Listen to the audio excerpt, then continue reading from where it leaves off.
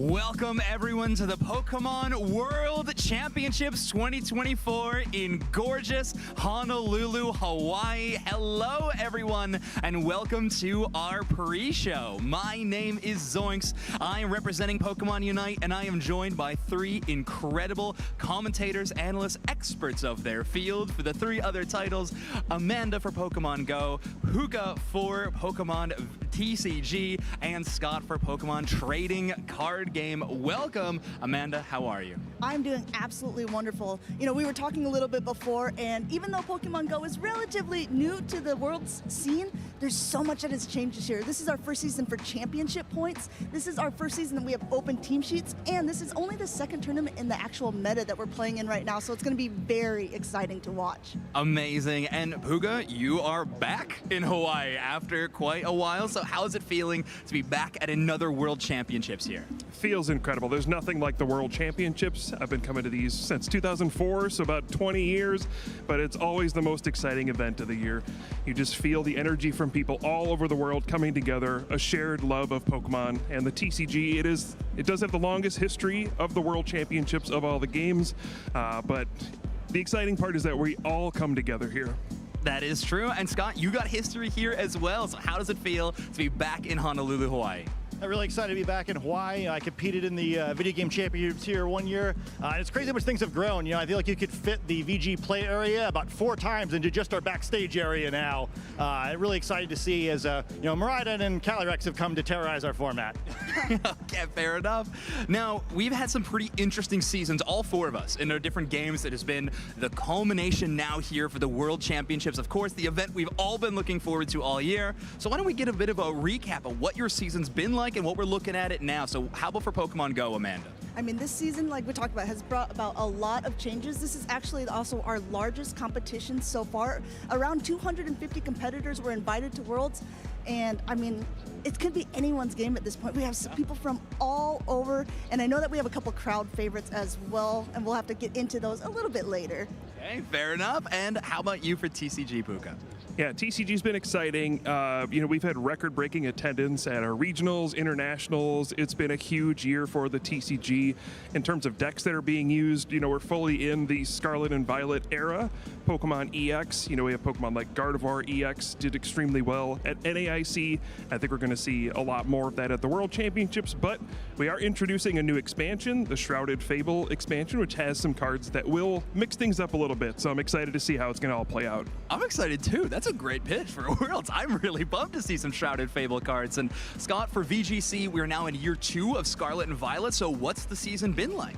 Yeah, it's been very exciting. You know, we started out the year with a format more similar to what spectators may have seen at last year's Pokemon World Championships, gradually adding Pokemon from the Teal Mask DLC, which, you know, was mostly just Ogerpon, and then a bunch of really powerful Paradox Pokemon in the following regulation. And now trainers have a new unique challenge, which we've never seen at the World Championships before, where only a single restricted Pokemon, the most powerful legendary Pokemon, are permitted on their teams. So trainers really having to figure out how to stop each potential restricted Pokemon only using one of their own. All right. Ooh, that's a lot to look forward to. The Unite side of things has been super exciting, of course. We really like to make that happen, but we've had so many tournaments all year with a international tournament at EUIC for the AOS Cup, and now this is our second international tournament. So a lot of big names returning to the main stage. So many names that have been making their name for themselves in recent tournaments as well. It is super exciting. So our event is going to be a blast as well. I mean, you came to the right place if you're looking for exciting Pokemon, right? And if you're looking to earn a little bit as well while watching the event this weekend, all 4 of our games have something to show you. I think Scott, VG wants to show a little bit about what we have on the giveaway front. Yeah, I mean, it's one of the cool things that kind of have been a part of the circuit the past few years, where we celebrate a previous champion by distributing one of their Pokemon. And this time it is the Senior Division World Champion last year in Sylveon. So you can make sure to enter that code before it's too late. I always forget and am very disappointed later. And perhaps we'll get to see him later on. He is now competing in the Masters Division. So I don't know if he'll bring that Sylveon. I didn't expect to see it last year either, though. So hey, you know, maybe it'll break through. Ooh, a spicy pick for the code giveaway. I love that. That's super exciting. Now, Puka, I know TCG's got some pretty sick rewards as well. So what can people get if they're tuning in and watching the stream? Yeah, for your TCG Live account, you can go ahead and insert this code, Outburst Worlds 24. That will get you a special illustration rare Pecharunt EX. Put it in your deck. You know, it's from the new Shrouded Fable expansion, one of the mascots of that expansion. So pretty exciting card with some cool artwork. So make sure you put in that code, get that card. But that's not the only thing we have for TCG. We also have Twitch drops. If you're watching throughout the weekend, you can earn some kind of exclusive cosmetics, you know, coin, sleeves, deck box, and some other stuff you can earn. So yeah, be sure to watch throughout the weekend and get some cool stuff for your Pokemon TCG Live account. The magic word feels like exclusive sometimes, you know what I mean? So yeah, make sure you are tuning in for those Twitch drops. And Pokemon Go, no exclusion here in the Twitch drops category. Yeah. So Amanda, what can people look forward to when they watch the Pokemon Go Listen, Championships? I don't want to brag, but I think out of it all, we have the best Twitch drops. You're going to want to make sure that you're watching the Pokemon channel, because not only do we have Twitch drops, we have different ones for each day. So day one is going to be around its accent, our previous world champions, Sableye. So you can get some Sableye candy, XL candy, an Elite TM Stardust. And then day two, a little sneak peek maybe into the next upcoming season. You can choose their team options where you're going to get some spawns around these specific Pokemon. Very, very interesting. Oh, I love that. I mean, if we're getting a sneak peek of those Pokemon, there's some I'm super excited for. Pangoro, please make a splash in Pokemon Go. That would be fantastic. Pokemon Unite as well, we are going to be jumping in with the Twitch drops. So you'll be able to earn some item enhancers if you were tuning in and watching at twitch.tv/Pokemon Unite. And if you're watching that grand finals event on Saturday night, you will have a chance to earn a Unite license box as well. So make sure you're tuned in there for a chance to win. And we got a code that you can enter in the game as well to earn a Platinum Gengar Boost emblem.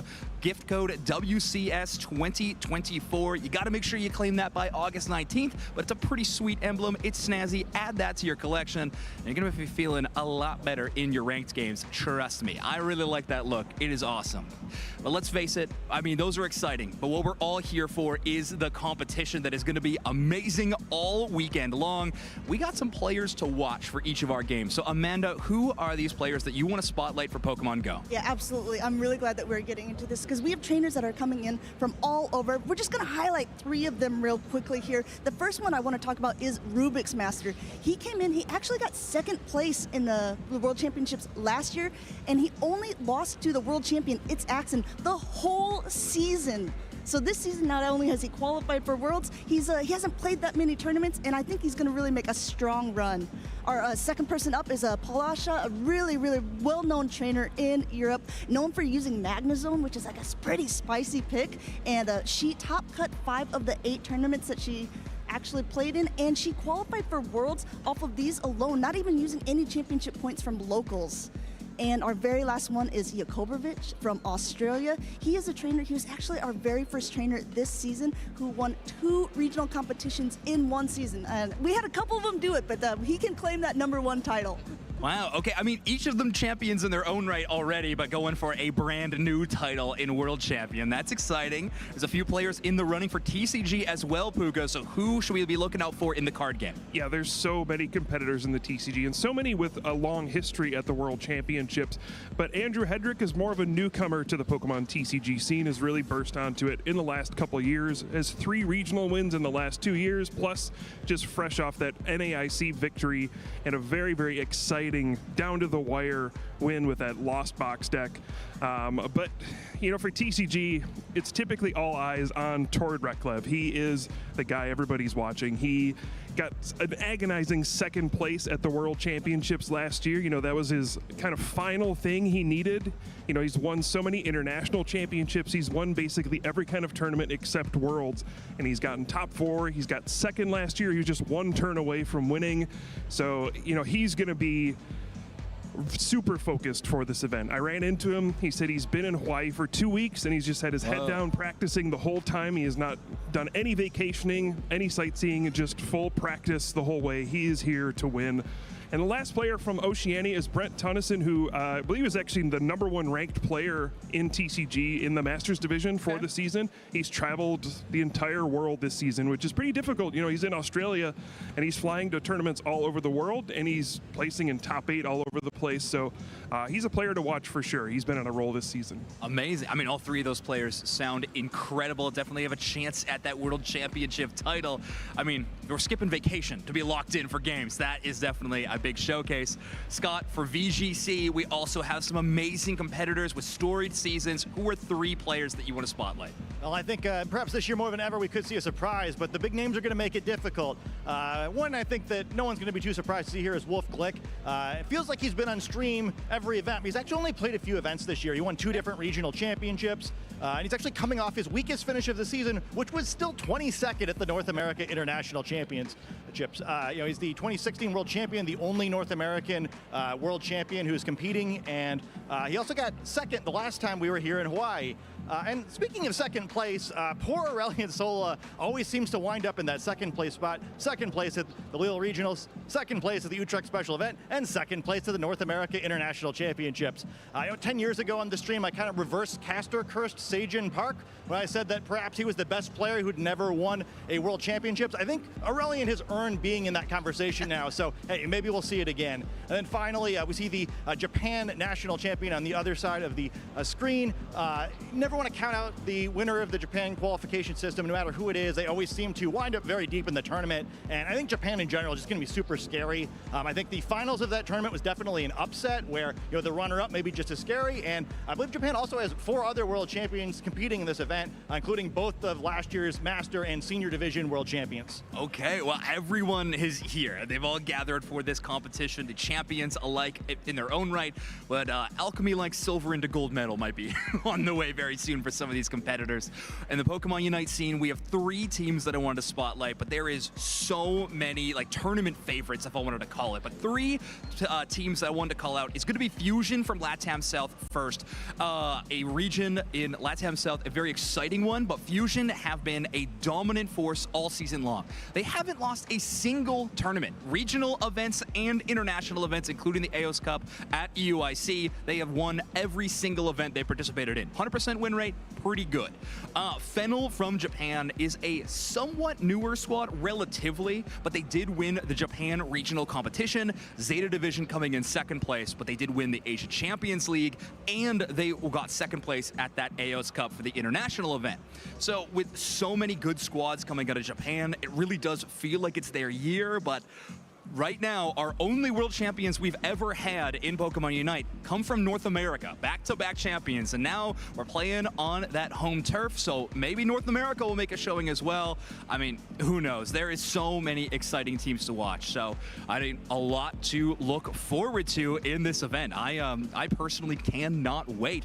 Any final thoughts before we close out here, Amanda? I mean, I'm just really excited for Pokemon Go. I mean, obviously, no shade. I'm excited for all the games, but really best Twitch drops, most exciting battles. You're going to be watching Pokemon Go. Fair enough. How about you, Puka? There's just such a long history for TCG at the World Championships. There's players like Ross Cawthon who have qualified for every one. He's taken second place twice. He's just every year trying to fight to get that World Championship victory finally. We actually have, I believe, 13 players who are in the running to be a 2-time world champion, which is really exciting. We've only had 1 multiple-time world champion in the TCG. So that's something I'm going to be watching as well to see if any of those players can, put their names in the history books as a 2-time world champion. Awesome. How about you, Scott? I'm just really excited to see how players navigate this format. We've never really had anything like it, and with so many players competing this year and a format where I think like the top team archetypes are better defined than in most years, I don't think it's going to work just to kind of like have nothing unique and just expect to win your way through on skill alone with a bunch of matchups that may be very close to 50-50. So I'm excited to see what competitors do to give themselves a little bit better odds. I think whoever wins this tournament is going to have a really clever solution. Oh, I love that. I think Unite's kind of in the same boat. I think this might be the tournament we've had the most parity of any World Championships yet. These teams feel very close together across the board, so I personally can't wait, and I know all of you can't either. So make sure to tune in and follow all of the channels, youtube.com/Pokemon, twitch.tv/Pokemon, and tune in. Sunday will be the grand finals for Go, TCG, and VGC. Pokemon Unite will be concluding on Saturday night, so make sure to tune into that. Now, the next thing that you all are going to want to stay tuned in for is a pretty exciting event that I'm personally pumped for. It will be the opening ceremony. So the opening ceremonies will be happening very soon, and right after that, the competition. So tune in and enjoy the World Championships.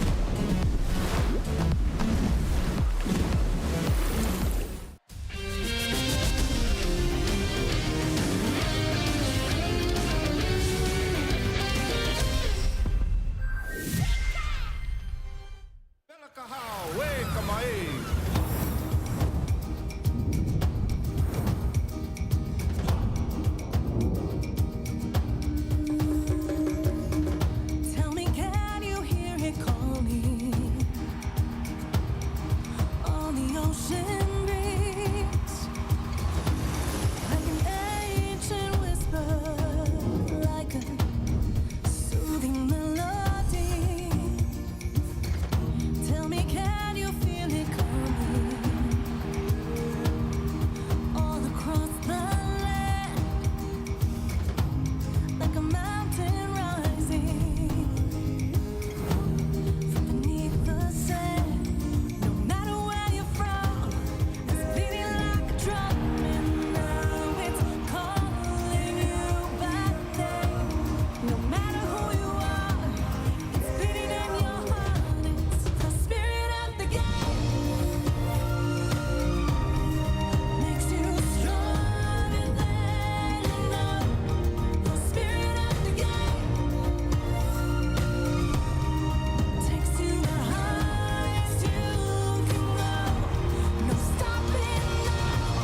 You've come too far, and now it's coursing through your veins. The spirit of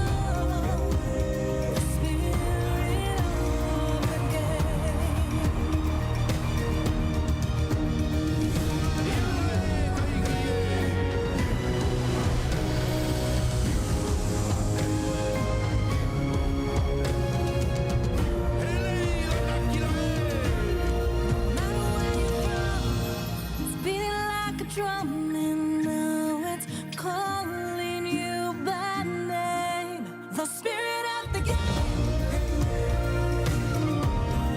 takes you the highest you can go. No stopping now.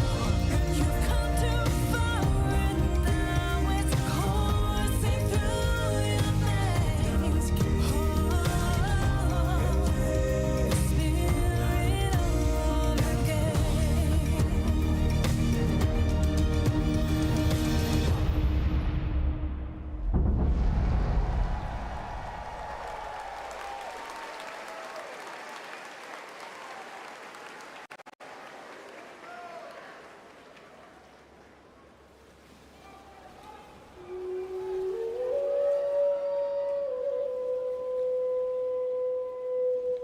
O ka hele a ka waine ui, me haka leo I ke kule, a ohe hawala a wana manu, wala I ka nona me ka malui.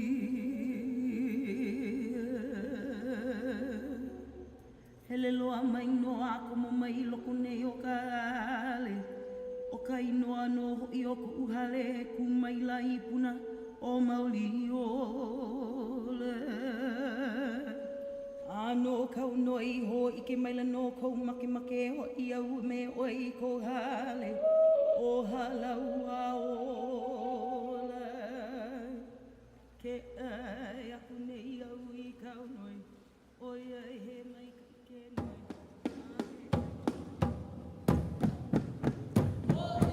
O e umai nei ka ne uhe aloha lai, aloha nei o e hi a ka lai, hi a ka I ka polia o pele lai ai, aloha o e pele honua me alai, mena kini a ka mahula e ai, kane kua ka mahu pule lola e ai, hua ina pau paapu la e ai, ka honua ka lewalani lewali ili ilai, ka nei a ka honua e alai, ka balili pu vai a he aloha lai, aloha e na hoa o ka vau e ke kini a ke akua, ke kini a ka naka, ke kini a na mamo ka hua ai a ke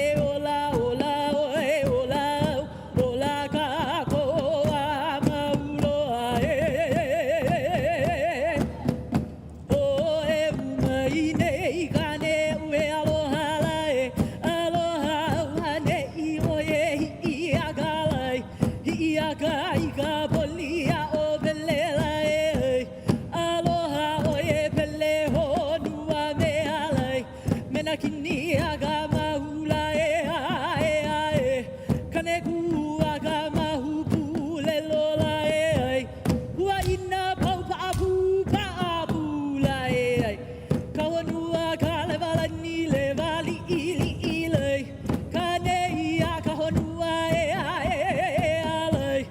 palili pu'uvai he aloha lai aloha e nā hoa o ka wau e ae ke kini a ke akua ke kini a ka naka ke kini a ka wahua ai a ke ola ola oe ola au ola ka koua mauloa e hula.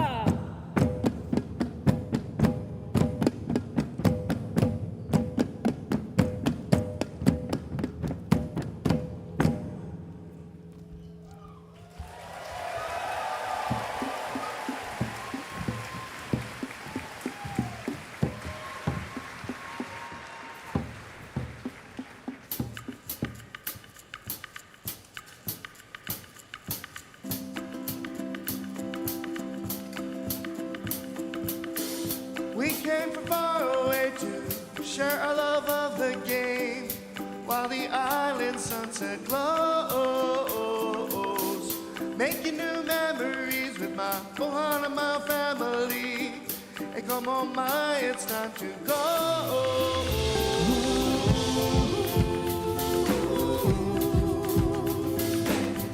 Hey, come on, my, it's time to go.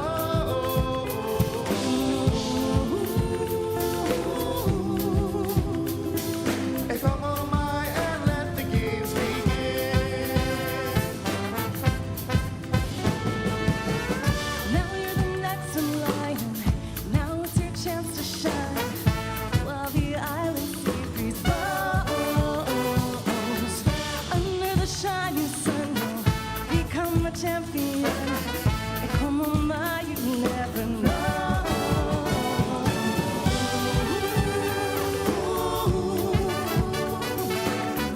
And come on, my, it's time to go.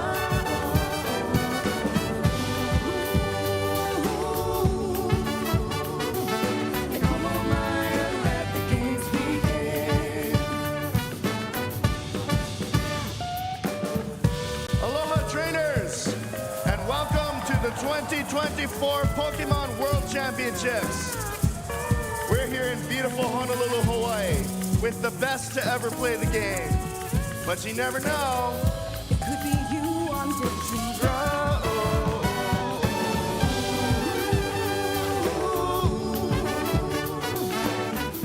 Come on, my, it's time to go.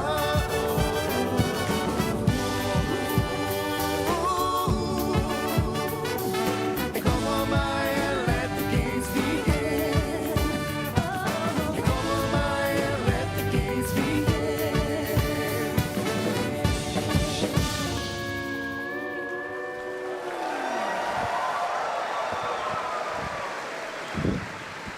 Wow, let's hear one more big round of applause for Kylo Moon and our amazing dancers.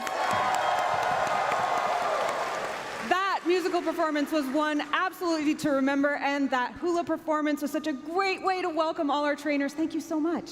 Thank you so much for having us. It is truly an honor to perform in front of a wonderful audience of Pokemon trainers. Thank you again. And Aloha Mai means welcome, come on in, and welcome to Hawaii. I know I'm going to be singing A Como Mai all weekend long. Tell us a little bit more about that first dance. The opening hula was about Pele, who is one of our goddesses. We have many gods and goddesses that embody all of our elements that surround us. Pele embodies fire and volcanoes, creation of new land, and that opening number was about her and her sisters and their competitive relationship with each other. And I love that. And I can't wait to learn a little bit more about Pele later. I know I'm going to be singing those songs all weekend long. Thank you so much. I'm just filled with that Hawaiian spirit. Aloha Mai simply means welcome, but also it represents a desire for all of us to come together as a community. So thank you so much for having us in the Pokemon community. Yeah, we're so excited to come together and celebrate Pokemon, right? And we're so happy to be in Hawaii once again. So please, one more round of applause for that amazing Hawaiian welcome. Thank you so much. Now, hello, officially welcome to the Pokémon World Championship 2024. I'm Anna Prosser, and I'll be your host this weekend here in the stunning city of Honolulu, Hawaii. We are honored to have over 3,000 of the best trainers from around the globe joining us here this weekend. These talented trainers are ready to compete in Pokémon Scarlet and Pokémon Violet, the Pokémon trading card game, Pokémon Go, and Pokémon Unite. But before we dive into all of that excitement, let's hear a few words from the president and CEO of the Pokémon Company. Please welcome Mr. Tsunekazu Ishihara!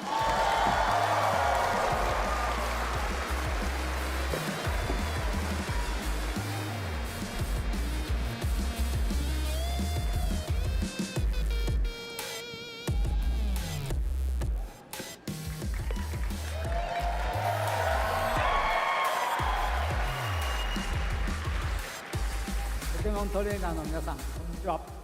Hello, Pokemon trainers!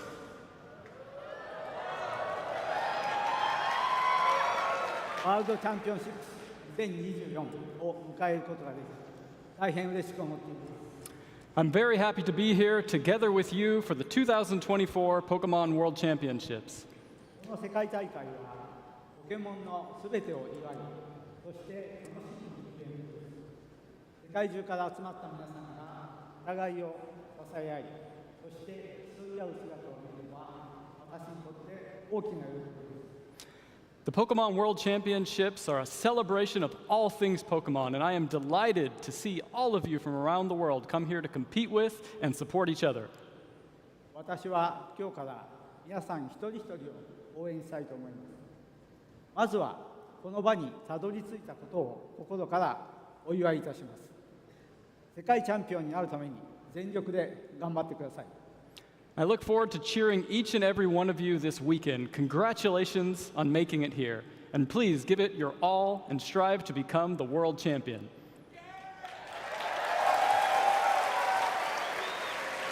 そしてトレーナーの皆さんを支えてくださったご家族やご友人の皆さんにも感謝申し上げます。皆さんのサポートはトレーナーたちが目標を達成する上でかけがえのないものです。 I also want to extend my heartfelt thanks to all of the family and friends who supported our trainers throughout the season. Your support is invaluable to helping them achieve their goals. また私たちを温かく迎えてくださったホノルルの皆さんにマハロの気持ちでいっぱいです。このように再びハワイの地で世界大会を開催できたことに感謝いたします。 And mahalo to the community of Honolulu for the warm welcome. We are so happy to be able to host the Pokemon World Championships here in Hawaii once again. さて、トレーナーの皆さん、これから気持ちを引き締めて、いよいよ始まるバトルに集中しましょう。私が次に皆さんにお会いするのは日曜日閉会式の夕方の閉会式です。 その時にポケモンの最新情報をお知らせしたいと思います。 For now, trainers, let's focus on the competition ahead, and I'll see you all again at the closing ceremonies on Sunday evening to share some special news for our Pokemon games.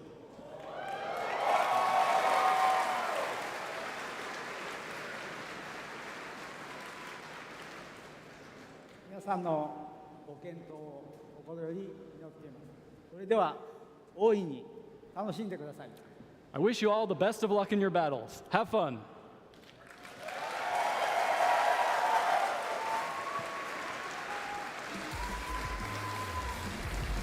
Thank you so much, Mr. Ishihara! Now, we are just moments away from kicking off the Pokemon 2024 World Championship. To set the competitive stage, our casters and analysts will be diving into the players and storylines that we should keep our eyes on this weekend. But before you take your seats at the play tables, we want to take a moment to honor and inspire those who made it to Worlds and are starting their journey down Victory Road. So in the next dance, you will see the power of Pele's family. Her favorite sister, Hi'iaka, is known for fighting giant dragons like Mokoli'i, now an islet of Oahu's Kualoa Beach. Hiaka is a skilled fighter who uses her magical skirt and control of the elements to defeat enemies and clear her path. So let this performance become a part of your story and inspire you to become the best and achieve victory. Competitors, good luck. We can't wait to see who will be the next Pokémon World Champion.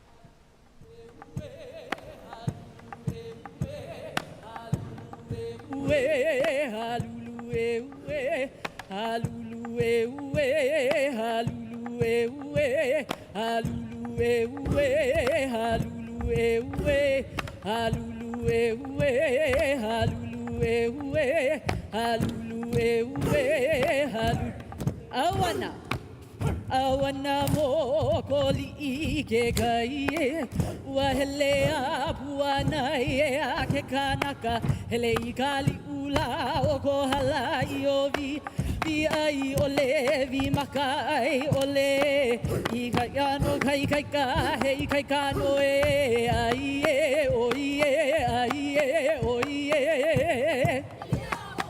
Pilia mo o kai ko o I ka palilai Ua mo o kualo alai o io Kai popo I kumu pali ka neho alani Kulana ka ho I mo koli I ta e hua ke kai Mo o kapua wa ke aya ho o hokulai Kukapi o aloa pi o nue nue ai e o ie Ki e kane ho alani Ho bue ana mo koli I te anu He keiki makahi apo I ana ko o lau e nā te o ne o kane Lau nā ko ama o ki o he ia E ia ula wa ke nai ka ino ai e o ie Maka ino mo o ka mo o vivi O a ka a o ka pau O a ka huelo hale O pai pali ku I ko o lau Ku ele poa ke ko o lau ahine Ni ho ku alo no mai Ua ta o lau e ai o ie Oh hai ke kabao kele Oh hai makani holo balilai Oh hai kamako kawahine Oh hai kahu akai make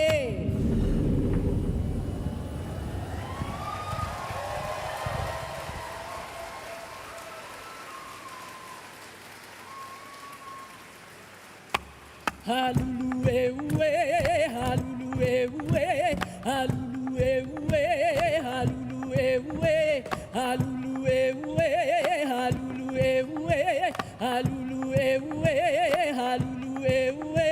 halulu e halulu e halulu e halulu e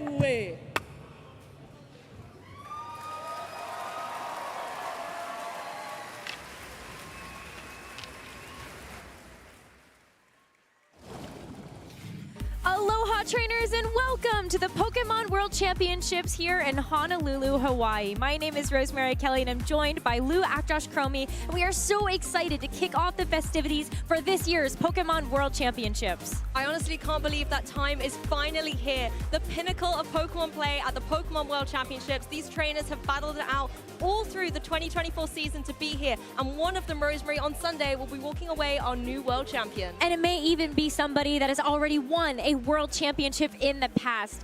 It could happen, and if it's going to be any year, I think it's this year. It could very well be. We've had it in the past as well with multiple world champions, but there's only been one in the form of Ray Rizzo. So I wonder who in video game might be trying to get that double, or whether a newcomer will emerge and take that title. Well, over the course of the 2024 season, we have had a lot of events. We kicked things off for North America in Pittsburgh, and we started things off for Europe in Barcelona. That was kind of where we got our journey started, heading to Honolulu. But all of our players trying to qualify through our championship point circuit. So based on how you did at these events, you got a chance to get some championship points, and you had to hit a specific bar in order to qualify to be here this weekend. That's the thing. This is a very exclusive tournament in the fact that you have to qualify in order to be here. And you can see exactly what our competitors had to achieve in order to be invited to the World Championships. Depending on your region and your division, because we have junior, senior, and masters competitors this weekend, you had to acquire a certain amount of championship points. And some of those stakes were really high. Look at North America, for example, in the masters division, needing 500 of those points. It was a lot of points up for grabs, but that means that we have only the best of the best competitors here competing at the Pokémon World Championships. But what's in store for us this weekend? We've got a video to show you all about what to expect this weekend. The 2024 Pokémon World Championship event will be showcasing the best Pokémon VG players and matches all weekend. Trainers from around the world are here to compete for the title of World Champion, over $2 million in prizing, and return invitations for next year's Worlds. Day 1, our trainers face off with Swiss rounds. Trainers who meet the required number of match points will advance to Day 2. Day 2, trainers who advance from Day 1 will continue with Swiss rounds, playing until top cut is determined. Trainers will then compete in a single elimination bracket until a champion is crowned. All matches are best of 3. Who will take the title of Pokemon World Champion this weekend? Watch to find out and follow the action at pokemon.com/play.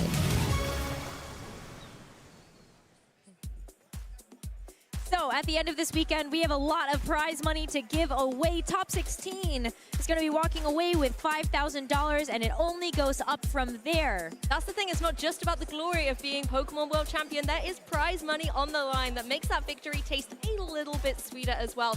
In the #1 top spot, $30,000. I mean, that is an incredible feat and something that will make an incredible memory for years to come. I mean, last time we were in Hawaii, that first place was $3,500. That's the thing. Let that sink in. Yeah, like history is definitely evolving, and the game as well, and the stakes and everything these competitors are putting themselves up for is just incredible.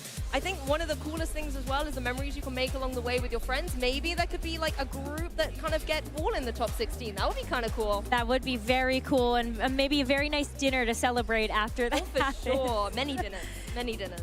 Well, as today is day #1, that does mean we are going to have 8 rounds of Swiss. You can get an idea of what that timetable is going to look like based on what is in front of you. We play those 8 rounds today.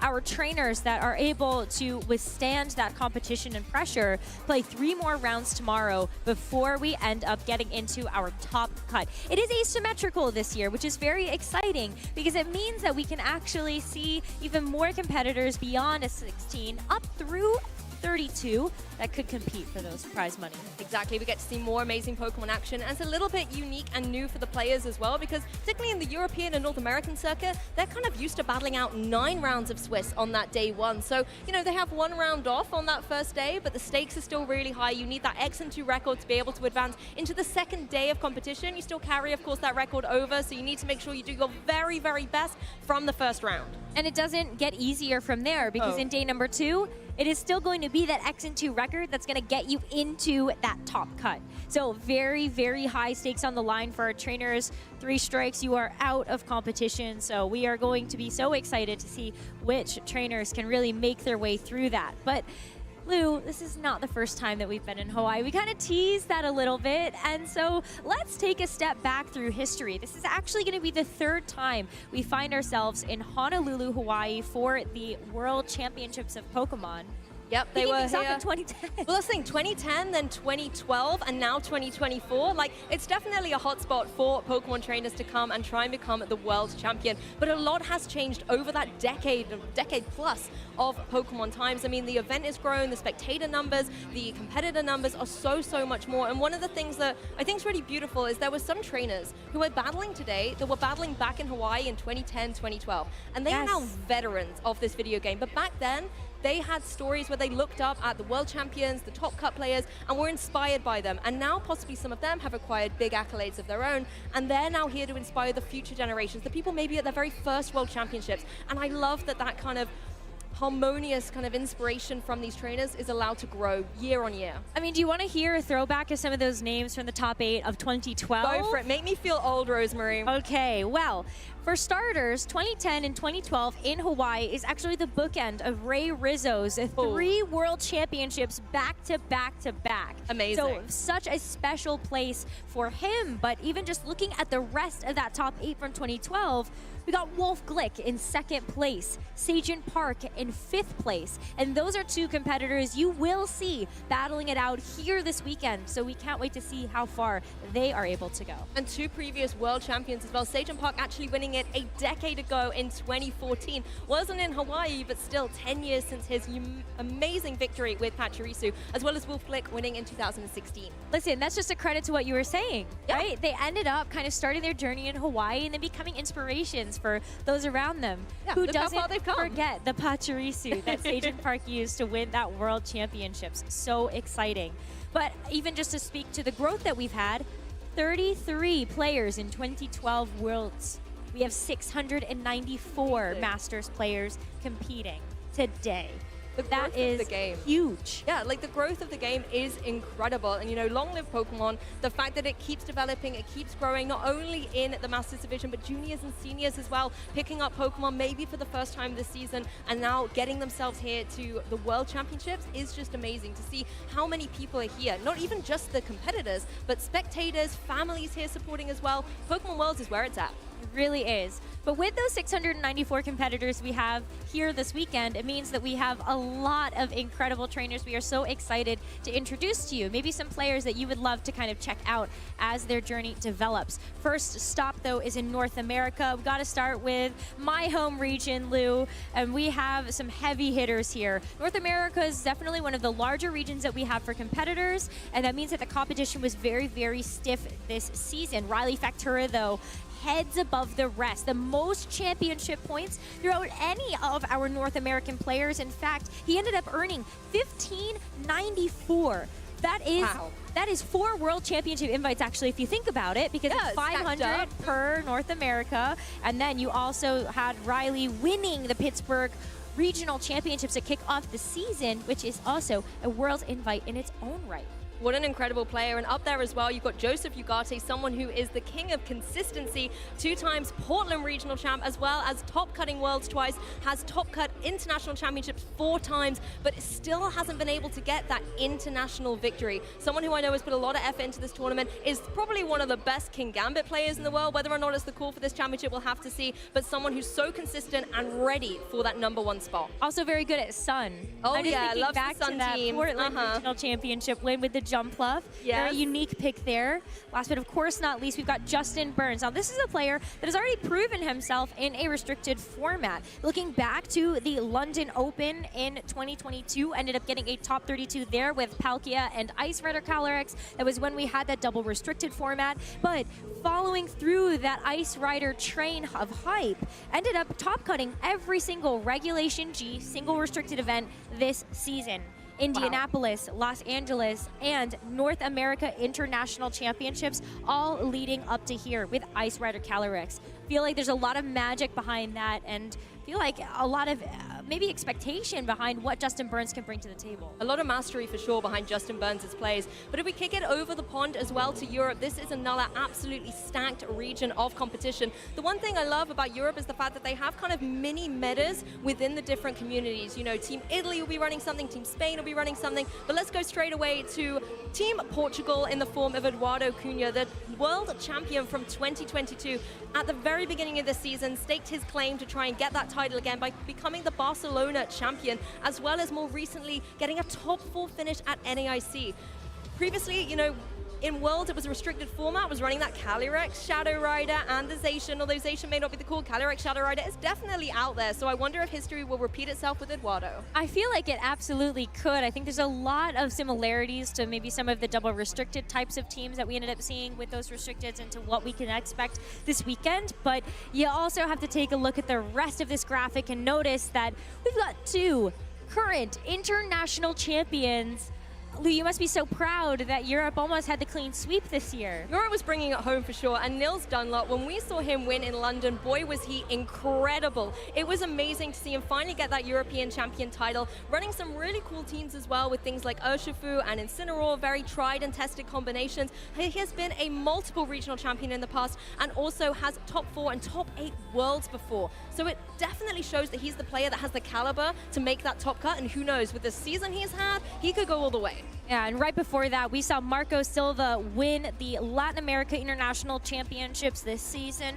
And it didn't stop there for him, though. You know, top 4 at Stockholm, top 8 at Lille. Wow. He also got a 2nd at Malmö in 2023, and I just feel like in 2023 in general, also had such an impressive season with that top 8 at the North America International Championships as well. Has gotten so close, maybe even being able to capture the Infinity Gauntlet of international championships because he won OCIC in 2020. Maybe a Worlds to add on as the next one. That's like the final gemstone in the gauntlet, right? And I think definitely someone with that consistency and level of play, Marco Silva, one to watch. Absolutely, but you know, we can't forget, of course, our lovely neighbors in Latin America. This is a region that is just filled with so much passion. The community is so excited all the time that we end up having a lot of these players show up. Speaking of the Latin America International Championships, I feel like this is where we actually got a chance to see all of these players perform super well. Starting with Juan Salerno, though, he has absolutely taken Regulation G by storm. He won the Buenos Aires Regulation G event, which was the very first one with Ice Rider Calyrex. Very impressive to watch that. But since then has also gotten a top 8 at Sao Paulo and also a top 8 at the Santiago Regional Championships. So a lot of experience in this regulation and also just across the board for 2024. Yeah, a younger player, but not one to be underestimated. Moving on to a player from Argentina, a personal favorite of mine is Sebastian Escalante. He was someone who I was so enchanted to watch in 2017, an absolute legend, being able to get top 8 at Worlds that year, as well as top 8 at OCIC and NAIC. 2017 was his season. He took a little bit of time off, but has come back with an absolute vengeance. First in Buenos Aires regionals, as well as top 4 in 2 events. Recently this season, he has kind of favored the restricted choice of Terrapagos in this regulation so far, but I wonder if that's going to be his choice here at Worlds. I remember taking a look at all the top cuts recently for these events. I'm like, oh, Juan Salerno, Sebastian Escalante. I feel like I'm always seeing them in these top cuts. And you mentioned a couple of similar events there, but last, of course not least, we have to look at Brazil's Gabriel Agati. This is a player that has just been consistent.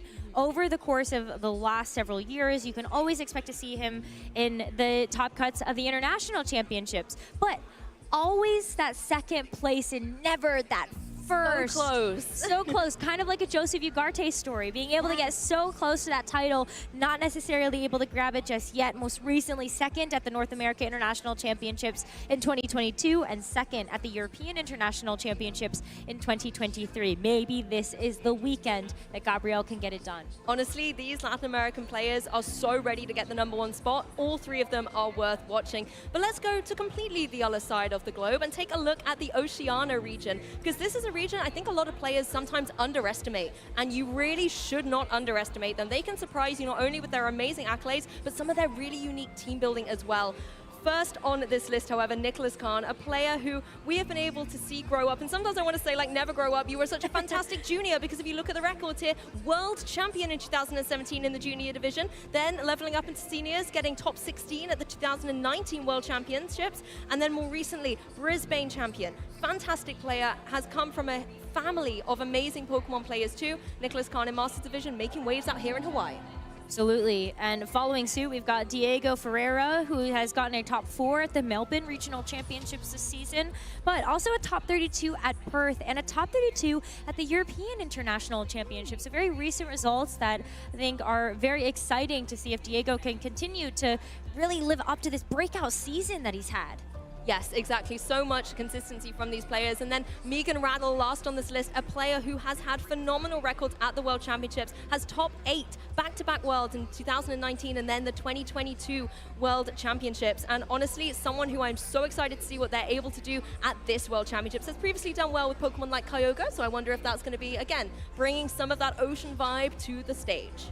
I think Kyogre could absolutely make some waves. Oh, yeah. And we'll get back to that in just a little bit.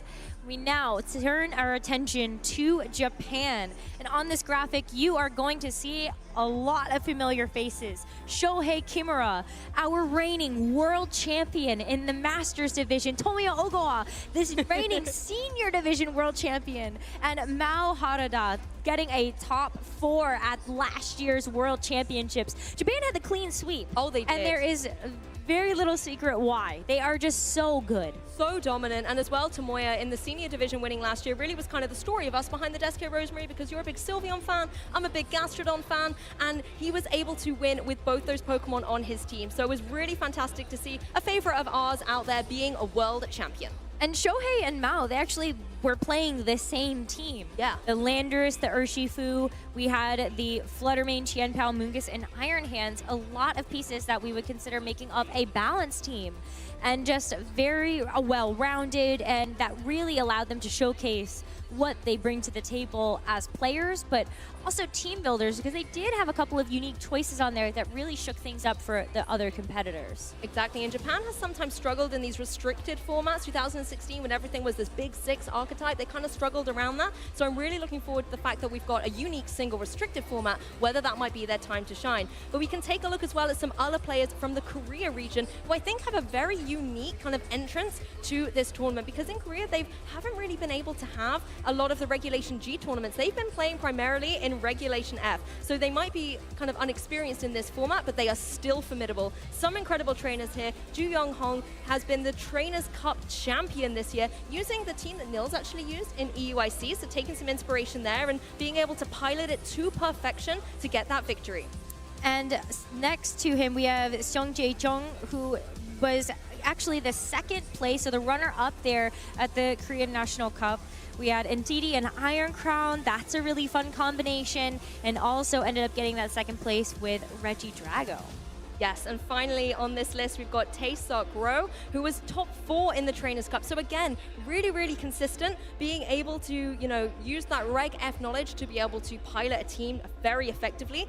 And the one thing I want to say as well, like, these were kind of like best of like closed team sheets, weren't they? I believe it was a different format as well, which so also makes really it a little bit unique and Yes. a little bit more difficult to see where they kind of stack up in terms of the power level of some of these players, but even more exciting nonetheless to see how they're going to adapt and adjust. Yeah, and Ju Young as well, one thing I forgot to mention, was the senior world champion in 2017. Yes. So again, leveling up, but knows what it takes to go all the way. So I would definitely keep an eye on these players if I were you at home, trainers.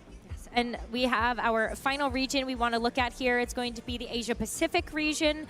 On your left, we have Ma Chun-young, who is the Hong Kong national champion. Ended up getting that actually with a very fun team with Koraidon, Fluttermane, Raging Bolt, the Ogerpon Cornerstone, one of my favorite Pokemon, the Golden Ghost. So lots of really fun pieces to work with there on that Sun team. Yes, exactly. And we've also got Irvin Tan here, who was the Singapore national champion. Again, Regulation F, so Regulation G is going to be a surprise. But hey, if you are a national champion, you are someone that, you know, you don't want to pair up against in those early rounds as well, because you know what it takes to win, you know what it takes to be able to be in the top cut and to battle it out against the very best of the best. Yes, and in the middle here we have Chayawa Trawacha, who is from Thailand, so the reigning Thailand national champion. Exactly, again, another national champion, so much consistency. And I hear as well that Chawa has just missed top cut in Worlds 2022, so he's going to be out here trying to, you know, get a little bit of redemption out there on the field and go all the way and get a top cut finish. Oh, it's going to be so exciting to keep our eyes on these players as we progress through day number 1 and hopefully into day number 2 for some of them as well. But that competition is definitely going to be very cutthroat as we look at that X and 2 record to make it through to the end of today into tomorrow. But before we get into the action, Lou, I think it's important to set the stage a little bit. This format that we have is going to be unique because for the first time ever at a World Championships, we are playing in a single restricted Pokemon format. It's almost weird to think about because of how many times we've seen double restricted formats. Well, normally they come as a duo, right? Because they are kind of the titans, the powerhouses out there that you kind of would have two in a format where we have double battle style, right? And they would have a really good synergy amongst them. Whereas now it's a little bit like pick your big Pokemon and then put the 5 little ones around it and try and support it the best way you can. And it's been really interesting to see which restricted Pokemon have kind of emerged into dominance in the usage because they're the ones that can have more synergy with more Pokemon. Yes, and for anybody that is unfamiliar with what we mean when we say restricted Pokemon, we are talking about the Pokemon that you see on the box art for your favorite game. So for Scarlet and Violet, that's Koraidon and Miraidon, and similar Pokemon to that regard. They're just so powerful that we restrict them and have much usage that we get a chance to see on a specific team. Pokemon like the Calyrex as well, Calyrex Shadow Rider, Calyrex Ice Rider, both are going to be, I think, firm favorites in the usage this weekend, as well as a couple of other legendaries from many generations past. Pokemon like Kyogre, for example. I would say Groudon, but I'm not sure it's the call, but I know there will be some Groudon Pokemon trainers out there still using it, hoping their Precipice Blades connect. Yeah, I mean, that's where I'm at right now. I love Groudon, don't get me wrong, but I think that it can be a little bit tough when you have all of these other restricteds in the format that do have 100% accurate, very powerful moves, like the Ice Rider and Shadow Rider Calyrex that you mentioned, and of course, the Kyogre also that's going to be present on this screen. I think that's where my heart is. That's where your heart is. I totally expected to end up seeing the Gastrodon there as well. So, I mean, of course, right? It wouldn't be me without the Gastrodon on the screen. But Rose, I really want you to tell me a little bit more. So speak now on your team a little bit. Okay. Okay, talk me through why you've also got Kyogre, but critically, Pokemon like the Cornerstone Ogerpon. Yes, okay, so I mean, I mentioned it a little bit briefly when we were talking about some of the players to watch, but Ogerpon Cornerstone is one of the more popular Ogerpon forms that we have seen in the meta as of late. I think it's really exciting because not only does it offer you the opportunity to just get out some really big damage, you can fully train it in its attack as well as its speed to just make it a very powerful glass cannon type Pokemon, but you also have the sturdy ability on this particular Ogerpon form, which gives you sort of an almost focus sash in some ways. So you really can lean into its offensive power in that regard.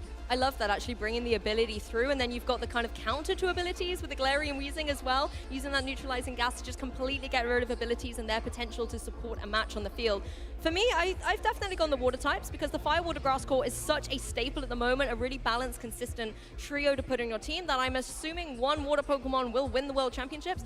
I've gone on with Kyogre because it is one of these Pokemon that's really kind of risen in popularity lately, being able to have a lot of pressure on the field with things like the Origin Pulse, being able to connect really well with that ability, bringing Drizzle onto the field so that your water type moves are boosted. Can also help out partner Pokemon like Urshifu.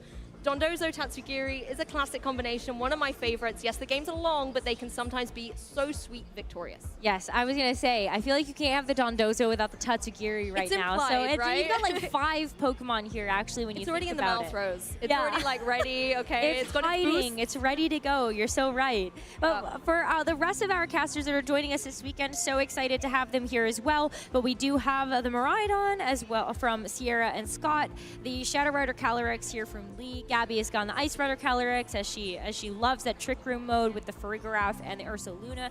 And then Joe, of course, has a Kyogre as well. That Smart man right there. Joe Smart man. Very, very smart. And it's nice to see the kind of variety of Pokemon choices on there as well. A nice balance between the offensive heavy hitters and the supportive Pokemon as well, like Furrick, Yes. and Clefairy. Love those Pokemon. I mean, I know we were talking about Grimmsnarl backstage. So that is a Pokemon that I have on my caster predictions. And it's really interesting to see how the meta has developed. The last time, if you had tuned into one of our official Pokemon events, it would have been the North America International Championships, where, you know, screens, not necessarily kind of the biggest star or spotlight of, I would say, of the teams, but so important right now. Exactly, and speaking of tuning in as well, if you are watching from home or anywhere in the world, please make sure to engage on our social medias as well. We would love to be able to hear from you, see all of your posts, see who you're, rooting for, which Pokemon you want to see. If you're maybe having a viewing party, please share that with us, and also share all your amazing kind of Pokemon art, your cats. I would love to see your cats, whether they're dressed up as a Pokemon or not, that is optional. But we're just enjoying Pokemon, watching. Yeah, exactly. Like cats watching Pokemon, that is definitely a thing. Dogs too, I think Rosemary would make me say. I would love to see the dog photos. Yeah, we just love to see how you are engaging with the broadcast and try and bring a little bit of the magic that we're feeling here in the arena home to you as well. So use that hashtag Pokemon World to reach out and let us know how you are enjoying this event. Well, before we get into the action for the day, let's take a look back on what it takes to be a champion from this year's regionals and internationals.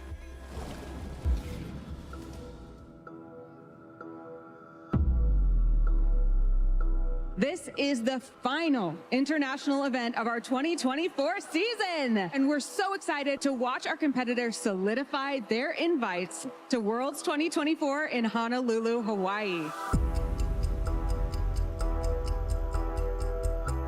The stakes get higher and higher the closer we get to that coveted world champion title.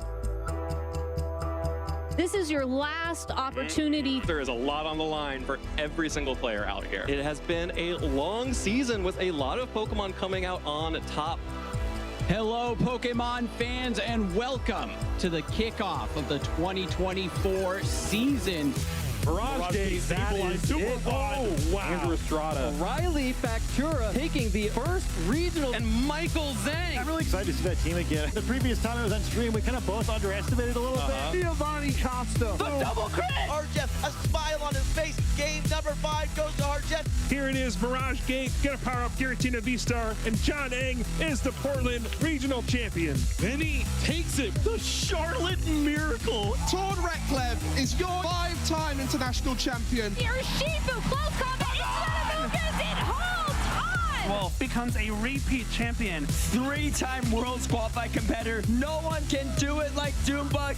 Other trainers should consider me a threat because I never back down, I never feel like I'm out of a game, and I'm always going to give it my best. Do people not see the 3 regional championships I have? I do not mess up very often, and I'm not going to start messing up. Probably the best of the world right now, so they should be threatened. I'm threatening in the way that any other competitor who is qualified for Worlds is threatening. Somos la mejor región de Latinoamérica Sur. I think if the other players at the World Championships don't consider me a threat, then they have not done their research.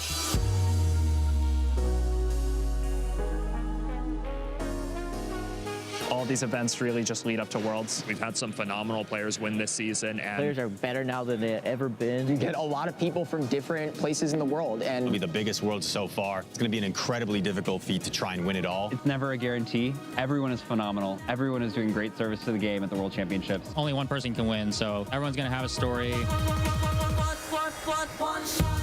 I am absolutely winning Worlds this year. I am unstoppable right now. I am definitely winning Worlds this year. I will be winning the World Championship this year. I'm winning the World Championships. If not this year, then eventually. Gonna give it my all, you know? Who knows how far I'll go, but I've always said I wanted to get another Pikachu trophy, so. I will pour my heart and soul into it once again, and we'll see how far it takes us. I do think I have a chance. I think I do have a good shot. I want to have fun more than anything. If I could battle anybody at the World Championships, it'd be Tord Reklev. I would love to face off against Tord again. If I hit Azul in the Worlds Finals, that would have been amazing. Azul. It's got to be Gabriel Agati. Doombug. Doombug. Justin Tang. Brett Chen. So I think the World Championship is literally the only thing I haven't won. So that's like the last thing I need to collect for my trophy case. It would be life-changing. Winning Worlds would mean the world to me. There were a lot of people when I won Worlds the first time that sort of teased me about it being Seniors Worlds when Ray was taking his 3rd crown, and I've always kind of wanted to prove them wrong. I think that if I were to win the World Championships again, it would mean that I am undisputably the best player of all time. Being able to tell my 10-year-old self that, hey, your dreams actually did come true would be something magical.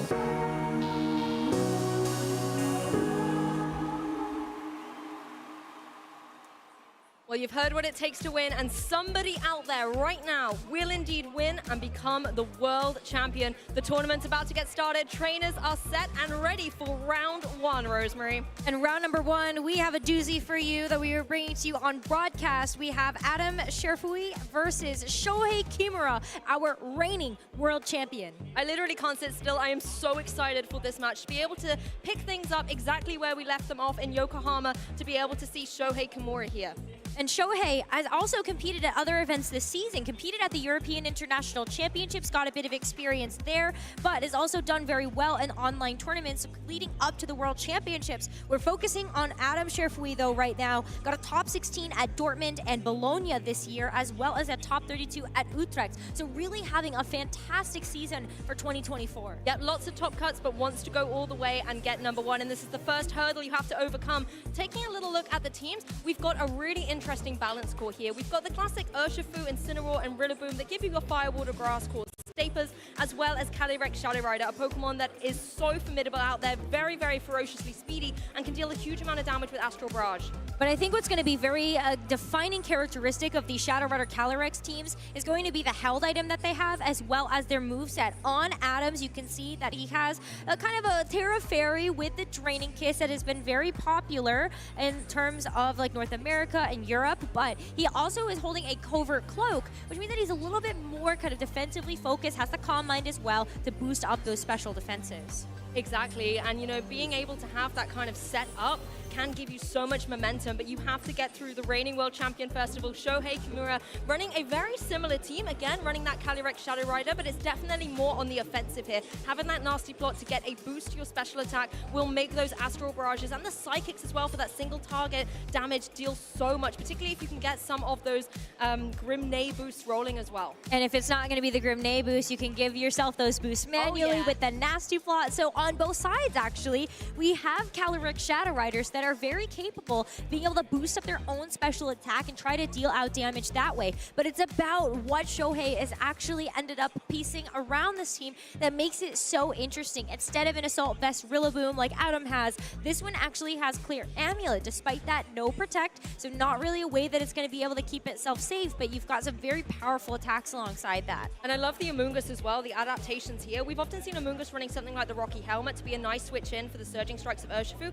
but this one's actually running the Mental Herb, being able to resist any taunts for one turn, which is exactly what Adam has adapted onto his own Urshifu here, dropping Aqua Jet for taunt to try and shut down Trick Room, Grimmsnarls, all those Amoongusses. But that Rocky Helmet is actually still on the team. It just so happens to be on the Incineroar for both of our trainers. So it's still available, but I think what's really fantastic about the Urshifus is the fact that they are Stellar Terra. I mean, that is something we'll get into a little bit more as we look towards our very first game of this best of 3 set. But the Stellar Terra is going to be boosting up that first move of type that is used once that Urshifu is terastallized. Let's go though, Lou. We're about to get into things for our very first match of the 2024 Pokémon World Championships between Adam Sherfui and Shohei Kimura. Let's see the sparks fly on that battlefield as we kick off the Pokémon World Championships 2024. Out here on the field for Adam, it is the Calyrex Shadow Rider paired up with that Rillaboom. And on the opposing side, a tried and tested duo in the form of that Incineroar and the Amoonguss. There's a lot of fake out potential on the field right now. There is. We have the Rillaboom and the Incineroar that are both going to be packing that move, but it's going to be that Rillaboom that's going to be taking that attack drop there from the Incineroar's Intimidate on the other side. Right away, though, the fact that Adam is led with the Shadow Rider Calyrex, he has a lot of options on the table to just kind of bully through these Pokemon on Shohei's side with pure offense. And I think as well, you want to try and remove that Amoonguss from play before it can maybe go for some spores and start slowing down the Pokemon in your team. So I wouldn't be surprised to see that being the target here. Something like maybe even just the big damage coming through from an Astral Barrage. Terrestrialization coming straight out on the field. This is what what we want to see, some sparkling in the arena as the Calyrex Shadow Rider goes into Terra Fairy here. The Terra Fairy is going to be so nice because Shohei's Incineroar actually does have knockoff. It's not going to be carrying a fire type attack like we normally see with something like the Flare Blitz. And so this Terra Fairy is going to be a very nice way to be able to protect itself there as Adam starts to get set up here with those Calm Mind boosts. Knows that the end game right now could be Shadow Rider Calyrex versus Shadow Rider Calyrex. Honestly, love to see this. The parting shot comes through. We'll be able to lower those drops here, but the synergy support from that Rillaboom, making sure that the Calyrex was in a safe position to get that Calm Mind off, doesn't have to worry about a potential spore, as well as the fact that the Fairy Terror supports it against that Incineroar. The one nice thing for Shohei here is you have the utility to pivot something in. You've intimidated the Rillaboom, and now you can bring the Rillaboom of your very own in to now apply some pressure. And now that you're not a ghost type, you are vulnerable to Fake Out. That is a move that this Rillaboom has that you could be able to help actually try to get that Fake Out. But that would be nice if there weren't for that Clover Cloak, and that's why Adam has made the adjustment to have a little bit more of a defensive item rather than an offensive component. It's definitely a good trick to have up your sleeve in a meta where we do have a lot of Fake Out on the field, particularly if you do, as you've said, have to give up your Ghost typing. You don't want to leave yourself vulnerable. Absolutely. So no Fake Out on the field here to try to shut down the Shadow Rider Calyrex, but that is not the same for the Rillaboom across the way. There's no Fake Out though. It's just going to go for some type of attack as we see the Astral Barrage hit into both of these Pokemon. But thanks to that drop that we ended up seeing there from that parting shot actually did help this Rillaboom survive up until the point that it got knocked out to the U-turn. Yeah, Rillaboom doesn't do many things better than Revenge, but it got intimidated, so it's like, I'm going to do a critical hit here with this U-turn and be able to KO the opposing Rillaboom while also enabling a little bit of pivoting on my trainer's side. You can see the Pokemon in the back here for Adam, bringing Pokemon in like the Roaring Moon that's going to have the potential to, help balance out a mirror match as we're seeing here, as well as a powerhouse like that Urshifu. He's taking his time to think about it though. Yes, I mean, because that's the thing, right? You really want this Roaring Moon on the other side of something like that Shadow Rider Calyrex, just to know that you're not going to end up wasting a booster energy as well. We don't know what that's going to end up amplifying because we could see an attack or a speed, but look at the Spore. Urshifu, kind of like an unfortunate target for that, knowing that maybe Shohei was kind of thinking that this Rillaboom was actually going to disappear from the field. What a call. Yeah, really nice to be able to catch that there, because that could have gone very sideways if the Rillaboom decided to stay in play, but it now allows Shohei to bring the Calyrex Shadow Rider on his side of the field into fruition here. One of the interesting things now is when you take a look at the Calyrex Shadow Rider on Adam's side, it's not going to be able to KO the Amoonguss this turn with another Astral Barrage, which must be tempting to go into with the Calyrex on the field on Shohei's side. It is, but Adam is just going to remove this Urshifu from the field and not going to try to get these wake-up turns starting to stack up. Instead, going to switch in this Roaring Moon, which we can get a chance to see what this booster energy is going to give a boost to, and it should be the speed that we are seeing here for this Roaring Moon. Yes, and this is what Adam needs here to be able to apply a lot of pressure. You can go for something like the Tailwind, in the next turn once Roaring Moon's allowed to move and get the speed boost up, or you could always go for your boosted acrobatics now that you've lost your item and try and remove this Amoonguss from play. The Dark Terrestrialization, though, very interesting onto that opposing Shadow Rider Calyrex. That's something that the Draining Kiss is going to be eyeing up. It would absolutely do that, but I think it's going to be a great call because know that you might actually be able to survive that based on how you're trained, which provides a Shohei this perfect opportunity to go for the nasty plot here. That's going to be +2 to this Shadow Rider Calyrex's special attack on his side. This is where things get very interesting, though, because we don't know exactly how these Calyrexes are going to match up in terms of speed. Depending if that speed boost is enough for the Roaring Moon, it could always try and get a Tailwind up and kind of remove the fear of which Calyrex is going to go first and then apply a huge amount of damage. You can see why this Dark Terror is so good just to go for it regardless, because you know that this Roaring Moon also has a super effective Dark type attack with that knockoff, so you just want to make sure that you are terrestrializing in a defensive way to also make sure that you can withstand one of those attacks. But the Nasty Plot boost will be huge damage out here on the field. We're actually going to see Amoonguss use this Regenerator ability to get a little bit of HP back, come back onto the field a little bit later on to threaten on the field as the Incineroar throwing another Intimidate down. This is nice against that opposing Roaring Moon, but of course we know that the Calyrex isn't going to worry about that at all.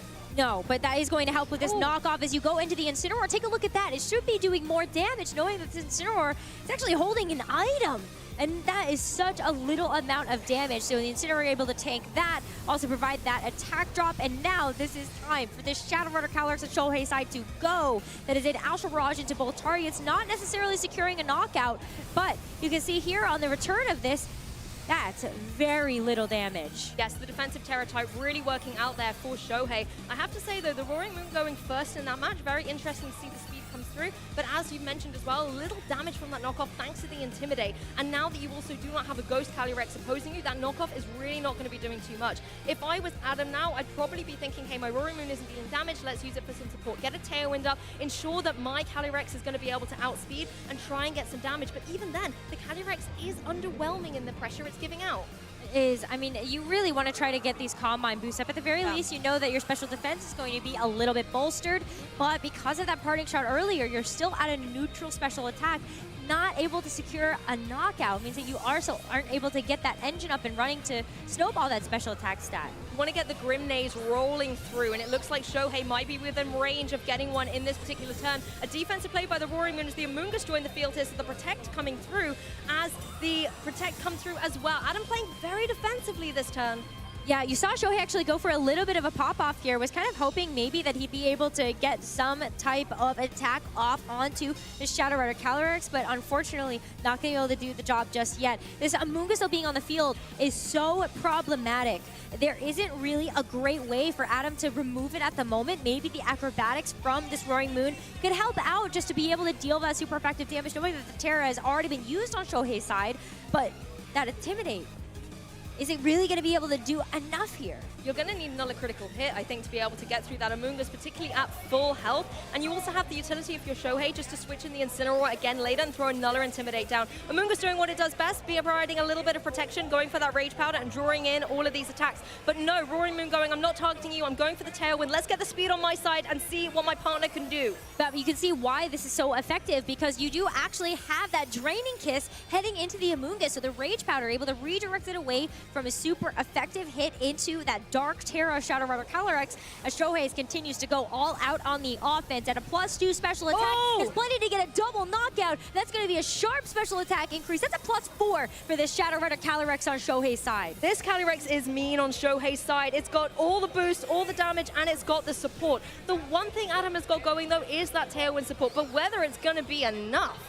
Well, I don't think it can be. You've got the Urshifu. How do you stop it? It hasn't been able to take one of its mandatory turns, so there's no opportunity for it to actually wake up on this next turn that it hits the field. You are able to buy yourself a little bit of time. You do have the Fake Out here from this Rillaboom that could help, and you do have the Assault Vest. So there is going to be a little bit of defensive capability from this Rillaboom to try to withstand some of these Astral Barrage, but you're +4. The Assault Vest, I think, is going to be null and void at this point. The thing as well is you've got the Urshifu. You might love to be able to go for a close combat into that Dark-type Calyrex here, but you have to worry about the Amoonguss. You can't even taunt it because you have to taunt it twice to be able to shut down its redirectional support with Rage Powder, particularly when Incineroar just keeps doing the hokey pokey and getting in and out here and throwing these Intimidates down against these physical attackers. Urshifu taking a nap. Wake up, it's Worlds! Wake up, it is Worlds. That Wood Hammer, though, it's going to take one more of those to be able to actually get the damage down onto the Shadow Rider Calyrex, knock it out.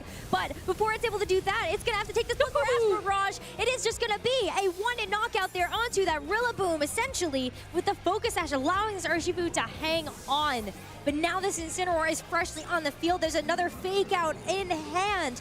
And Shohei is going to shore up this very first game of this best of 3.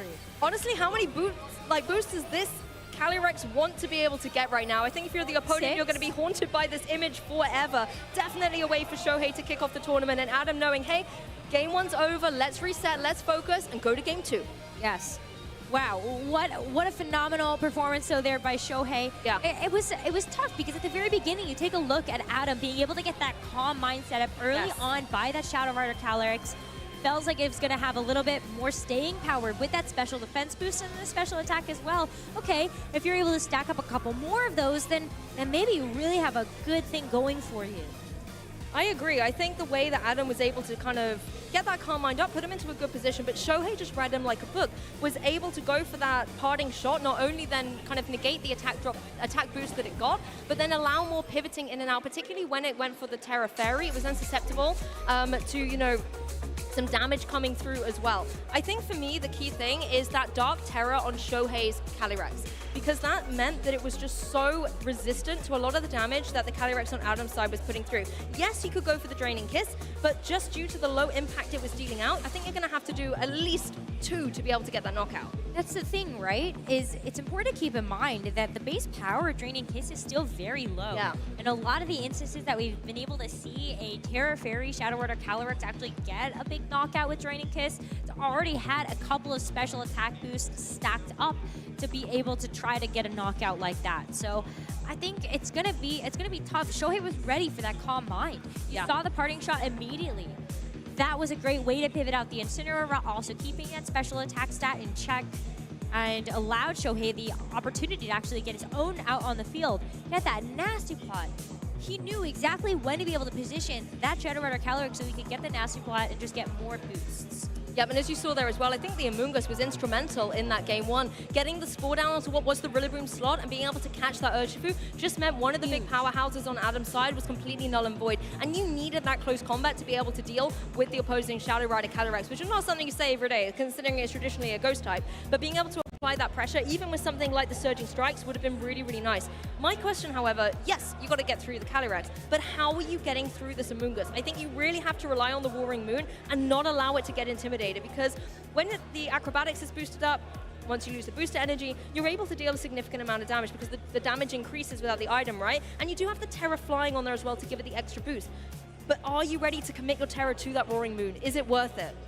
I think that's the question. We saw with the Tailwind that the Tailwind was plenty for a lot of the pieces on Adam's team to actually be faster than the Shadow Rider Calyrex on Shohei's side. That's very important to consider, especially when it came down to like the Rillaboom's Woodhammer. It's still going to be a pretty offensive piece, especially if you can get that Woodhammer down with that same type of attack bonus damage on grassy terrain. A lot of those modifiers are going to add up, so you can actually start whacking away at some of this like big tanky damage and energy coming out from Shohei's team.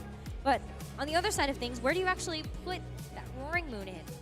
I would like to see it earlier rather than later so it can apply the pressure it needs, but Tailwind's up. That's true. Let's see what's coming out on the field. And it looks a little familiar here, Rosemary. We've got Incineroar and the Calyrex Shadow Rider out on the field for both these trainers. It is looking like looking in a mirror. Oh yeah, quite literally. They're even like matched across the field here. But you start to see the abilities coming through as well.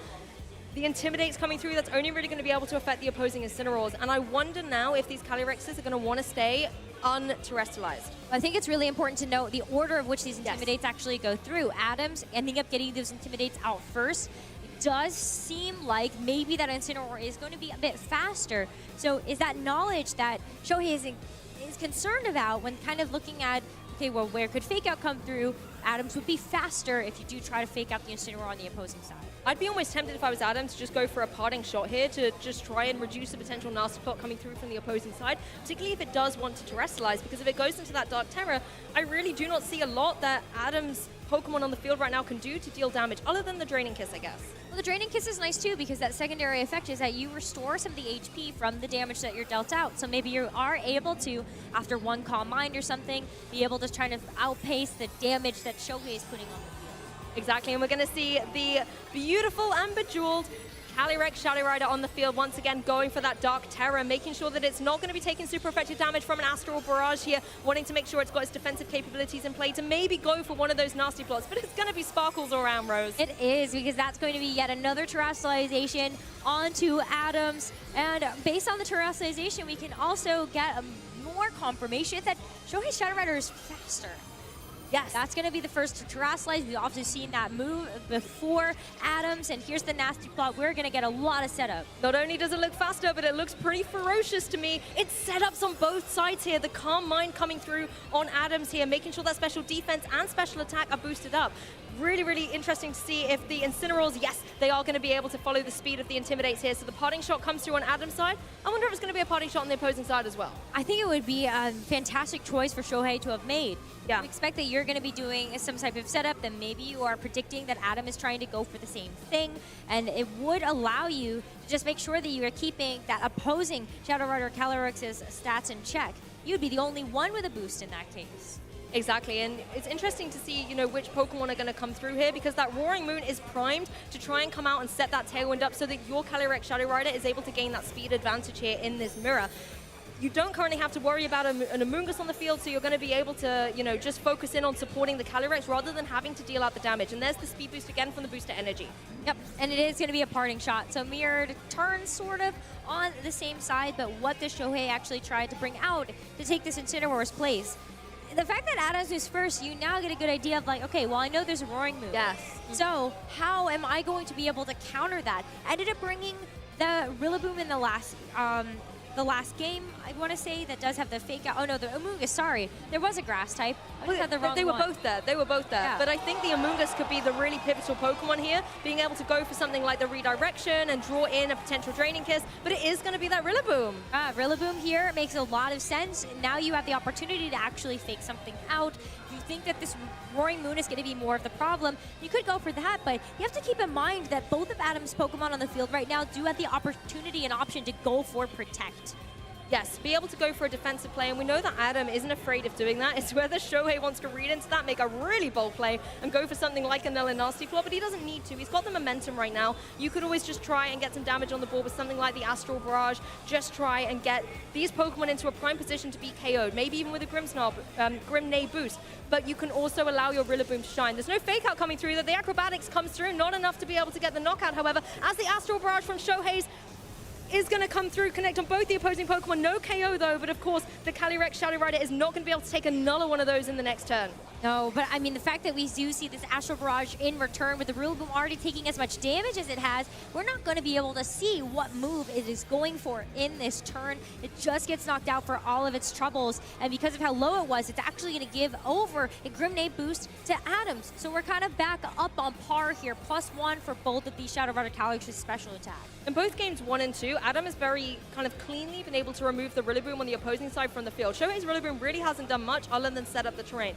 The interesting thing in this next turn, we know that that Roaring Moon is faster. It can go for a Tailwind, try and get some speed up on Adam's side of the field, enabling that Calyrex Shadow Rider with its new Grimnay boost to be able to put some pressure onto the field, maybe even get in range of a KO. But I think due to the Dark typing, it's going to be really difficult. Maybe a Draining Kiss here, particularly with the Terra Fairy boosting up those Fairy type moves, you might be able to just get the knockout, but if an Amoonguss comes into that slot, the redirection is going to really put a thorn in your side. It's going to be very close, though, to whether Adams actually even gets a chance to move.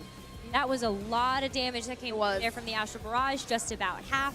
So it could be a bit of a roll, maybe. And I don't even think you're particularly worried about... I think actually if you're Shohei, you're not particularly worried about the amount of HP that this Shadow Rider Calyrex has. Despite the fact you might not actually be able to flinch the target, you're still faster. You could end up going for something like a fake out into the Shadow Rider Calyrex if you predict that maybe this Roaring Moon is not going to actually try to go for Tailwind. Do you know what I like? Is the Incineroar on Shohei's side is running Helping Hand. That could potentially be what the Calyrex needs to be able to get the knockout on the opposing side. But not today on the Calyrex on Adam's side. It has gone for the Protect. The Fake Out actually going down into the Roaring Moon, allowing the Calyrex on Shohei's side to try and go for another one of these Astral Barrages. Oh, the Roaring Moon. We saw how much it took that turn prior. It does not have any additional boost on Shohei's side, but it's not actually going to be enough to secure the knockout onto this Roaring Moon. That Protect, though, is going to be very beneficial for the Shadow Rider Calyrex to get a little bit of extra terrain healing. So maybe you're a little bit more confident if you're Adam that you would survive another Astral Barrage. I think if it's a regular Astral Barrage, fine. Yes, Adam's Calyrex is going to be able to hang on there. But if there is the potential for that Helping Hand, that's where the momentum could really swing in Shohei's favor, particularly as we know that Calyrex Shadow Rider is currently the faster at the moment. It all depends if Roaring Moon wants to go for that Tailwind and try and even the score. Adam is a very big decision to make here, though. Do you try to go for another Combine to see if you can actually try to withstand this Astral Barrage with the Helping Hand with something like the Tailwind? Oh, wait, there's actually just a Protect here. Yeah, this is a big opportunity here for Adam. Whether he's going to be able to capitalize on it, let's see. The Tailwind is in place, so the speed is on Adam's side, but whether you can get that special defense and the special attack boost out with the Calm Mind, it is now in play. Incineroar might go for a parting shot, might try and bring down the special attack, but that special defense is staying where it's at, boosted. Yeah, even though you do see that parting shot come through, you are able to continue to mitigate some of the Shadow Rider Calyrex's special attack. You still have to deal with the fact that it's under Tailwind now. Yeah. It is going to be faster than you. That Roaring Moon also going to be faster. And there's no additional option here for Fake Out that Shohei can switch in. That Rillaboom has already gone down. So what is going to be this fourth and final Pokemon for Shohei in this game too? Going to be good information for Adam so he can pivot the Pokemon around to see which formidable threat is there. It's got to be something to support this Shadow Rider Calyrex, and it's going to be that Amoonguss. it has the potential to go for these Rage Powders, draw in some attacks. Obviously, we know the Roaring Moon's been intimidated, and it's kind of on its last legs. Another Astral Barrage will be able to KO it. But the Calyrex Shadow Rider on Adam's side, if you go for the Astral Barrage, that's going to deal some decent damage, but I don't think it's getting the knockout into the opposing Calyrex here. No, I mean, it's gonna be really close, right? Maybe this Amoonguss is able to hang on through something, but it's just a protect. Protect from the Amoonguss, and because it's slower, there's actually not gonna be a protect coming through from this Shadow Rider Calyrex. Predicting that this Acrobatics from the Roaring Moon was trying to target down this Amoonguss, but can this Astral Barrage actually do it? Shohei is banking on the fact that it will not, as the Astral Barrage +1 is not going to be enough, not nearly enough to secure the knockout. So an Astral Barrage in return, we know it should not be able to knock out this Shadow Rider Calyrex with those +2 Calm Mind boosts, but it's enough to get this Roaring Moon and yet another special attack boost with that Grim Neigh. This is the thing, Roaring Moon did its job in terms of setting up the Tailwind, but by going down, you give the Grim Neigh boost to the opposing Calyrex. That's going to make things a little bit more difficult. Even if you have +2 special defense, it's still going to hurt coming through with the boosts. And how do you deal with the Amoonguss? Amoonguss is sitting on the field, very pretty, full HP. You have the Incineroar. That is one way to be able to try and deal with it. You could always go for something like the Flare Blitz here, but there's still the Incineroar in the back for Shohei as well that can apply Intimidate and make it more difficult for the Incineroar on Adam's side. Yeah, it's also important to note, though, too, that we do actually have kind of like a difference in strategy here from Adam. He ended up opting to leave the Urshifu at home. That would have been really nice just to have as an extra. Still napping, Rosemary. Yeah, I mean, it's a little too early for that Urshifu at the moment. But you're right, though. It's such a key physical attacker, and having that close combat would be really, really nice. But when you have the support of something like the Amoonguss, it makes it very difficult for Urshifu to shine. So some really nice adjustments here. Adjustments on the field, actually, getting rid of those boosts and going, I need to intimidate this opposing Incineroar. And that's exactly what Shohei is doing, knowing that the Calyrex Shadow Rider, and when Tailwind is ended, can come back and be formidable. But here we go, the Astral Barrage, decent damage into the Amoonguss. Another one will KO. Yeah, that's the other thing, right? Is that you do have the opportunity to go for Rage Powder, but the fact that Astral Barrage is that spread attack, you know your own Shadow Rider is not going to be able to withstand that. So instead, you get rid of the boost. It's a very big risk to take, but you are hopeful that the Tailwind is going to expire. But the Amoonguss, yeah, getting knocked out for its troubles does mean that Shohei is on his final 2 Pokemon for this game, too. I like that, though. You've dealt with the Amoonguss, it's gone. You're now forcing the Calyrex Shadow Rider, the last 2 remaining Pokemon on Shohei's side, to come back into the field, and it has had to forego its boosts here at this point as well. That nasty plot, the Grim Neigh, is gone. It is gone, and it is still a pretty bulky Pokemon, though. So if you're worried a little bit about this Incineroar, maybe you're still able to survive a Flare Blitz, but there's still one more turn of Tailwind. A little bit predictable, I think. Maybe Shohei, knowing that he might have to go for something like a Protect on this Calyrex, try to get the speed back in his favor. But the Incineroar here still is able to try to get a little bit of stuff done.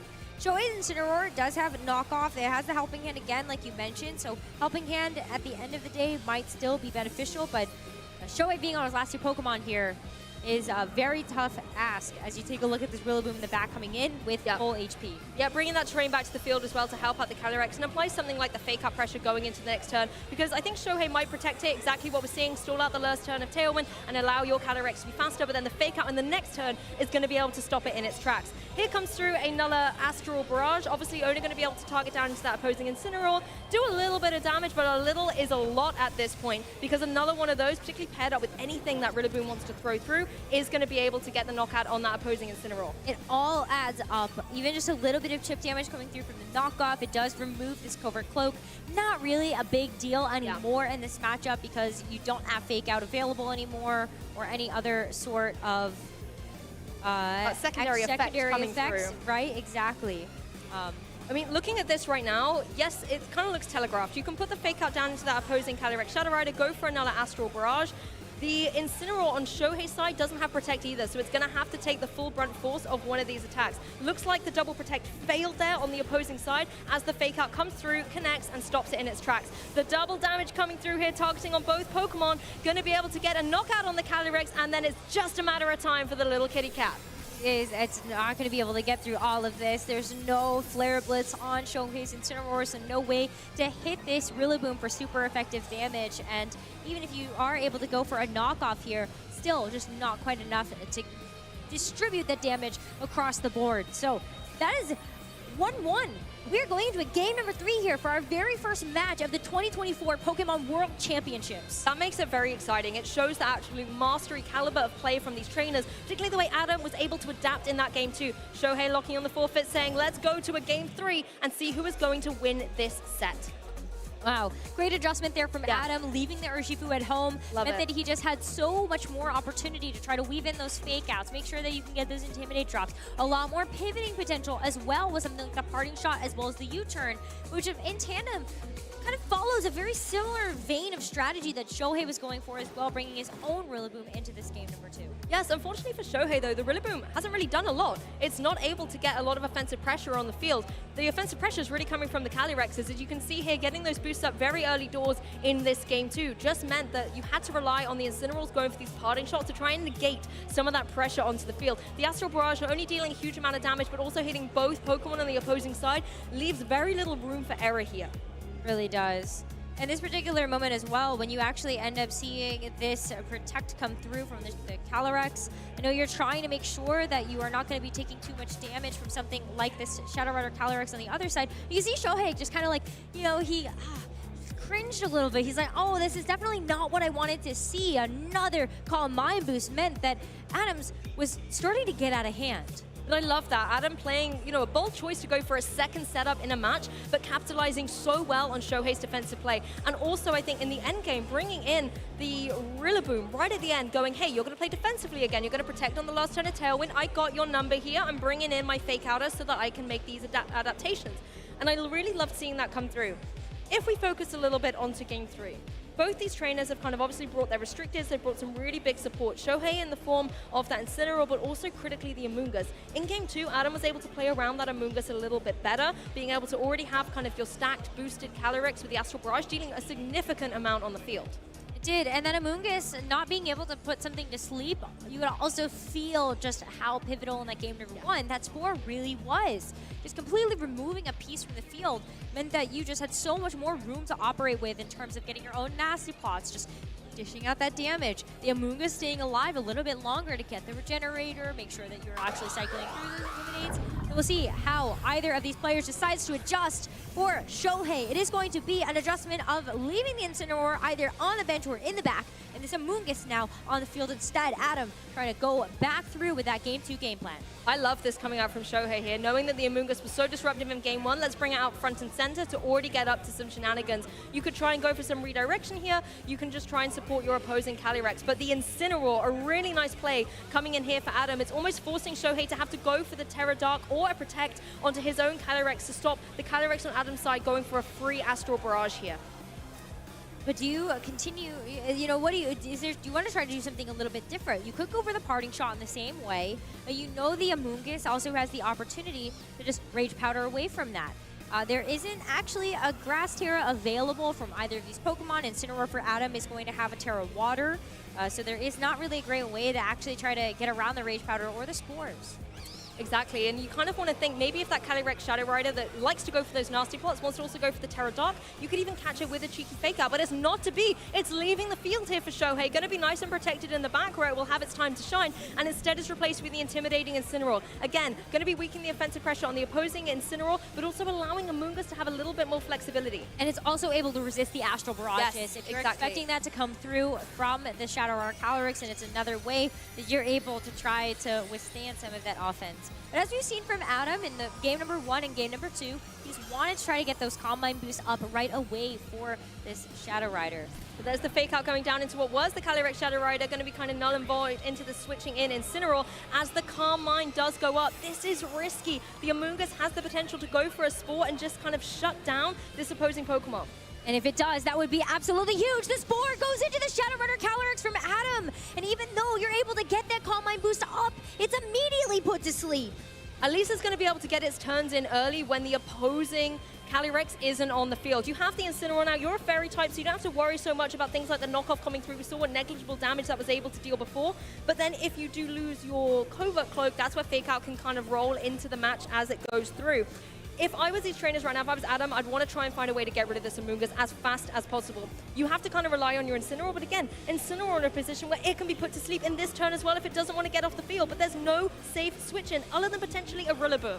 Even then, right? Do you really want to put yourself in a position where you're sort of off cadence? Is the Rillaboom okay in that position when you think that maybe there's a Shadow Rider Calyrex waiting in the wings to just peek its head back out before the Shadow Rider can wake up on Adam's side? But it is going to be the Rillaboom. You don't want to let another Pokemon go to bed. It is too early for that in this World Championships, and you got to make sure that the Shadow Rider wakes up. There's the mandatory turn.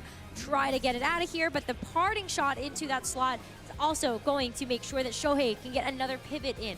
Yep, insult to injury here as the Incineroar able to get off the field. It's not running Flare Blitz, so it's not something that could really apply pressure to that opposing Rillaboom. So it's nice here for Shohei to adjust things, bring in a Pokemon that can apply some offensive pressure and maybe even capitalize on the fact that this opposing Calyrex hasn't been allowed its boost, and you now are in a position where you can start dealing out some big damage. Particularly if it keeps sleeping, you could go for another nasty plot here. You could, but this Calyrex is just going to continue to wait back there. It's going to be the Rillaboom once again here for Shohei. It's the adjustment that we saw in game number 2. But this time around, when you take a look at the Rillaboom, you know that it has U-turn. You can actually just try to get some super effective damage down into the Rillaboom on the other side. Unfortunately, it is just going to be the fake out into that slot, so we don't get a chance to see it. But the wake up here from this Shadow Rider on Adams is going to get the double damage down into both of these Pokemon. There's no Assault Vest here on Shohei's Rillaboom. Try to withstand that, but the Sludge Bomb just whittle away at this very type of Shadow Rider. It can whittle away, but it's, even though it's super effective, it's not dealing a monumental bit of damage, particularly with the grassy terrain on the field, being able to allow the Calyrex Shadow Rider to regroup a little bit. The issue is, however, can the Calyrex Shadow Rider do anything before the opposing Amoonguss is able to put it back to sleep here? Yes, with the amount of damage that has come through so far, not necessarily. So Protect that we see Adam hovering over would be a great way to be able to protect himself from that. Rillaboom just leaves the field, though. I think it has to. Yes, Incineroar. You can bring that back in. Got the Intimidate drop down onto the Rillaboom once again. Gonna force Adam into this game of chicken. Do you want to try to get this Rillaboom off the field, try to reset those Intimidate drops, and leave something else a bit more vulnerable? Shohei really looks in the driving seat now, though, because yes, the Rillaboom's going to get off the field. It's intimidated, so the U-turn really doesn't do too much, and you have just protected your new Calyrex Shadow Rider that has dropped its Ghost typing, so a fake out from the opposing Incineroar may be able to come through once you knock it off as well with the knockoff, obviously, on the Incineroar, just removing that Covert Cloak from play. The Rillaboom on Shohei's side, sitting in a very vulnerable spot. You've already mentioned a lot about how the Assault Vest isn't in play, so it makes it very difficult for that Rillaboom to have longevity on the field. Spore coming through, Amoonguss doing what it does best, just trying to shut down this opposing Calyrex. And this is what I like from Adam here. You brought the Incineroar on, you could choose your fake out target here. I think if you're going to shut down that opposing Amoonguss, that would be best. You don't want a Spore, and you can maybe allow that Calm Mind to come through. Could, or you can even just potentially secure the knockout with something like the Astral Barrage. At this point, I think it would be a little bit too close for comfort. So Adam opting to try to get in a bit more of that special defense capability for that Shadow Rider. It's a full HP. There's also no Terra yet used on Shohei's side. I think that's a very important distinction between the first 2 games that we saw. Yes, because he got that Calyrex out there right at the beginning of this game 3, unlike the previous turns. The fake out going down into that pesky little mushroom there as the fake out comes through on the opposing Incineroar as well into this. Oh, no, it's actually the knockoff, getting rid of the item there. Calm Mind is coming through. This is what Adam likes to do with this Calyrex, just trying to negate a potential parting shot. Particularly as there wasn't one in this particular turn, this boost is going to be in play going into the next turn as well. So you're right here, Rosemary. Going for something like the Astral Barrage could really put a threat on the potential of that Amoonguss. It's such a tough call, though, right? Shohei is considering maybe I can just go for the fake out. I think that would at least be doing a little bit. If I'm lucky, I'm able to get the fake out into the Incineroar, but there was also the play that could have parting shot in that turn. Very, very tough call to make. Fortunately, going to go for the fake out. It's going to be a very moot turn here for Shohei as you look at this Amoonguss and Incineroar. Yes, I think the Incineroar on Shohei's side is in a very interesting spot here because you could always potentially, switch it out, bring the Rillaboom in and just kind of, I don't know, let it go down to be able to bring an Intimidate back in later on. But it's all about this Calyrex right now. Being able to go for this Astral Barrage, not going to be able to get any damage down onto the opposing Amoonguss as you're able to connect down onto the Incineroar. Significant chunk of damage, but really not putting it in the danger zone as the Incineroar on Adam's side decides to, make a little bit of a switch, pivot things around. The Amoonguss on Shohei's side, I'm not going to lie, I would not be surprised to see that leave the field, get a little bit more HP back with its Regenerator ability, and rejoin a little bit later on. But it's what you're going to do in its place. No 4th Pokemon revealed to Shohei yet from Adam. We can see what is in the back here, but you're always looking for an opportunity to actually get that piece in at the right moment. A parting shot here from Shohei's Incineroar is going to allow it to pivot off of the field while also dropping that special attack stat here from this Shadow Rider. There's a couple of options. Like, as you said, you could bring in the Rillaboom if you wanted. You do have the opportunity to go for Fake Out into the other slot. But I think it's time, yeah, bring back out the Shadow Rider. I think you're okay knowing that there isn't actually going to be something on the other side that's going to do super effective damage to something like the Terra. Also, the speeds haven't been altered here by a tailwind from the Roaring Moon. So if you're Shohei, you're going to be pretty confident that your Calyrex is going to be in a prime position to start getting some damage on the board. Particularly when you've got the Amoonguss there, you can always try a little bit of redirectional support and allow a nasty plot to go up. But the issue is, if you are the Rillaboom just joining here on the field, you could always try and go for the Fake Out into that opposing Amoonguss and once again protect your Calyrex. But Amoonguss getting out of there going, I need to regenerate some HP. And also maybe if you're bringing in a Pokemon from the back like the Incineroar, you can throw down that Intimidate onto the Rillaboom once again. What a tough call, though. You have to assume that Shohei is going to try to go for the terrestrialization here, not having the Amoonguss to try to keep it safe. You want to know that you're able to kind of withstand this oncoming damage in your own right. The only problem is if you do see something like that Draining Kiss, you are a bit vulnerable to that. You have no Rage Powder to try to redirect that away, but it's just going to have to be a nasty play. You want to try to outpace the Shadow Rider Calyrex on Adam's side. It's going to be the Astral Barrage, though, coming through, connecting on both the opposing Pokemon here. Again, really negligible damage, particularly considering there's a nasty plot on the opposing side. If I was Adam, I'd be quaking in my little hooves right now from the damage potential that can come back across the field at you right now. This has been a bit of a slower game. We're really waiting for this kind of like this opening.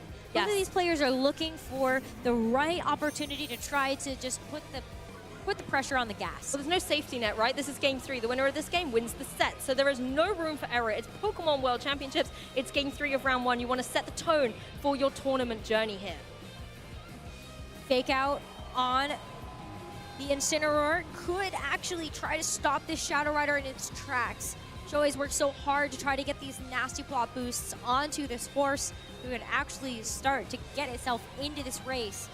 But Adam too, though. Adam's been working really hard on these Calm Mind boosts. It's not just for the special attack. The critical thing is the special defense boost. Yes. Because you're against such a formidable special attacker in the form of the Calyrex, you need to make sure that, even as the Fairy type, you're going to be able to hang on to these Astral Barrages and make sure that you can deal significant damage, even with like a double up potential from something like the Incineroar, and get rid of the threat on the opposing side. Speaking of threats, Amoonguss is back on the field, though, as a defensive play from Shohei comes through in the form of the Protect. Smart. You're going to be able to bypass that Fake Out. Yep. That way, you're not actually going to leave yourself vulnerable to taking too much damage. The Amoonguss gets a chance to switch back in. You're not worried about it taking too much damage. Calm Mind, though.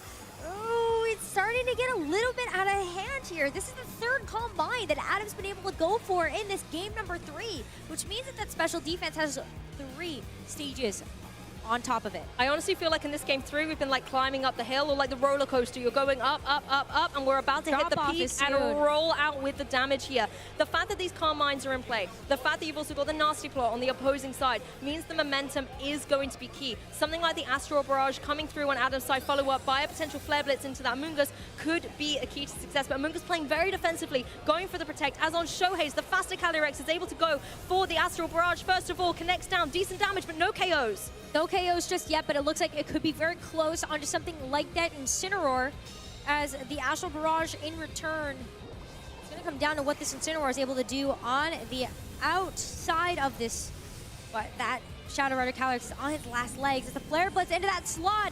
Not ready through the Protect. It's enough to get the knockout. That is going to be Shohei losing his restricted in this third and final game of the set. It's down and out. It left the field at the beginnings, come back in, got set up, but just wasn't able to get the knockouts here. A sigh of celebration there for the Incineroar on the field. Of course, it's not going to be able to get any boost from this, but it certainly swings the momentum into Adam's favor. The Amoonguss sitting very vulnerable now to a very similar play. The Astral Barrage and the Flare Blitz coming through. Rillaboom, same boat here, because it is not running that Assault Vest, and you can't even fake out the opposing Calyrex thanks to the Covert Cloak. Covert Cloak is still intact. That is going to be a big problem here for Shohei to try to get through the rest of the Shadow Rider Calyrex's HP pool. Still sitting at half. Going to be getting a little bit more recovery, as well as this grassy terrain is still active on the field.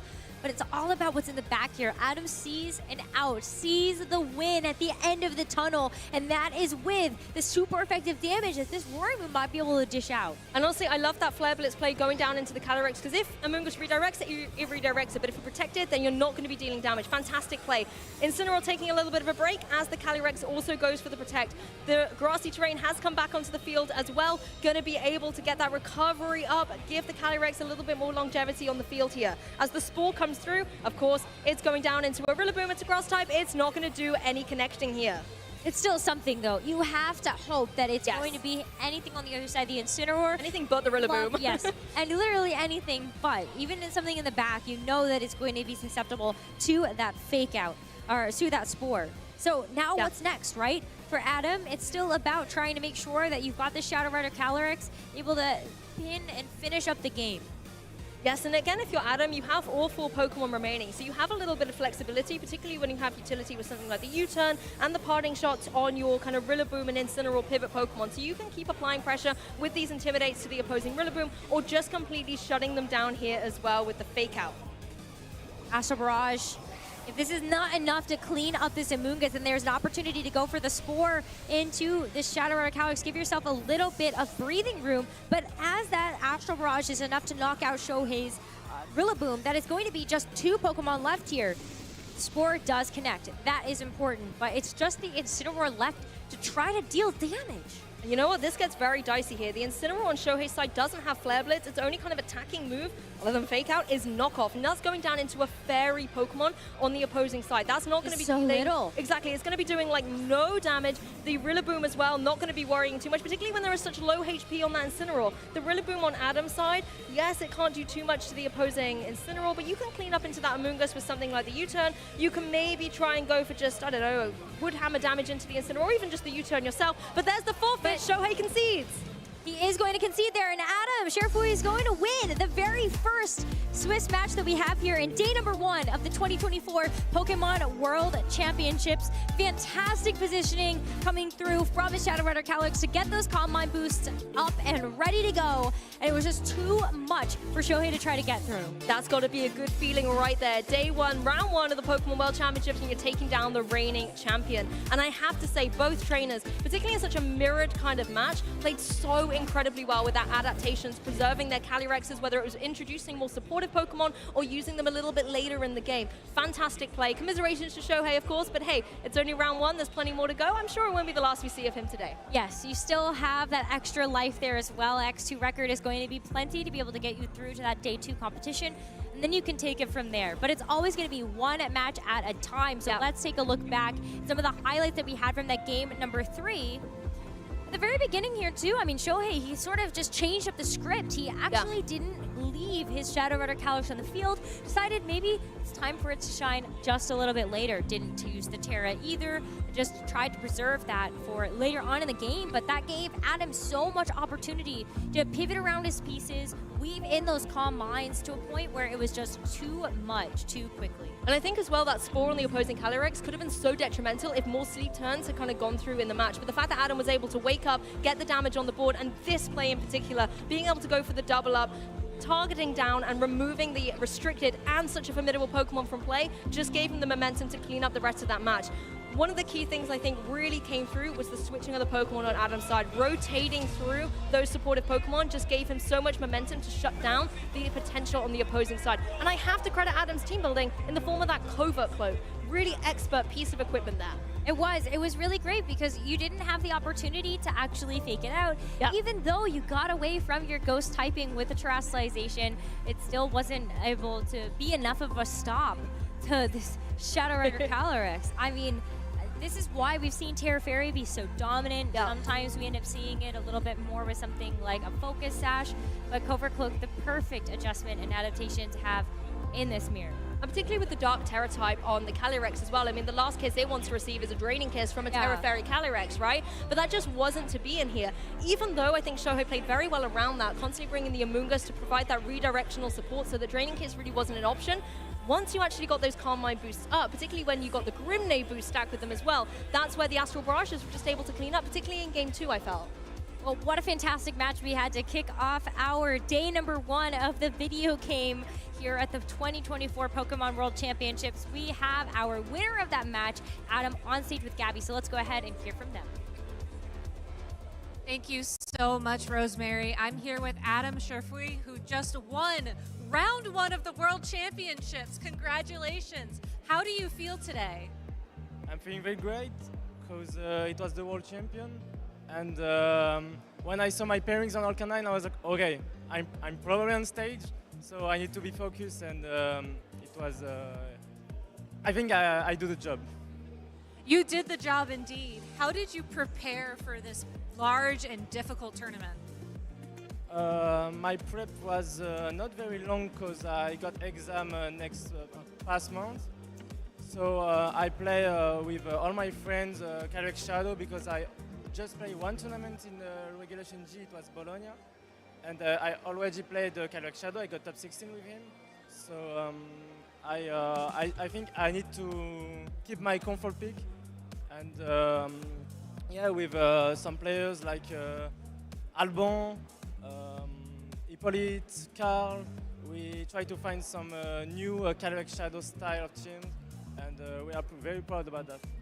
It was a really cool team, and I loved how in Game 3 you kept the Roaring Moon a secret in the back as your win condition.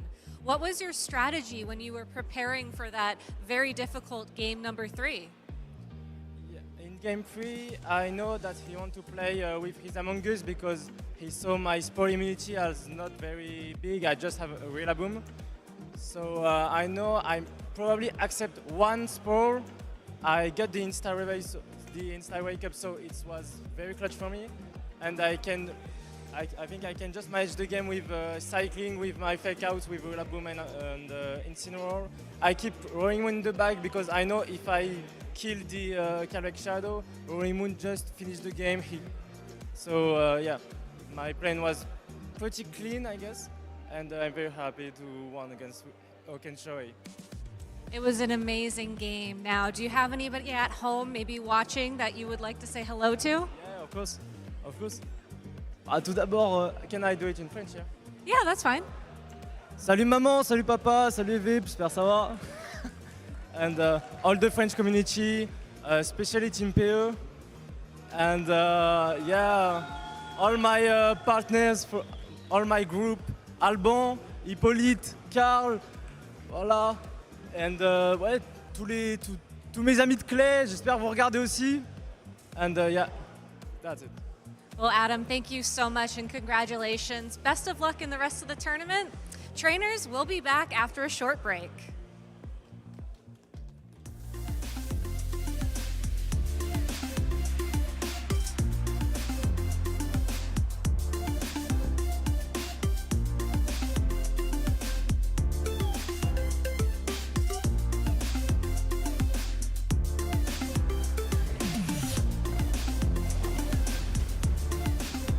Hello everyone, I'm Kyle Pukasukovic, and today we're going to learn a bit more about our host for the Pokemon World Championships, Anna Prosser.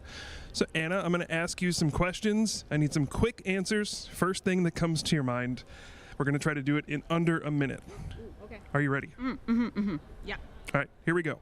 Describe yourself in one word. I heard someone already said silly, so I will say earnest. Okay, good one. Name your favorite Pokemon. Eevee. What was the first Pokemon World Championships you attended?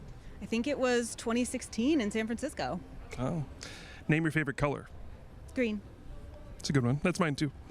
What's your favorite Pokemon plushie that you own? Oh, that's really hard. I think it's I have a sleeping Eevee in my office. It's really cute. Okay, that is cute. Name your favorite Pokemon gym leader. I'll be basic and say Misty. We gotta love a redhead. Yeah. Name your favorite Pokemon region. Hisui. Ooh, nice one. All right, and I'm going to throw you a curveball for the last one. I'm going to put you on the spot. No pressure. But what's your favorite game to watch at Worlds? VG, TCG, Go, or Unite? Okay.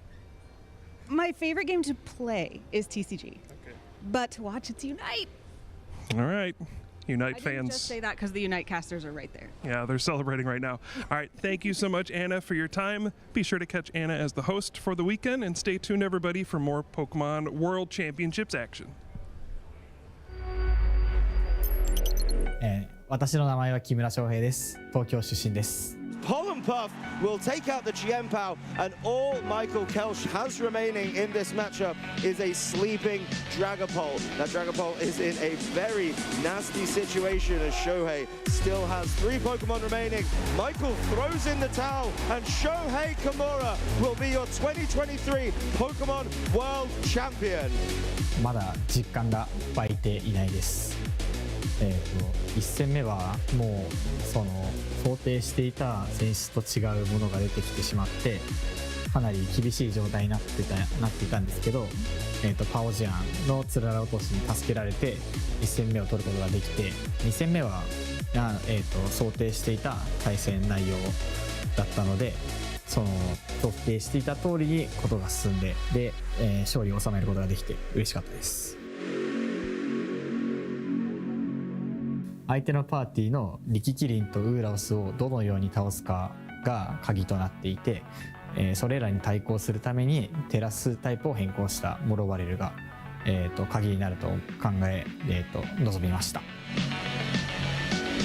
なんだろう、勝利することも大事ですが、その対戦相手がいることによって、得られる、友情だったりコミュニケーションが僕の中では一番、このゲームの大切なところだと思っています。次の大会も、参加して、もう一度2度目の、ワールドチャンピオンを目指して頑張ります。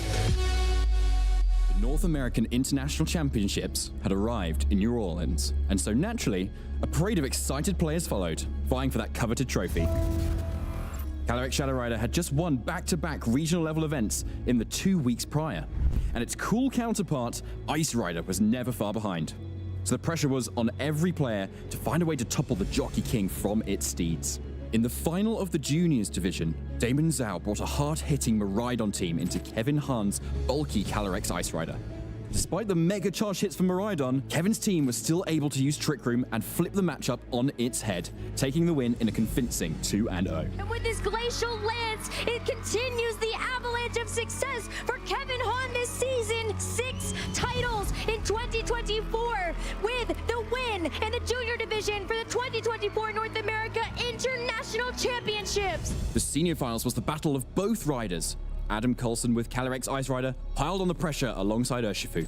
However, Joshua Robinson utilized his Calyrex Shadow Rider to weather the blizzard, stall out Trick Room, and take a multitude of KOs with powerful Astral Barrages. So the Calyrex, with this Astral Barrage, able to move before this Urshifu, is able to secure a double knockout, and that's the game, Josh! The honor, the glory, the redemption is his as he takes this game and becomes your Senior Division 2024 North America International Champion! And in the Masters Division, we had French player Aurélien Soula, an incredibly strong player with countless top cuts in large events, and their opponent, Patrick Connors from Florida.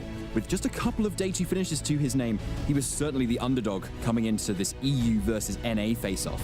Patrick took game 1, but Aurélien took game 2.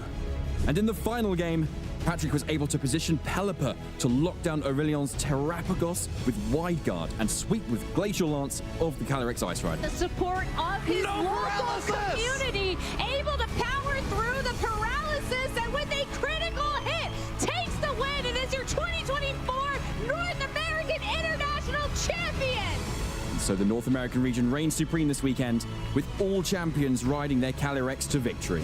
Will you be our next champion?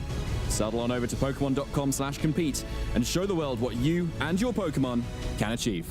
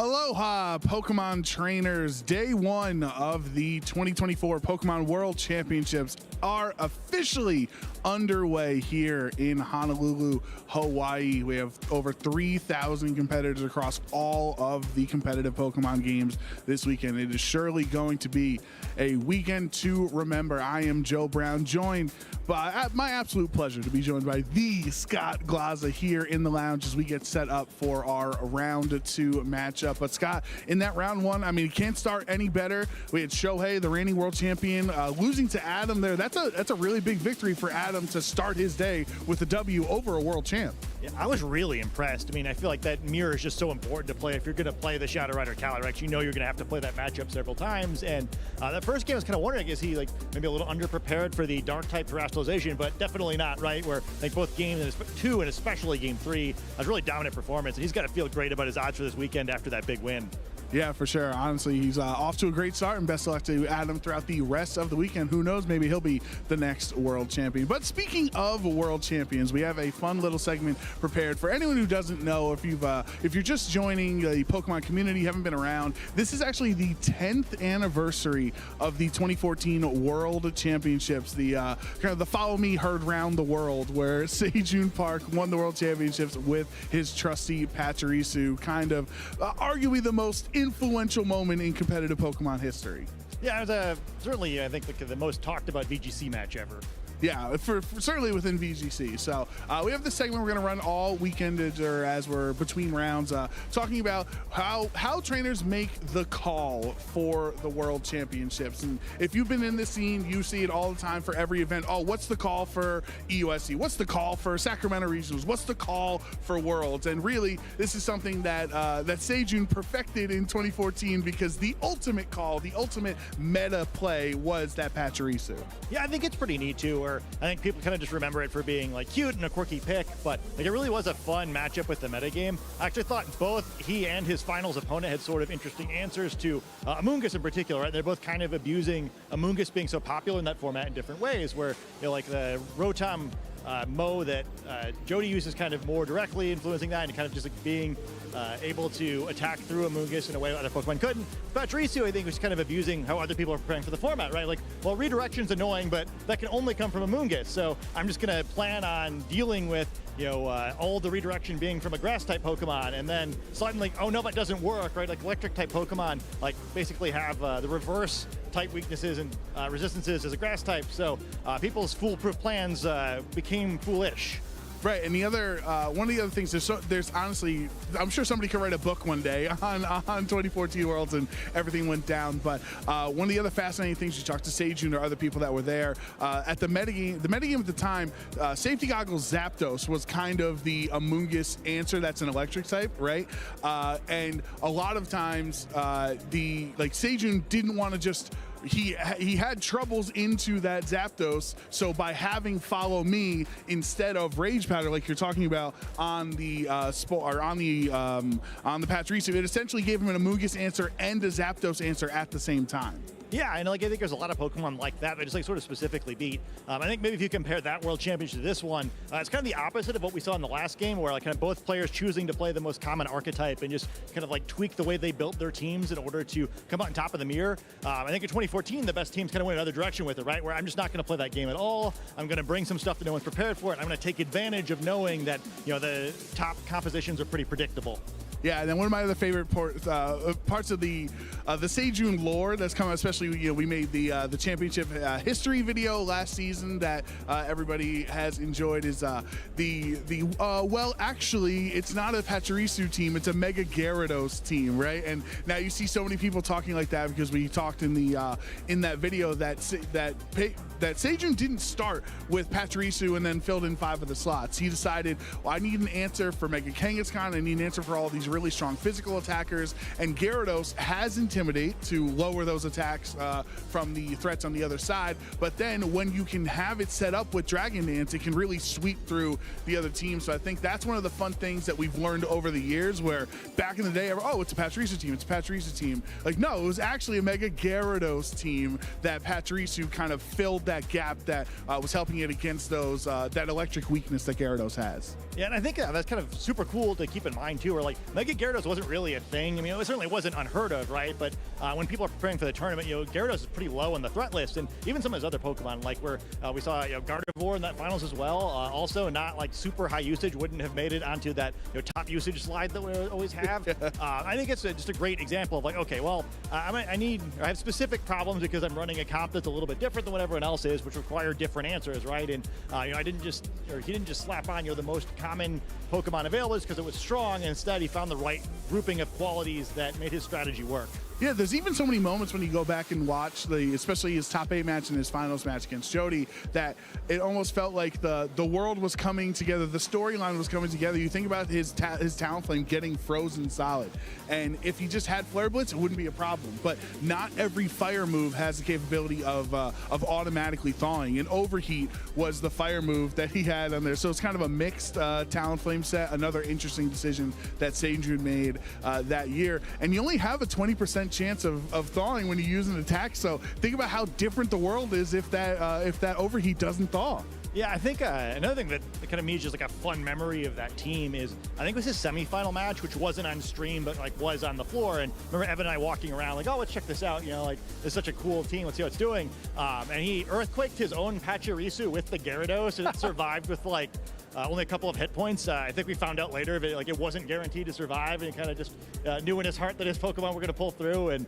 I think that's why he was such a fun player, right? Where he's just like willing to take that sort of risk. And I always love watching his matches. Yeah, I mean, speaking of not guaranteed, there's people have run the calculations, and that people actually say there was a pretty solid chance that Gardevoir should have been knocked out from Mega Lucario's Bullet Punch, and it actually went in Seijun's favor. So again, all of these minor differences of a damage roll here, or maybe a thaw instead, or not thawing instead of actually thawing, like these are kind of the differences that feel small in the moment of Rock Slide Flinch, a Thunder Wave Paralysis, things like that over the course of an entire weekend of 9 rounds plus of Swiss, it really makes a massive difference. Yeah, I think that's one thing, again, kind of thinking about this year's tournament to keep in mind is that since we will see a lot of games probably over the course this weekend where both trainers are using similar Pokemon, those incremental advantages matter so much, right? Where either getting the lucky roll or just, not trading poorly when you can avoid it. I think it's going to be really tough in this format to come back from kind of like taking unnecessary risks that don't pay off. I think Seijun tends to be, part of why he did so well, cut Worlds several years in a row is because he's good at making the risk at the right time and not getting punished for it. I think players are going to have to emulate that skill a little bit if they too want to become world champion.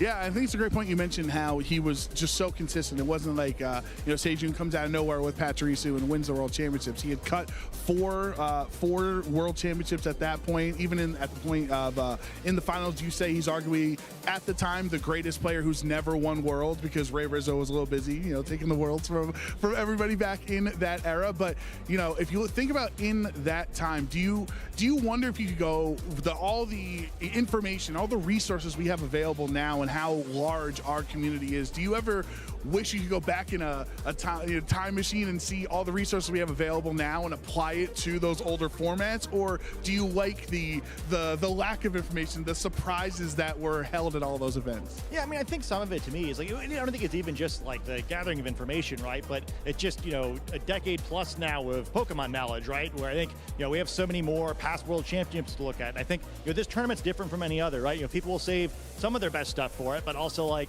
I think other tournaments, people are just trying to do well, right? They're looking for a good finish. They want to continue their season, maybe get some prize money, get enough champion points to qualify for the World Championships. Once you get here, it's about winning the tournament, right? And I think the teams and strategies players use, they're going to make a little different choices in this one because, even a second place finish, I think you're going to feel great about it, but it wasn't the goal, Yeah, for sure. And I think one of the other interesting, like we could literally go on forever, Scott, about Seijun Pachirisu. Obviously, I'm one of those Seijun truthers, whatever you say. Like that was the first competitive video games I had ever watched. I knew about U.S. Nationals that year, and I was kind of trying to get into competitive Pokemon. I'm like, okay, cool. But then when I watched the World Championships, I was like, I'm going to be a Pokemon player. I'm going to become a part of my local community and play my locals, play a regional and stuff. And I'm not alone. There's a lot of people that kind of have that seminal moment of the like their beginning of their competitive Pokemon journey starting in 2014 with Seijun Pachirisu. And you were right there, Scott. You were in the booth for that moment. So here we are 10 years later, and you're here in Honolulu for the World Championships. You know, how, besides maybe your back hurting a little bit more than it used to back then, how do you feel about how the last 10 years of competitive Pokemon have went? I mean, I think it's pretty cool, right? I mean, we were joking in the pre-show that, the whole VG area could probably, fit about 20 times into this building compared to the size it was in those days. And, I think, Seijun's team probably no small part in the growth of the tournament series back then, right? Where I think a lot of people were inspired by that, right? Like, not only did he win, but he won in such a cool way. He played well. He used, whether you think it's because it was his favorites or just because he had a cool solution to the puzzle of the format, I think either way, it's a really inspiring team, right? I think everybody, if you could choose to win a World Championships however you want to, you'd prefer to use something a little quirkier, right? Like a win's a win, but like if you have the option of, really changing the way people think about a game the way that he did, I think everybody would like that for themselves, Yeah, absolutely. I think, just somebody just using, one of their favorite Pokemon, and it's kind of like a situation where you have five really strong metagame Pokemon, and then you just throw I don't know, Quaxley on the team in your 6th slot, and then you're like, oh wow, Quaxley won the World Championships. That would be pretty cool. Yeah, and especially if Quaxley could actually contribute, right? So I think that's the fun of Pachirisu, right? Is it's deceptively difficult to deal with, and I think any format where, especially where electric type attacks are a big deal, there really isn't a way to break that if you have an electric type Pokemon using single target attacks, right? It just kind of like stays there being annoying forever.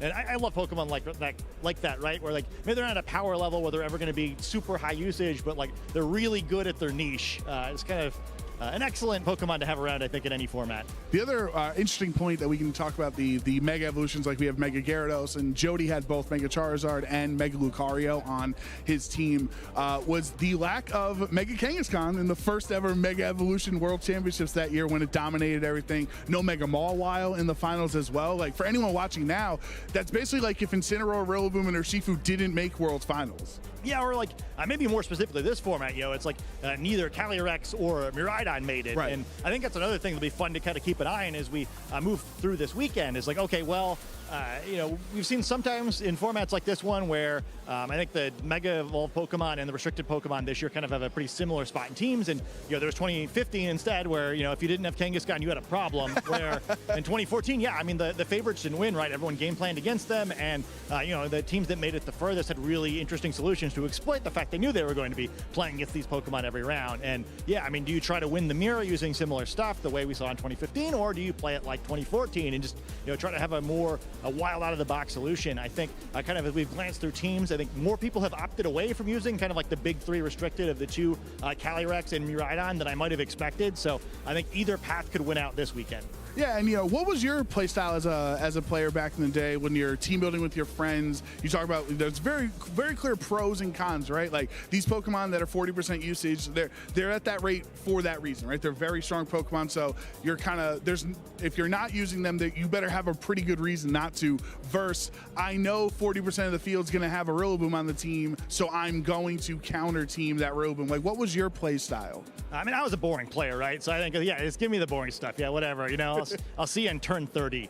But I mean, I think that it kind of depends on the year, right? Because I think both paths can work, and I think some of it is like what you're good at as a player, right? Where if you want to play a little higher tempo sort of style, then I think it usually works better to use some things that were unexpected. I think even at 2014, right? I think you kind of mentioned before the idea of like what might have happened differently if more information was available. I think we learned at that World Championships that probably the actual best team in that format was Gothitol Mawile, right? And we figured out right after Worlds, or like because of Worlds, right? So I mean, it's a very different looking World Championships if the metagame is like a week farther ahead even than it was. And I think that's another fun part of these tournaments, right? Where especially with like one like this, where the restricted Pokemon make such a big deal, and you really need to kind of be on top of what's being used the most.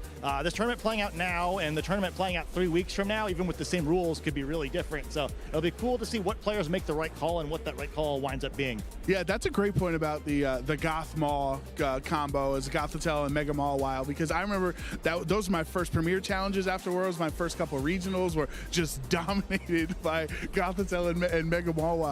I think Aaron Zhang won a regional with Rock Slide Mega Mawile at one point too. So I think the floodgates kind of just opened after the World Championships in 2014, and I think it's always fun to see how the World Championships inspire the future. You know, obviously, like a format like us, we're going into uncharted territories with Regulation H coming up after this. But back in the day, for those who didn't know, we used to continue out on like pretty much a full season, right? We didn't have these rotating rule sets. Like you had to play the same format for a year, so you actually had a pre-Worlds metagame and a post-Worlds and a post-US Nats metagame. Like even though all the same Pokemon were legal, the metagames felt different. Yeah, I mean, I think back then too. I mean, that one is kind of an era, I think, to your point, people playing less caused the meta to develop a little differently. But yeah, I mean, I think the weirdest example was like 2012 and 2013, right? Where nothing really changed other than Black 2, White 2 coming out, like introduced the Therian forms of the legendary Pokemon. But other than that, it was like some move tutors, and otherwise we basically played the same format for 2 years. I think some hidden abilities came out, where like I think Kinkeldur's hidden ability came out like around Japan Nationals in 2012, and that was a huge swing. And like, it's weird to think nowadays, right, where Kinkeldur, it's been a long time since it's even felt like a viable Pokemon. I mean, it was like dominating tournaments for a while there. And I think that's some of the fun of competitive Pokemon too, though, right? Where like, with any different group of Pokemon permitted, something's always going to be the strongest, right? And it can be different every time. I think next format, that'll be pretty cool, where something's going to have to fill the gap of like being the strongest offensive Pokemon that we've seen recently be mostly legendary and Paradox Pokemon. So what rises to the top without them? Yeah, sometimes things will fall the wayside of the more popular or better Pokemon that have come out in the last decade, and then other times, Amoonguss is still the most annoying threat that you always have to account for, no matter what year the calendar is in. It's like that. So how do you feel about some of these legacy Pokemon? You think about Amoonguss is always good, Incineroar is always good.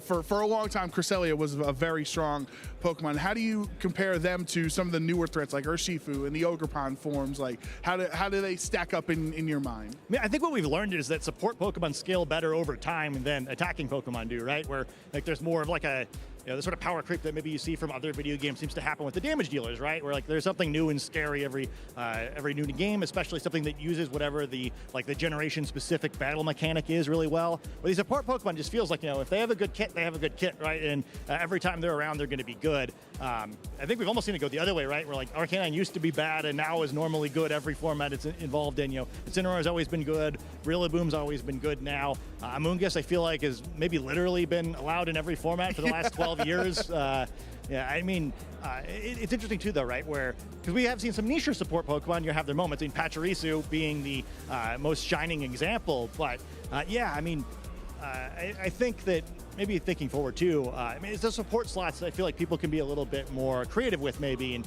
people just fall back on the most common options because they do almost always work. But I think even in this tournament, so taking a peek around the field a little bit, and there's a few supportive Pokemon that maybe weren't, they did not make the caster predictions. So I'm excited to see if those work out, or maybe it was a little too big of a risk. I'm excited to see what's going on in the field as well. I think it's some of those other supportive threats that just like no matter what the format is, you can get value out of, like Gothitelle, like Clefairy as well, and the Amoonguss that you talked about. And I think it's almost like a linchpin in team building, where sure, Miraidon will go through if it's legal or not, and Urshifu, we have to wait for certain DLC for Raging Bolt to come out and all these things, but that some of your cores there, like Rillaboom or Amoonguss or Clefairy, or those things are always kind of available to you, either being because their stats, they allow them, they're usually in regional format decks like say Garchomp or Arcanine, right? They're usually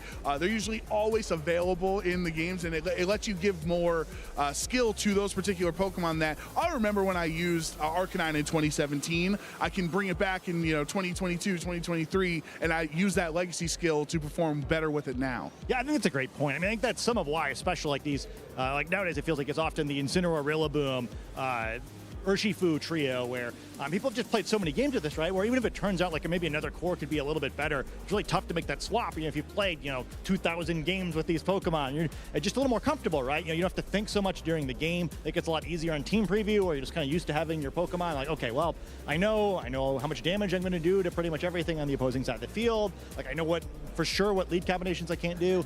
I think even after round one, I was kind of reading the social media a little bit, and a lot of people are kind of kicking themselves who lost round one. It's like, okay, well, I know my team could have had this one, but I just wasn't as comfortable as I needed to be, and I didn't play the matchup the way I was supposed to.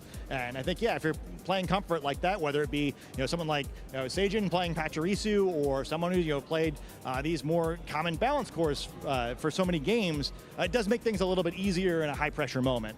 Yeah, for sure. We've been enjoying our time talking about world champions, and we're going to be crowning more world champions on Championship Sunday, so make sure that you don't miss the action there. It's always the most exciting of all the Championship Sundays we broadcast the entire year. This is certainly the one you do not want to miss. So by the end of the weekend, we'll have new champions in the junior, seniors, and masters division. But for now, we're going to toss to a break before we get ready for our round 2 matchup here at the Honolulu World Championships. We'll be right back.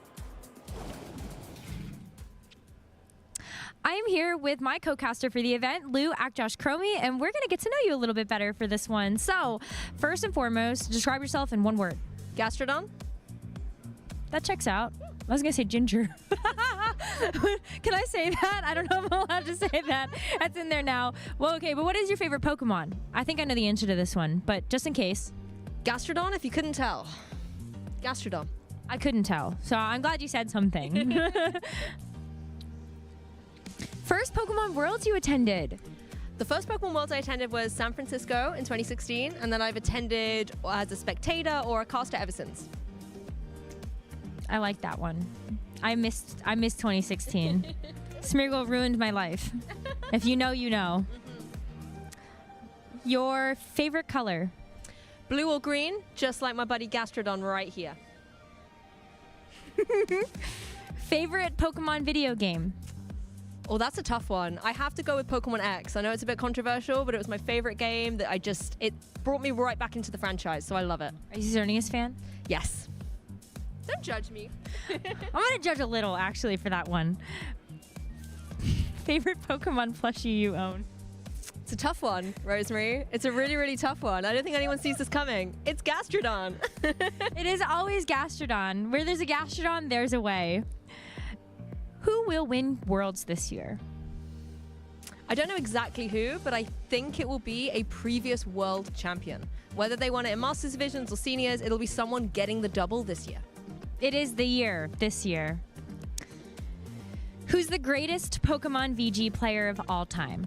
Wolfie Glick, hands down. He's won one of everything, whether it's an international, worlds, Players Cup, national, regional, he's won it all. Well, thank you so much, Lou. It was great getting to know you a little bit better. If I didn't know all these answers already, that's a problem. Anyway.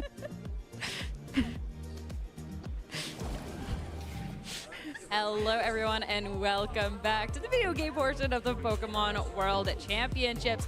Sierra, Dawn, and Lee Provost here. So honored to be here. This has been such an amazing event so far. We kicked off with an amazing match number 1. I can't be more pumped. Yeah, incredible way for us to start all of the events this weekend with Shohei, Adam. And what an incredible way, with the Shadow Rider Calyrex kind of going up against each other, and Adam coming out on top from that one. Unexpected a little bit, because going up against the previous year's world champion in an incredible way. Like I say, to kick us off, and we're only just beginning, Sierra. Oh, 100%. We have the top trainers from around the world, and the competition's only going to get more electrifying throughout the day, so make sure you tune into every single match. I'm so excited for this next one as well. I don't know when we can start spoiling it, but I know that every single match is just going to be an absolute ride. Yeah, it's going to be electrifying, to say the least. If your pickup, we're throwing down here, but I really like that segment that we got to have with the lounge with Joe Brown and with Scott. talking about like the call for World in these past moments, because it is really cool to see that history is made throughout each one of these World Championships, and a really cool thing to just be able to reflect upon, especially too being able to watch those trainers as they keep journeying forward to try and return to that that glory, to rehave that moment, and being able to keep in tune with those World Champions throughout these matches is just so nice. Yeah, and I think one of the things, the beauty about Hawaii this year is you kind of look out into the field and you've got a lot of players. We've talked about it. They're returning to Hawaii, you know, from that time when it was here back in 2012. So it's a really great thing to be able to kind of witness throughout this weekend. And one of the most historic moments, and I know my first introduction to VGC was that Station Park moment with the Pachirisu. Yeah. So being able to have Station Park versus Aaron Zhang for our next matchup of the day has to be just one of the best ways. I still can't believe this is a match we get to cast. I know, what did we do to deserve this? 100%. This is, I mean, here's some of the normal matches that we've got for you guys going into this next round. This is round 2 of the World Championships, but that one that we will be streaming, we're all excited about. Aaron Zhang against Sejun Park. What an incredible match for us to feature. And with the best players here competing, looking at these other notable matches as well, this is some high quality matches. We knew that we had to see Station Park, this Pachirisu, we had to see Aaron on this big stage, but there's so many great matches that honestly, each one of these would have been so much fun to watch. And I really hope we get to see them later. Yeah, and I mean, one of the notable ones for myself, obviously from the European circuit, we've got Marco Silva versus Simone Sanvito, 2 very established Italian players going head-to-head. And you know, I think every round that you're going to look at throughout this World Championships, you're going to see this sort of matchup. You've got Chipper Cross against Judy Alzarelli, who was also the finalist from that 2014 World Championship. So some absolutely amazing games every single round, but I feel like we've got an absolutely special one this next one. You know, Jody is like counting his lucky stars that it wasn't him playing against Sejun. Well, that would have been the one, wouldn't it? Jody Sejun, that repeat of the 2014 final. We're not going to lie, we were kind of keeping our fingers crossed, but I think we got just as good a match. Oh, 100%. Being able to see Aaron compete on this big stage again, of course. We selfishly have him on the caster desk a little too much, but being able to see the work that he's put in and being able to show what he's got against some of the best is definitely a ride. And I'm really glad that this is the match that we get to have here. I know everyone, as soon as parents would have, everyone is clamoring for this one too, so it works out. Yeah, it was kind of hard to not say that was the one that we were going to feature. It was pretty obvious. I think sometimes when the pairings come out, there is that one standout game, and that was definitely it. So keeping a lid on it was going to be a little bit harder. So I'm pleased we were able to discuss it before we jump into the actual action and kind of hype up the match. Not that it needs hyping up in any sort of way, shape, or form. I think what's really interesting too, while we wait for the players to get ready before we start diving into teams and stuff, is I feel like, I mean, I already said my first introduction to the video game was watching Sejun Run's Pachirisu run. So being able to then team now is amazing, but also for a lot of other people, Aaron Zhang being able to go through and showcase these battles and stuff, I think is a lot of ways that other people who are maybe wanting to get interested hopped into it. So this being like 2 people that it was their first introduction to VGC, to then be able to witness them, I think it's just a really, really cool thing. Yeah, and really interesting that you go back a year before that 2024 World Championships. You go back to 2013 in Vancouver, and you had Aaron going top 4 at that event, as well as Sejun. So they both were top 4 finishers at that World Championships. And then obviously the story unfolds from there. We've seen both of them have a lot of success since then in the VG format, and them going up against each other here is a real treat for us at the 2024 World Championships. I still can't believe it, but here we are. Especially too, I mean, this is just 2 great players, great caliber. But what is the coolest thing is the return of the Pachirisu, the 10th anniversary of the win, that moment, the call, and to bring Pachirisu out to the World Championships once again in a very different era of the video game. When you have all of these big bad Pokemon threats, I think is really, really awesome. And I think a really cool call going into this as well. That was the thing. Last time Sejun had the Pachirisu, it was a call into a specific metagame, and to be able to see that we're in a spot that's kind of similar for it to work is amazing. Yeah, I really love the Pachirisu, and the more you think about that Pokemon, like Joe mentioned throughout the kind of the lounge segment, where it made sense, it fit the puzzle, it solved the problem for Sejun back in 2014, kind of does a lot of the same things coming into this format as well, and those big threats that we are seeing. Of course, we have to talk about what Aaron's running, and this team, I didn't think that I was going to see as much Entei out on the field as we have, but Aaron deciding to bring that one paired out with the Zamazenta. Zamazenta's been a Pokemon that we have seen great success with, being able to take down regional champions. So this is a really, really cool choice and a really just strong 6 overall. We get the Grimmsnarl with the screens as well. Make sure there's a little bit more longevity to your Pokemon. Yeah, he's got some nice speed control option there with the Flutter Mane, the booster energy there, so you're going to have that inevitable speed boost when it does come out onto the field. You've got the Icy Wind to support other things on the field like that Zamazenta that is fast, but not quite as fast as some of the other speedier restricteds in the format. Then you've got that Chen Pao that's got that sort of rune ability. That's really going to bolster the attacking power of not only the Rillaboom there, that's probably more of a support option, but it does have that offensive outlet. But you've got the Entei there as well, choice band item to do some destructive damage on the field, and then that Zamazenta, which has got the Wide Guard, so it's got that supporting feature as well, so any spread moves coming out, maybe looking at that Miraidon and Sejan's side, the discharge could be quite threatening, but you've got the Heavy Slam, you've got the Body Press, all boosted by that sort of rune, and then the bolstering part of the team comes back to that Grimmsnarl with those screens, with that Taunt, real good supportive outlet there, and I think something that Aaron's probably going to lean on quite heavily in this match to allow those physical threats to do the job that he needs them to do. For Aaron, this moment has to be absolutely massive. 10th time qualifying for the World Championships. First time competing since 2017. So to be back here at this moment has got to be incredible. This team's well constructed. Still have got to it. see if it can take down this Pachirisu and Asian Arcs team. The Miraidon's a Pokemon that right away, it was the first Regulation G event, is able to take down. But we've got to see a couple of different looks. I think the Terra Fairy is kind of what we went through at the gate. We kind of swapped it around. Terra Electric, wow, this is doing power. But now going back for both a defensive and an offensive option, considering you're able to have that Dazzling Gleam, something that can hit quite well into other things, and it's not dropping that special attack in something like that Draco Meteor would. Yeah, and I think the one thing that I mentioned there for the Wide Guard potentially that Aaron might be looking out for on that Miraidon is the discharge, but you can see here it's not there. Opting for other options, taking advantage of that Fairy Terrestrialization with the Dazzling Gleam, that's going to be boosted. You've got that Draco Meteor that's going to be very nice into that Zamazenta if Aaron does decide to terrestrialize the Zamazenta and go into that Dragon type, because then you've got a way to hit it for super effective damage, ignore any of those defense boosts, and you've just got to worry about how you deal with those light screen support from something like the Grimmsnarl. But you look at the other options that Sejan's got, the Pachirisu, got the Follow Me, they're going to be able to support big, the big techs on that team, like the Miraidon. And the nice thing is the Iron Hands here, a bit different from what we've seen. Clear Amulet here, where it does have that immunity to any sort of stat drops, any Intimidate that could come out onto it. And it's also got the Swords Dance. I think that pairs nicely with that Pachirisu, where you can go for the Follow Me, and then you can go for that Swords Dance. And that thing with the Quark Drive, when the Electric Train's on the field, will become very threatening very quickly. Well, even just the move choice on the Iron Hands, the only real move that it has being this low kick instead of this drain punch. So low kick being able to do more damage based on how heavy the Pokemon is on your opponent's end. And that's something that, yeah, we've got some big beefy Pokemon out there. So that's an adaptation that's been a little bit more recent.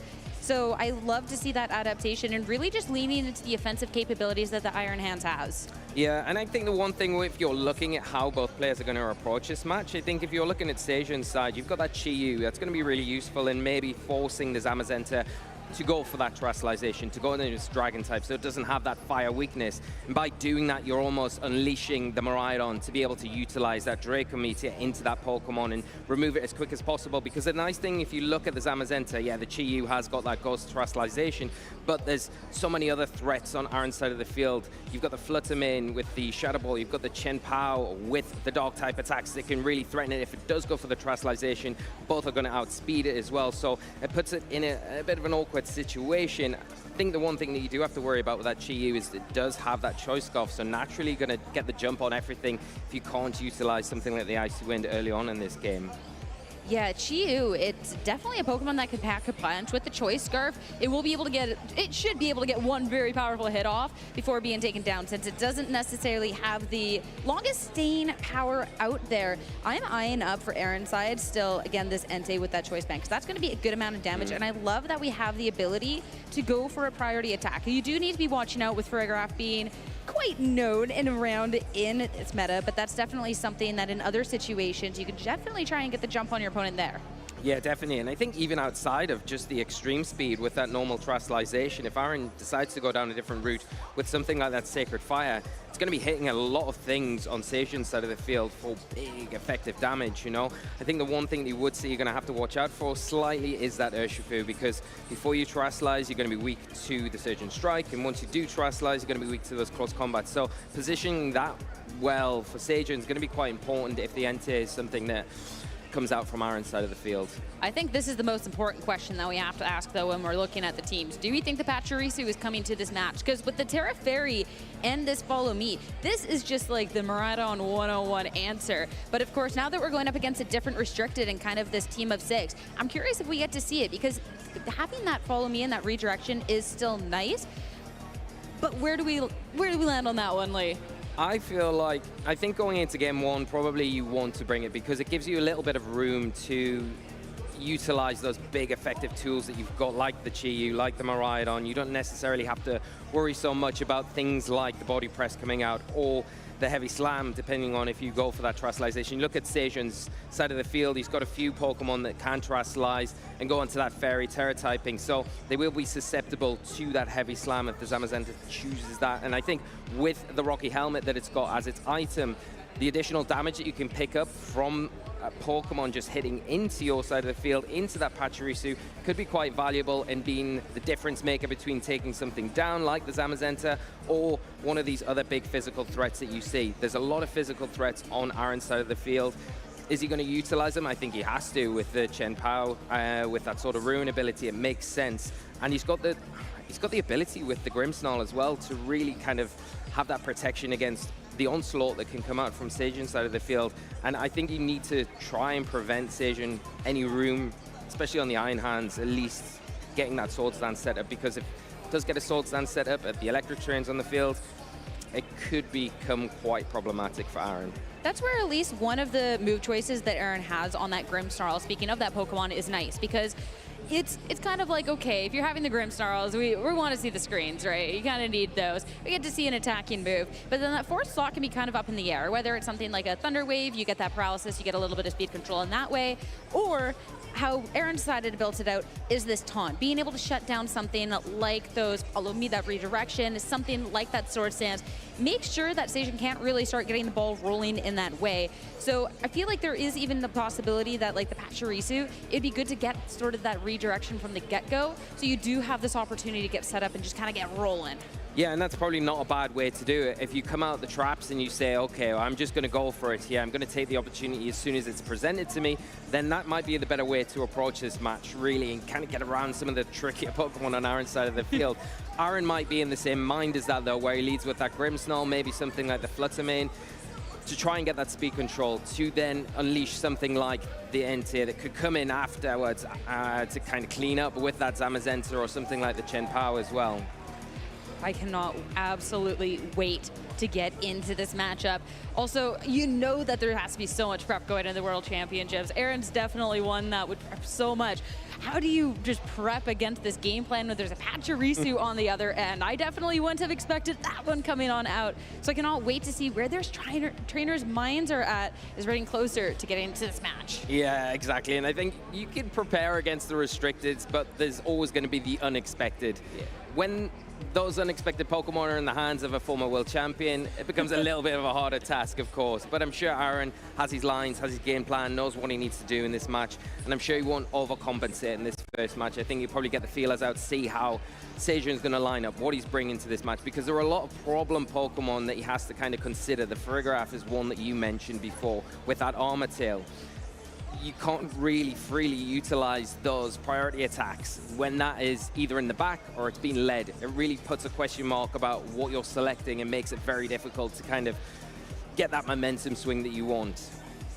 Well, it is time, trainers. Let's get excited and let's start getting into this match here. Round 2 of the Pokemon World Championships. Aaron Zhang going up against Seijin Park. Out the gate right away, Miraidon restricted next to Chi-Yu, as we get to see restricted from Aaron coming out as well. The Zamazenta next to that Rillaboom. Rillaboom hitting the field here is fantastic, because right away you're going to get this opportunity to, right over the terrain, to have that grassy terrain out instead. Yeah, it's a really nice play here from Aaron, having that fake out here to disrupt either of these Pokemon on Seijin's side of the field. The argument is, which one do you choose to fake out, and do you commit to that? Because is there a Farigiraf in the back? If you go for that fake out, then the Farigiraf switching in, it's going to be a wasted turn, and you kind of want to avoid that. The other thing is the Chi-Yu has that Ghost Terastallization, so it could commit the Terastallization there to get some, you know, a Heat Wave, an Overheat onto these two Fire Weak Pokemon. So lots for Aaron to consider here. And it's really one of those turns where Seijin feels like with these choice Pokemon out in the field, he's got a lot more offensive pressure going into this turn. Right away, Rillaboom's not going to be sticking around for a fake out. We're going to see the swap and a little bit of what Aaron has in the back here for the team. And it's going to be this Entei. Terastallization is going to be the way to kick off this match right from the get-go, and we're going to be eyeing up the Chi-Yu. So instead of that Terra Fairy on the Miraidon, making sure that, hey, if there is a fake out that was coming this way, would do absolutely nothing. Yeah, the one thing that you could say that Seijin could do is maybe go for that Heat Wave and then a Draco Meteor into the Zamazenta. It covers a Terastallization, but we just see a Protect come out from that side of the field, and a big overheat here into the Entei, and they're doing massive damage for a resisted attack as well. Yeah, considering it's an Entei, that is a lot of damage from the overheat. Of course, you are going to have that special attack drop, so that's going to be something that the Chi-Yu might be eyeing up his swap sooner rather than later. Yeah, I think getting it off the field as soon as possible, but you might want to keep it out now just to try and get some additional damage onto that Zamazenta that's on Aaron's side of the field. Nice Protect there to get around any damage, but Entei coming in, taking a lot of damage unnecessarily, and in a pretty awkward position as well now, because if the Volt Switch comes out from the Miraidon, you've got to think that that's probably in range of going down. So do you switch back into the Rillaboom to kind of soak that up, have that fake out once again to support the Zamazenta? But if you're doing that, you're leaving that Zamazenta kind of open here. You know that the Draco Meteor is not a threat though, so Aaron does have the option here to maybe go for that Dragon Terastallization, get some, you know, body slam damage into that Miraidon, start chipping away from his side of the field. Oh, I think that's what we might just see here, as we're going to be pressing the go button on Aaron's side of the field as well. Zamazenta, that Terra Dragon. Terra Dragon is always such a cool defensive Terastallization, considering against this Fire, Water, Grass core, it's going to be resisted. Does mean that later on you could be susceptible to that Miraidon, but for now you know you are good, and this overheat targeted into is going to be doing negligible damage. Yeah, it's a really nice defensive Terastallization here from Aaron, and knowing what the moves were locked into from the Miraidon and the Chi-Yu, had a free time doing that. You do see that Volt Switch into the Entei, does take it down, doing enough damage, and then that Miraidon going to be in the back for later on. Seijin can utilize that once this Chi-Yu has done the work that he needs to. Not really getting much use out of it now, and the Zamazenta has to take a turn. Where does it go? Probably that Body Slam into what was that Miraidon slot. Yeah, this will be our first opportunity to see what else Seijin has brought to this match. Curious what it is. The Farigiraf that you called out could be a great one, considering it is something a little bit more on that defensive end. I am still personally hoping on Hatchy, but there is still a lot of really strong Pokemon that he can have. Even something like this Iron Hand could be great. Time to see what it is, though. It will be that Farigiraf, so no priority. But that's a lot of damage still. Yeah, that's a huge amount of damage there. And because normally with the electric terrain set up, you would have that electric seed activated, you'd probably take that attack a lot better. But fortunately for Aaron, he's just positioning these pieces very well. See the grassy terrain on the field, the Rillaboom now in the back. And he's got the ability to bring that in just to get rid of that electric terrain whenever he chooses to. I think if you're Seijin, you've got to try and get that Miraidon back onto the field and threaten the Zamazenta with a Draco Meteor, because of now that Dragon Terra type, and you've got to try and get that Chi-Yu off the field as well, because really it's not very effective at all. It's launched 2 attacks out. It's going to be -4 special attack now, so you want to remove that off the field. This could be an opening for Aaron to maybe fish for either a knockout onto the Farigiraf with that body press into that slot, or double target down into the Chi-Yu, expecting maybe something like the Miraidon to come back onto the field. I definitely wouldn't hate getting rid of the Farigiraf. Having that helping hand to be able to enable your partner Pokemon is not fun, or even the foul plays, considering Aaron really only has Pokemon that are like attack heavy. That's something that can do a decent little amount of damage. And if you get rid of that Farigiraf, you do unlock that ability for your own priority. And when you have this Chien-Pao with this Sucker Punch, when you have this Rillaboom with that Grassy Glide, it's something that can start picking off those KOs a little bit later on, especially too if that Chi-Yu comes in fresh later, having already Terraslized Ghost type. It would not appreciate a Sucker Punch. Yeah, it's a really good note there to make, especially when that Chi-Yu comes back in. You remove that Iron Tail, you're freed up with that Sucker Punch to deal with that way more effectively. But here it is, the Pachirisu out onto the field, taking a big critical hit throat chop though for its trouble. That is going to be the focus has broken with the Rocky Helmet recoil on that swap in. Farigiraf, it's going to be going down. So now Station gets a free swap into something else.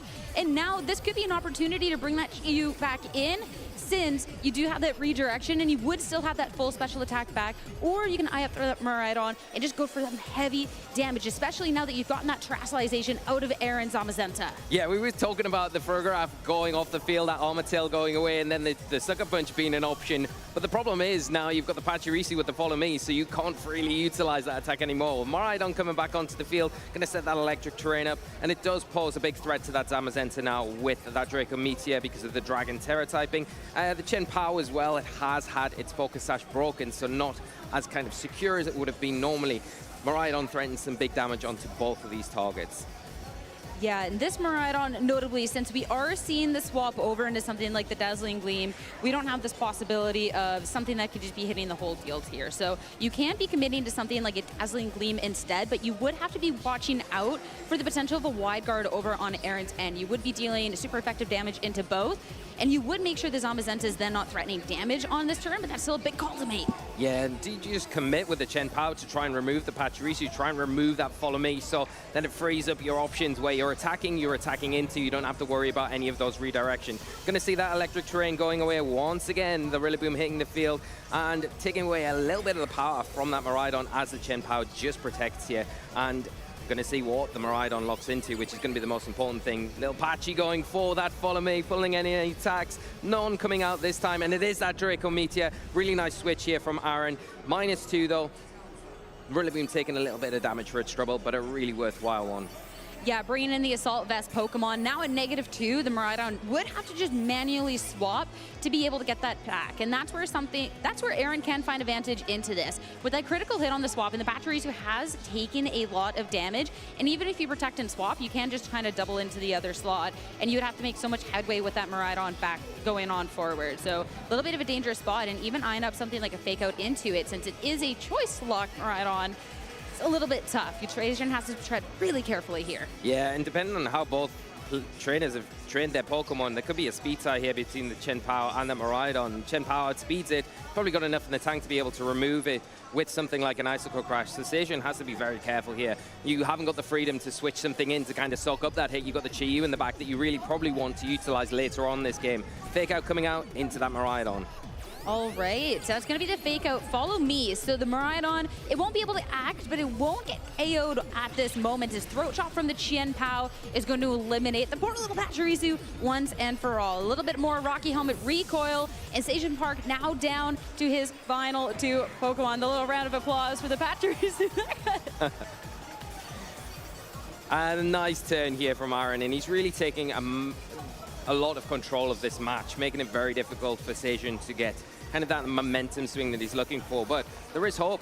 The Chi-Yu coming back onto the field, it is pretty healthy. Of course, now doesn't have that support network of that Follow Me, the Farigiraf, so it is going to be susceptible to that Sucker Punch, and it's pretty easy for Aaron now to just say, okay, locking in Sucker Punch into that Chi-Yu, that's probably enough to pick up the knockout. Miraidon, it's down to -2 now. The Draco Meteor is probably not going to get the Rillaboom, so you're pretty safe going for something like a U-turn into that slot to allow a free switch into the Zamazenta the next turn. Once you've dealt with the Chi-Yu, you've got a pretty easy route to being able to deal with that Miraidon, which would be down to -4 with that Zamazenta. Make it official. Sucker Punch. Chi-Yu is down for the count. And only 1 Pokemon remaining here in this game. 1 between these 2 trainers. All down this -2 special attack Miraidon. Grassy Glide is just going to be that little bit of chip, not very effective, but slowly but surely. And as well, the Draco Meteor miss, if it wasn't completely sealed from that moment, well, it sure is now. Yeah, definitely. That seals the deal, I think, for Aaron. But so well played. Aaron has just controlled this match from the get-go, really, with these well-timed terrestrialization, making it very difficult for Seijun to get kind of any foothold in this game. The Sucker Punch there can be enough for Aaron to go 1-0 up in this round 2 set. Really, really well played. And we talked at the beginning of the match about how for maybe a window of opportunity for victory, Seijun to get the Terra out of Aaron could be where he find advantage. But we didn't necessarily talk too much about Aaron being able to get that terrestrialization out of Seijun. That was a very first turn terrestrialization from that Chi-Yu to make sure that it wouldn't get hit by a fake out. It's choice item locked, it can't protect. All of a sudden, it's Terra Ghost. The Fake-Out didn't even go towards that slot. And it's a Chi-Yu that's just absolutely done for later in the match once Aaron was able to do due diligence, get rid of things like the Farigiraf. Yeah, and it was a really big, hard commit as well from the Chi that kind of cost him. And then as we're seeing now, the Pachirisu coming onto the field, not timed as well as probably what Seijun would have liked. Aaron really capitalizing there with that big throw chop and making it way less useful than it would normally be, coming in at full health to support those Pokemon with that Rocky Helmet, with that Follow Me. I think where it's a little bit tough too is when I'm looking at the move selection by Seijun and these choice locked Pokemon. Overheat on the first turn, a lot of damage, but it was into this Entei swap, so the Entei sticks around for a little bit, and you're now at -2. When we got to see the Miraidon hit the field later on, it was the Draco Meteor that all of a sudden puts it at -2. And if you're constantly swapping and Aaron's just doing consistent damage to those swap-ins, like with Pachirisu when the Farigiraf swapped in, well then Seijun, I mean, you can't constantly be swapping. You eventually need to attack, but if your own special attack is constantly getting lowered, it's not gonna help you go too much. So even if we do stick with kind of the same Pokemon going into this, I'd maybe like to see maybe different move selection. If you're already not getting the KOs with these moves, pick something that you can just spam over and over. Yeah, I think you make a good point because that's it. It's like the high risk, high reward with those moves like the Draco Meteor, like the Overheat, where it does have those big drawbacks of lowering your overall attack power when you're using it subsequent turns. And that's what really cost Seijun because it forced him into a position where he had to switch out. And Aaron really capitalized in those moments where he was punishing Seijun, having to switch those Pokemon out to try and get them back and readjust that board for later in the game. Aaron just not giving him a foot in and really keeping the pressure going. So maybe we do see something different as we get into this game 2. All right, from the get-go, Farigiraf's going to be leading the charge, so no potential priority option coming out from Aaron. So Sucker Punch off of the table. A little swap up from as well. We saw the Rillaboom led from the get-go last time. Now it's going to be Qianpao next to that Zamazenta. Of course, the Zamazenta can start in huge damage here and does get that defense raise for later on in the match when we see Seijun kind of swap Pokemon around. Maybe a swap could be a great thing to overwrite some terrain at this point, but Aaron definitely has options. Yeah, a lot of options here, and I think not leading with the Rillaboom is really smart because it gives you that flexibility now where you have got the choice to just preserve that Focus Sash on the Qianpao if you'd like to, switch that out, get the Rillaboom on the field, weaken that Miraidon, and then go after that Farigiraf, which could be a real problem the longer it sticks around. It really would limit what you're able to do with some of these Pokemon if you have got the Entei in the back and the Qianpao. If you're wanting to use those priority moves later on in this game, then getting rid of that Pokemon is probably the first point of call for Aaron. So maybe going after it now would be very useful. The one thing you would say different about that game 1 is that it has had that Psychic, the Electric Seed activated, so the Farigiraf's defense will be a lot better. Going to be able to take those and the body presses much better than it did in that first game. It will, but that's where the Sword of Ruin from the Qianpao is definitely going to try and counteract that just a little bit, and the super effective hit is making that Electric Seed look not that great, taking it down to already half health. Big hit coming out from the Miraidon. It's not going to completely eliminate the Zamazenta. That's a hefty amount of damage, and I love the Volt Switch instead because you get this damage, but now an opportunity to pivot and bring something else in. Yeah, it's a nice play from Seijun. You're preserving the Miraidon for a little bit later, trying to get some utility out of this Farigiraf here. You've got the Armor Tail active, so preventing that Sucker Punch. But I like the play from Aaron. I think it's very brave. He's not really worried about getting knocked out with either of these Pokemon on the field. He's got the Focus Sash and the Chien-Pao. He's got the Zamazenta there. It's a pretty well defensive Pokemon. And utilizing these two to remove that big threat where you would imagine, yeah, body press into that slot, removing it, taking it off the table. Even if Farigiraf is going down on this turn, the Miraidon going out, you get that good amount of damage and you bring the Chi-Yu in. If you bring the Miraidon back in at this point, well, we just talked about the Sword of Ruin. Well, let's talk about this Chi-Yu and that Beads of Ruin. Those two Pokemon are going to be dealing a lot of damage, and with that Choice Scarf on that Chi-Yu, would have access to spread damage attacks. That's where Aaron then has to play that game of, do I commit to this wide guard or not? But that could be a lot of damage. It won't even be the Miraidon this turn. The Pachirisu has returned. Yeah, coming onto the field, going to have utility in that Follow Me, just giving that protection that the Chi-Yu needs, because then it means that you don't need to commit to that terrestrialization. You keep that Dark and Fire typing, because the Chien-Pao is not really threatening you too much. There's no Sacred Sword on that side of the field. And the big threat from that body press, you can pull into the Pachirisu, you can get some good damage and fire back with a Heat Wave, which is going to do super effective damage, probably pick up the Zamazenta and take that Chien-Pao down to its Sash. Also makes it difficult to bring the Rillaboom onto the field in this situation, so really nice play from Sajin, kind of putting that pressure a little bit further onto Aaron to make some sort of decision here. What's at least nice from Aaron, with having so many Pokemon that can protect, he can go and protect both of his Pokemon on this turn and scout out what this Chi-Yu wants to do and what it locks into. If it was a Heat Wave, you could have clicked Wide Guard the next time around, but instead, now you got that confirmation, it is the Overheat. The Pachirisu, an attempt on the offense here, Super Fang hitting into the Protect. Now that your choice locked, play around that a little bit, but at the same time, an Overheat can do a lot, and the Zamazenta would surely fall. Yeah, definitely fall, but you probably you know, the one thing is it's so low health at this point. Do you say, okay, well, I'm going to sacrifice my Zamazenta. I've got two Pokemon in the back. They can come in and maybe do a decent job, or do you preserve that Zamazenta, maybe switch it out and try and get some decent damage with that Chien-Pao onto the Pachirisu, onto that Chi-Yu. Problem doing that, if you go into the Pachirisu, you're inevitably breaking your Focus Sash because it has got the Rocky Helmet, so it does make it a little bit awkward. The way that Sejun is kind of positioning these Pokemon right now, making it very difficult for Aaron to kind of get that momentum swing or that control that he had in that game one. So really well adjusted from Sejun. It's going to be the Follow Me coming on out. No Terra, but redirecting all of the hits, being the center of attention as if it wasn't already, as Overheat from Chi-Yu hitting into the Chien-Pao. Going to be bringing it right down to Sash. Now this Pachirisu is going to be taking a barrage of hits coming on out from both of these Pokemon, starting off with this Icicle Crash. Good chunk of damage, bringing it just down below half. The body press is going to be finishing it off. Critical hit.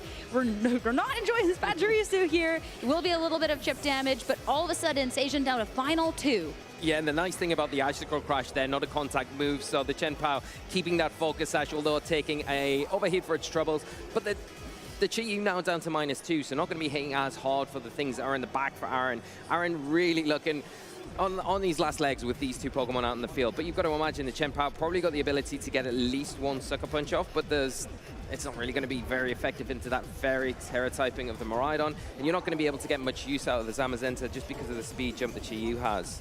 And even here, you don't have to get too far ahead of yourself if you don't want to. We do have the possibility, since you know it is Choice out on the other end, to go ahead with the Double Protect and just get that confirmation. The Miraidon, since we do have the Dazzling Gleam, it can go for these spread damage attacks as well, and you definitely don't want to be disrespectful of that.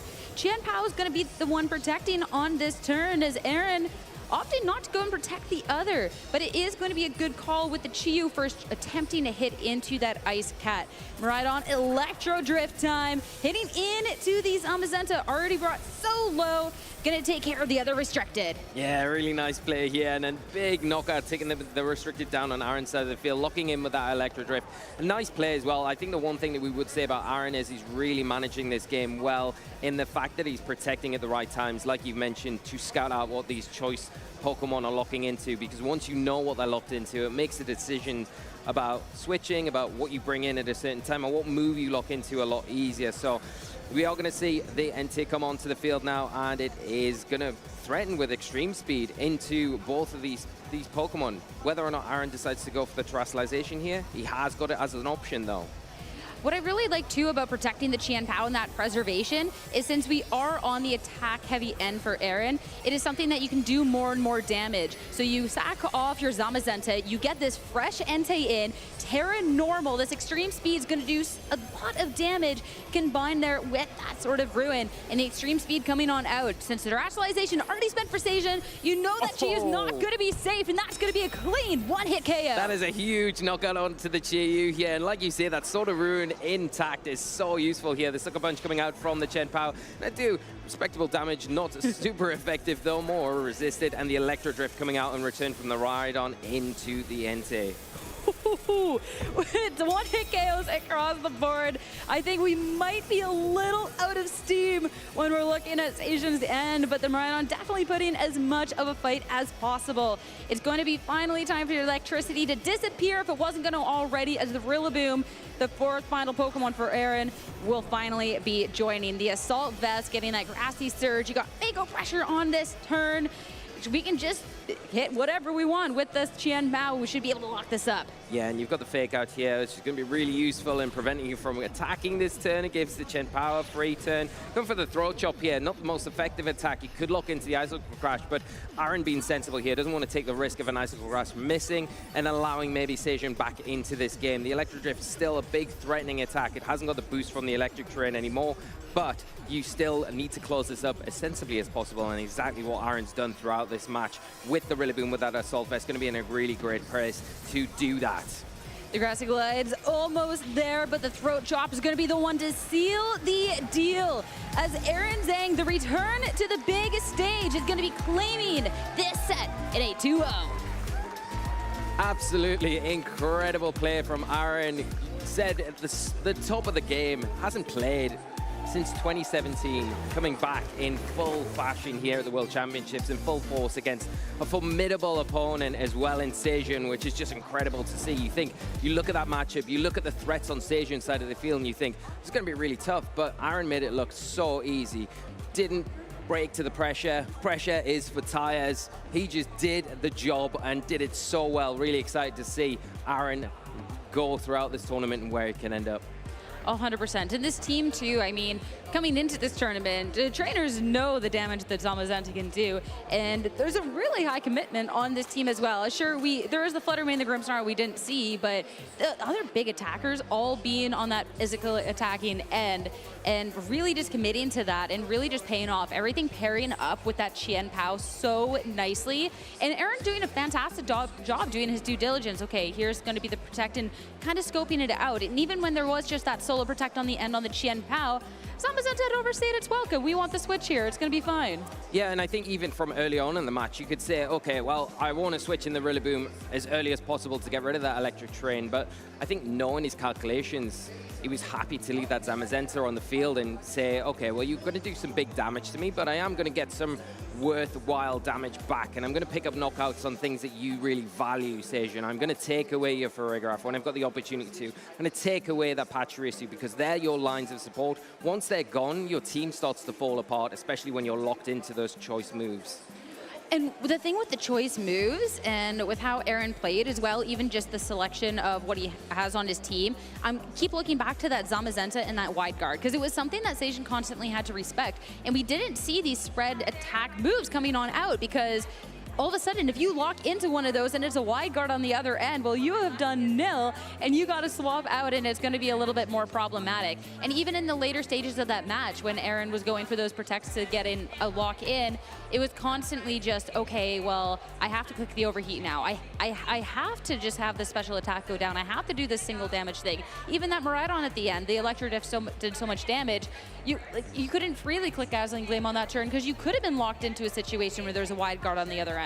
Yeah, and I think that's what was probably always going through Seijun's head there, where the wide guard was always a threat, and I think it's one of those moves, it's very useful when it's actually used, but it's also one of those moves that when your opponent knows it's there, it causes all of these mind games, and you think, all right, well, you're forcing me to go down this road because I can't lock in and I can't commit to the possibility of this getting no return here. So like you say, really good choice. I think the outline there was when you made such a good call in that point where Aaron protected that Chen Pao, ready for that NT to come onto the field, terrestrialize, and just remove that Chi so easily with that extreme speed. And although it went down that turn, I think Aaron was super fine with it because then he's got the Rillaboom to come in and we saw how the match closed up. So, yeah.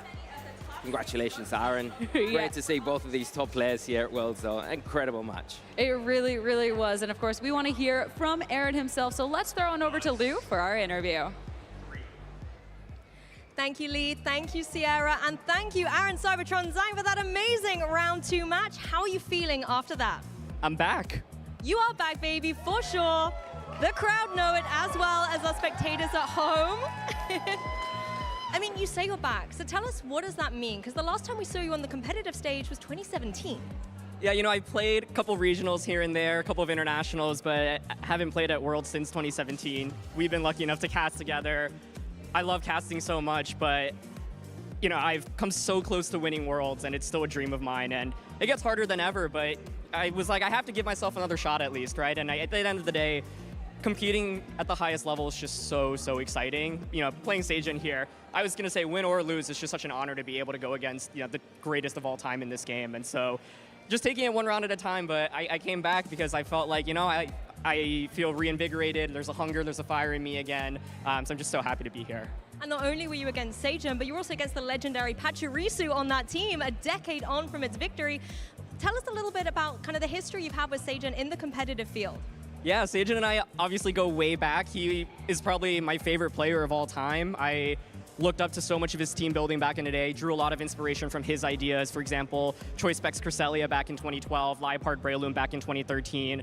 And I've had a lot of success, especially thanks to his creative team building. And so it was such an honor to fight against him. We actually almost fought in the semis of Worlds in 2013, but Seijun lost to Ryosuke that year. And you know, I've looked up to him for so long. I was really hoping we'd actually play at Worlds in 2014, the year he won. And so I was scared of Pachirisu, no lie, because I played so much against Miraidon, but I've never seen Miraidon with Pachirisu. I didn't know my damage calc super well.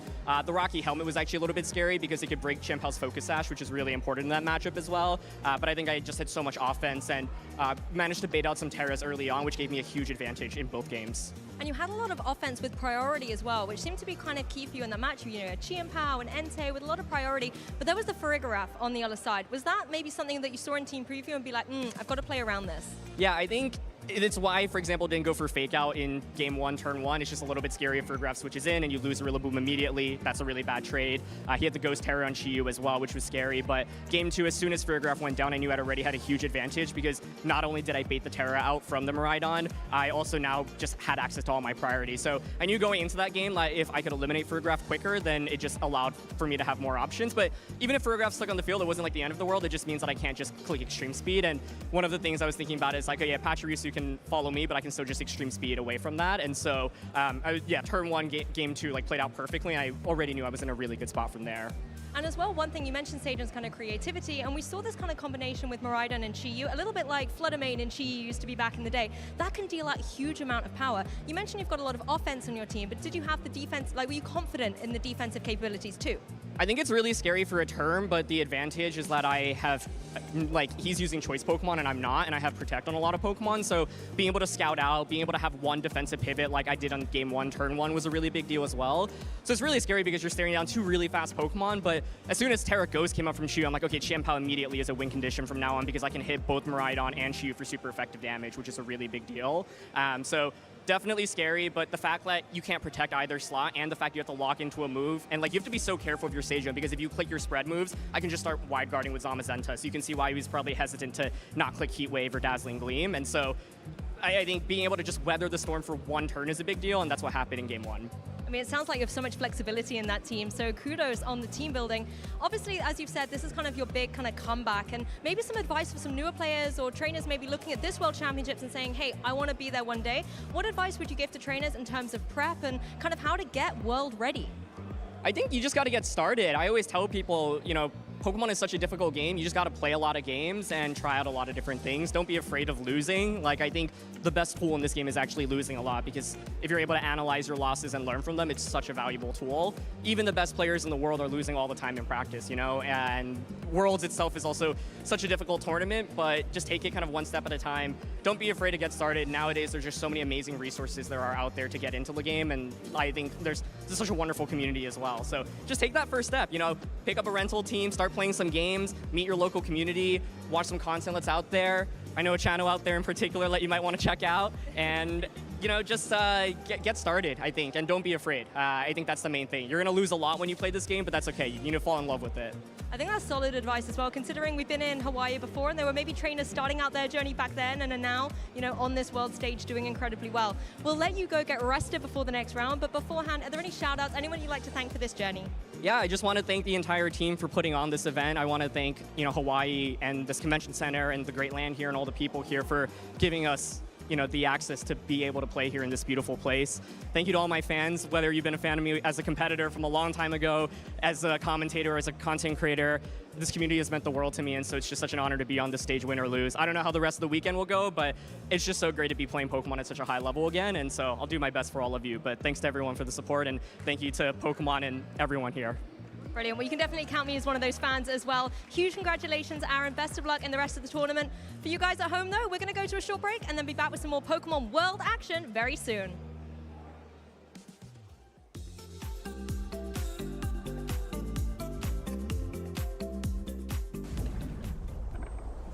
All right, let's get to know VG Casterly. First off, best question, what's your favorite Pokemon? Gotta be Tyranitar. It's the best Pokemon. It's a pretty good one. It's a pretty good one. Second off, describe yourself to everyone in one word. British. He is British. He is British. All right, all right. What was the very first Pokemon Worlds that you attended? 2013 in Vancouver. Good Worlds? One of the best. Yeah, it was awesome. Yeah. I loved Vancouver Worlds. It looked so much fun. All right, favorite color? Yellow. It's a good one. I'm saying good one to all of it. Good answers, good answers. All right. Favorite Pokemon video game you played? Hot Gold, Soul Silver. A classic, a classic. A lot of people agree with that one. All right. Favorite Pokemon plushie that you own? Snorlax. Big Snorlax? It's a good size. It's about the size of my torso. Yeah. Average size Snorlax. All right. Who's going to win Worlds this year? Wolf Glick. Right. And then to follow up, I might know the answer to this one. The great debate. Who's the greatest VG player of all time? Has to be Ray Rizzo. Has to be. Has to be. All right. Thank you so much, y'all. 小川智也です。神奈川県平塚市です。Each round is going to be the final Pokemon left for Robbie. As the Gastrodon, the Arcanine, there's still that fourth in the back. It's going to be the Sylveon, the ticket.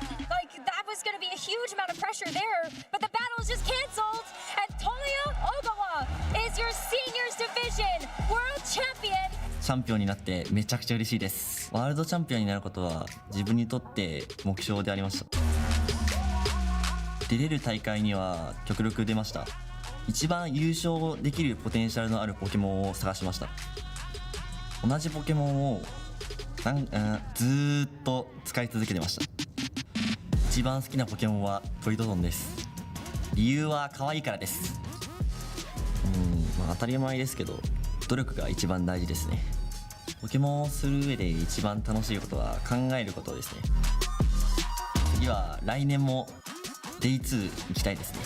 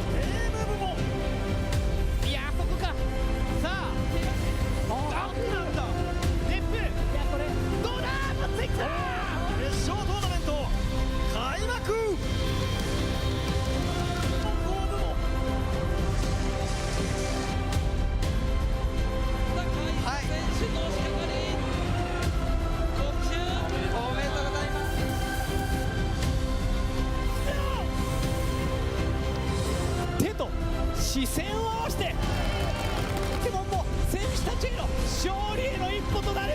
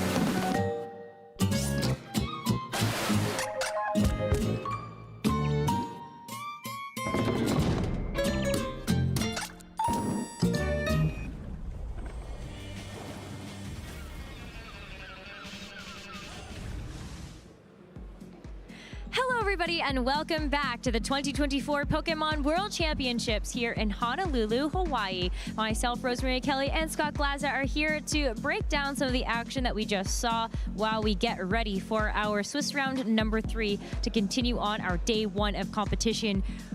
Scott, I think first things first, I cannot believe the star power that we just had in that second match. I mean, that's the World Championships. It's what it's all about. It's what we want, right? We're pretty wild to get that in a round 2, but certainly 2 of the greatest players of all time. 2 players also a good friend, so I'm sure it's in some ways not the matchup they wanted, but also that's why you come to the World Championships, right? To test yourself and get the very best. Absolutely, because there's going to be a ton of players that if you want to be the world champion, you've got to beat, including some previous world champions. Sejin Park, just one of the several players that we have in the field here that have already claimed that world championship title.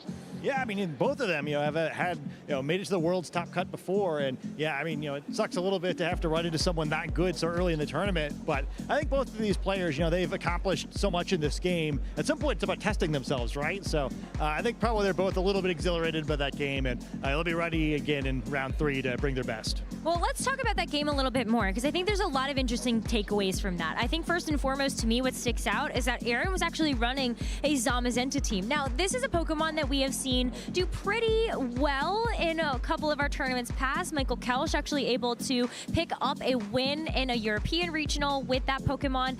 Similar team, almost I think the same team as what Michael Zhang ran in a previous team as well. So very interesting to see the Zamazenta back. Yeah, I really like the team choice for Aaron. It's interesting, first of all, the comp, like as you said, very similar to what we've seen before. I know Aaron tested a bunch of different things and kind of just came to the same conclusions, right? Like, well, this is the comp because it's the best way to run the team. What I really like the most about it is kind of why he selected Zamazenta as his restricted Pokemon, which is just that, he realized that, okay, well, I can try and play these comps that everyone else is prepared for and like play a bunch of mirrors, or I can play something that I think has maybe a more neutral matchup with all of the restricted Pokemon in the format and try and win or lose a little bit more on my own ability instead of relying so much on getting good or bad pairings as I go through the day. And I think for a player of Aaron's skill level, and again, as somebody who's back in the field competing because he wants to prove that he's the very best, I think that makes a lot of sense, right? He wants his fate to be in his own hands, and it's looked really good so far. It really has, especially because I think a lot of the Zamazenta teams are also very balance heavy, so you're really looking at these pieces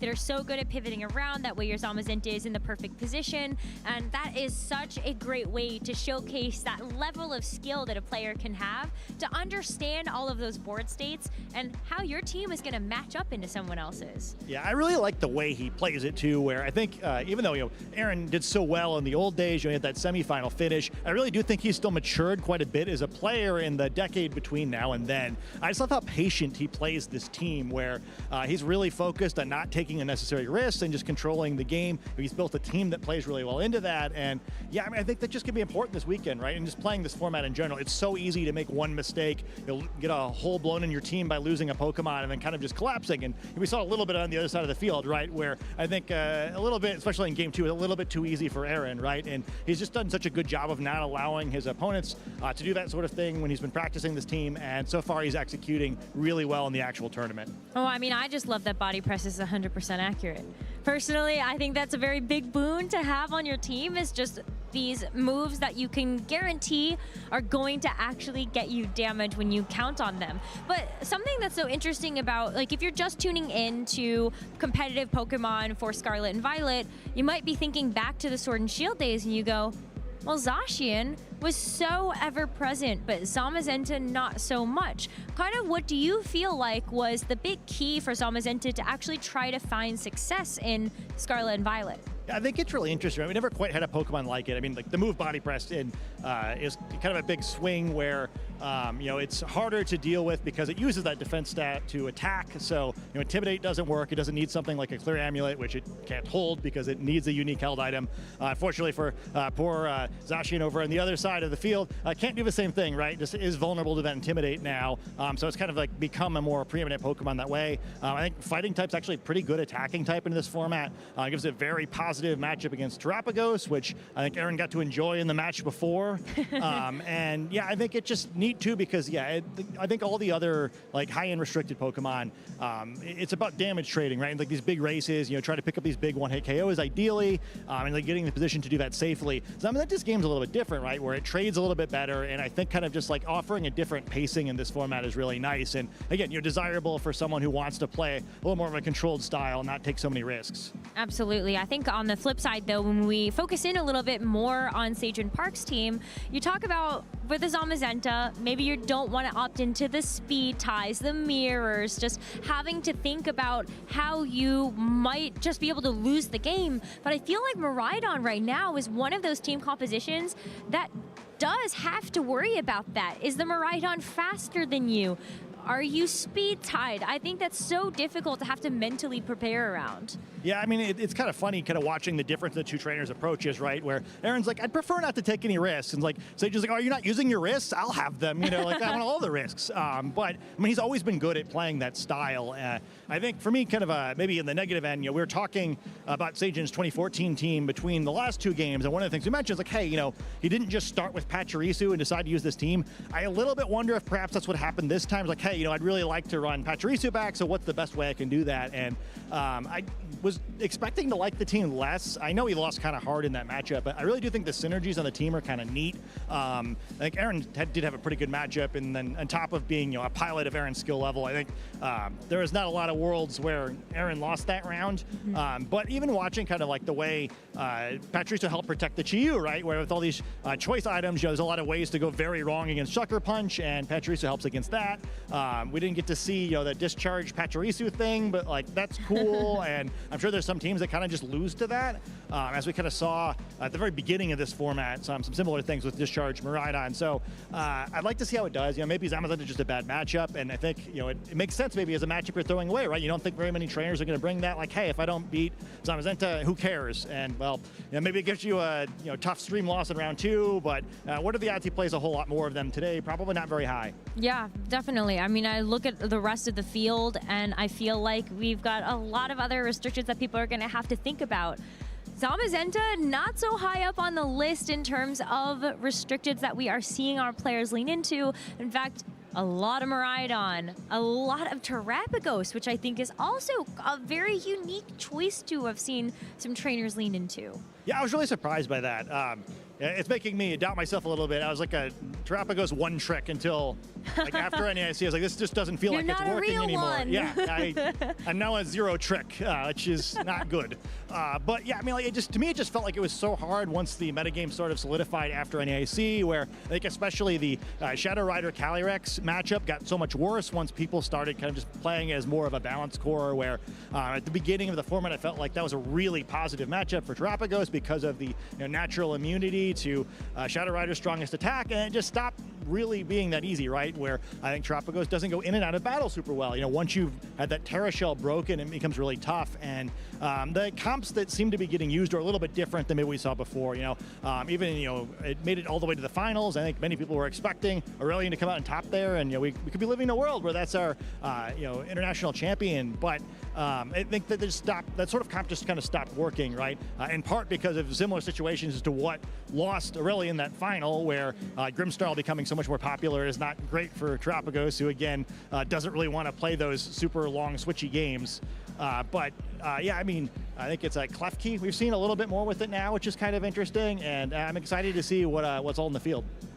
Klefki, what a throwback. Now that I think about it, we've also seen Klefki make a couple of other appearances in the Scarlet and Violet era, so it just could be Klefki's time to shine. I think anything that allows you to have some type of speed control in terms of Thunder Wave is always very good. Having screens is also super phenomenal, as any type of utility like that can really be the big difference maker between your restricted being up and going for the match and maybe your opponent's not. Yeah, and I think it's great too, just being a curveball, right? Where even though like the kit is pretty similar to what Grimstarl brings to a team, the typing's a little bit different, stats are a little bit different. So if an opponent's like, okay, well, I need to be able to beat this comp when Grimsnarl's there, maybe your answer doesn't work as well when it's a similar Pokemon who has a little bit different set of attributes.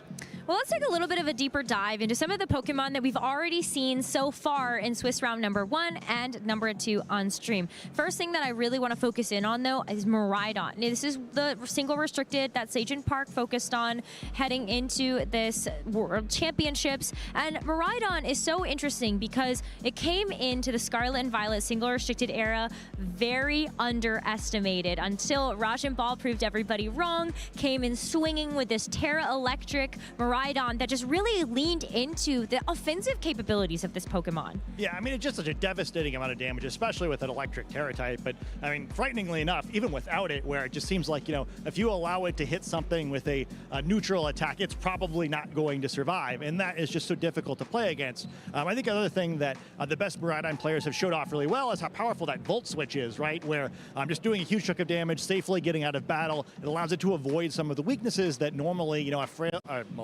air quotes, frail attacking Pokemon has. On top of, sometimes you pair it with the Frigoraph, so you don't have to worry about the priority. Sagen's Pachirisu is actually a pretty clever combination there, right? Where you can imagine a world where that's pretty annoying in the mirror, where you'll have to deal with this redirection Pokemon that heals from electric type attacks.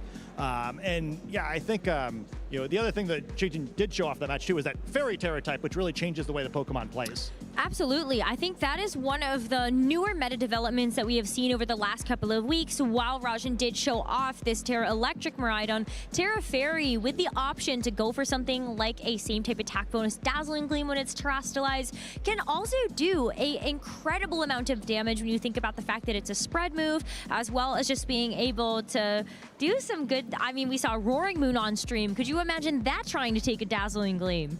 Yeah, I really like it too, where I think it just makes a much safer way for Miraidon to try to close games, right? You know, you spend the beginning of the game kind of whittling down the opponent, use some volt switches, you know, your support Pokemon, you know, do the best they can in this format. Most of them a little offensively challenged, but you know, they're doing what they can to support a Miraidon, and then you close out the game once everything's weakened with this super quick Pokemon that has a spread type attack. I think it also just helps a little bit where, you know, you aren't as miserable against Pokemon that resist electric type attacks. I really like where it's going, and you know, I got to say, while we're on Miraidon too, before we get too far, I do love that Seijin is using this, just in the sense that I believe last year that was the deck he played in the trading card game. Oh, so yes. not only is it the Pachirisu, who's a throwback to his video game championships history, but kind of referencing his trading card game history too. Truly one of the greatest of all time across the Pokemon competitions. Let's not forget that Seijin Park is one of the greatest players of all time, not just in the video game, but because he can also qualify for the World Championships in the trading card game and in Pokemon Unite. It's kind of incredible. He's got the whole like trifecta of Pokemon games. We're just missing Pokemon Go at this point. That would be pretty awesome. Yeah, we need some Pachirisu GBL buffs so that it could be his time. I mean, if you got the Hundo in the game, it could be pretty good, yeah. But, you know, as we take a look at some of the other partners that Seijin did have around this Miraidon, I think it's also pretty safe to say that a lot of Miraidon teams in the World Championships are going to look a lot like what Seijin did bring on his own team. So I think first and foremost, let's take another look at that Farigiraf. Armortail has been so fantastic when it comes down to just being able to block all of those priority attacks. Exhibit A, how Aaron had so many on his team, but we've also seen Farigiraf built in so many different ways outside of the single restricted meta that we've had. We've seen Wolf Glick use Farigiraf a little bit more of like an offensive variant just to be able to do a ton with throat spray attached to it, but you also have Electric Seed now on Miraidon teams that can help boost up that defense. Yeah, I think Farigiraf is like almost mandatory on Miraidon teams, where it really just makes it so much easier to play the Miraidon side without getting chipped down by priority moves until you're ready to try to set up your end game. And it's weird that, you know, I feel like the beginning of last year we just didn't take this Pokemon very seriously, but I would not be surprised at all if we see it in the World Finals for 2 years in a row. It's kind of become the surprising, like, elite, non-legendary Pokemon from this generation.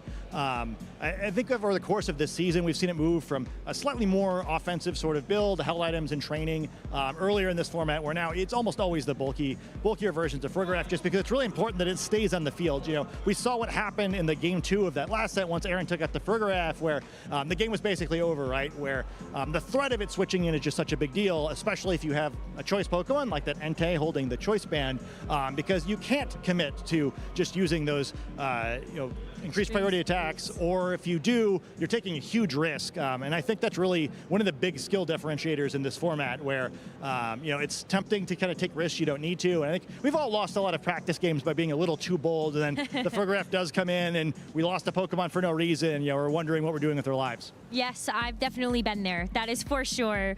I think another thing that we can see is just also Farigiraf, not only just looking at the Terra types, we see like Water, Fairy as good defensive options for Farigiraf. We've also seen Terra Ground. And so that is one of the ways that we've seen like Discharge Miraidon be very popular, knowing that you have another ground option on your team outside of something like an Ursaluna or a Blood Moon Ursaluna. You have that too. Yeah, I mean, it looks kind of fun, right?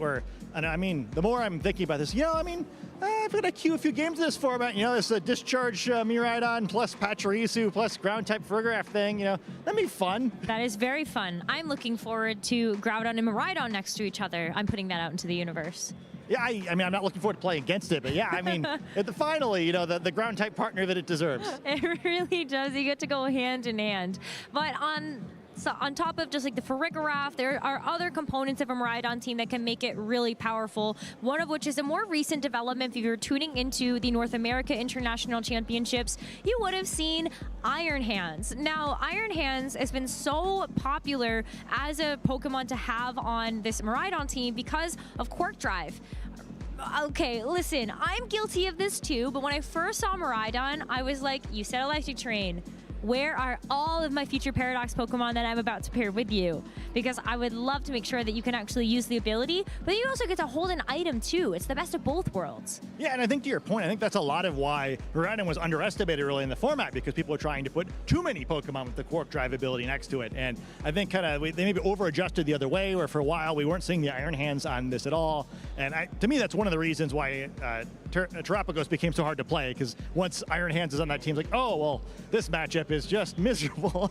And I think it's a fun Pokemon too, right? Where it has some staying power and it's a non-restricted Pokemon that actually does some damage. I think it's been tough for trainers to find too much of that for their teams, and but the mix of the offense and the defense, as well as potentially another source of fake out. We saw a very different version of that from Seijin, where it had the Swords Dance, kind of a throwback that we saw more in last year's World Championships. But I think it's a fun, versatile Pokemon, and it's neat too, where I know a lot of times when the game first came out, I think players were eventually saying, oh, I want this minimum speed Iron Hands, kind of imagining it fighting more like Hariyama, and I don't feel like that really became a thing until this very format. So we're finally getting the slowest Iron Hands around us making their way onto the field. I have seen a couple of Iron Hands, though, that do have some speed training. So if you do have something like a Whimsicott that can set Tailwind, then you know that your Iron Hands can actually hit a couple of speed bumps that'll really make sure that the Iron Hands can be powerful into the right things. Yeah, I love that too, because that's still an advantage you can gain in this format. One of the things that's very different this generation compared to all the previous years of the Video Game World Championships is that the trainers have each other's team sheets, so they know what moves the other Pokemon have. They know their held items, they know their Terra types, they do not know their stats. And I think Pokemon that can realistically run multiple different speed tiers are one of the scariest things to run into in this format, because it's still really easy to make a mistake, even though most of the information is still face up. Yes, I think Open Team Sheet has been also done wonders for the development of the players, the game, but it can definitely be really scary when you see something on the team sheet and you go, oh no, I have to play against this, and now you're almost overthinking it in some ways of hyper-focusing on that one specific thing. I feel like for Miraidon teams, might actually just be looking across the way at a Rillaboom. So let's take a look at that, because we have seen how Rillaboom can really throw a wrench into a lot of these Miraidon teams' plans. You see Miraidon set the electric terrain, that's how it gets the Hadron engine boost to its special attack when it's on that, but then Rillaboom can come in and take it all away. You've got grassy terrain now all of a sudden, your Miraidon just not hitting as powerfully as it could. Yeah, I think Rillaboom is a real serious argument for being the best Pokemon in the format. It just does so many things well. It's really tough to not have it on your team unless you have a bunch of other really great solutions to Miraidon, because it does make that matchup so much easier, both by changing the terrain to reduce Miraidon's damage itself, and then also potentially to weaken that Iron Hands if it's there. Fake out. No team's going to be too upset about having access to that. Grassy Glide for some additional priority. And I think the other thing it does that's just a huge deal is that it's really tough to find Pokemon in this format that can both provide support and also deal meaningful damage. That Woodhammer hurts so much if it has its own terrain up, and getting that from a Pokemon that's not super offensive is really valuable. It does hurt in some ways, where the backfire of using Woodhammer is that you have to take some recoil damage, which when sometimes Pokemon is a game of inches, that can add up to a lot over time. But you're absolutely right. I've even seen some variants alongside of what's on your screen, Assault Vest being the most popular. We've also seen Miracle Seed, so just boosting up the power of those grass type attacks, and even looking at the Thailand national qualifiers, a lot of Choice Band Rillaboom. Yeah, Choice Band is so fun to play. That's another one where I hope we get to see it a little bit over the course of this weekend. But I think both those held items also has a really great advantage in that you're messing with your opponent's knowledge of how much damage Rillaboom's attacks are supposed to do, right? Where I think often these Rillaboom are trained in similar ways. You kind of just get a feel for okay, well, I need my Pokemon to stay this healthy so that I can take Grassy Glide or the Woodhammer, and when suddenly it's doing a little bit more damage, it kind of just throws off your game plans a little bit. You've got to use a little bit different line of attack, and maybe you make some mistakes that normally you wouldn't make. I mean, when I think about Rillaboom attacks or just the damage calculations there, I always kind of assume that there's an Intimidate drop across the way, so I always factor that in when I'm playing Incineroar. But that's why the clear amulet on Shohei Kimura's Rillaboom was so standout.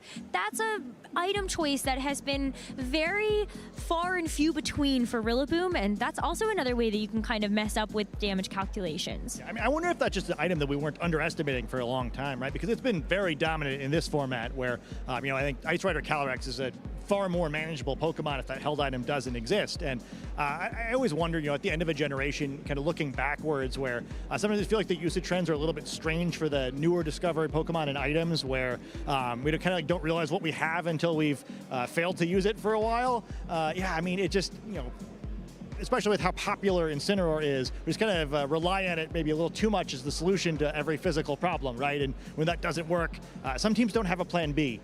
Yeah, it can be very, very tough to do that. But you know what, Scott? I think we did a great job of giving the deep dive with the beach vibe.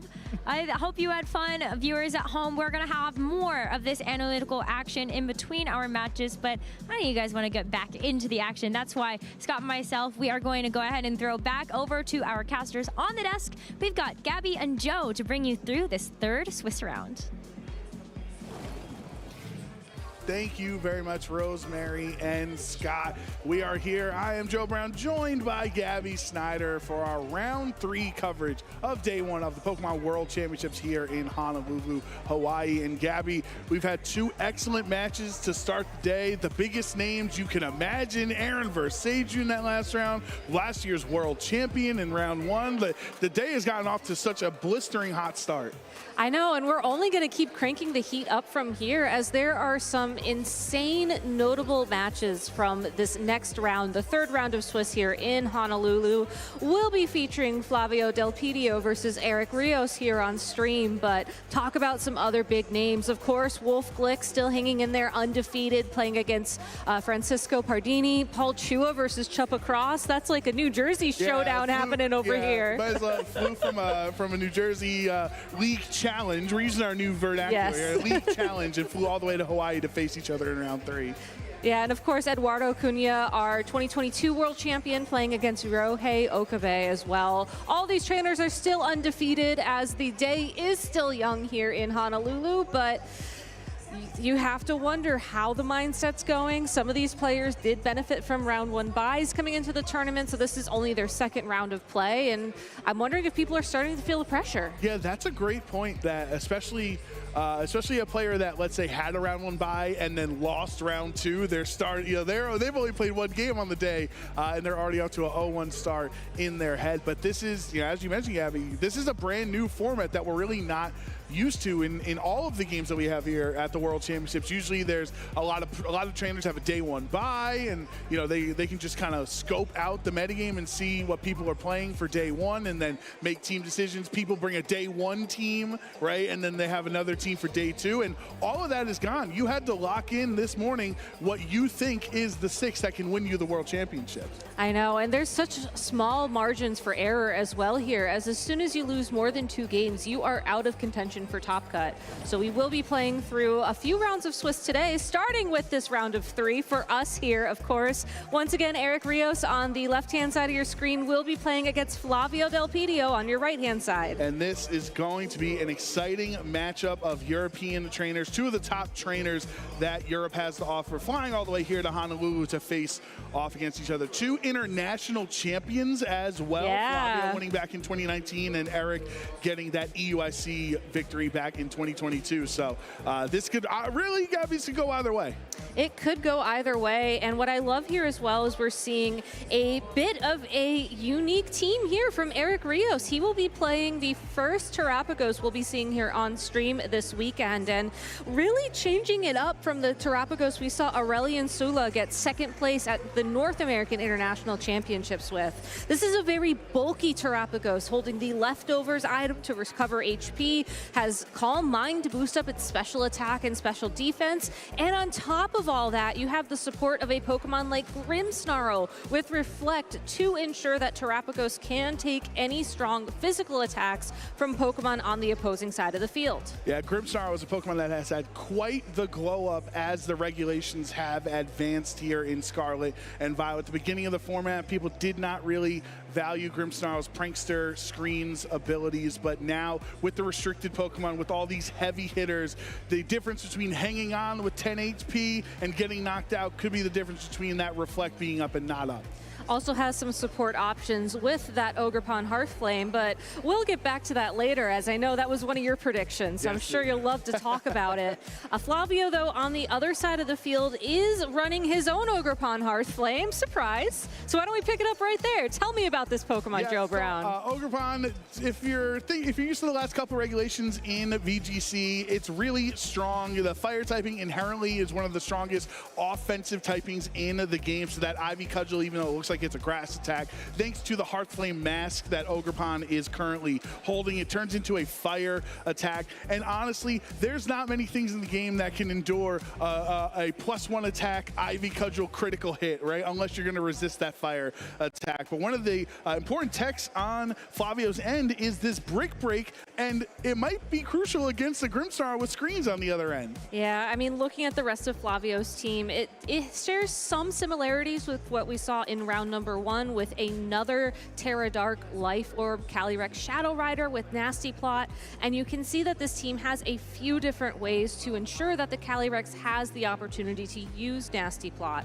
Obviously, you can use Fake Out on the Incineroar or the Rillaboom like we've seen many times today and will keep seeing throughout the day, but you also have access to redirection from that Ogerpon Hearthflame. And in this particular matchup, I think it's interesting to consider those Nasty Plots as a way that you can power up that Calyrex to maybe get around the fact that typing-wise, it's not going to match up the best into that Terrapagos, but I would not be surprised as we go into game number 1 if Flavio lets Calyrex Shadow Rider take a little bit of a slower ride into this battle and trying to scope out to see if we're going to get that Terrapagos lead from Eric. All right, so let's get into game 1 of round 3, day 1 of the Honolulu World Championships here. Flavio on the top of your screen with an Incineroar Calyrex Shadow Rider lead. Compared to Eric Rios, there is the Terrapagos, the crowning jewel of the latest DLC in Scarlet and Violet.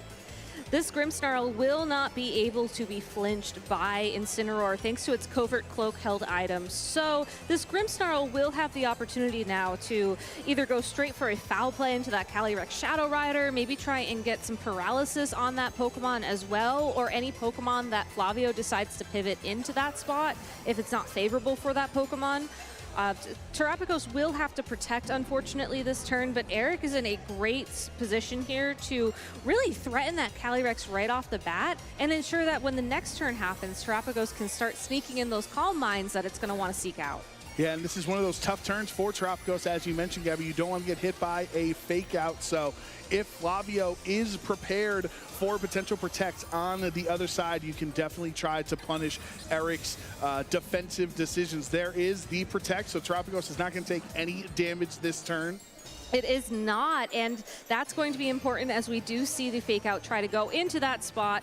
Thunderwave, though, will fail, and this is a unique thing about Dark-type Pokemon and a great opportunity for this Calyrex Shadow Rider to start going on the offense. Because it took on that Dark typing thanks to the Terastallization, priority moves will fail when used against it. Right, back in the Sun and Moon, here we are in Alola, you could say. That was an Alola change to make the Dark types no longer be able to hit by Prankster attacks, and that's actually really huge because not only is Terrapagos naturally slower than Calyrex, but now there's really no chance of speed control onto either of Flavio's now 2 Dark types on the field. Exactly. This Grimmsnarl has been rendered, honestly, a little bit useless in this board position as it can no longer use Thunder Wave. It can't use Reflect to necessarily negate the damage that will be happening this turn. So I think it's great that Eric Rios has swapped it out. I'm just curious, how much damage is he going to take as a response on this Ogerpon who came out on the field instead?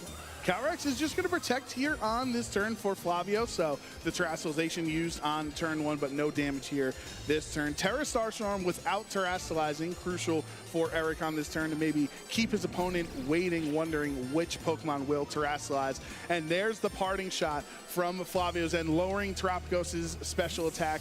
Really crucial because it hasn't even gotten the Combine boost set up yet, so it's going to be doing even less damage. It is, and that is something that fell out of favor for Terrapagos if we want to sort of look at the type of team that Eric's built here. Going into the North American International Championships, we saw every single Incineroar and their best friend, the other Incineroar, running Parting Shot as a way to mitigate the attack on Terrapagos. And in this specific matchup, it's going to take Terapagos so much time to get those Calm Minds in, so much time to start getting that damage on the field, that Flavio should be easily able to pivot with this Incineroar in and out of the field a couple of times, and thanks to that parting shot, drop the special attack of that Terapagos.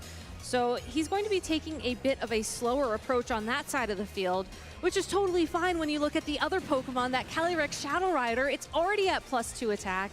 Even if it decides to go for an Astral Barrage this turn to try and get a little damage on that Ogerpon or a Pokemon that swaps in, it's still going to be whittling down the damage overall and starting to put that pressure on Eric and slowly progress this game forward. And really, whatever target goes into the attacks go into the Terapagos slot is in danger, because it's either the boosted Calyrex attacks or the potential Urshifu that would break through a Protect if he went for that. It doesn't look like Eric protected on this turn. Astral Barrage is immune. Terapagos is a normal type for now, so Ghost does not hit normal Pokemon there. So that's a -1 attack from the Terapagos, doing not even 30%, it looked like, to Calyrex Shadow Rider, who's not a bulky Pokemon at all. So that just shows how little damage this Terapagos can output right now. And there are the 3 Surging Strikes into Terapagos in that spot. Not doing too much damage, but it does at least break the Terra Shell. It does break the Terra Shell and potentially will put Terapagos into range of a close combat after another turn of Surging. For Flavio to change that attack at this point in time. When utilizing close combat on Urshifu, you immediately take defensive drops in return for using that attack. So what a lot of trainers do in this board position, especially with Focus Sash Urshifu, so you know it can't get KO'd in a single hit, you go a couple of turns with the Surging Strikes until you feel more confident about going for the big damage, and then you go for that KO. The Hearthflame Ogerpon is going to swap out into Grimmsnarl, so Eric still has not revealed his 4th Pokemon to Flavio here in Game 1. But now it's time for Eric Rios to finally terastallize in Game 1 with this Terapagos. It's had its special attack drop, it's had the Terra Shell drop, but now it's time to just click stellar damage. And this will be doing super effective damage to the opposing Calyrex Shadow Rider when it gets the opportunity to attack. There is the Astral Barrage into both of the Pokemon, but again, remember, same interactions as before with Terapagos, and Grimmsnarl resists the Astral Barrage, so a really smart switch in for Eric. Here's the Stellar Starstorm into both. Calyrex hangs on! Urshifu in the red as well. Crits the Urshifu, wouldn't have been a knockout anyway, thanks to the Sash item, but then the Terapagos hangs on in the red. Close combat doesn't pick up the KO. And if you look at how much health is left on that Terapagos, it was thanks to 1 turn of leftovers recovery that allowed it to hold on through that close combat. Unfortunately, Terapagos is naturally slower than the Urshifu on the opposing side of the field, so Eric cannot simply protect here and let Grimmsnarl take the KO there. And honestly, Flavio is still in a very strong board position because of that lack of speed control to just stay on the offense. So I think Eric has to think, which Pokemon is he okay with getting knocked out here? I don't think you let your opponent go for a double KO, because if they do, that's going to give 2 more boosts to that Calyrex. Right, and it just gives Flavio so much more flexibility where you're stuck with 2 Pokemon. They can swap Incineroar in whenever they feel like it, get rid of the defense drops on Urshifu as well. So Eric is in a really tough position right now, has to swap this Terapagos out for safety. Ogerpon Hearthflame coming onto the field in that position. Grimmsnarl setting up Reflect. That's not going to help against this Calyrex Shadow Rider, but it will help against any physical attackers Flavio has on his field. There's the 1-hit KO. Ogerpon, no Focus Sash, no chance of surviving that. So I love that play from Flavio, because when the Grimmsnarl was in the back of Eric's party, there was no opportunity to safely go for that Psychic, because if the Grimmsnarl swapped in, it's a Dark-type Pokemon. Psychic would do 0 damage. But as soon as that Grimmsnarl came out on the field, if Terapagos stays on the field, you can target it down with the Psychic, get the KO, then the Urshifu will target down the other Pokemon, get that knockout. It's just a very great way to ensure that even if there is a switch, you have that damage, it's a 1-hit KO, and now Eric is down to his final 2 Pokemon with the Raging Bolt. You do have to wonder why the Raging Bolt was kept a secret in the back for so long on Eric's side of the field. And it is a bulkier Pokemon here. It does hold the Assault Vest item. It has the ability to pick up an easy knockout here on either of these two Pokemon with a Thunderclap, or even potentially Electro Web, a spread move, to deal some damage. But I think Eric was trying to prioritize having that Thunderclap access for this board state, where he can threaten a KO on either Pokemon. It's just, did you pick the one that's going to attack this turn? That's one way around Thunderclap. Just like Sucker Punch, your opponent has to attack this turn in order for Thunderclap to connect. So Flavio will swap that Urshifu out into Incineroar here. Calyrex protecting, saving it again from a potential Thunderclap on this turn. What did he go for? That's going to be a Calm Mind, a free Calm Mind for Terapagos to get a boost to his special defense and special attack. Defense not mattering since it's such low HP, but that special attack could matter. No, he goes for the Thunderbolt instead, so he calls the swap, but it doesn't even do half to Incineroar. It doesn't. Unfortunately, Raging Bolt, you may be used to seeing the super offensive variants that have gotten popular in the form with a knockout range from a Terra Starstorm, for example, but you can also have the flexibility to swap between an Electro Web, maybe a Dragon Pulse over a Draco Meteor, so you're not dropping your special attack every turn. It's a great team pivot for Eric, preparing for a tournament like the World Championships, where that bulk and that flexibility is going to give you the opportunity to play to outs such like this. The fake out from Incineroar means that Raging Bolt will not get an attack on this turn. Here is the Psychic into Raging Bolt. Assault Vest, it hangs on thanks to that held item with 16 HP. Calyrex knocks itself out from the Life Orb damage. So now this is a single target attack from the Terapagos with the Terra Starstorm into Incineroar on the other end with the special attack boost as well. That means Flavio's going to lose both of his Pokemon on this turn. A great prediction there from Eric, realizing that the Raging Bolt was the most logical target there for Flavio with the Fake Out, with the Psychic, because it did not have access to Protect. Just had that bulk to hold on through that attack, and the Terapagos, it's a bit of a risky play. You could have been flinched there, which could have led to a very easy KO this turn, but taking the risk to go for that Calm Mind to ensure that Eric is still in the game. Unfortunately for Eric, we do get confirmation of Flavio's final Pokemon in that Rillaboom, who is going to have access to Fake Out this turn. So you do have to play this very, very carefully. But if your Raging Bolt can try and get a knockout here against the Urshifu, maybe your opponent just thinks you're going to be taking a big prediction like you did in that previous turn, that would then open it up for Eric to try and take this game. So it still is very much in Flavio's favor. Eric is just playing to as many outs here as he can, hoping that he'll find an opportunity where his opponent maybe slips up. Right, no need to forfeit here in game one, just to see what your opponent's tendencies are, see how they're playing this matchup. For now, Urshifu will detect. The Terra Starstorm means Terapagos is actually faster than the Rillaboom on this turn. That's +1 damage. It is spread, so that will be doing a little bit less than it did to that Incineroar last time, and the Rillaboom just tanks that like an absolute champion, responding with the Woodhammer for the KO. Yeah, and now that the Terapagos has been knocked out here, while this Raging Bolt should be able to pick up the KO on this Urshifu pretty quickly, again with something like Thunderclap, I do think that Rillaboom has the damage advantage here. Actually, I don't know. That Dragon Pulse did a little bit more than I was anticipating to the Assault Vest Rillaboom on the opposing side of the field. It's possible with that grassy terrain recovery, it might be able to hold on. The issue, Raging Bolt doesn't have Protect to try to stall up some health recovery from the grassy terrain, and it can only target down one of Flavio's two Pokemon. So if you Thunderclap the Urshifu slot, then that leaves Rillaboom to target this low health Raging Bolt. Well, that's exactly the play that Eric went for. So let's see. It's just going to be that Rillaboom and the Raging Bolt staring each other down.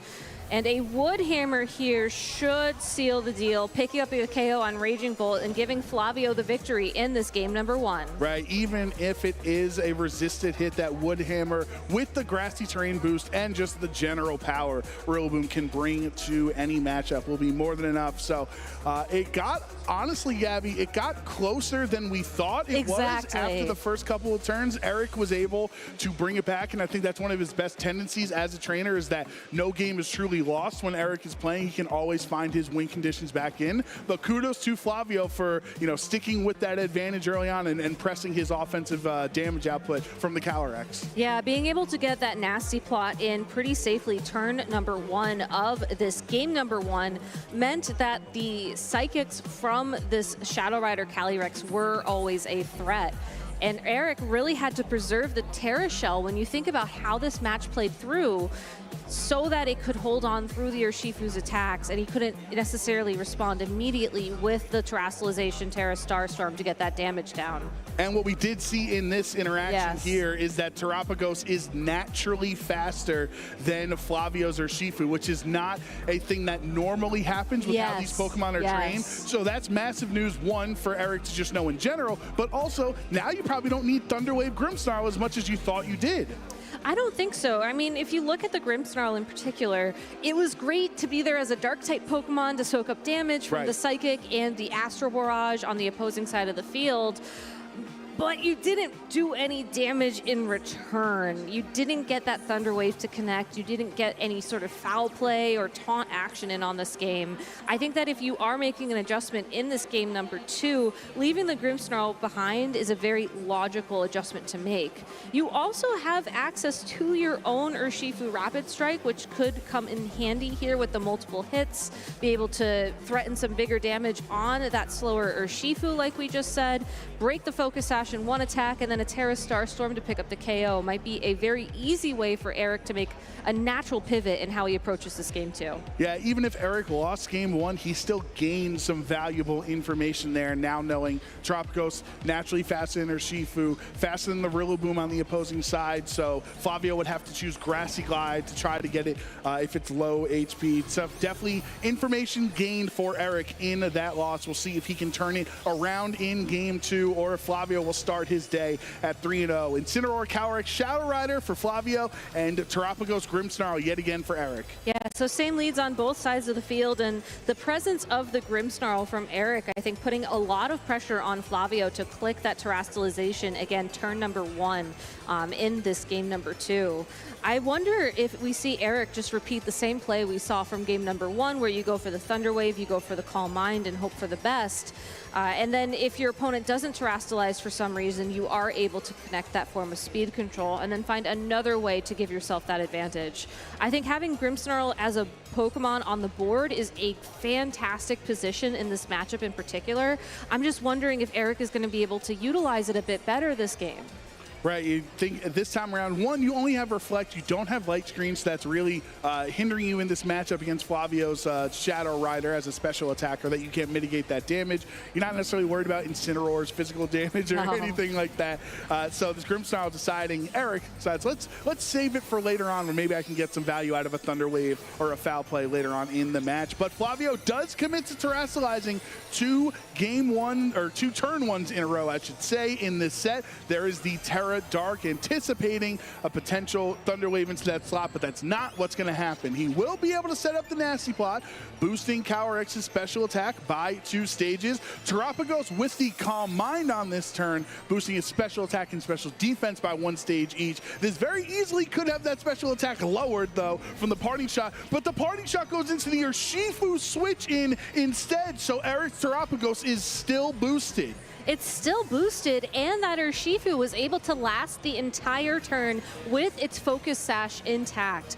Normally when you have a Pokemon with a Focus Sash in the back of your party, you don't want to switch that Pokemon onto the field, knowing that if it takes any damage in the process, that item is no longer of use.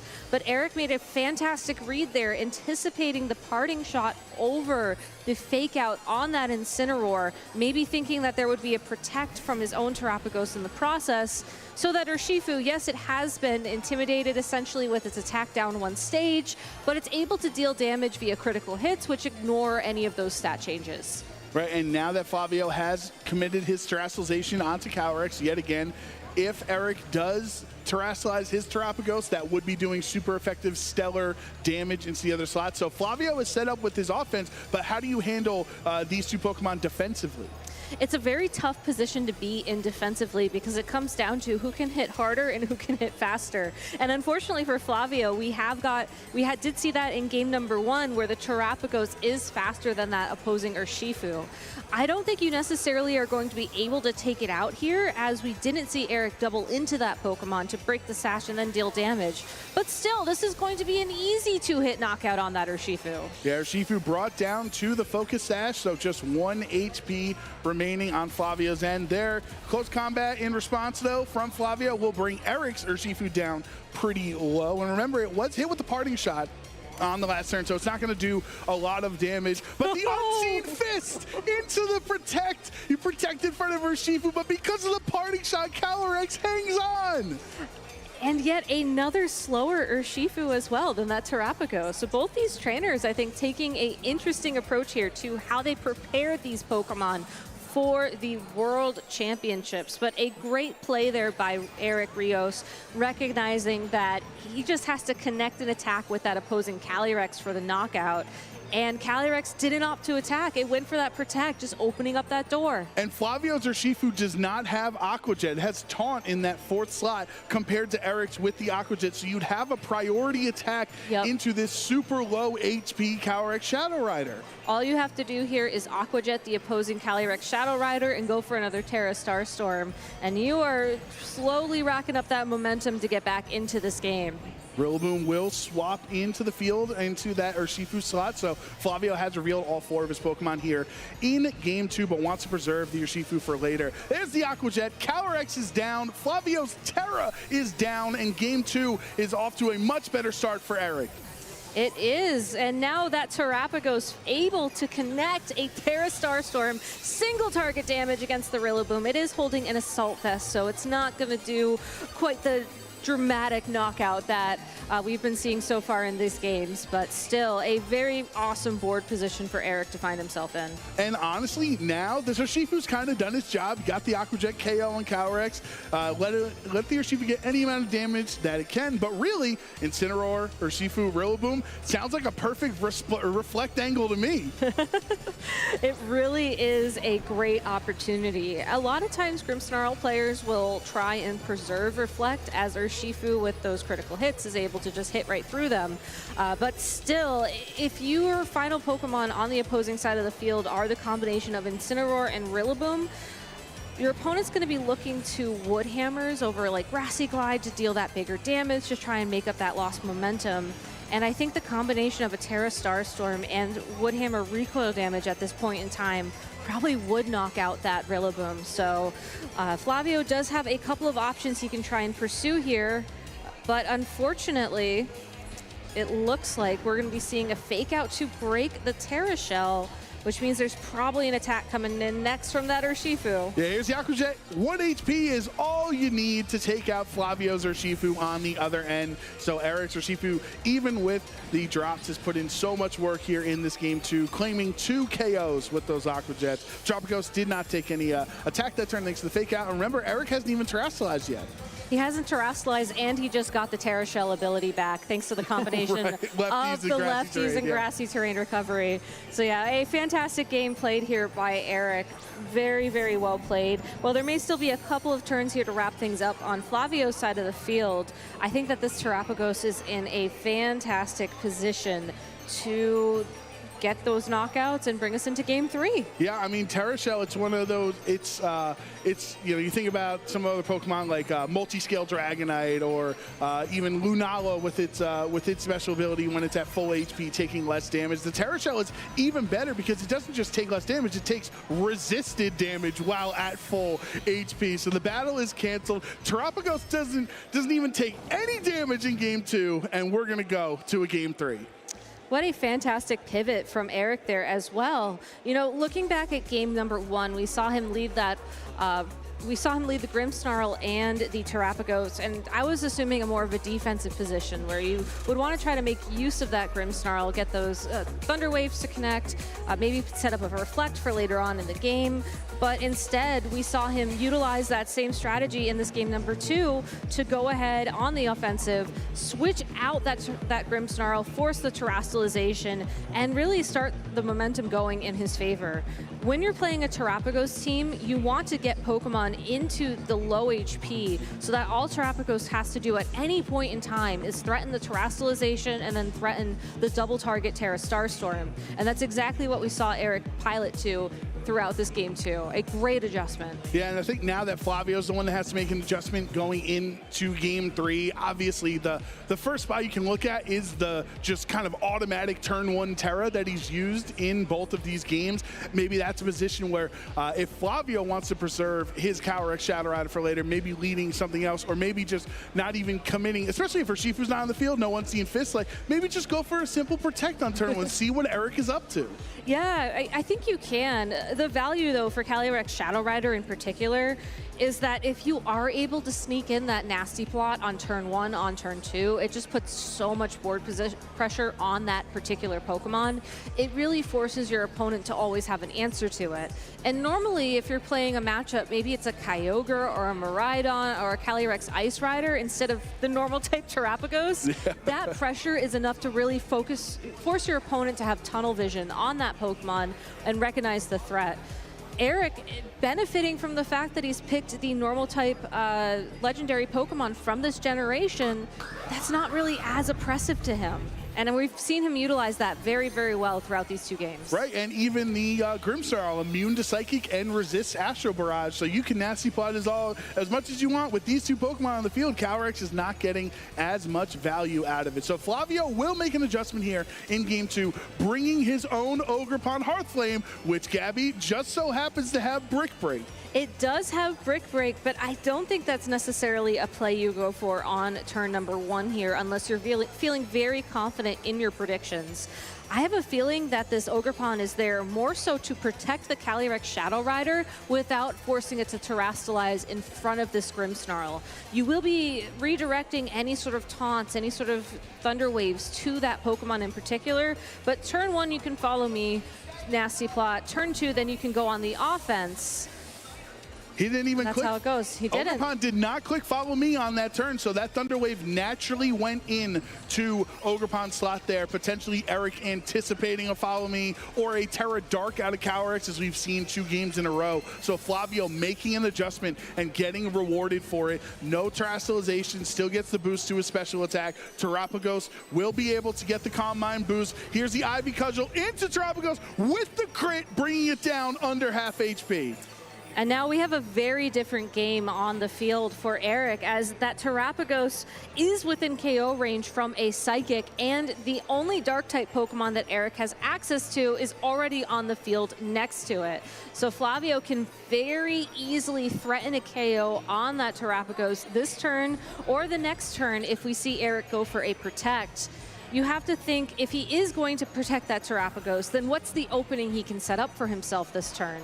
I think his best opportunity here is to try to either paralyze that Calyrex Shadow Rider or get some big damage down with it on Foul Play, assuming it's not going to Terrastalize. So looking at how Eric is approaching this turn, he's making that call that there will not be Terrastalization on Flavio's side of the field, and we'll have to see if it's going to pay off. Yeah, this is a really crucial turn for Eric, as there's so many factors going against him. One, you have access to Follow Me on the other end, so it can redirect attacks away. There's a potential Terrastalization into a Dark type. That would also be a really big deal, but Eric will lock in the Stellar Terra for Terrapagos here in Game 3. Astro Barrage does not affect Terrapagos, but this is +2 special attack into the Grimmsnarl, bringing it down under half HP. That Life Orb damage is so strong, even when resisted. Terra Starstorm into both of Flavio's Pokemon. Neither of them are Terrastalized, though, so it will not do super effective damage, and look how little it did. But the Foul Play is 4 times super effective, so Flavio's Calyrex is down. He's going to have to Terrastalize something else in Game 3. That was a very great play there from Eric. Again, correctly calling that there would be no Terrastalization on that Calyrex Shadow Rider. does have to trade your own Grimmsnarl for that. But and no Reflect anymore. And no Reflect anymore, but you got the Paralysis onto that Ogerpon, so it's now slower than the Terapagos, slower than any of the other Pokemon you may bring to this game. And you know that if you're looking at your notes from the previous games, there's a high likelihood that Flavio's final 2 Pokemon are going to be that Rillaboom and Incineroar once again. And I think we're seeing another board situation where Eric just has more offensive power. We do see the Urshifu for Flavio. And they both have the Focus Sash in this spot, so it's going to take multiple hits. There's nothing really on Flavio's end that can super effectively hit Eric's Urshifu right now to bring it down to the Sash. And remember, we saw last time around, if it comes to low HP, only Eric has Aqua Jet. Only Eric has Aqua Jet. I think as well, though, Flavio's Urshifu has this Stellar Terra type, and that could be a very interesting option for him here to try and regain some of the offense he lost when that Shadow Rider was knocked out. As long as you go for that Stellar Terastallization, it's going to boost up the power of your Surging Strikes once, your Close Combat once, and that might be enough to win him the game. He just has to be very careful about how he approaches these turns. Ogerpon breaks through Paralysis, so it does get Follow Me to redirect attacks away. Not going to redirect the spread attack from Terapagos, obviously, but Ogerpon does hang on in the red, meaning this Urshifu's hit will go into the other slot. Flavio KOs Eric's Terapagos, gladly taking those defense drops to get rid of Eric's most important Pokemon. Now all that's left on this turn for Eric is the Urshifu, targeting down this low HP Ogerpon. On the other hand, the Close Combat takes it out, but you will get those defense drops on the other side. So a really strong turn for Flavio, keeping his Urshifu's Focus Sash intact. Keeping the Urshifu's Focus Sash intact. Oh, no, actually with the spread attack, excuse me, sorry. Yes. Yeah, sorry about that. I got so excited about Urshifu that he survived the turn. That's okay, that's okay. Eric Rios' Urshifu, though, does still have that Sash intact, right, so you just got to make sure you're targeting down the right side of the field. We get final confirmation of the last 2 Pokemon for both Flavio and Eric. It's going to be Rillaboom staring down the opposing Ogerpon Hearthflame. And that Ogerpon Hearthflame is in a great spot after this first turn passes, when there's no opportunities for fake out, to go on the offense against the Rillaboom and clean up this game for Eric. He does have to worry about the Urshifu for this next turn, but given that it's at such low health, I think all you have to do here is target it down with 2 attacks and you're guaranteed to pick up the KO there. The big question is, can Ogerpon hold on through a Surging Strikes from the opposing Urshifu, probably Stellar Terra as well? And a lot of these Ogerpon Hearthflames coming into the World Championships have been a bit on the bulkier side. It's possible that it's been trained to survive this. Right, especially when you have access to Follow Me, you want to be able to take, if you want to redirect hits your direction, you want to be able to take as many hits as possible. But Flavio going to match the Stellar Terra from Eric, say, hey, great strategy, you might as well Stellar Terastallize my Urshifu Rapid Strike, now getting a boost to all of its attacks one time while there is the Stellar damage there. So Close Combat onto Urshifu is not even going to get the chance to attack, because Eric's Urshifu goes first here with the knockout from Close Combat. Flavio down with the Rillaboom left on his end. It's a 1v2 situation. What can Flavio do in this matchup? He could go for Grassy Glide into the opposing Urshifu. Unfortunately, though, with the Focus Sash, it will be able to hold on through that attack. I think what you would have to do here is try and find a KO onto the Ogerpon first and just hope that it works out. But instead, Eric able to turn the game around and win game number 3 of his round of 3 here at the World Championships. And that is why Eric Rios is widely considered not just one of the best European VG trainers of all time, but honestly one of the best to ever do it in the competitive video game circuit. International champion, 4-time regional champion as well. Pretty much any tournament Eric rolls up to, he has a chance to walk away at the end as the only person remaining. So to lose game 1 like that and then still come back and make the proper adjustments, it just shows how impressive that matchup was. Yeah, and I love how he was very committed to running that Grimmsnarl along with the Terapagos all 3 games. It was a very consistent lead, despite the fact that, again, it wasn't necessarily prioritizing damage. It was just there to ensure that the Calyrex had to Terastallize, or there had to be some other answer to keep that Calyrex safe. And in this case, tried the Ogerpon Hearthflame, unfortunately just did not work out. Right, and this is what makes competitive Pokemon so hard, Gabby, because 2 games in a row, Flavio Terra Darks right away, and then game 3, when it matters the most, he changes his strategy up, and it's so hard to be able to make adjustments and honestly kind of guesses. You can anticipate, you can think what's your best Pokemon, your opponent's best strategy. Sometimes it comes down to guessing that they're going to go for certain moves. You do, and I think you have a lot of information, to be fair, especially, you know, these 2 trainers have competed at multiple international championships in the past. You can sort of rely on that player knowledge. Like, I saw them do this in game 1, maybe they'll do this again in game 2, but I think Eric did a really great job by keeping the same leads, forcing Flavio to make those choices, to make those decisions.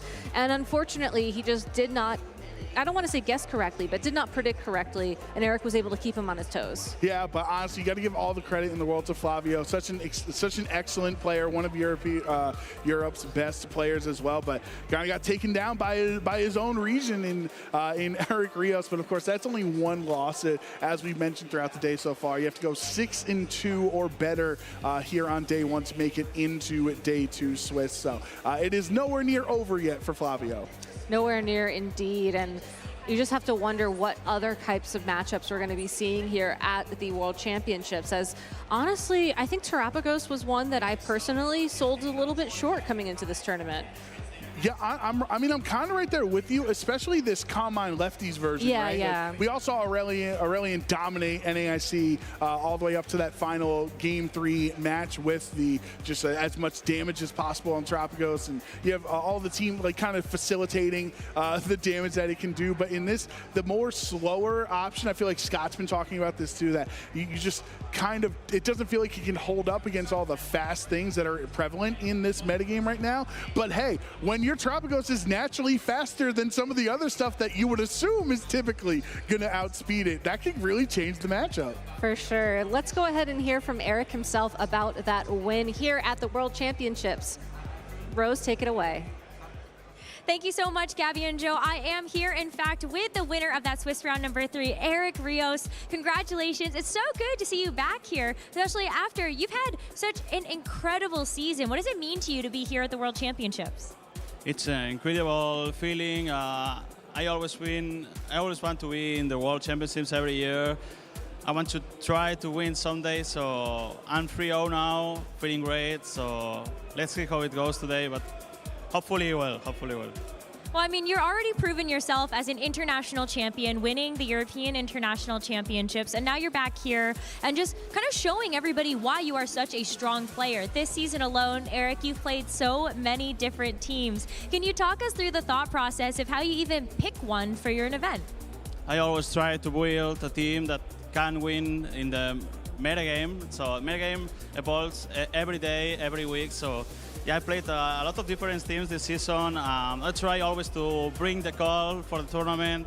And now I think Terrapagos is really good. There are a lot of Kali Shadows. It's good against Miraidon. It's good against Kali Shadow, Kali Ice. So I think Pagos could be the call. So that's why we built, Alex and I, a team that I think it's really strong.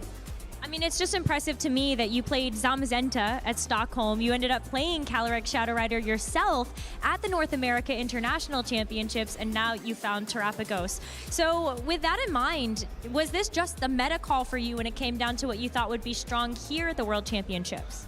So it's always good to know every team, every restricted. So that's why I try to build the best team for everyone. So every restricted, sorry. So I was studied the metagame 2 months ago after Nike. So it took like 1 week for rest, holidays, and I tried to work every day with Alex, with the team Movistar Koi. They are great. So thanks to them for do the bootcamp in Madrid. So we did a really good work. We have to do it well this weekend.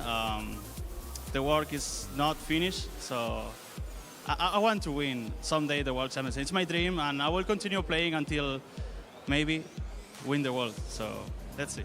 Well, right now you are off to such a great start, Eric, with an undefeated record heading into the next round. But I want to just talk a little bit more about that Terapagos team. Something that we've noticed Terapagos can struggle with is the speed at which sometimes it sits. So how did you try to fix that for some of the matchups that you had?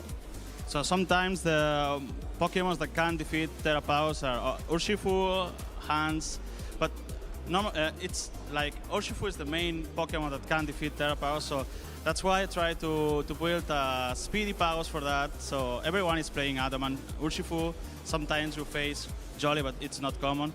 So yeah, I think it's the goal for bring Terapagos with a lot of speed. Nobody expects that. Now everyone will expect that. So, but yeah, I think I can play with that. So. The team is good, and Pagos can affront every matchup, I think. So, let's see. I'm sorry we had to share the secret of yours on broadcasts already, but I think another thing you had to think about in this match was the brick break on that Okerpon Hearth Flame from Flavio. So how did you think about that when that was the adjustment for Game 3? When I saw that Ogerpon doesn't have a grass move, I was thinking, okay, I think Urshifu is really good, so he have to tear up Calyrex because I have T-Wave, I have full play, I'm covered Color Cream, so that's really annoying for Cali Shadow teams. So I think I have to bring Urshifu. I saw the mistake on Game 1 and tried to do another game plan for Game 2 and Game 3 with Urshifu, and it was really good, so yeah. It was great. You ended up winning out the 3-game set. It looked fantastic, Eric. Before I let you go, though, I know you already shouted out your organization, Movistar, but is there anyone else that you'd like to shout out here? I want to shout out everyone who have been supporting me during all the season. Obviously to Movistar Koi, to Kanekro, to my family, friends that are watching me from home. Thanks to them. Well, thank you so much, Eric, for your time. Felicidades. See you later. Thank you so much. We're going to go ahead and send you to a short break. And when we come back, we'll have more action here for the Pokémon World Championships.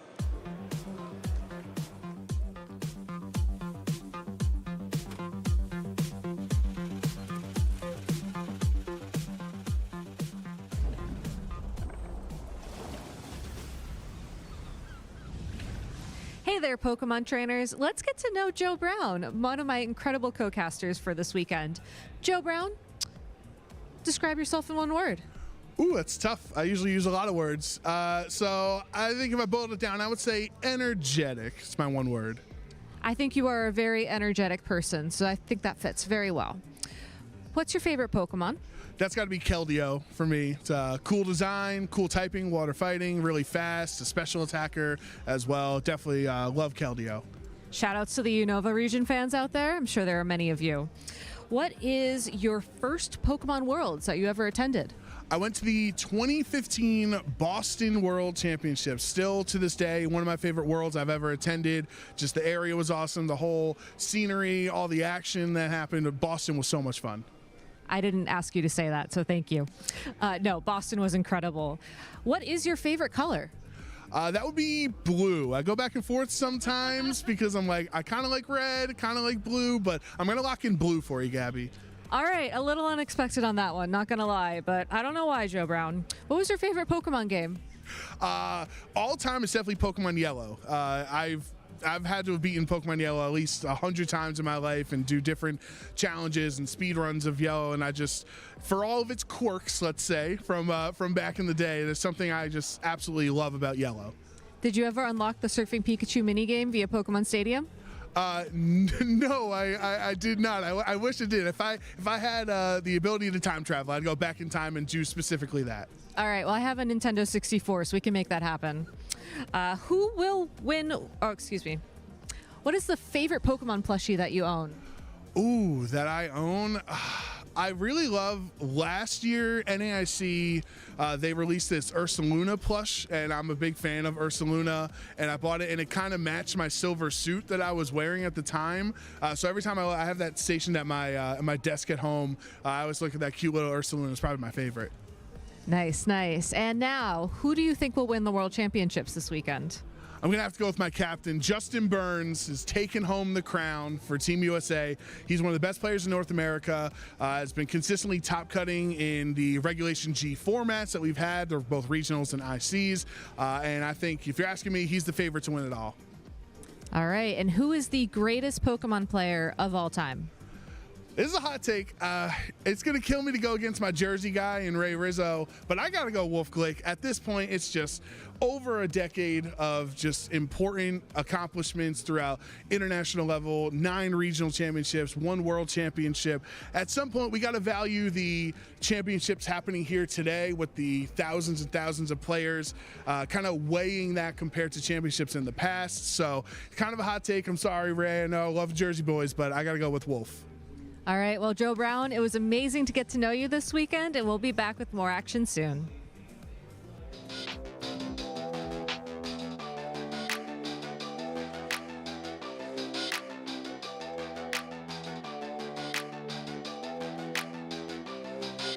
My name is Marco, and I'm from Italy. Traveled to come to compete against the best, and he'll leave having etched his name amongst the great as an international champion, not just the first, but the second time in his VGC journey. I watched the anime a lot when I was a kid, and then, when I had the opportunity, I started playing the video game as well. I started by watching some YouTube videos, and then I got really interested into that, and I looked for all the events that were held in Italy. I definitely look up to Wolfie Glick. In fact, for the last 10 years, every time I see him playing, he basically never does any mistakes, and every day I try to get on the level. My number one goal will definitely be winning the World Championship. Last year I came close, I got top 16, but yeah, I hope that next year I'll be able to improve that. It goes for the heat wave, connects on both Pokemon. That's a double KO. Marco Hermantha Caldula Silva is going to be advancing into top half. It definitely will mean a lot since I've been playing for the last 5 years competitively, and that would really make me happy. The feeling of winning definitely drives me the most about competing, since it's probably one of the best feelings in the world.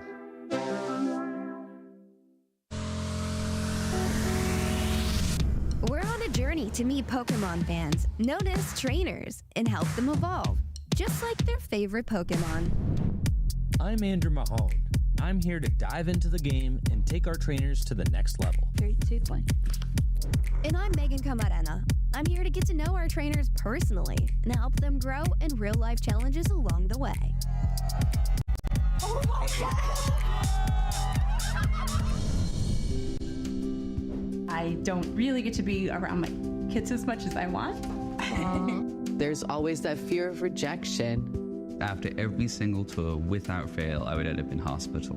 But Pokemon saved my life 100%. I want to just get you thinking about the game in your own way. Yeah, and don't be afraid to trust your gut. EV VMAX. Whoa! I feel ready. Let's go. Good luck. You're gonna need it. I love you, but it's time to attack. And I'm gonna hit you with a G-Max pedal. Alright. I think I'm destroying you! You're not on the path anymore. You've reached the peak. Oh, wow. Print it. Hit the road with us as we embark on an epic road trip through the world of the Pokemon trading card game.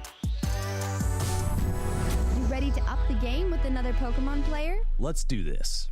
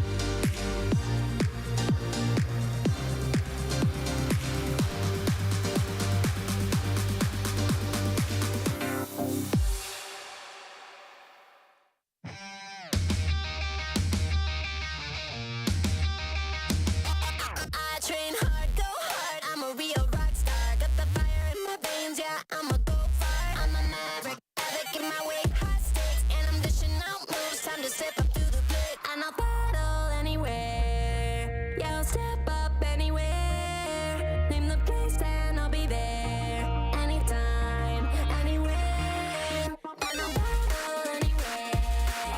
I'll step up anywhere.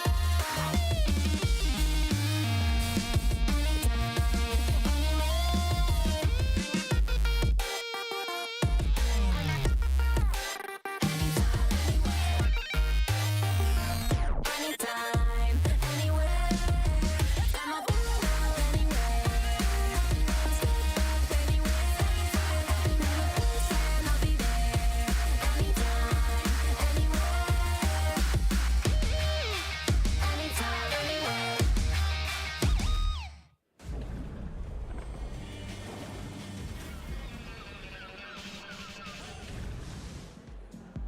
Hello, hello, and welcome back, trainers. We are in the lounge having a little bit of rest and relaxation. It's Lou and Lee and Gastrodon, and it is time to prepare for trouble. Make it double, Lou. It's great to be here. And we've got our little mascot, Gastrodon, like you say. Yeah. A bit like our Meowth to Jesse and James's. Definitely. Yeah. Every Pokemon trainer needs a kind of mascot or signature Pokemon. I think it's safe to say Lee and I have established Gastrodon as our icon over the past couple of years. But speaking of icons, this tournament so far has been iconic. Yeah, it's been incredible. I mean, the matches that we've had so far, and we're only 3 matches in, is absolutely incredible. It's been brilliant. Kicking off the show with our former world champion in Shohei, Adam, and then going into that round 2 with, our very own Aaron Zeng against legendary Sejun Park and Pachirisu. Of course, there's a mascot in itself.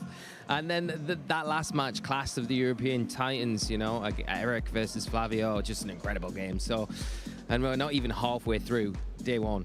I know, I felt right at home in that last match as well. 2 European international champions from the European region kind of really battling it out. What a tremendous show of Pokemon play, particularly with the Terrapagos. I was not expecting that to do super well this tournament, and Eric really showing that we shouldn't count it out. Yeah, definitely. And I think it's one of those Pokemon at the start of the format when we first had Regulation G kind of introduced, you felt like that was the Pokemon that a lot of players were kind of instantly going to and having a lot of success with at regionals. And then it really dropped off after NAIC, really. And then from there, it's not really been on many players' radar, but there's plenty of them in the field today. So a lot of players must believe that this is a Pokemon. Maybe they found the secret to unlocking this Pokemon and getting the most out of it. And Eric's definitely having a good start with it here today. I spent a lot of the last round as well, kind of out on the floor, having a little look at kind of how the trainers are shaping up. And the amazing thing is when you go out there and the judges say, the round can start, the silence that comes down throughout the battles is incredible. And there's been a huge range of Pokemon that I've seen out there, a lot of different restricteds, but a lot of different supportive Pokemon as well. Grimmsnarl, Farigiraf are kind of everywhere. But Lee, there are 2 Gastrodon out there. There are 2 little Gastrodon fighting for their tournament lives. Oh, well, we know Gastrodon and Gastrodon's record at the World Championships. Multiple world champion. Yeah, multiple. Sorry, Gastrodon. But it's no surprise. I think it's quite good into this format as well. When you look at some of the big threats, the kind of the balance kind of sides of a lot of teams players are leaning on with the Urshifu Rapid Strike. It's such a good Pokemon to bring out into the field. If you've got something that is threatened by that Surging Strikes, little Gastrodon can come out with its Storm Drain, just pull all of those worries away and make everything better again. And could be a Ghost Terror as well to really counter Urshifu. But I think that's the only niche it's kind of got here at Worlds. There are so many formidable Pokemon out there at the moment that we are seeing. And honestly, the team building has been really, really creative. Yes, there's a lot of balance out there, and the Firewater Grass Core is so strong, but I'm kind of calling it the Firewater Grass Core plus Electric type, because you've got Miraidon, Iron Hands really running around out there. And Pachirisu, sorry, got to say it again. We're going to say this a lot this weekend. I think we are, yeah. And Electabuzz. There's a few Electabuzzes out there in the field, so hopefully we might get to feature those at some point of the weekend. But and Bolt, Raging Bolt. Raging Bolt, how could we forget? Probably Is it the most popular?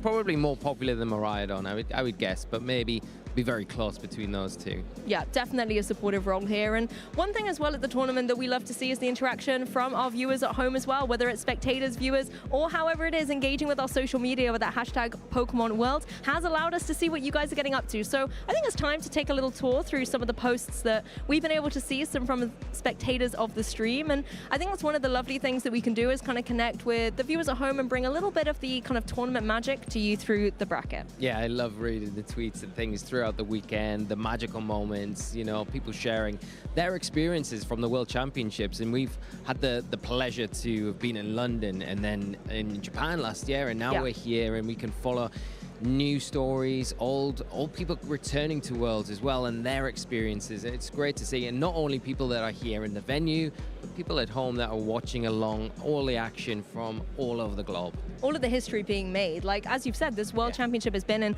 Hawaii twice before as well, and third time lucky, or the charm, however, whichever phrase you want to use, really does show what a magical event it is coming to be. And one of the nice things we get to see as well is not only your tournament experience through a lot of the posts, but also your cats and your Pokemon art as well. I remember some really beautiful art at the European International Championships being sent through, so I'm looking forward to seeing what might be coming through from spectators at home. Yeah, you should have scheduled a post from Gimli, and we could have had that featured. That would have been perfect. My cats at home are definitely watching the broadcast. I can guarantee they'll be up at this time of night back in Europe. Do they have little Gastrodon cosplays? They haven't, but they should. We should make this There happen. is an Incineroar cosplay of my cat out there somewhere. Oh, really? He doesn't like wearing it, but he does. He's worn it once or twice. Maybe it's because it's not a Gastrodon.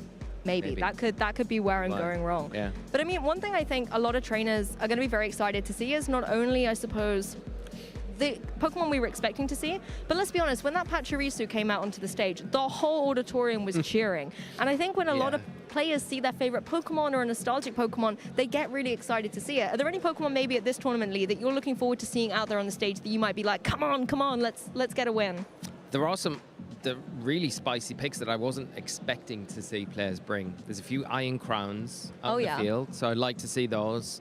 There's an Iron Leaves as well. Oh, that's cool. That's a very cool pick. So hopefully that continues to do well. It was, last time I checked, still undefeated. So hopefully that continues for that particular player. Not going to drop any names to spoil anything, but there is an Iron Leaves out there in the wild. And I would love to, that's one in particular I would like to see. But that's mine. What about yourself, Lou?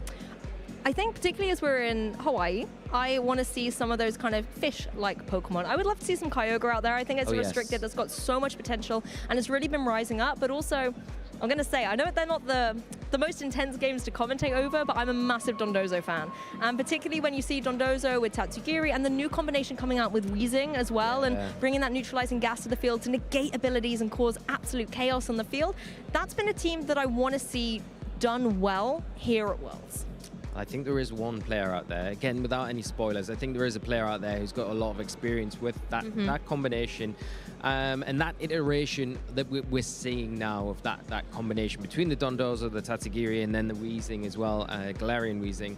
It tends to be more rather than the Cantonian one, with Poison Gas as well, as kind of like one of those moves that we're seeing more familiar. So hopefully, again, that team, that player have a lot of success. That continues on in the tournament. But I agree with you. I think it's an interesting one because you look at the restricted format, you can only bring one restricted in 2 games. And Dondozo, once it has paired up with the Tatsugiri and it's got that Omni boost, it's powered up, it's almost like a restricted in itself. So it's surprising to see not more of it hasn't been featured so far in the format, and what better place to feature it or utilize it than Worlds itself, you know? Exactly. What a stage to be able to showcase a team. And I think that really does raise a really interesting debate about when you're coming to the World Championships as a Worlds competitor yourself in previous decades ago. No, it wasn't that. It wasn't that long. Sorry, had to do it, Lee. It was too tempting. We were friends. We are, but it was too tempting. Not that old.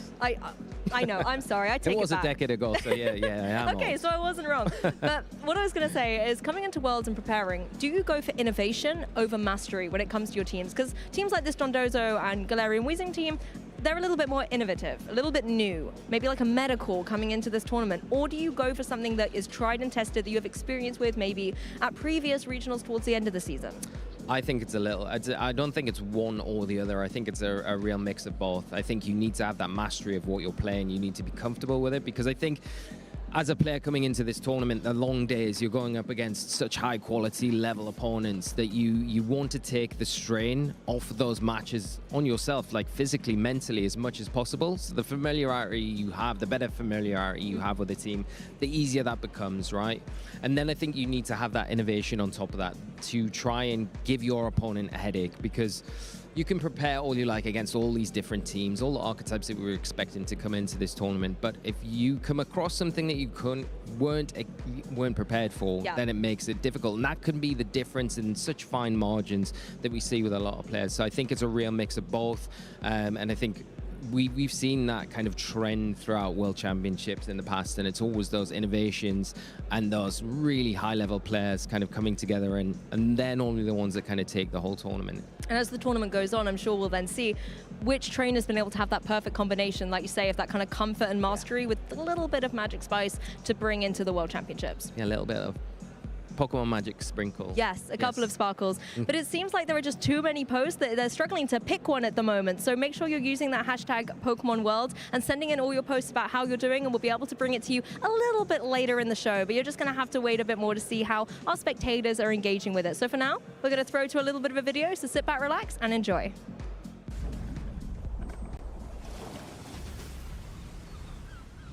Hello and welcome to the Pokemon Center pop-up here in Honolulu, Hawaii at Pokemon World 2024. We are here with some champions who are going to show us what it's like to shop with a pro, right, Spraggles? That's right. This is the best place to be here at the Pokemon World Championships. And who are you standing here with? And an international champion, Polaris.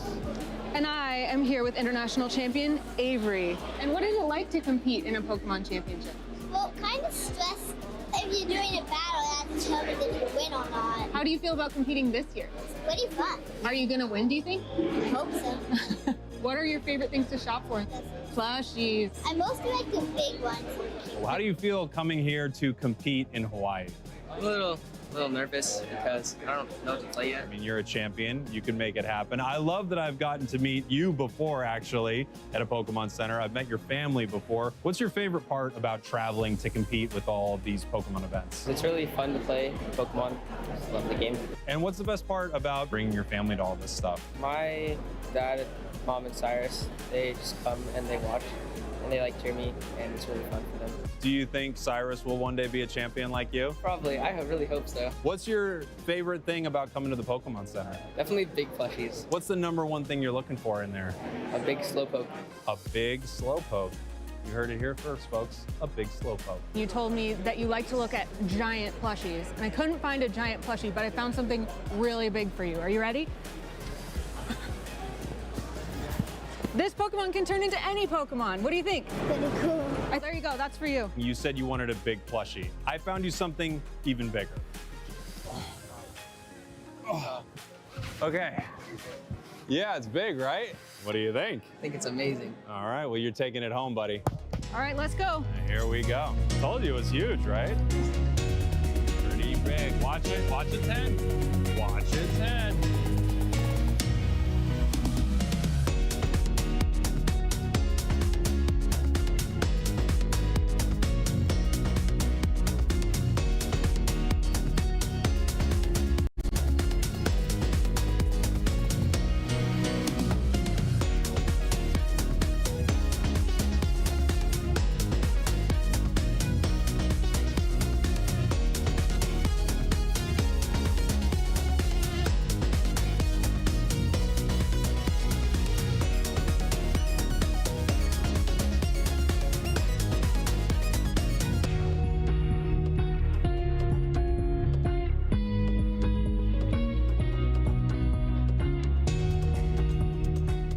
I think the toughest thing will be getting in your carry-on, but once it's on the plane, you're good to go.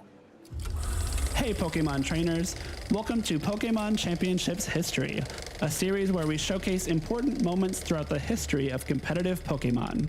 I'm Jake Muller, and I'd love to take you back to the World Championships in 2015, the year Mega Kangaskhan claimed her biggest victory. But first, we need to go back one more year to 2014. Pokemon X and Pokemon Y introduced Mega Evolutions to competitive Pokemon, and Mega Kangaskhan dominated the metagame throughout the entire season. However, when the 2014 World Championships rolled around, Mega Kangaskhan fell to the wayside, failing to make a single appearance in top 8.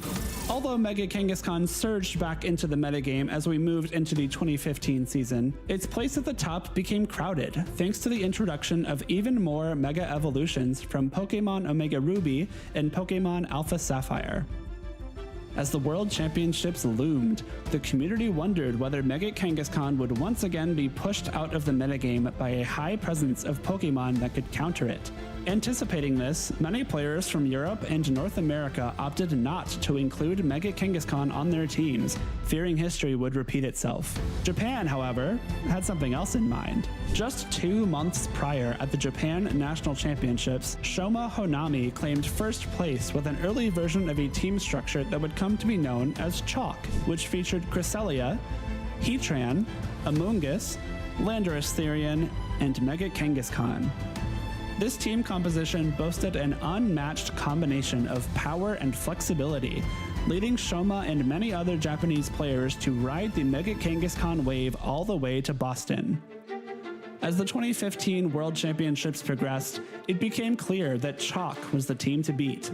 Even though the competition was full of teams with outside Mega Evolution picks, like Mega Mawile, does connect with the Garchomp and does pick up the knockout. Mega Charizard X, we go for the Flare Blitz here on the Thunderous, Mega Salamence, the Hyper Voice, and Mega Charizard Y. We go for the Flamethrower here. 6 of the top 8 players used teams that followed the Chalk guidelines, including Shoma Honami himself. While the extraordinary success of this team composition at the biggest event of the season was astounding, even more interesting was the variation seen within Chalk just inside this top 8. While all 6 teams had both Mega Kangaskhan and Landorus Therian, many players opted for some alternate options for the remaining Pokemon. Heatran was substituted for a different Fire-type Pokemon on 2 occasions, with one player using Entei and one choosing Volcarona. The 6th Pokemon on the team ranged from Thundurus to Aegislash to Tyranitar to Scrafty. Sylveon made an appearance in place of Cresselia in one instance, and one player even gave up Amoonguss to run both Aegislash and Thundurus. The 2 teams in top 8 at the World Championships that did not make use of Mega Kangaskhan were both defeated in the quarterfinals, meaning that Mega Kangaskhan was guaranteed to have her day in the sun. Players shake hands, knowing that the game is over. Rotom Wash falls, and the crowd reacts, ladies and gentlemen. Yosuke advancing, we've seen him. This is the 2nd time on stream, playing incredibly well. After taking down Naoto Mizobushi in top 4, Shoma Honami would be met in the finals by fellow Japanese player Hideyuki Taida, whose Volcarona set him apart from the rest of the field. Oh my god, he's done. We get a medic in the field. The championship match was a back-and-forth affair. Shoma won Game 1 thanks to consistent damage output from his Landorus Therian and clever use of disruptive attacks like Thunder Wave and Swagger. And here we go. Will it be able to hit through Confusion is the question. No, it hits itself. Huge. Shoma very excited. But Hideyuki turned the tides and even the score at 1 game all after his Pokemon broke through Confusion on crucial turns. A lot on the line for these 2 trainers. Almost $20,000 in prizing here as it hits through with a big Shadow Sneak, and I think that will pick up the feint here on the Thundurus. It is definitely at this point looking like Hideyuki's taking it to a Game 3. In the deciding game, Shoma made expert use of Heatran's defensive utility and offensive power, proving that the original Chalk Fire-type Pokemon was still number 1. Should do a ton here. Oh my gosh, picking up the feint on Hideyuki's Pokemon, as well as catching the burn, activating the weakness policy there, but the burn is absolutely huge, and it's only a matter of protects before this one is over. Fittingly, Mega Kangaskhan re-entered the field right before Hideyuki conceded defeat. Shoma's decision to stay true to his run to the Japan Nationals title with the original components of the Chalk team composition paid off as he became the 2015 Pokémon World Champion. Shoma Honami is your 2015 Pokémon Video Game World Champion. Thank you for watching, and let us know some of your favorite moments in VGC history by using the hashtag #PlayPokemon.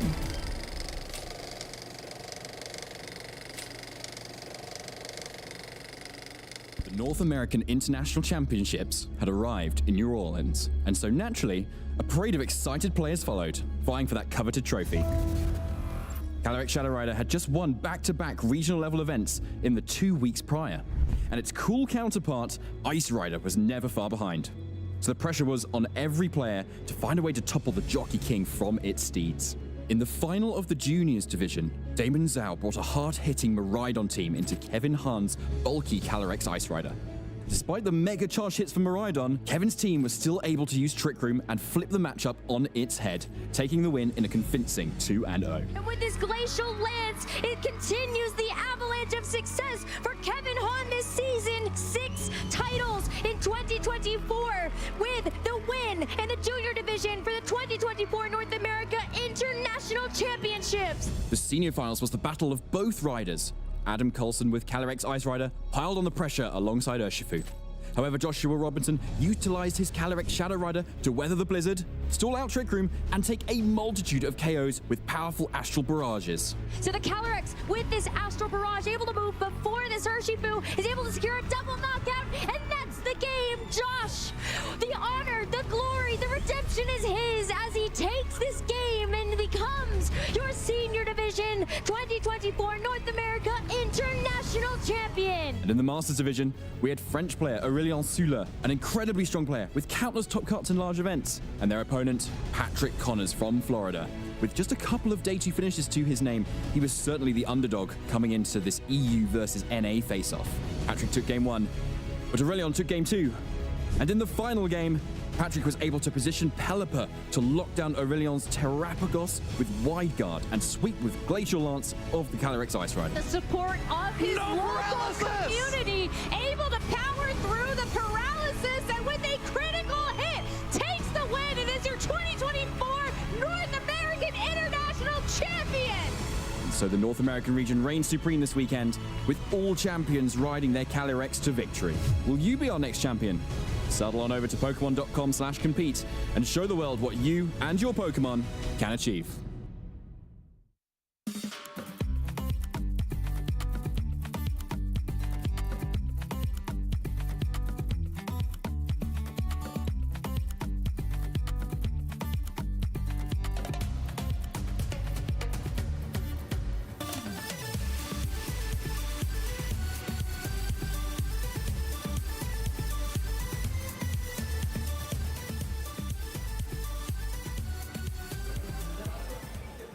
I'm Anna here with my new friend Cece. Cece, who are you cosplaying today?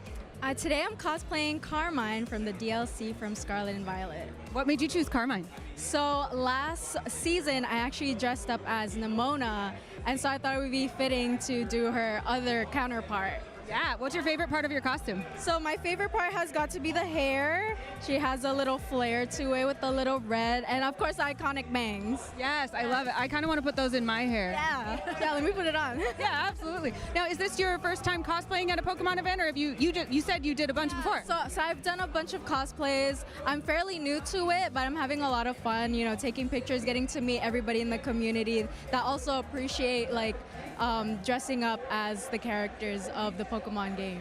What's your favorite part about being at a live Pokemon event? Definitely the community. I love getting to meet everybody, making friends, connections, and just like the vibes. And what is it like being here in Hawaii for a Pokemon event?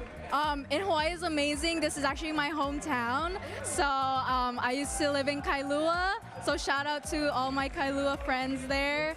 But this is amazing getting to be here at Homebound and sharing it with my friends and families as well. That's so cool. Thank you so much, Cece. We'll head back now to the Pokemon World Championship.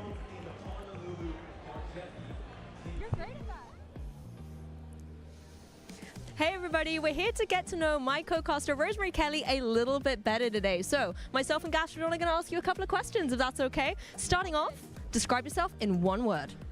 Pink. I think that works, you know? The pink hair is definitely a thing. All right, next, your favorite Pokemon. And it's okay if you don't say Gastrodon. I'm sorry, it's not Pink Gastrodon. Because I would never do that to you, but it is Sylveon. That makes sense, and it matches with the pink. Okay, what was the first Pokemon Worlds that you attended? Washington, D.C. 2019, which was the first one I was ever a caster at, too. And then we have you here again. Next up, what is your favorite color? Although I think we might know the answer to this one. Pink. Who'd have guessed?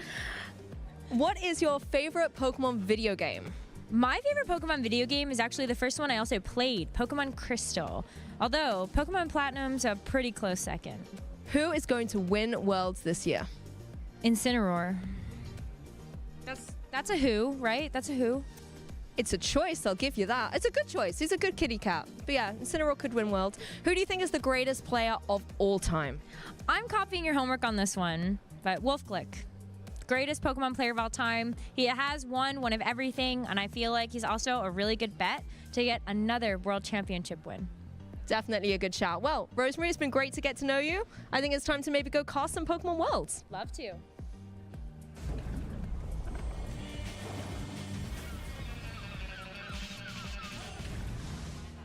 Hello, everyone, and welcome back to the Pokemon World Championships here in Honolulu, Hawaii. Some fantastic matches on the day. I cannot wait to get started with our next one.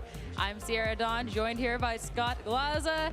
Been some great matches. I know we've gotten to hear a lot from you in the lounge, and now we get you behind the desk as well. Yeah, I'm glad to finally be free. I've heard after all of that talking in the lounge, apparently there's actually a tournament going on, so excited to experience that for the first time. I mean, I know you've been able to see the matches as well, and what we've gotten to see on the day. I mean, people are bringing their A game to Worlds. Yeah, I've really enjoyed it, right? I think we've seen a few different directions, people trying to build the more standard stuff kind of in a unique way, and some people have decided to, just forego that entirely, play something a little bit weird. Yeah, it's been really interesting since this is a format where we've gotten to, since we've had this since Indianapolis, we've had Regulation G. So we've gotten to really kind of flesh out the format, but the little changes that players are making, some a little bit more drastic than others. Sometimes it's kind of like oh, we're going in this drasticalization direction. Sometimes it's a move. Sometimes it's like, this is standard 5, but what is the 6th Pokemon doing here? And I love that innovation that we've had in that little bit of off-season to make sure that you have any advantage that you can for our final event of Regulation G. Yeah, I mean, it's a little bit like cooking, right? Where it's like, well, you need a bunch of different ingredients, but the dish is going to turn out pretty differently depending if you have a little bit too much or just the right amount. I think players kind of trying to figure like, okay, well, how weird do I need to be, right? Like I need some tools so everyone isn't just prepared for what I've brought, but I don't want to be so far out there that I'm sacrificing too much power.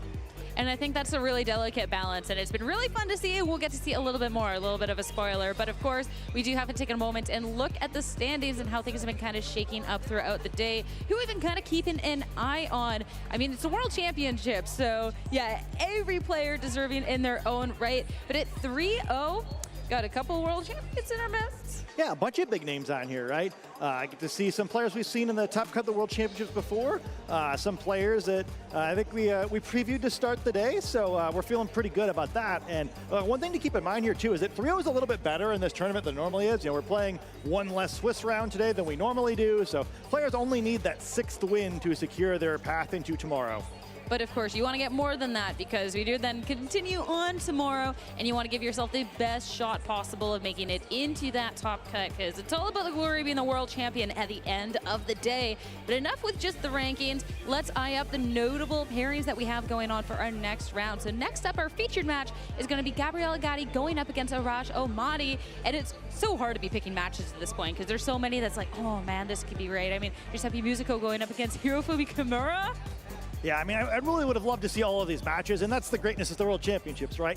We can't show you them all, but I think we've got a great match here with a former world champion against a 2-time international championship runner-up. Which is incredible. I mean, the competitions are, to say a finalist, like, okay, yeah, I guess it's not champion, but a finalist at these events, and the people that you're sometimes losing to in that finals is crazy. So someone who has shown that he can definitely make it that distance in competition and can definitely be taking on the caliber of talent sitting across the table from him. So I cannot absolutely wait to get into this. I think it's a lot of fun, too. I think one way maybe both players are in common, I think they've been a little further beneath the radar this season than maybe they've been in the past. So both starting off this World Championship super well, looking for that great final finish to end the year.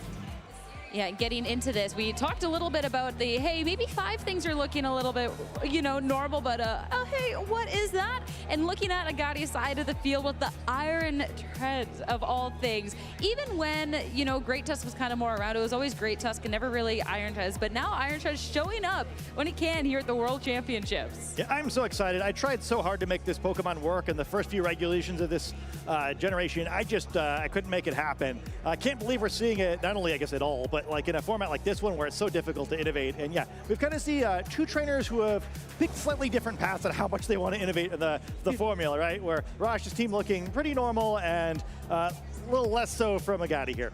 I think one of the big things when we're looking at where trainers have changed things up for the World Championships is making that call kind of into the meta and how that kind of works out. We got to see it the Pachirisu earlier, even if it did get taken down by Zhang. But when I have the Iron Treads, first thing I look at is that Steel Roller. When you're looking at Pokemon like Rillaboom, that's been a really big threat in the format, but even the more so on a restricted level, that Miraidon, this move allows you to be able to get rid of that terrain and can deal a good amount of damage, especially since you get that same type attack bonus and that choice band. So this seems to be a great meta call heading into this. Yeah, I'm really fascinated because it seems like it would be really difficult to play, right? Steel Roller, effectively the strongest steel type move in the game for a physical attacker. It's perfectly accurate. It has 130 base power. It's great at first. However, there needs to be a terrain active for it to work. And locking into that with a choice band is a really interesting risk, right? Seems like it would be very easy to get stuck in a situation where you're locked into a move that doesn't work. In this matchup, he has his own Miraidon that's able to provide the electric terrain, and his opponent can potentially provide that grassy terrain. So if he does bring that Iron Treads, and gosh, I sure hope he does, be interesting to see how both players maybe either try to have a terrain active or try not to have a terrain active to take that tool away. Be fun too, because when you have Volt Switch with Miraidon, which is such a good move on it, well, you can just bring the terrain, Volt Switch out, the Steel Roller, get rid of it. All right, well, we'll hop back in and just kind of do it all over again. So it could be a lot of fun. So I'm hoping that we get to see it brought into this match. We do have to talk about Arash Ahmadi's team as well. Something that, you know, is really common out here. We get to see the Calyrex Ice Rider, the Raging Bull. We get some standard things. But where Arash has decided to innovate and kind of switch things up a little bit is this Cornerstone Mask Ogerpon, which I've seen a couple of people out there on the field bringing, and I think a great choice. The rock type Ivy Cudgels could do so much, and Horned Leech, a really effective way to just get some health back as well.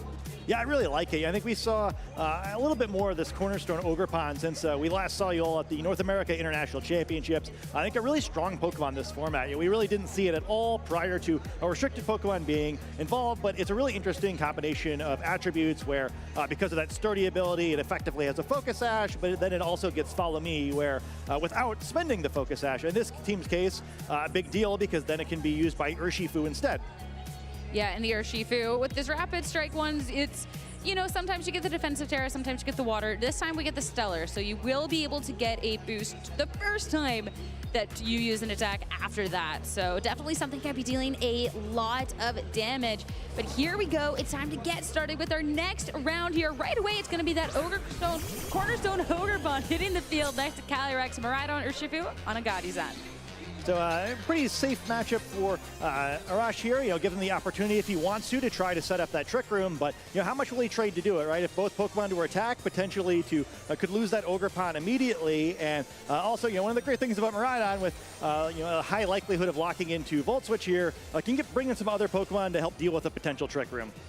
And that's the thing, there's not really a way to really prevent it, but if you at least have this option of switching out and having something a little bit more attuned to the situation, that can help out. Right away, Terrestrialization be kicking off the match. It will be the Calyrex Ice Rider. This one into the Fire type.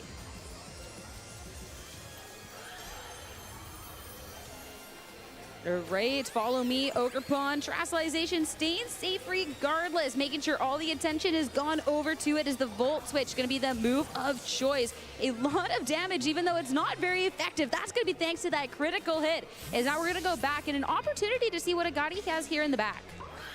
Yeah, there's some good information here. We're going to see the Incineroar coming on the field, dropping and Intimidate. And while this Ogerpon may not be long for the battle, Calyrex is going to be free to do whatever it wants. It will be the Incineroar that hits the field, but Clear Amulet onto that Calyrex is going to make sure that attack is not dropped. So we'll be able to still hit at full force once it gets this Trick Room done and over with. The second hit into the Ogerpon is going to be it, but no Trick Room. Instead, we're going out onto the Offensive. Glacial Lances, not very effective into these Pokemon, but still a considerable amount of damage into that Urshifu, bringing it down to about a third of its health. Yeah, the Clear Amulet kind of paying dividends there, you know, just a little bit of chip, but Urshifu now in a position where a second Glacial Lance, if Arash was able to get it off, could perhaps pick up that knockout. Right, and I'm curious too, looking at this situation with that Calyrex not going for the Trick Room on that turn, because it is a slower Pokemon, and when we're kind of eyeing up the Pokemon on Agadi's end, specifically when I look at that Miraidon, it's something that can maybe fare quite well. We get an opportunity to see now, though, there is that Iron Hands as well. So that is a Pokemon that can do well in the Trick Room situation. So maybe just wanting to kind of soften the Pokemon up. So once that Urshifu hits the field, you can start taking these big KOs. Yeah, meanwhile, you see a situation here which normally would be a great protecting turn, but since Urshifu's ability sort of prevents that, it's going to get a free blow on one of these Pokemon. And that's going to be the close combat into the Calyrex, Fire Terrestrialization, and just the natural bulk's going to take it quite well. As of course, Urshifu now, that's going to be the defense that's lowered. We're not about the attacking anymore. Calyrex, that will now be the Trick Rooms. The dimensions are twisted. It's going to be slower Pokemon moving first from here on out. Yeah, kind of a nice little trade for Arash, perhaps getting to use that Trick Room a turn later. If we can wind up in a situation where it's in danger of expiring, using the moves in that order where you would have gotten the same damage anyway, but now effectively just gets an extra turn of Trick Room by using them the way he did.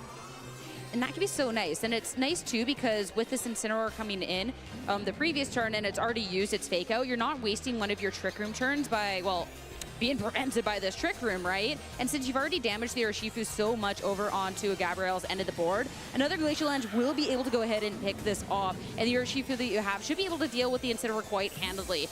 The Urshifu, though, on this turn, just wants to be swapping out an opportunity to get a fourth final Pokemon in. That's going to be the Rillaboom. Interesting. So perhaps trying to stay a step ahead, we'll be able to threaten a Fake Out on the next turn. Yep, and being able to prevent things. It will be Protect this time around. Do note that is not going to be helpful against that Urshifu, but it will be useful up against the Sucker Punch. If you're not ready in attack, nothing's going to be happening at that point. So the Sucker Punch, null and void, and the follow-up knockoff, not going to do anything either. And now you have that prevention to be able to swap one of those Pokemon. So great swapping coming out from Arash. Yeah, I mean, maybe it doesn't look like a whole lot happened there, but, gets the Grassy Terrain active, which helped you. Had already taken a bunch of damage on his key Pokemon, gets the Fake Out, threatening the other direction, and perhaps avoids taking a knockout that would have, even though it would have been nice in the short term, perhaps would have made it more difficult for him to keep momentum here. Spent a turn of Trick Room, but now likely threatening a potential knockout in that Urshifu slot, and Rillaboom able to use Fake Out now, probably on the Incineroar to prevent that knockoff from happening. One thing to note, though, is we do have the Terra Ghost over onto the Incineroar. So you do have the option of trying to go for the Terastallization, but Arash can then kind of call into that as well and go into the other slot. It's not going to be the Fake Out, though. Instead, just a smidge of chip going into that Incineroar. And damage dealt in return thanks to that Rocky Helmet. Sucker Punch won't be too much into the Calyrex, but now the Glacial Lance. It was already so much softened up into the Urshifu. That is going to be KO'd. Incineroar now out to a third of its health. Not taking nearly enough damage from either of those two Pokemon. Chilling Nay, though. That's going to be the first attack boost going over to that Calyrex, which does hang on through the turn. The Clear Amulet's gone, but Calyrex holds on. And maybe just enough HP. See the impact of the Grassy Terrain there is Calyrex just holding on by a thread, and hey, Iron Hand's going to come out now, and maybe you're not so upset if you're a Gotti here, right? You've almost knocked out this Calyrex. You're going to be able to most likely burn a turn here with help from the Fake Out, and there still is that Murata in the back. However, you got to be careful not to lose too many Pokemon here either, right? There's still a very healthy Rillaboom on Arash's side of the field, and eventually, if you're looking toward a win condition where you need Murata to close the game, you'd certainly prefer to keep your terrain active and not allow the Grassy Terrain to come on and slow things down. And that's kind of one of those things that when we're looking at why Rillaboom can fare so well into the Maraudon is that capability of just going and rewriting that terrain. Protect again. So there's been 2 turns throughout this Trick Room that Arash has had to go for the Protect to make sure that the Calyrex isn't going to be getting KO'd here, as the first attack does go on hit into it. Flare Blitz is going to be the follow-up. Incineroar targeting into Rillaboom instead. Super effective, but it's still a sliver. Some huge survivals coming on through. And that's going to allow the Woodhammer. You're going to knock yourself out with some recoil, but great damage into that Iron Hands. And now a free swap to bring the Urshifu back in. Yeah, it's trading Pokemon quickly now, where kind of a fascinating little situation here where Calyrex kind of forced to go on the defensive there. And maybe both sides make a little mix-up, right? There's no Fake Out, but also, that damage trade, the recoil really relevant. And now, if Agani wants to, he's able to control the terrain later once Miraidon comes back in. And I believe this is the final turn of Trick Room. So once this Trick Room is done, well, the Urshifu should be in a great position to be outspeeding at least the current Pokemon out on the field, though you are still in a really dangerous situation once that Miraidon comes back out. And I think that's kind of what I'm eyeing up the most here in this situation. And at this point, Agati has taken a lot of momentum. Hasn't even used Terastallization yet. Yeah, and I think that makes this really scary. Arash really doesn't want to allow that Iron Hands to attack, potentially pick up a knockout on this Calyrex. I think the Urshifu is going to have a really difficult time winning any potential 1v2 here, so potentially a game-winning turn for Agati. All right, we still got to make it official. Terrestrialization into that Iron Hands. Going to go ahead and terrestrialize into that Terra Water. More so a defensive type coming on out. Try to make sure you're not going to be taking too much from these two on the other end. Aqua Jet's going to be first. Negligible damage. Nothing happening there. Is the Wild Charge follow-up. The Calyrex already so low. That's going to be the KO confirmed. And Amadi down to his final Pokemon. Yeah, it's looking tough for Arash in this first game. And Incineroar as well, you know, kind of just sitting there like, hey, wait for me, I get a turn too. Flare Blitz not going to do too much here, but we'll continue whittling down this Urshi. Feel like it's not breaking the sash, but, you know, helping things along a little bit. And you know, both trainers do at least confirm the speed order that Iron Hands out-slowing, I guess, the Calyrex on the other side of the field. It's kind of one of the adjustments we've seen throughout the course of regulation. The Iron Hands often running slower builds, and we're really seeing it pay off in this first game. Yeah, which is then really interesting looking at that Trick Room, because it was a Trick Room that, if it had been a turn sooner, actually, then you would have had the situation that Urshifu could have maybe started dealing some damage in this end game that it could have been. The Calyrex still making it on through, but this Iron Hands that Gotti had in response, great job to be countering the Trick Room in the situation, bringing it out at the opportune moment. And Arash is forced to continuously be protecting this Calyrex and just couldn't even put on the back foot. So when I'm looking at the situation, I'm curious with how this game 2 is going to be shaking up. The Cornerstone Ogerpon as well was a Pokemon that was essentially right from the get-go as a 3v4, because that was a Pokemon that got doubled into turn 1 because of the Follow Me. And you didn't really get much from it. Yeah, I thought that turn 1 was devastating. I think that it's just really tough for Arash to win if they were both to lead the same Pokemon again in this next game. I think Agati's plan was really good, right? It's like 2 great Pokemon helping deal with the Trick Room and back, gets to attack for free with the Miraidon. It was still there hanging out in the back. We never got to see it, but it still would have been a big problem with actually closing the game. And there wound up being so much pressure on the Calyrex, it was really difficult for it to actually attack. I think given the Pokemon that wound up being in the back, we're talking the beginning of the game about how well Arash had delayed that Trick Room. Maybe you should have just delayed it infinitely and not used it at all there, right? Where it wound up kind of not only wasting a turn where Calyrex could have done some damage, but also just put him in a challenging spot where the speed control is more controlling Calyrex than it was Calyrex's opponents. Yeah, and I'm still even just looking at the fact that Gabriel, from the get-go, the Miraidon, Volt Switch, damage, I'm out. And even if Arash was able to get a little bit more headway in that Trick Room, the second it was done, there was still going to be that Miraidon in the back. So that's going to be something that I look to see answered here in this next game.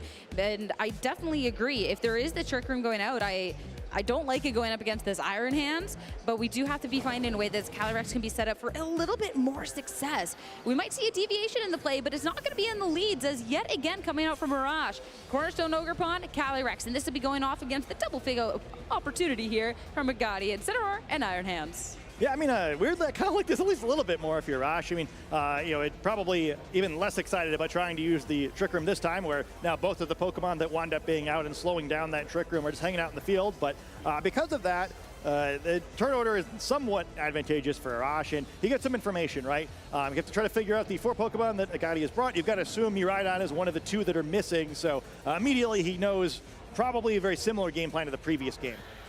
I'd be eyeing up here too, because coming out from Arash, when you're staring down this double fake out, it could just be really easy. Okay, Spiky Shield protect and just make sure nothing's going to be happening. But if you also think that there is going to be this swap, you don't really want to give one over for free, so you could go ahead and make a call, and Agati has definitely ways to potentially punish off of that. It's going to be terrestrialization yet again, making sure this Calyrex Ice Rider, it's heating up as much as possible, fire type. You're not looking to be taking super effective hits from this lead combination, which also shows that it's not going to be protected. It will be fake out to stop it and distract instead as Ivy Cudgel.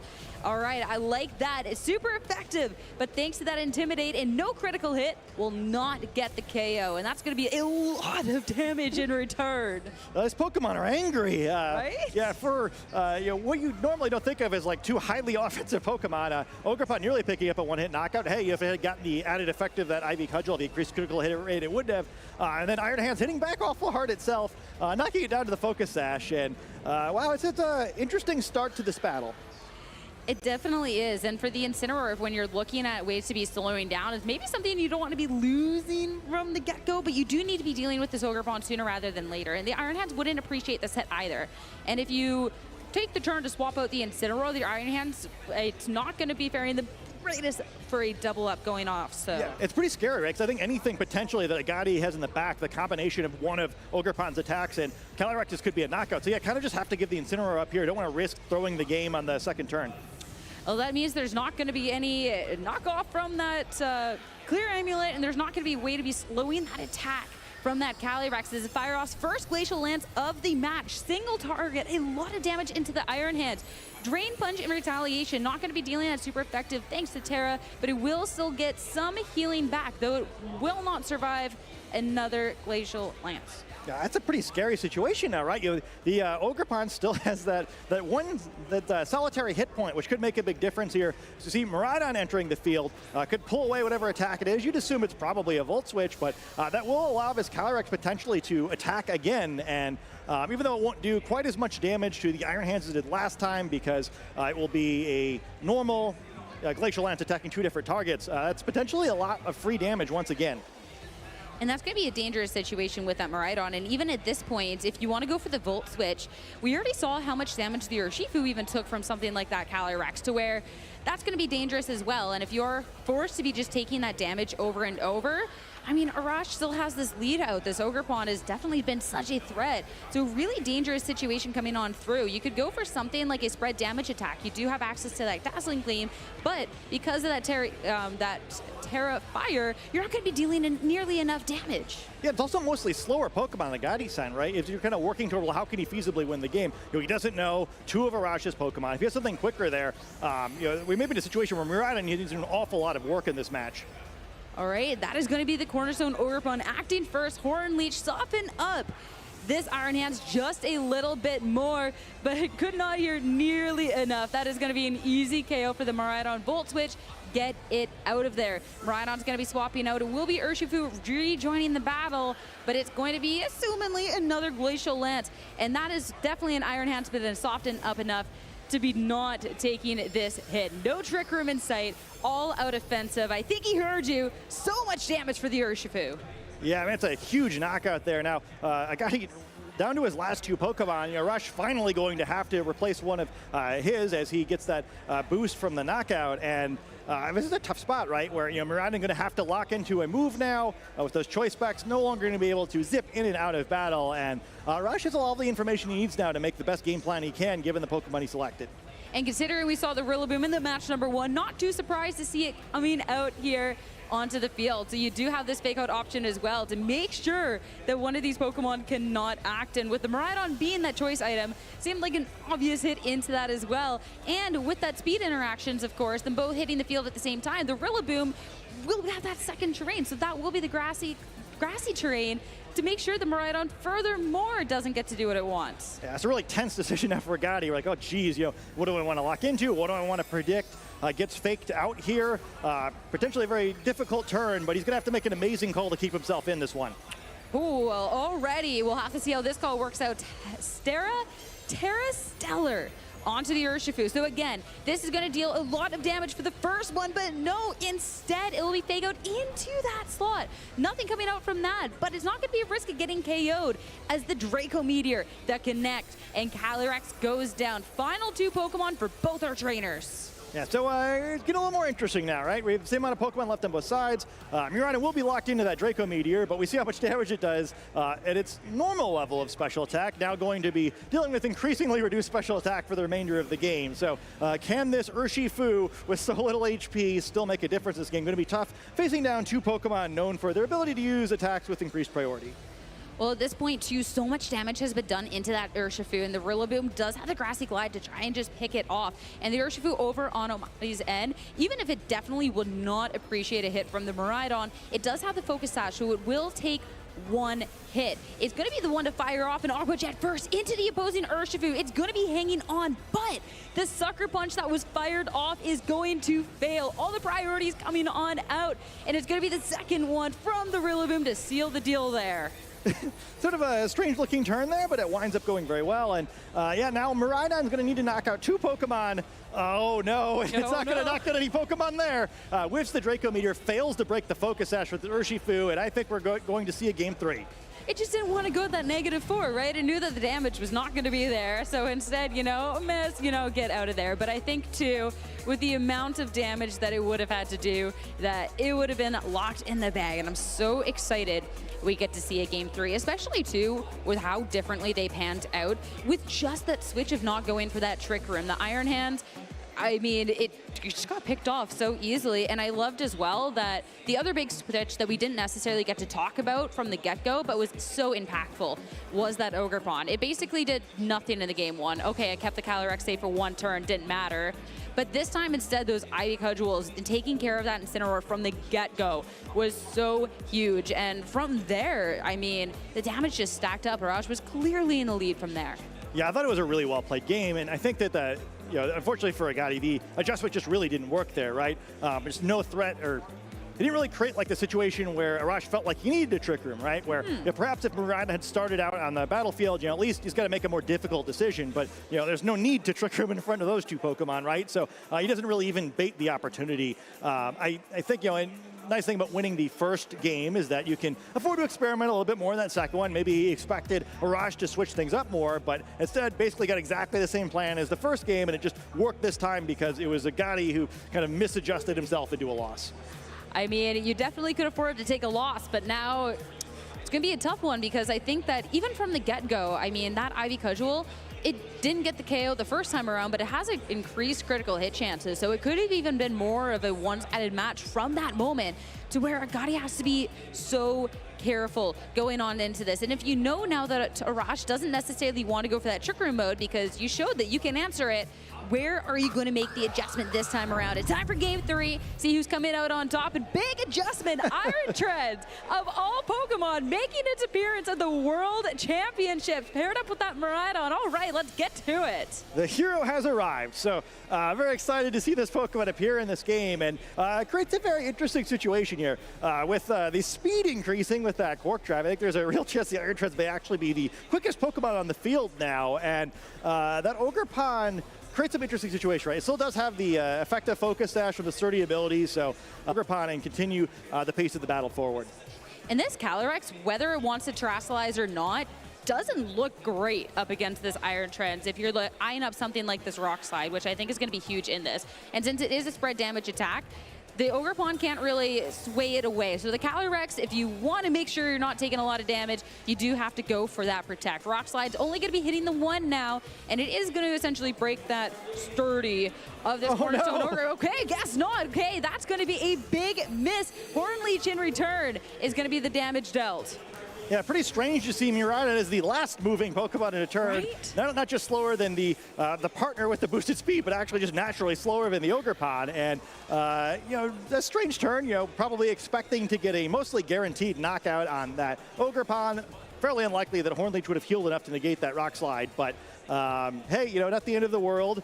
Avoided incorrectly attacking into that Protect, and now one of these two Pokemon come in. We see the Pokemon that got dropped from the previous 2 games is that Incineroar, so no longer willing to take Ivy Cudgels, instead choosing to bring these other Pokemon, but because of that, Ogre Pawn's still not in that bad of a spot.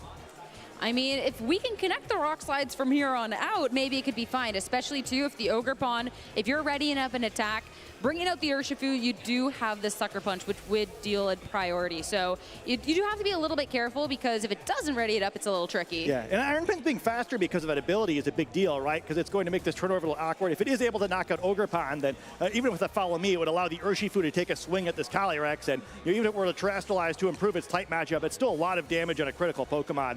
And it's a tough spot for Arash, right? Because even if he's assuming the Rillaboom's in the back, it's really difficult to get that back out there, and it's no longer worth it just to turn off the ability because then you don't have the right combination of Pokemon out to exploit it. But Calyrex having to flee because of the huge threat of Iron Treads.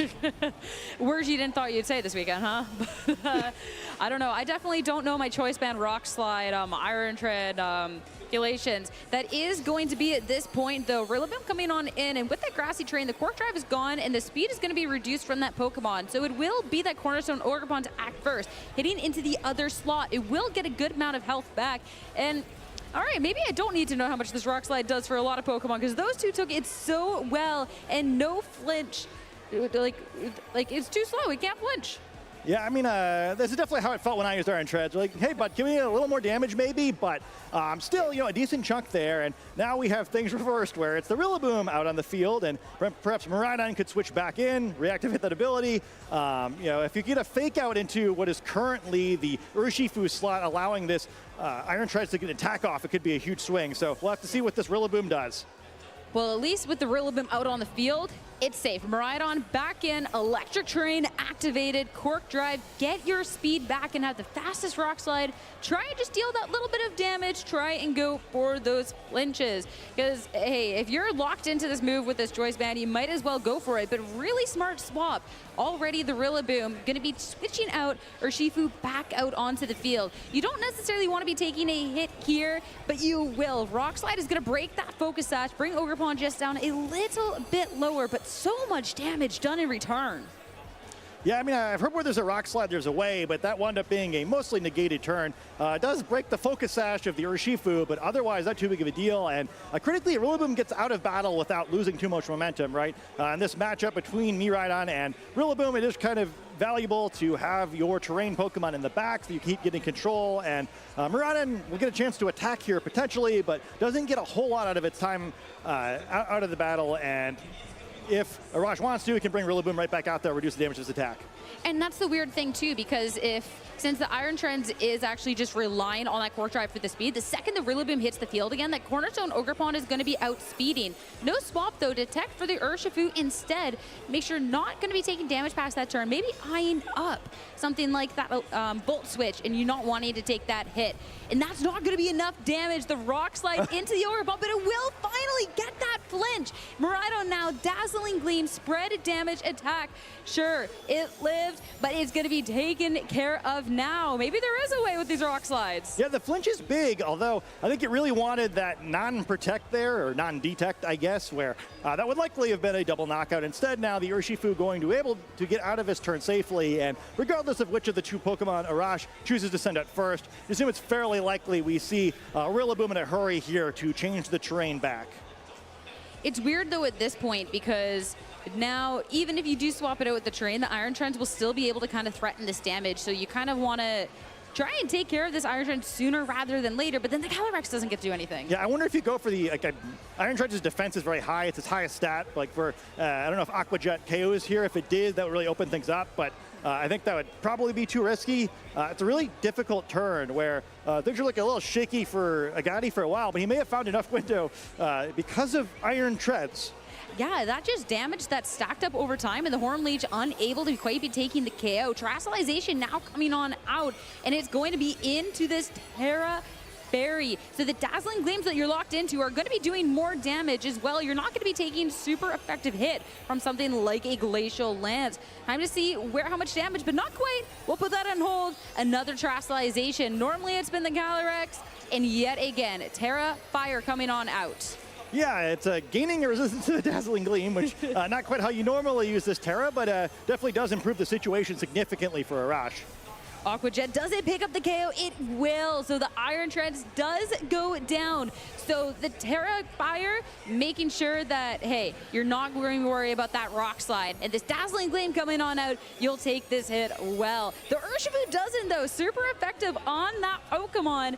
Now Arash down to final 2 as Rillaboom will be forced to re-hit the field. Yeah, it's a huge knockout, though. Not only is the Trick Room going to activate here, make Calyrex one of the quickest Pokemon for the remainder of this battle, although we see now it is that Iron Hands as Agadi's final Pokemon, so it will, once again, out-slow Calyrex. But Rillaboom, at least, it's been pretty damaged, but going to be able to flip this terrain for the final time. And Miraidon now, even though it does a shockingly good job of avoiding damage despite not getting direct assistance from its teammates, going to be locked into a move for the rest of this game that Calyrex resists. I mean, even at this point, the Rillaboom hitting the field, yeah, you've changed the terrain, but the Miraidon's already hitting with the Dazzling Gleams anyways, and eyeing up the Rillaboom otherwise, the Iron Hands is going to be the quote-unquote faster fake out, being the slowest thing on the field. So you can't just fake out the Rillaboom and just go for the KO to have this 3v1 situation, especially since you have used the Terastallization to take the hit better from the Calyrex. Yeah, I think the Iron Hands is probably the Pokemon to beat in this matchup. Even though it was, once again, Arash who used the Trick Room, I think getting it off the field is going to be a huge pain. All right, this situation, instead of going for the damage for the KO, we're going to play it safe. It's going to be the switch coming on out and Urshifu joining back out onto the field. Mind our Trick Room is up, but the Calyrex will be protecting on this turn, making sure the fake out's not going to be hitting into it, as that is the attempt coming out from Agati. The Rillaboom will be the only one to act this time around. Looks like it's going to be going for that damage as Wood Hammer, boosted by the terrain, critical hit, but the Iron Hands will hold on, but the Rillaboom won't. Oh, the crit mattered, but in the wrong direction there. I was just going to say how much I love that read by Arash, but I think he actually kind of gets hosed by his own critical hit. I think because of that, Rillaboom is knocked out what it otherwise would not have been, and he does get that 3v1, despite not getting any damage of his own on the field. What a strange turn. I've never had a situation where it maybe like looked or not a critical hit, but that is absolutely rough, especially too. You need that Wood Hammer damage onto the Iron Hands. That is something that can take these hits so well otherwise, so you kind of needed that. The Calyrex, it is in a situation of choice, but now you're staring down 3 Pokemon. The Iron Hands, if you go for the Drain Punch, I don't think you're going to be healing up nearly enough damage past these Glacial Lances to even, like, it wouldn't matter, but oh man. See if Calyrex can do it all of its own. Gonna have to take this Wild Charge, and it hurts a decent bit, but I think it's about to get its revenge. All right, here we go. Glacial Lance coming on out. The Urshifu, good for this go around, but the Iron Hands, it did great in getting critical hit to take a KO. It can finally earn its rest. Agati now down to 2. Trick Room situation. It is a chilling Nay boost, which is a little bit dangerous for this Calyrex. And sure, there has been the Terastallization, so not the most damage is coming on out. But if this Miraidon doesn't follow up with the KO, it could get a little weird. Yeah, now Nevin is no longer weak to those moves. Unless that single attack boost is enough to get a one-hit KO on this Miraidon, which would likely require another critical hit. A big electric type attack the other way could close this game for Agati. Well, it'll be the Glacial Lance. See, get a critical hit. The Urshifu goes down. Miraidon takes a lot of damage, but it's not going to be enough. Holding on, gets an opportunity to fire back. The Calyrex, sure, you got another chilling Nay boost, but the Electro Drift is headed your way. Terra boosted. It's got to go down, and with that, Gabriel Agati to take a great win in this 2-1 series. Yeah, you can't ask for a much closer match between 2 of the world's best Pokemon players of all time. Sort of a strange ending, but a really well-played set that went back and forth the whole way through. Got out a little bit of weirdness. We already saw Iron Treads, and we couldn't have that be the weirdest thing we've gotten to see, but it's still really, really good match and really, really close one between these two. It was crazy that we got to see out of all things that Iron Treads here in that game 3, and where it was kind of able to open up this window of opportunity, considering, yeah, it kind of missed a rock slide. Yeah, it kind of didn't really do that much, but it was kind of consistent pressure. And with that as well, I feel like Arash had to be really careful with how he played, because beforehand it was just like, all right, here's the Calyrex Ice Rider, here's the Terra Fire, here is just the consistent damage. You couldn't do that freely anymore because of that threat, and I think that was the bigger thing rather than what Rockside was actually doing. Yeah, I thought it was really cool too, especially with the slower Miraidon. You kind of like need something to threaten the top of the speed order, and I can't imagine too many trainers are looking at the team builder like, that's it, Iron Treads. But we do see it make a big impact there, where even though it didn't do a ton of damage, it really did complicate the matchup. And we always love seeing a Pokemon we don't get to see very often. I love how the first thing we get to do is kick off the highlight reel with the miss, but it did a lot more than that, I absolutely promise. But it was cool, that pressure. And what I really liked about this match too was that terrain matchup, but because of the speed interaction with that speed boost for the Iron Trends, because when you had the Quark Drive and you got to go before the Ogre Pond, then there was the opportunity for the flinches. There was that damage, and the flinch on that was absolutely massive. And then all of a sudden the Rillaboom's in, the Quark Drive is gone, you're kind of getting outpaced. And that was just like another element to that battle between those 2 terrain setters. Yeah, like a little different than we normally see it, and I think it's just a really cool look from Agati, where we typically just see Iron Hands as the one sometimes used Quark Drive partner for the Miraidon. We're kind of, I feel like we're sneaking back toward where the format started, right? Where at first people had too many Quark Drive Pokemon on the team, then maybe had too few, and we're back to, I think 2 is probably the most I've seen in a team this successful. Really fun to watch, and you have to feel a little bad for Arash, that weird critical hit, where I feel like this poor guy just never has a normal match when he goes on stream. Like, something always happens. I have to do it for the clip, right? But that's so unfortunate too, because at that point you're setting yourself up for the vet success, and yeah, the critical hits be a little critical sometimes, but it was really, really well played from both trainers, and Agati setting himself up for a really, really good end game there. Even just like the little things like the protect on the Urshifu to make sure that there was only the one chilling nade boost, because if there was the two, this could have been a very different story that we're talking about right now. Yeah, and I think, props to both players, too, right? I mean, 4-0 feels a lot better than 3-1, but both of them are so close to winning that set, right? I think, by the end of the middle of Game 3, I guess, clearly the set could have gone either way. And I think, both players earned it, but that's why winning Worlds is hard, right? I mean, all of your opponents at some point are going to be this good. Yeah, it's not like a regional where you're like, oh, man, I'm up against a world champion in round 3. What are the odds? Like, okay, for here, like, we kind of got a lot of world champions here. Like, the odds are kind of, they're still not necessarily in your favor, but it's a good chance. But it's been really fun watching the best of the best go up against each other. Yeah, I mean, and that's what it's all about, right? You want to not just win the tournament, but you want to beat the best, and that was around when we saw it. Well, time to talk to one of the best who is standing by with Joe Brown now for our post-match interview. All right, thank you very much, Sierra and Scott. We are here with our winner, Gabriel Agati. Congratulations on that victory. Really tough back and forth set, very dramatic, some misses, some flinches. How are you feeling right now? I'm feeling great. I just faced one of the best players in the world, one of my favorite players as well. So yeah, I feel awesome.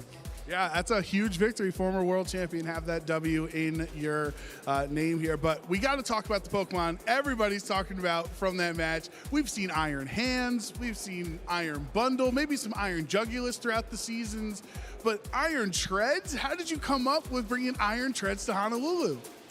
So originally, Iron Treads was only for the mirror, but I figured that it's actually pretty good against other teams as well. So, for example, our team had Terra Fire on Kali Ice, so I can just Rock Slide and do a lot of damage, put things on range, and yeah, he ended up being good.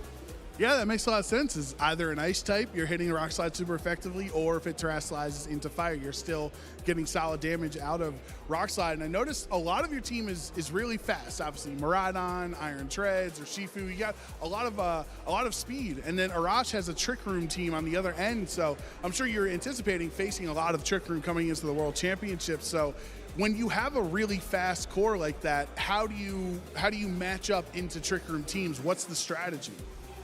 I think it depends a lot on the Trick Room team, but against Kali Eyes, usually Iron Hands is very good. My Iron Hands was also slower than his Kali Eyes, which was good, because he sets up Trick Room in the late game for Game 3, and I was able to use Fake Out before the Rillaboom. And yeah, maybe just double Fake Out. Fairy Giraffe occasionally is also very strong against Trick Room. Yeah. All right, yeah, and honestly, you got Miraidon's been really, really big coming into this weekend. A lot of people anticipating it as a great restricted that you brought here, but your opponent having Ice Rider. We've seen Shadow Rider, Terapagos on stream. How do you feel like the restricted Pokemon are right now? Do you think that there's a lot of great choices, or are there only really, maybe 2 or 3 that you consider top tier restricted choices? I think there are a lot of great options for this tournament. When preparing for Worlds, I try to play with Kali, Shadow, and Miraidon mostly, just because I like to play them a lot. They have strong moves, they're fast. And in the end, I thought that Miraidon, at least from the teams that I built, ended up being the best call for me. I think it's about play style, but it's also about, I don't know, just doing the smart choices, I guess. All right, and you have to finish at least 6-2 or better at the end of today. You're already really close there. Don't want to jinx you, but how confident are you feeling throughout these first 4 rounds, knowing that with half the day left, you only need 2 more victories to make it to day 2? So far, I've been playing really well, so I hope to keep this track, but there's a lot of, there is still a lot ahead of me, so I just need to stay focused, stay calm, and play good Pokemon. And in this matchup, I prepared a lot for this matchup. I prepared me with my good friend Gustavo King, which is there, and I kept losing to him, so it ended up being really, really good, because I changed my Iron Tread's last move yesterday.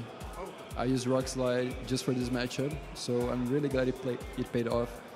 I thought it could like surprise people on like game 2 or game 3, and it ended up being the case. So yeah, thanks to my friend. All right, now, do you have any other shout-outs? Anyone watching at home? You want to give any shout-outs to people supporting you along the way? Yeah, sure. All my Brazilian friends, my family, and my girlfriend. Yeah. And my boss too, because I'm missing work to be here. So yeah, it was very kind. All right, yeah, shout-outs there. So congratulations, Gabrielle. Best of luck throughout the rest of day 1 here. We are going to take a quick break before we get ready for our round 5 matchup at the Pokémon World Championship. So shout-out to Brazil, and we'll be right back.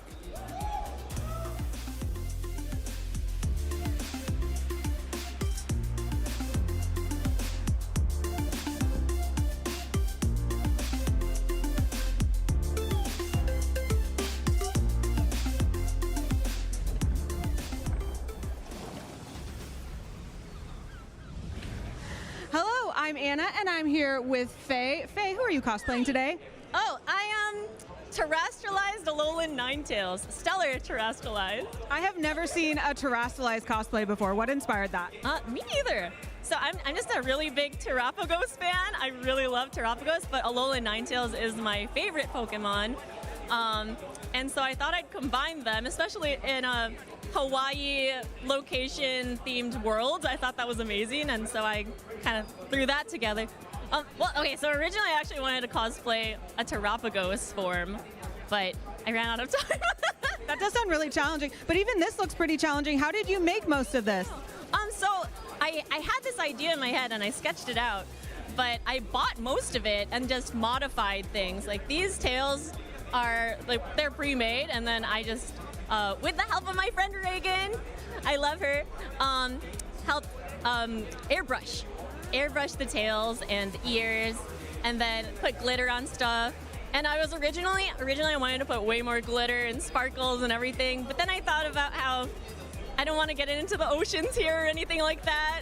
So looking out. Yeah, that is really thoughtful. I know that they're doing the Genki balls here too to try to clean out the canal. So do that. I'm so excited to. Thinking about keeping Hawaii very clean. That's nice. So your dress too, by the way. Thank you. I made it myself.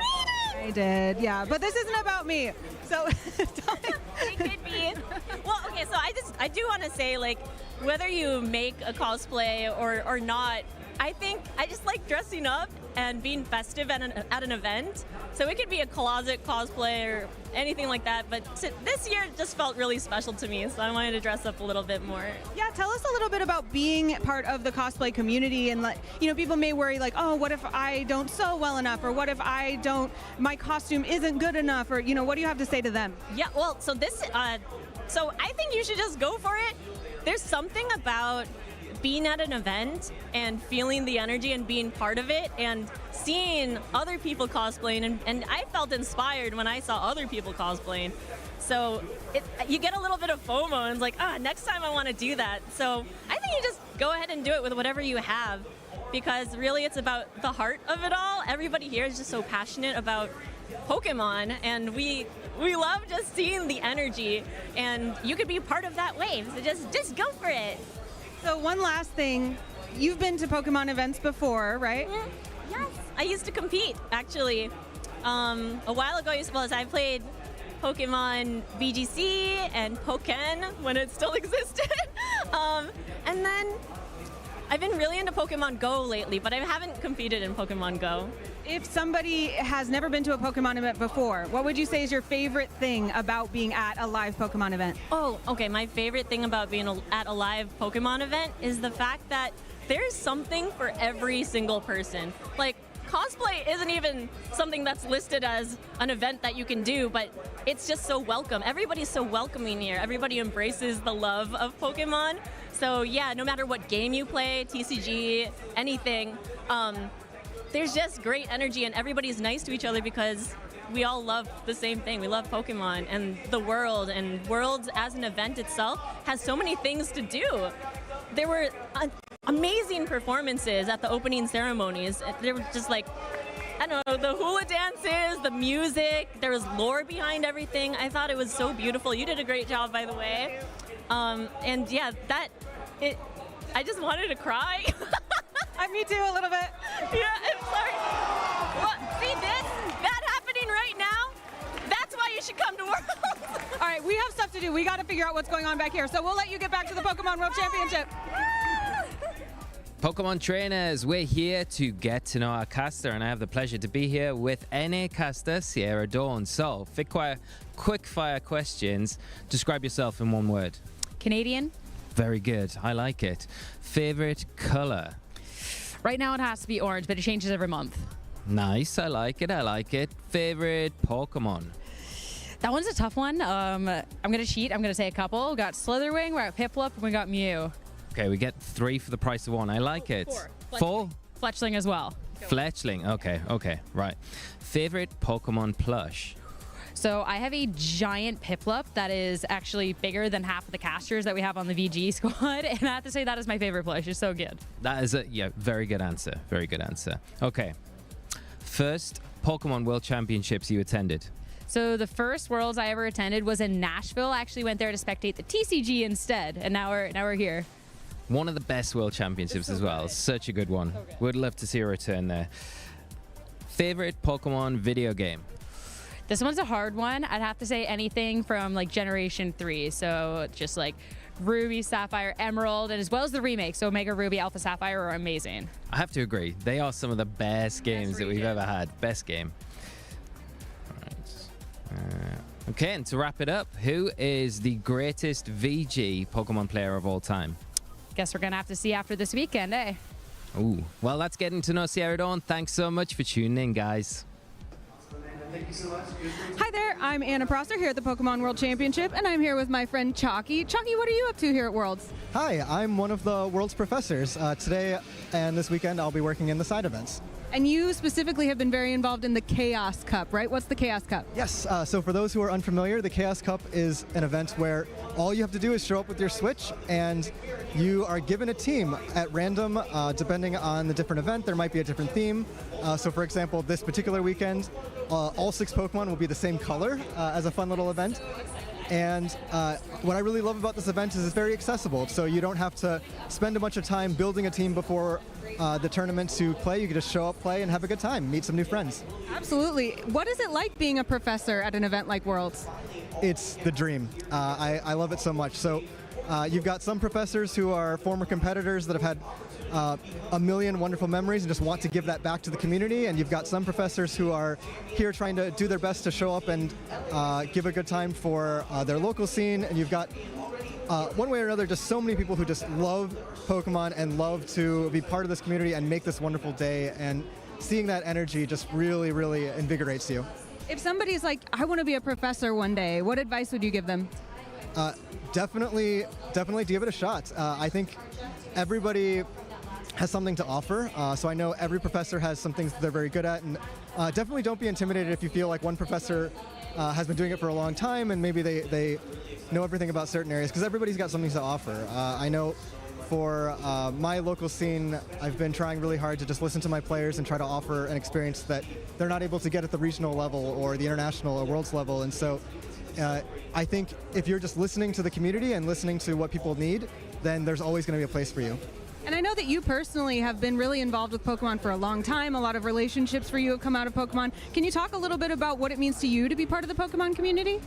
Yeah. I mean, I think when I was a small child, it was not really the cool thing to like Pokemon, and so being in a tournament was just my safe space, because it was surrounded by people who like the same thing that was very hard for me to find. And now the world has changed so much, and there are so many people everywhere that love Pokemon that we can fill a room with thousands of people, and it's so heartwarming for me to see. It is so cool. Thank you so much, Chalky, for taking time out of your busy schedule. And be sure to check out those side events if you have time. And now let's get back to Pokemon World Championship. Let's hear it for Wolf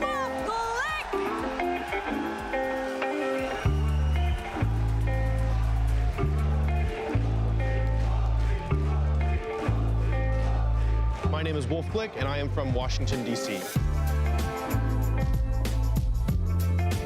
I first got into Pokemon when I was probably around 5 or 6 years old. I really hated getting my hair cut. And so my mom took me to one of those places where they had TVs for the kids to watch so that they would, you know, sit still and get their hair cut. And they had an episode of Pokemon on. And, you know, my mom and I watched it. I loved it. And I was just obsessed. Like, I had the Pokemon cards. I had, you know, action figures. I had pretty much everything. I eventually was able to play the games when I was a little bit older. And I really fell in love. And yeah, I mean, ever since then, I've just kept playing. And it's just, you know, turned into something so much more than I ever could have expected. When I was in middle school, I found out that you could play Pokemon against other people, and that really got me hooked because I have such a competitive personality. And so I was playing online. There were these forums, and you would go and you'd basically like schedule a battle over Wi-Fi. And you know, on one of these forums, I saw that there was a sub-forum that said real life events, tournaments in real life. And I thought, that sounds cool, so I clicked on it, and I saw that there was one in Chantilly, Virginia, like 30 minutes from where I grew up. And yeah, so I ended up winning that first event, and it kind of snowballed into everything. You know, I think some people, when I talk about, oh, I'm still playing, I've already won Worlds, I've, you know, won every level of tournament. I think some people are like surprised, or they're thinking like, okay, like, well, why? Like, why are you still playing, right? And I think the answer that people expect is something like, I want to be the best ever. I want to be indisputably the best ever. But the truth of the matter is that I really just play because I enjoy it. Like, I really enjoy and appreciate the game, and I love that it's always changing. I love that it makes me feel like I can always change, like I can always be better. The best thing that I've gotten out of Pokemon is my friends. Some of the best people I've met in my entire life are people who I've met through this game, and I really love Pokemon because it gives us a chance to kind of all see each other a couple times a year. You know, none of my friends are really even that close to DC, so being able to come to these events, being able to work with my friends towards a common goal, being able to celebrate their successes, being able to kind of commiserate in their losses, I don't know, it's really meaningful to me.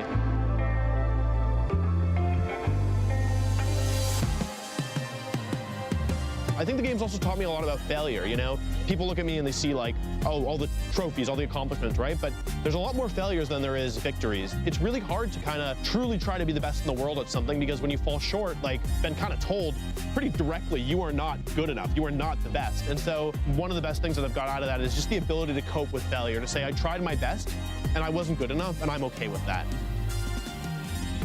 Well, I mean, I'm a little biased. I think winning Worlds for me will be probably one of my favorite moments from competitive Pokemon history. I think there's lots of other great moments, but personally, if I'm being honest, the fake out Swords Dance play in the finals of my Worlds, it'll always kind of have a special place in my heart. Wolfie Glick is your 2016 World Champion after so many years of hard work. I can barely stay in my seat right now.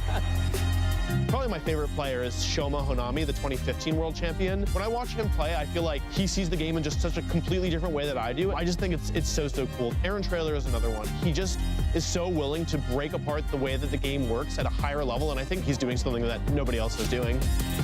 My starter Pokemon, that's a tough one. My first starter Pokemon was Charmander, but I really like Emboar. He's one of my favorites, so I feel like I have to kind of represent my boy. My goal every season is to win Worlds, just plain and simple. It's a lofty goal. It's one that I've achieved before. It's also one that I failed much more than I've achieved. And barring that, I would love to see one of my friends win the World Championship.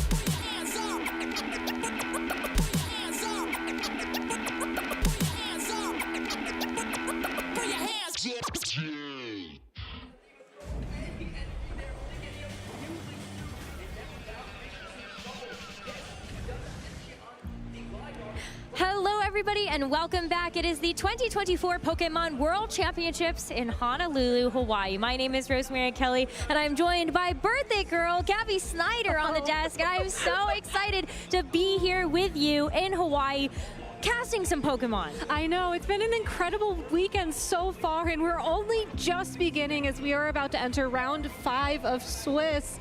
5 of 8 today, I believe, and everything is just getting so much more intense, and we're not even close to being halfway done with all the Pokemon action. I know. I mean, even just today, the fact that we are at that halfway point is kind of amazing to think about. It feels like just 30 seconds ago, we started the stream off, just kicking things off with the opening ceremony. I just want to revel in that for a second.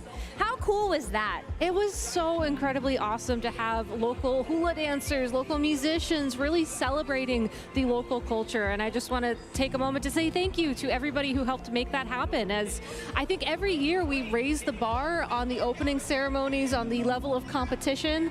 And now we have fire to throw into that mix as well. So who knows where we're going next year. Fire again, whether it's on the switches behind us or actually physically on the stage. That was very literally cool. on the switches though, right? Just to be clear? No. Okay. No, only the gameplay. Only that the counts, gameplay. right? Yes. I think that counts. Let's go ahead and take a look at our standings though. As Gabby said, we have finished 4 rounds of Swiss today, so that is 50% of the competition for day number 1. So we get a chance to take stock a little bit about who is still sitting at that undefeated 4-0 record. I am noticing a lot of familiar names right here. I think even just kind of going down the list, we've got Melvin K, who is an incredible player from Singapore, has been able to make it to the World Championships several times. I'm still remembering just an amazing gameplay with Shedinja, and I will never forget that. I know, and talk about other accomplished players too. Humahara at 4-0. He was the winner of the 2024 Japan National Championships running a Mental Herb Rock Polish Meteor Beam Terapagos. It was just an insane Pokemon to watch play through that final matchup. So excited to see him doing well here today as well.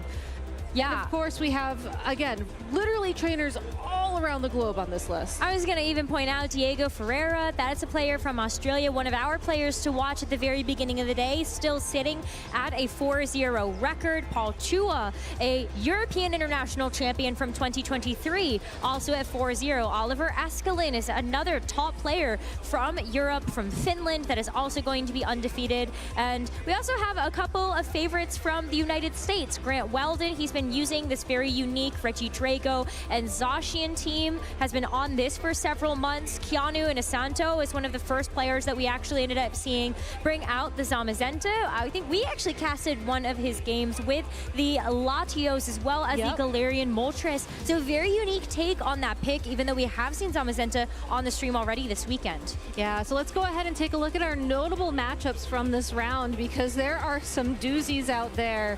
We'll be featuring the one up top, but shout outs to Humahara versus Ryosuke Aso, Grant Weldon versus Melvin K, like we mentioned earlier, Zacian player playing against a Smeargle Calyrex Ice Rider user, very reminiscent of what we saw at the North American International Championships that Melvin's using, and then Diego Ferreira versus Jackson Ferris there, rounding out our notable matchups. And I am so excited to jump into this matchup between Dorian versus Riley Factura as players from the North American region. I mean, Riley Factura started 2024 off with such an incredible show of power, winning the first regional championship, and then just was always floating around in that top cut, it felt like, for the rest of the year at almost every event he attended. I mean, that was his second at the Sao Paulo Regional Championships as well as the Sacramento Regional Championships. Ended up getting a total of 1596 CP at the top of the NA leaderboard for the season. And we did the math on that one. That is with a regional championship win,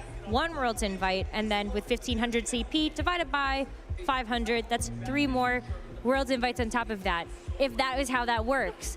But we also saw Riley get a top 4 at the Latin America International Championships, but Riley's been a little bit quiet towards the back half of the season after having such an explosive start, especially being well known for those teams that don't have any inaccurate moves. Riley does not like to take chances like that. When you end up actually getting into a format that requires that extra bit of power level, those powerful moves come with a drawback, and oftentimes that drawback comes in the way of a little bit less than 100% accuracy. Yeah, and especially when you're going to be playing 8 rounds of Swiss today, several more rounds tomorrow, going into an asymmetrical top cut, you can't necessarily risk those inaccurate moves. You want to aim for consistency. You want to make sure that your hits land when they're supposed to land. And given that we've already seen so many other trainers pivot to more bulkier forms of their teams, I am very curious what we're going to see from Riley in this next matchup. But his opponent as well, Dorian, also a very accomplished player from the LATAM region. Yes, Dorian Quinones is one of those players that has always, like Riley, had so much consistency in 2024, ended up winning the Lima Special event, as well as getting a top 4 recently in the Santiago Regional Championships. That was with Terrapagos. And so I'm kind of wondering if that is something that we are going to end up seeing just a little bit more from Dorian. Terrapagos, we've already seen on stream. Eric Rios having a lot of success with that particular single restricted, but there are some downsides to also running the Terrapagos. Maybe it just wasn't really a comfortable meta call for this World Championships for Dorian. I like that you mentioned comfort in particular, because I think there's 2 things you have to be mindful when preparing for the World Championships. And forgive me if you and Lou talked about this morning, but no, go for it. I think that if you are coming to the World Championships, you want to make the right meta call for sure. I mean, if you're facing auto losses every single round, that's not fun for anybody. But at the same time, you really do have to pick what you're most comfortable with and what you think you can navigate in and out of difficult situations. And we've already seen some indications of trainers who have done that. Pachirisu, maybe not the most powerful Pokemon in the Regulation G metagame. Small but mighty. Small but mighty, but still, being able to have that Pokemon cheering you on throughout the weekend and just being able to fall back on your instincts almost is so important at this level of play. It is, and so we've seen kind of a difference in strategies or takes on how players have prepared to compete at the World Championships. Like you were saying, sometimes it isn't that comfort. You want to make sure that you understand the Pokemon that you're using. If you use them for a long period of time, then you do understand the damage calculations a little bit better, where their strengths and weaknesses lie, how you can shore up some of that by team building around those particular pieces. And on the flip side of things, you have players, like we talked to Eric Rios earlier today, that just want to play the best team, whether it is like the best play style for you or you feel like it is the right call. And I think that that's always so interesting to watch. Riley was so consistent with the same team throughout the season, and Dorian is in fact coming in without that Terrapagos that he ended up using in the Santiago Regional Championships, but in fact with dare I spoil it, Lunala. What a cool Pokemon choice that we get a chance to see here for a single restricted team, and one that I think, much like Terrapagos, does have a little bit of a uniform approach that you might need to take to put it on the team. Yeah, Lunala is a very interesting restricted Pokemon. Its ability, Shadow Shield, operates very similar to Terrapagos' Terra Shell ability, only it will only activate for 1 hit or 1 attack, whereas Terra Shell will last for the entire attack. And looking at Dorian's full team, you can see that he's brought a lot of the tried and true Pokemon to balance out the matchups. Right, and when you take a look at how that's going to fare up against Riley's team, Riley's going to be playing a Miraidon team. We're going to jump into that one a little bit deeper in a moment, but I gotta say, it's a Miraidon next to an Iron Crown. We just saw what an Iron Treads, a future Paradox Pokemon, is capable of on electric terrain. So that Iron Crown is definitely one Pokemon you're gonna have to keep your eyes out on as well. But now, Gabby, let's go ahead and get a deeper dive into Dorian's team with that Lunala alongside an Ogerpon Cornerstone. I think you're, what, 2-2 now for Ogerpon Cornerstones? Joe Brown, too, with the Ogerpon predictions, doing well today. But I love that Ogerpon Cornerstone Mask is finally having a moment in the sun. Being able to provide redirection support along with the sturdy ability just means it's able to open up the door for Lunala to use a Calm Mind, to boost its defense and its attack, and then really start going on the offense. And I think that's something really interesting to point out about this Lunala is that if you've been watching those double restricted formats in the past, you might look at Lunala and say, where's Wide Guard? Where's Trick Room? That is a very normal moveset for something like the Lunala to have. But I think Dorian's approach to how you fit this Lunala into this team archetype is very awesome, with just the balance aspect of it, rather than just thinking about it as a pure Trick Room mode. I think it's also being played as more of a just consistent, bulkier Calyrex Shadow Rider. You're not going to match the damage output, especially after a nasty plot on that Pokemon, but with enough time and with enough turns, you can use those Calm Minds, get the special attack and special defensive boosts, and again, just open up opportunities for this Lunala to go on the offensive with Moongeist Beam or Moonblast for significant damage.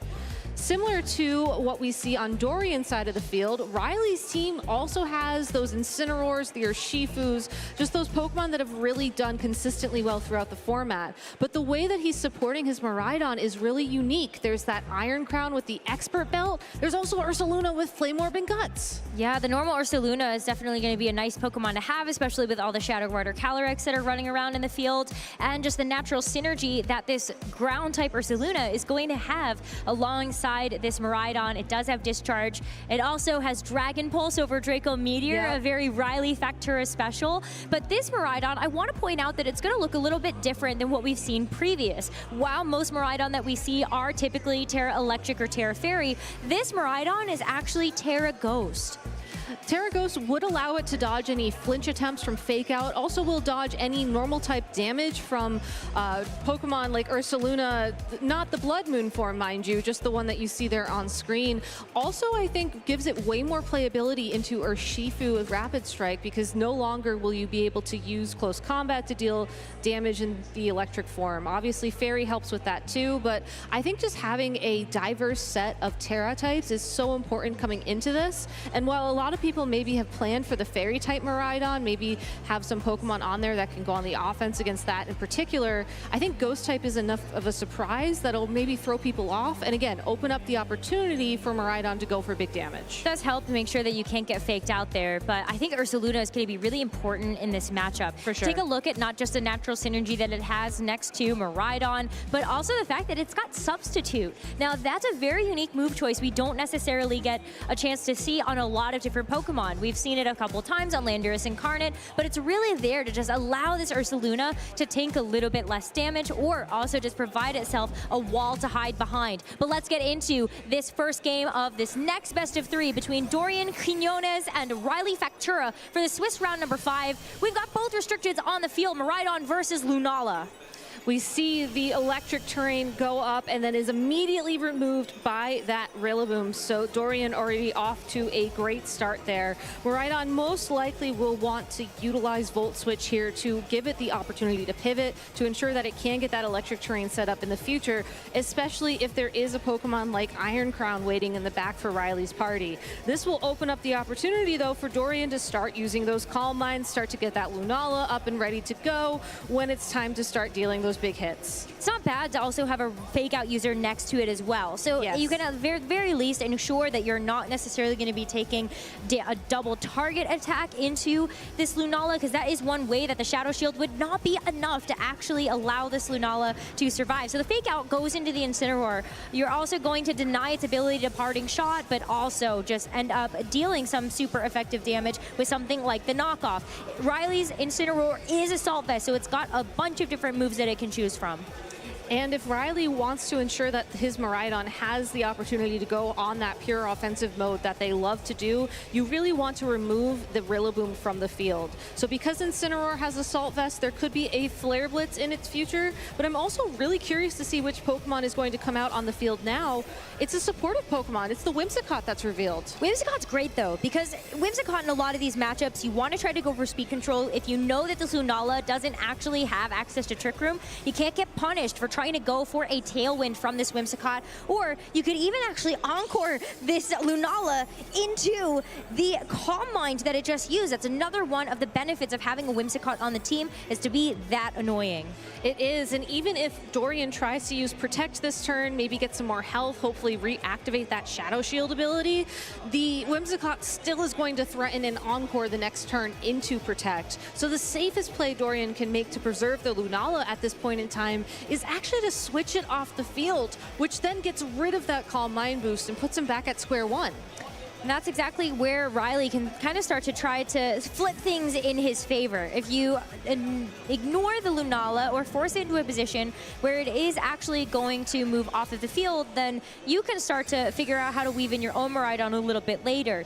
So here's the Lunala going for the Protect. You can get that grassy terrain recovery in just a little bit, but the Encore is going to fail. U-turn into the Ogerpon is definitely not the target you would want in front of that bug type attack either, but it is going to allow this Incineroar to get out, and you break the Sturdy on the Ogerpon, most important. You break the Sturdy on the Ogerpon, you give yourself access to redirection in the next turn. Really, you provide a lot of support that the Lunala needs right now. Riley does have the opportunity, though, to go back on the offense, and given that the Ogerpon has already taken so much damage, I think that this Miraidon should be able to find a knockout very easily against that spot. It depends on how they're trained, though, True. right? Because we have seen in a couple of places that the Ogerpon can be a little bit faster. Miraidon right now, though, a lot of them are trying to invest a little bit more heavily into that speed stat. So you aren't actually going to be losing out on speed ties or just the natural speed creep that some of these Pokemon can have. Very true, very true. But I do think that it's important for Riley to figure out how he wants to try and either pin this Lunala on the field, maybe consistently going for those Encores, or otherwise just try and get a sneaky KO on something here to give himself a Pokemon advantage and, again, force the Lunala back out onto the field where the Whimsicott can shut it down. I have wondered, too, if Riley just ignores the Lunala. It's like, possible. You know, I think you've also put it in a position where you could also go for the Follow Me here. It's really nice that the Ogerpon is able to stay alive because you're able to go for the Follow Me. And unfortunately, while you end up getting this Encore redirected into that Ogerpon, you still provide an opportunity here for this Lunala to be taken out a little bit later, especially when the Volt Switch on electric terrain with that Hadron Engine boost is going to be enough to get the knockout there onto that Ogerpon. Choice specs too. I don't know if we mentioned that yet, but it was choice specs, the electric terrain, and the Hadron Engine. A lot of damage. Absolutely a lot of damage. Now, though, when you look at some of the partners that could come into its place, though, Dorian has a free slot at the moment. Riley has the opportunity, though, to kind of feel out what that's going to look like a little bit later. After you figure out what you want from this switch, then you get a chance to bring it back in and see what Dorian's going to select after that Ogerpon knockout. Yeah, it makes me wonder if he's going to try and send in that Incineroar once again, maybe try and land a knockoff into that Lunala, get rid of the leftovers item so that it can't get as much recovery, can't keep reactivating the Shadow Shield. There's also the question of what is his final Pokemon in the back of the party as well. Well, right now, it's going to be Incineroar taking the board once again here for Riley. Intimidate's not going to matter at all into the special attacker of Lunala. But with this Moongeist Beam, it's at least going to be able to start chipping away at this Whimsicott. I mean, you get the Calm Mind boost. It's at least going to give you that extra bit of special attack. This Whimsicott is also not necessarily one of the bulkiest of Pokemon, but that Focus Sash is going to keep it around for one more turn. Now that the Ogerpon is also redirected away the attack, it's nice that you get a chance to bring in this Rillaboom. That's going to be the switch in that Dorian wants at the end of this turn. Get this grassy terrain back up and running, and force Riley into the position where you could go for a parting shot if you want to get this Miraidon in, or you have to go for the manual switch for that electric terrain. I also like how Dorian was able to position this in such a way where the Rillaboom could go for a Grassy Glide or a Fake Out into that Whimsicott as well. Just knock it off the field and really open things up for the Lunala. You had the protection from the redirection the previous turn from the Encore. Now, worst case scenario, you get locked into Moongeist Beam, which is still, I think, a lot easier of a move to pivot in this situation. But we do get the first terrestrialization of the match from Dorian onto the Lunala, so that fairy typing going to be huge in resisting any attack the Incineroar can at least throw at it. But even bigger there, it's going to help boost up these Moon Blasts. That's going to be a same type attack bonus now for that fairy type attack. But the Encore is going to lock this Lunala back into the Moongeist Beam that it used previously. Not too bad, though, to get locked into an attack rather than something like the Calm Mind or Protect. So Moongeist Beam into the Incineroar, you're still going to be able to do just a little bit, start whittling away at it, but it's the U-turn into the Whimsicott. It's going to seal up the deal for that one Pokemon. U-turn as well, really nice to be able to cover your bases just so you know that you can get that grassy terrain back under your control from that Miraidon. In most matchups of Miraidon versus any of the other restricteds, keeping Rillaboom around on the field to consistently threaten the switch of terrains is so important. So great opportunity there from Dorian to keep that Rillaboom around. Big knockoff though, it is going to remove the Lunala's leftovers, so it's going to be a bit more difficult once that grassy terrain expires to keep getting this Shadow Shield back up and running. Fourth and final Pokemon for Dorian though is going to be this Raging Bolt in this game number 1. Riley still has yet to reveal what his is going to be.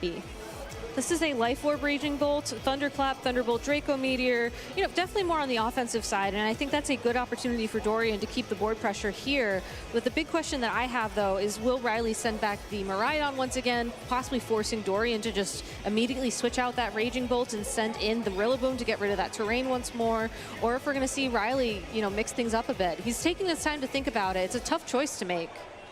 It's definitely difficult. I think you have like 2 major threats on the field here. Yeah. If you're Dorian, you also don't want to give over the electric terrain to a Raging Bolt. That could absolutely use that to bolster up its own electric type attacks. But in fact, it is going to be Riley's reveal of the Iron Crown. So that has that natural synergy with that Miraidon if you can get that electric terrain back up and running. But it's not so bad to have a steel type attack that can hit into this Lunala. Exactly. Iron Crown, I think, got a little bit of heat earlier on in the season where it was really only used with those psychic terrain teams alongside of an Indeedee. But the reality of it is Iron Crown has fantastic typing. That psychic steel type gets access to Tachyon Cutter, which is a signature move that can deal 2 hits, and otherwise just put a ton of board pressure down onto the Lunala. Also has Psychic Noise as well, which is a move that we've seen a lot of Farigiraf make use of. Yeah, it would be nice if you're actually able to lane that onto Lunala, then you can stop it from trying to get that recovery at the end of those turns, but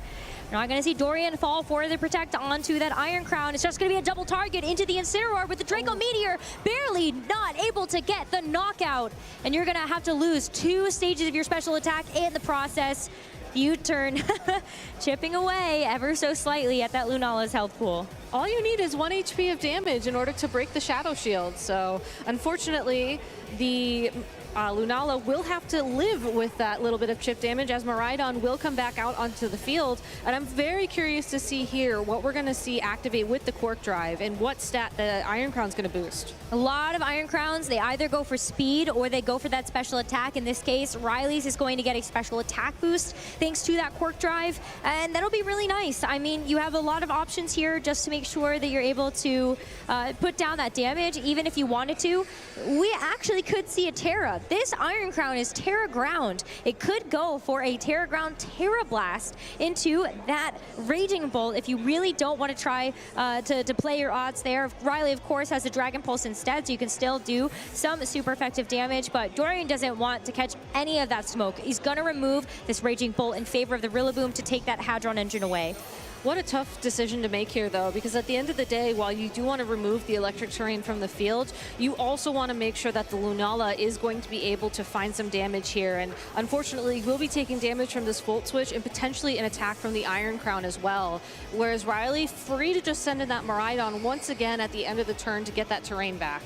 Yeah, Volt Switch is so nice to be able to win out the inevitable war that you're going to have with these terrains. Incineroar hitting the field once again, though. Even though it does have a sliver of HP, it still has that utility. And the Intimidate drop going to matter a lot when it comes down to that Rillaboom. Oh. But look at the Tachyon Cutter. I don't think that critical hit matters at all because that second hit that you are guaranteed is surely to pick it up. So Lunala is out of here just like that. Just like that, and very unfortunate for Dorian as his final 2 Pokemon, the Raging Bolt and that Rillaboom, are in a bit of a tough position. At least that this Raging Bolt can still do some really good damage against the opposing Iron Crown, against that Miraidon as well if it can land a Draco Meteor against it. But overall, I think Dorian's been put on the back foot by that play and really has to find an opening to go on the attack, especially with Terastallization still available. That Iron Crown has been such a game winner for Riley. I mean, like, I feel so bad watching that. That was a double crit from the Tachyon Cutter. You could even see Riley start to cringe just a little bit watching that all play out before him. You definitely want to win the game, but it doesn't feel great to win just like that. Now, though, Dorian down to his final 2 Pokemon. You've got the Raging Bolt as well as that Rillaboom. Still more of this match to play out, though. Riley's going to have the terrain as soon as that Miraidon comes back in. He is, and it's possible we're going to see this Incineroar quickly try and land a U-turn to get that damage, or get that terrain right back. Woodhammer into the protecting Iron Crown, though, and here it is. That pivot that is so important in these matchups. Once again, Miraidon can return to the field, and it's really Iron Crown's game to win right now. It really is.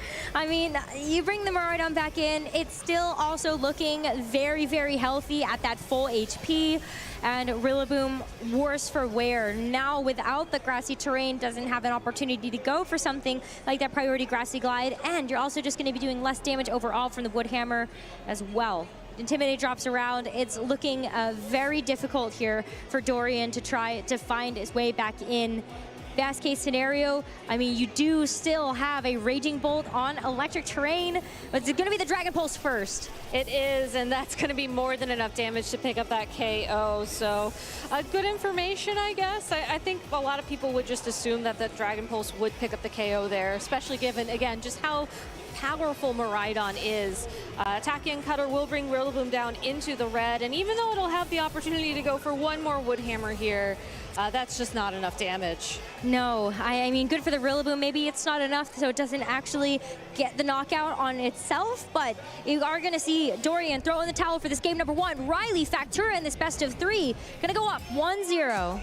And Riley just doing a fantastic job throughout that game, preserving the terrain, recognizing that as long as the Rillaboom was on the field, chances are it'd be switching out momentarily to bring that grassy terrain back once again, and following that same exact strategy with his own Miraidon. I think what gave him the edge at the end of the day was the fact that the Whimsicott was able to put so much pressure down onto that Lunala, make it sit around with the Shadow Shield ability broken, with being locked into Moongeist Beam, so it wasn't doing more effective damage. And then following that up with the Iron Crown, going for the super effective damage after it had terastallized into the Fairy type. Riley just had some really great board position to open up those opportunities for himself.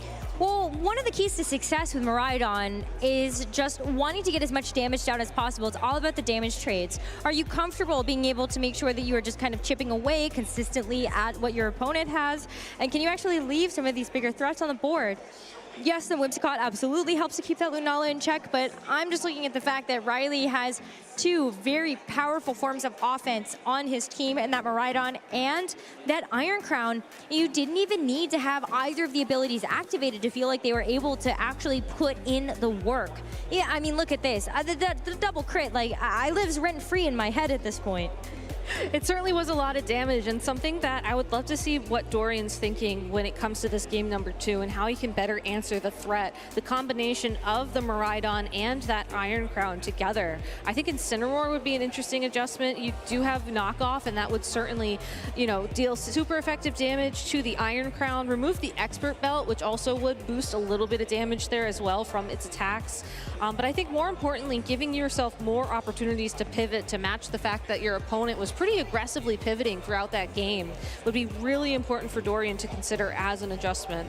I loved the OgreCon Cornerstone. I don't know if it necessarily found what it needed to find in that matchup, and while it was great that it did redirect things a couple of times and give the Lunala the opportunity to go on the offense, I think more fake out would just be easier for Dorian to pivot or play in this matchup.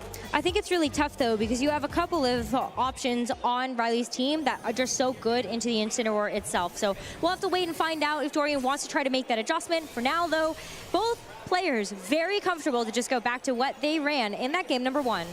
And in game number 1, we saw the Rillaboom go for a fake out into the Incineroar with a Calm Mind on that Lunala. I'm very curious if we're going to see Dorian lock into that play again, because it's not necessarily a bad play for him.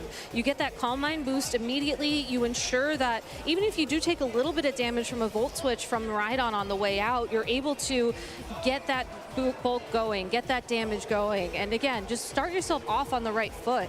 Riley has to pivot this Miraidon here if he wants to keep the terrain, if he wants to ensure that a potential Iron Crown in the back will have those openings. Well, this could be a big play here as we take a look at game number 1. Dorian wants to try to go all out on the offensive, but there's a switch that comes through first. Riley preserving that Miraidon, doesn't even want to try to go for a Volt Switch there. In fact, it's just going to be the Iron Crown that takes its place. Certainly a Pokemon that might be able to take this hit just a little bit better as Dorian gets that Terra Orb ready to go. It's going to be that Lunala once again taking that Terra Fairy. And giving itself a damage boost to the Moonblast right off the bat. I know we saw in game number 1, there was an attempt at landing a Moonblast against one of Riley's Pokemon. Did not make it thanks to the Whimsicott's Encore, but here, now is the opportunity to go for it. Take a look at the Moonblast. I mean, Iron Crown, it's just the typing, right? Yeah. It's going to be so beneficial to make sure you are withstanding that attack, and you now know that you actually just get that Terra out of the way. Rillaboom burnt for its troubles as the Flare Blitz is able to hit its target. This is already not off to a great start here with that Rillaboom burned and at such low HP. Even if the burn didn't come through there, the fact that the Rillaboom is within KO range from another attack from the Incineroar or the Iron Crown means that Riley is just 1 KO away from getting that Miraidon total control of the terrain. This is such a big shift from how the game was played in game 1, where there was constant fighting for it. Yes, you can still withdraw your Rillaboom. Yes, it'll still be able to come back once, maybe even twice to bring that terrain back, but there is a timer on that Pokemon now, and Dorian has to play it very carefully. Well, we're going to see the Incineroar. That was a Pokemon that you were hoping to get a chance to see, so Dorian is going to opt to bring it to the party. Get the Intimidate drop onto the Incineroar, but not before it says, I am out of here. Miraidon now eager to take that Incineroar's spot, as it's going to help out this Iron Crown immensely. This time around, there is no Calm Mind boost here onto this Lunala. So the first one breaking the Shadow Shield, the second hit is going to take it so low, already down to the red, and with no recovery available outside of just the leftovers. Now, you talk about timers, there's another one on this Lunala. And with the Iron Crown taken out by a Moongeist Beam, I think that's a trade that Riley is very, very happy with. Iron Crown was one of 2 major attackers on his team, with the Miraidon being the other one. It's on the field, it's ready to go, and honestly, if you anticipate your opponent switching in their Rillaboom here to get that terrain back, you can just go for a Dragon Pulse or maybe just another Volt Switch on that Pokemon, do plenty of damage to the Lunala to pick up the KO, or even bring that Incineroar down a little bit, and then bring back that terrain once again. I mean, I don't know if it even matters at this point. Like, Miraidon is naturally faster. Yeah. Whimsicott is also going to help with that if you wanted to lay down a Tailwind. It's just going to be tough from here. I think Riley already put himself in a great position. The Iron Crown has done a lot of the work it's needed to, and gets to go take a nice rest after that. A nice rest indeed. Also, I love how the Whimsicott came out on the field here, because like you mentioned, you know, it does provide that Tailwind support, does also have that Encore threat once again. So really just keeping tabs on what Dorian can and cannot accomplish in this matchup. And we have a Ghost-type Terastallization on that Whimsicott, not wanting to be flinched by Fake Out. No, I mean, even if you go for the Fake Out, though, you could just try to get some damage down a little bit later. Reminder that Incineroar is a Dark type, so you can't actually use the Prankster abilities into it. The Volt Switch, though, already going to make sure that it's going to be down in the red once again, as Whimsicott, I mean, even just following it up, it's got Moonblast as one of its attacks, so you could just try to get some damage down and take out this Incineroar. Everything is so low already on Dorian's side. It just needs one small hit from something in order to take it out. Well, that Moonblast went into the protecting Lunala, but again, Riley just finding this great opportunity to pivot out that Miraidon, and while Dorian can match that pivot with a parting shot here, this is a tough decision to make. Well, I think at this point, you know that it's going to be a tough choice, but I feel like your Rillaboom is on such low life, but you want to try to get this Ogerpon down in front of the targets I'd love to see. That would be the Incineroar. That's kind of the biggest threat that Ogerpon looks at, is like, I would love to just Ivy Cudgel you. That would be fantastic. And so now you do have the opportunity to do that, or at the very least, you have the opportunity to follow me. That's another piece of this Ogerpon's kit that is so valuable when you are trying to protect something like this Lunala that can be a little bit frail on its own.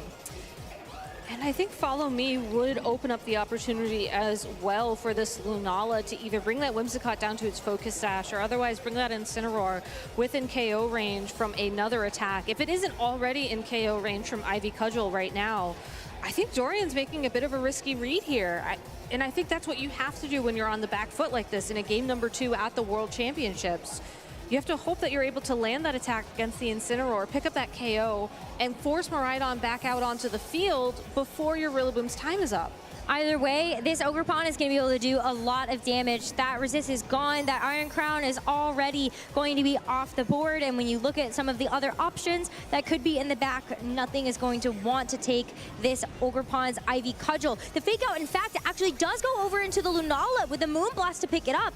We do see Dorian have to sacrifice his Incineroar for hopefully the greater good. As the Ogerpon does get a chance to land this Ivy Cudgel, it is going to get that knockout onto the Incineroar. And so that is Riley going down to his final 2 Pokemon. The Miraidon now going to be the one that is stuck on the field with no opportunity to change that terrain. There still is a lot of momentum in Riley's favor, though, given how little health Rillaboom has and how much health the Miraidon and Whimsicott have on Riley's side of the field. I think Dorian has bought himself one more turn here to try and find an opening and a way through this matchup. Your Ogerpon is still at full health. It does still have the Sturdy ability active, which means it will take 2 hits to pick up a KO on it here.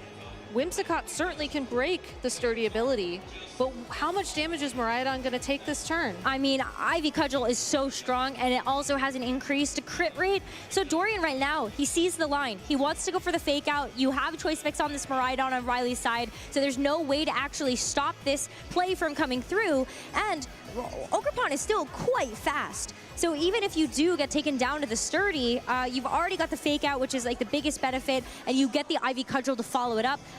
We're going to see this Miraidon take a ton of damage. Here's the Fake Out first. It's going to stop it in its tracks for now as the Whimsicott with the Moonblast. I mean, this Ogerpon still gets a chance to attack, and that's also not very much. The Ivy Cudgel to follow that up is going to bring this Miraidon to below half, and that is still significant. If you're able to at least try to get this damage through, then you could be okay. At this point, too, Rillaboom, even though it is burn, it's still providing some value.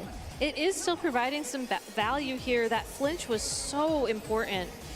Unfortunately now, though, I think what you would normally like to see is no burn on your Rillaboom so that you can Grassy Glide into that Miraidon for the KO. I think with the burn, that's going to be a tough thing to ask for. It's all down to this Ogerpon at the end of the day. It needs to find a knockout against this Miraidon, and then it needs to keep enough health so it can get 2 hits against the Whimsicott.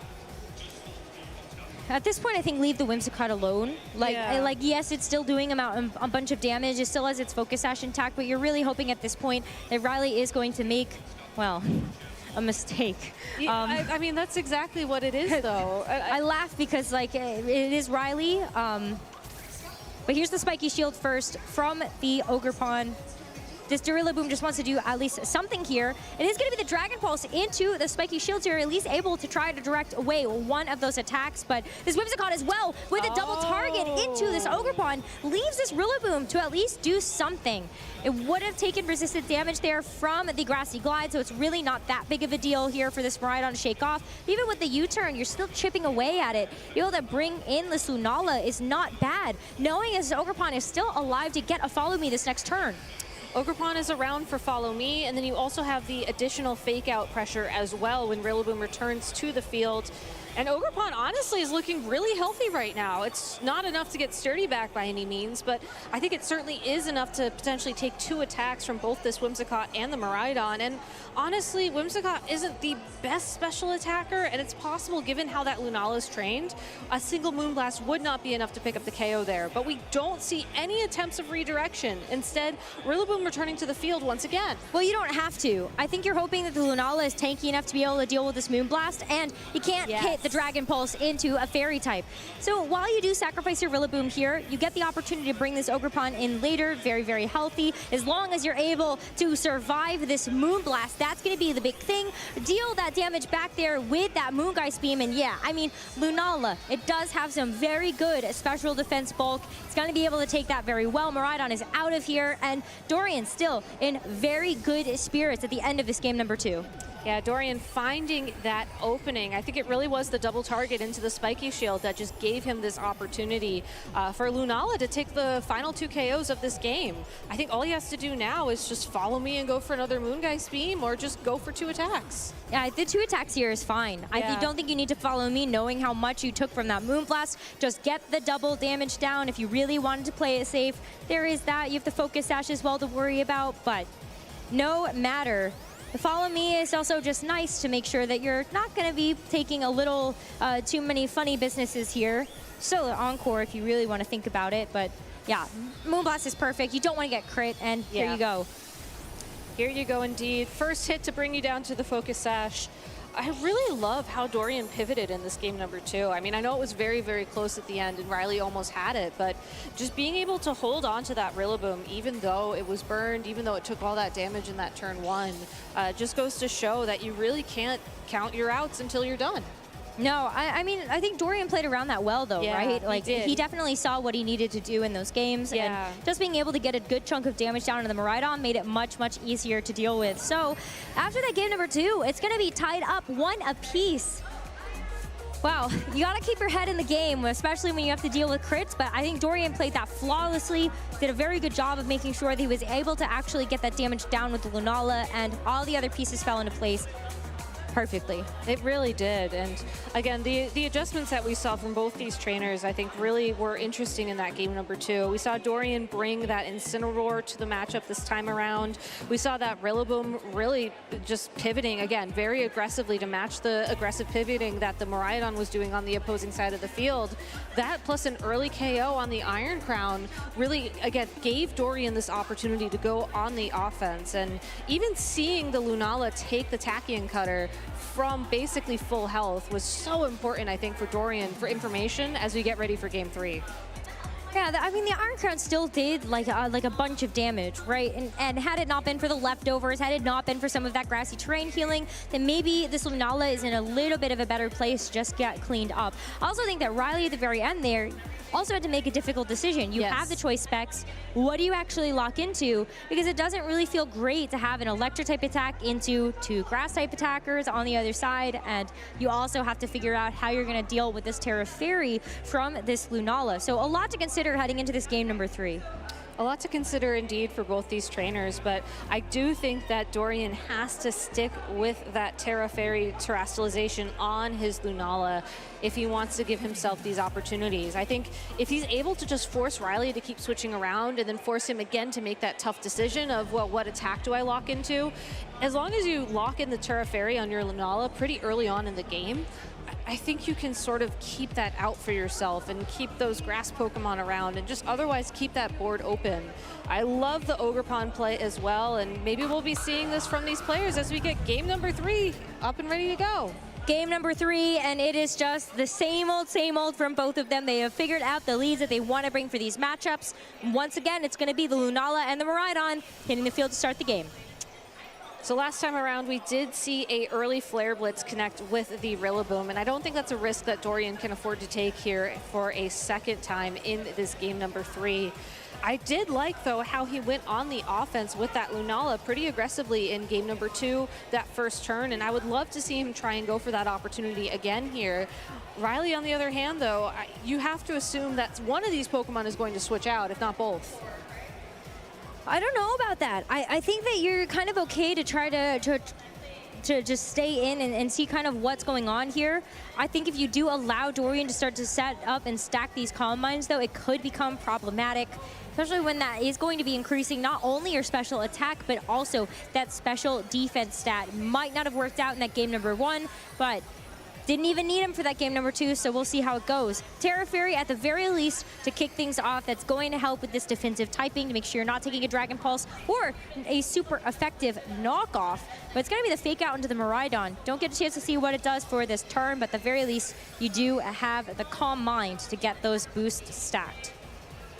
And at +1 special attack and special defense, this Lunala is ready to go. Knockoff will get rid of the leftovers, but I think grassy terrain will be enough this turn to bring Lunala back up to full power. Oh, just missing it by barely. 1 HP. Yeah, I mean, I think you're still not really threatened though, right? Yes, the Shadow Shield would be nice to be able to make sure that you can actually hang on to an attack, so you're stalled a little bit. You could go for Protect if you really wanted to, but you're also not threatened by any type of super effective damage or even Hadron Engine at the moment to have to worry about. Incineroar going to manually switch off the field here. You do have the Iron Crown is going to be coming back into its place, but you saw that crit. I think we all saw that crit, and that was through. The special defense boost that this Lunala is going to have the Volt switch. Once again, wreaking havoc onto this Lunala, this poor thing. I feel like the Calm Mind boost almost work against it sometimes. Yeah, you take a turn in order to give yourself that special attack and special defense boost, but it is unfortunate when things just do not come through. Moongeist Beam from this Lunala will target down the Incineroar after it's swapped places on the field, not to do a lot of damage, but Dorian will at least give himself the opportunity to switch his own Rillaboom out and threaten that terrain switch once again. Still pretty healthy though. I think the Lunala is not necessarily in the worst spot. Yes, you do have to worry about something like the fake out, but if you have the Ogerpon instead, then you know that you could also strike back. This is the perfect target that this Ogerpon would like to see with the Incineroar on the other side. And the Iron Crown is also not too worse for wear as well when it's not going to be on that electric terrain. Exactly, and you also still have the opportunity here to protect on that Lunala, as there is no Whimsicott Encore threatening to punish that play. So if Dorian wanted to here, he could just protect and Spiky Shield, just see what Riley is thinking about, and then go ahead and respond to that in the next coming turn. Well, it's not going to be the Spiky Shield, but we are going to see the Protect from the Lunala. Definitely one way that you can just kind of start to play it safe, but you have to figure out maybe this Ogerpon is not actually going to be able to see the light of day. You want to keep that sturdy intact as well. That is something you have to think about. And if we do see a fake out from this Incineroar, that is one way that you immediately lose that. So Ogerpon's just going to manually switch out here. The Incineroar now going to be the 4th and final reveal for Dorian in this game number 3. Incineroar nicely able to kind of keep its opposition in check. Yeah, this is the exact position that this Incineroar was looking for. Of course, there will be more revolving Pokemon around the field right now as Miraidon will come back out onto the field. But still, being able to continue that fake out pressure on Dorian's side of the field for yet another turn is really important for his strategy right now.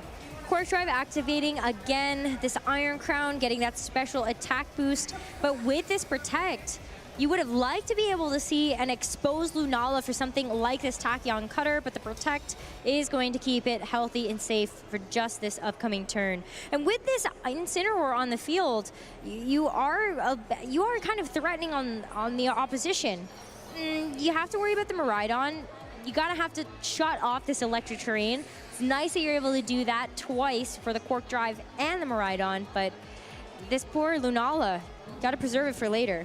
You do. I wonder, though, if we'll see Riley actually go for a Terrestrialization on the Iron Crown this turn.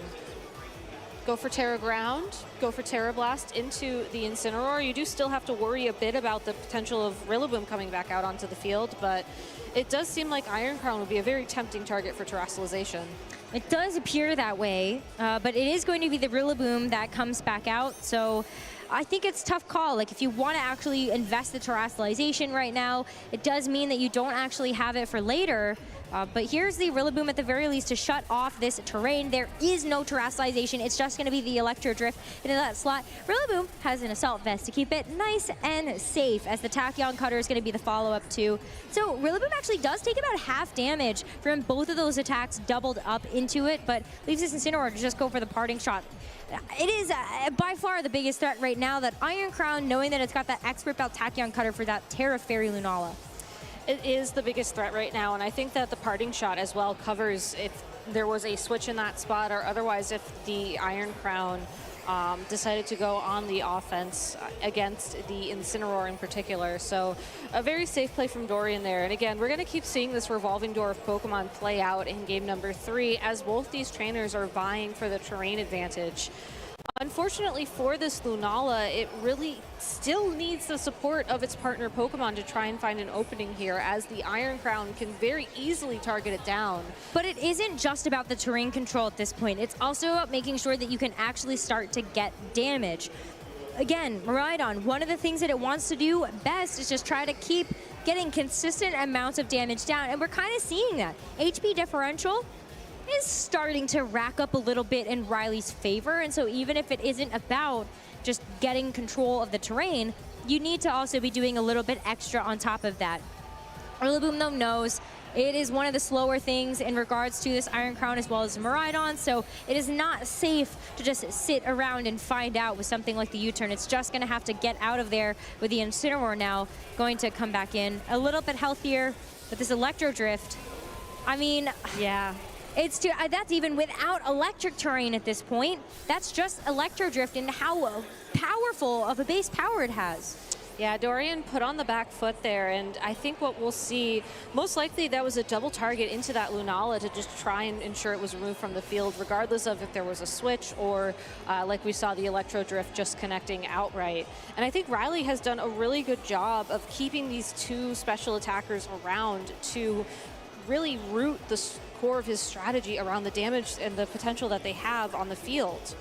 I really love how he's just been unafraid to leave the Miraidon on the field, like you were just saying, to be dealing that consistent amount of damage and not fight for the terrain as much, using the knowledge he's gained over the past 2 games to realize, yes, this is great, but at the same time, I don't necessarily need this, especially if I'm able to guarantee a KO on the opposing restricted this turn or the next. I mean, it's still a Miraidon. It's still like, a Miraidon, yes, exactly. It's so fun to focus on all of the different attack modifiers it can have with Destroy Specs, with its ability, with just the same type of attack bonus that it's getting from a lot of these attacks. But yeah, at the end of the day, it is still a Miraidon. It is still naturally, it's a very high special attack stat.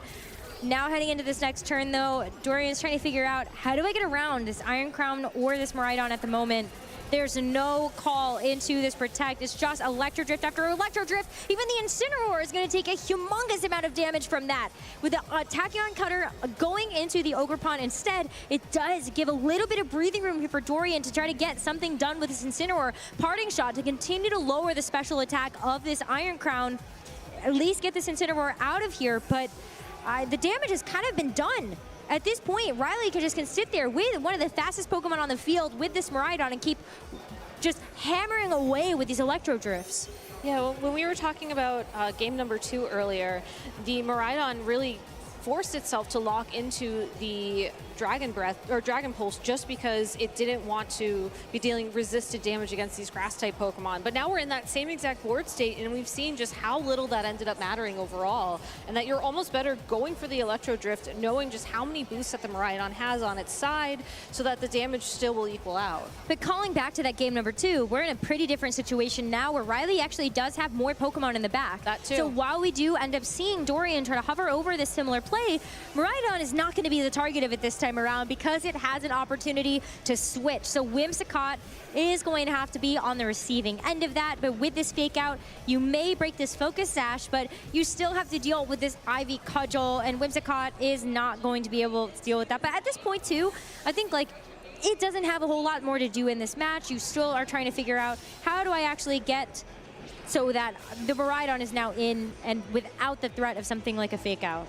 I think the Whimsicott's main goal, honestly, throughout this entire matchup was to be on the field in front of Lunala and was to scare it away from going for those protects, to scare it away for going for those Calm Minds.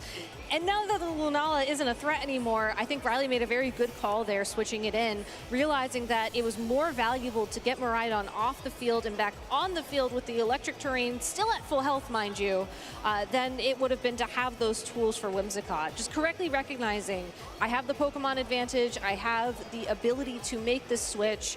While having Encore is great, that's not the tool I need right now to win. Dorian is on the back foot right now, though, has to make a pivot here. The Incineroar coming back in at such low HP, it is going to tank an attack and sort of sacrifice itself in front of both of these special attackers. Ogerpon going for the spiky shield too.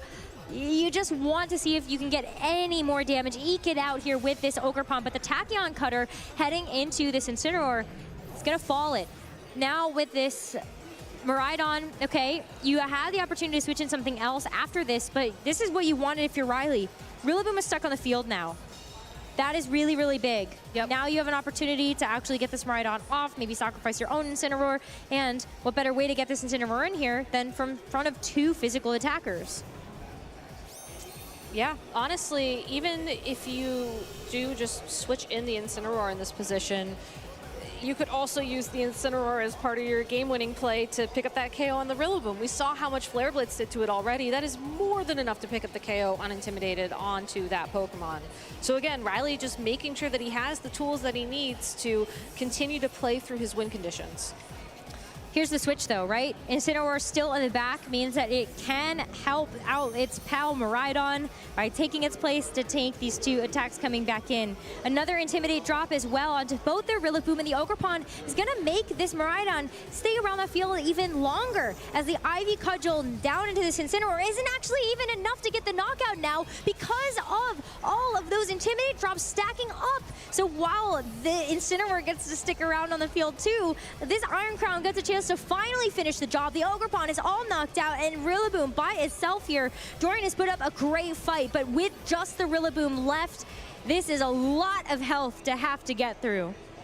Riley Factura showing us that Iron Crown wasn't necessarily destined for the psychic terrain domination and that it works perfectly fine in other terrains. Will not be the Pokemon to deal the final bit of damage to that Rillaboom as the Miraidon will take to the field once again, bringing back that electric terrain, ensuring that Rillaboom can't do any grassy glide shenanigans for the remainder of this match. But overall, what an incredibly well-played set from Riley. Got a little bit of luck there with some of those crits and everything, but overall just maintaining a fantastic board position all the way up until this end game. Yeah, I mean, even just still having the Iron Crown left, it's going to end up getting the receiving end of this grass-type attack, but that's even if this Rillaboom actually gets a chance to move, because it's the Dragon Pulse that it's locked into for its final move of choice. Riley, with that knockout, is going to move on from this set.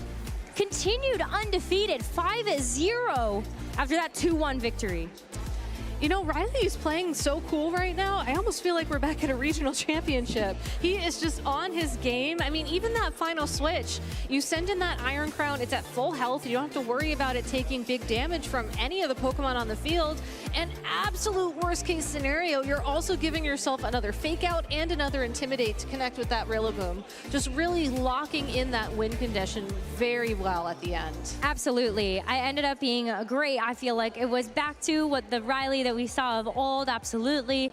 It's like, okay, well, if he's playing as well as this when we saw him at Pittsburgh, and Pittsburgh Regional at the start of the season ended up being a regional championship win, and I don't know, I feel like it's all coming up Riley Factura right now, but major credit to Dorian Quinones. He is a fantastic player from Peru that has showed up and in such a big way this season as well for 2024. Once again, a regional champion in his own right. And with this Lunala team, I mean, this is very unexpected when it's come down to what we were thinking we would see from this field of competition for all of these single restricted teams. Lunala, yes, it's been played. Henry Rich from Australia was also utilizing this Pokemon and some of the latter couple of North American events, but Lunala still always very low in the usage when it came down to when it actually was there. Yeah, and also a very different style of Lunala as well, like you were talking about when we were getting ready for this match. I think Dorian showcasing that it is possible to look at these restricted Pokemon in different light, and I'm so glad that this is happening, you know, at this culmination of the Regulation G format here at the World Championships. Running Calm Mind plus Protect, it almost feels like this Lunala is playing a bit more like a Terapagos than I would have expected coming into this tournament, and just showcasing why that can be such a huge threat on this field. Dorian's only X-1 after this round. He can still make it through the day today to compete tomorrow. Yeah, that's why I'm not worried just yet. I'm like, okay, well, Dorian is still a fantastic player, and so you're still at X1. You've still got so many, just only a couple more rounds to play, but so much life left in you when it comes down to your tournament performance. But I mean, Riley, I just want to call out that Iron Crown once again. You know, when you think about the number of future Paradox Pokemon that we have seen paired up with that Miraidon, you always look at it and you go, well, Iron Hands, that has to be there. It's able to take the opportunity from the electric terrain, but then it also gets the attack boost and it gets an Assault Vest. That's wild. But on a team like this, when you think about a lot of the threats that you're actually seeing to Riley's team, you're often looking at something like a Chien-Pao specifically as an actual, like an actually big deal. You've got the Ursaluna, that's going to take super effective hits. Same thing like the Miraidon, the Whimsicott. So if you have this Iron Crown that is going to be hitting into a Chien-Pao, which typically carries Focus Dash, that's why Tachyon Cutter can be really good, but Riley also decided to use it against that Cornerstone Ogerpon as well. Yeah, just really fun Pokemon choices here from Riley, and I'm pretty sure we'll be seeing more of him later on in this tournament, again, just given how incredibly well played that was. For now, though, we are going to go ahead and take a break here at the World Championships, but we'll be back soon with more incredible battles.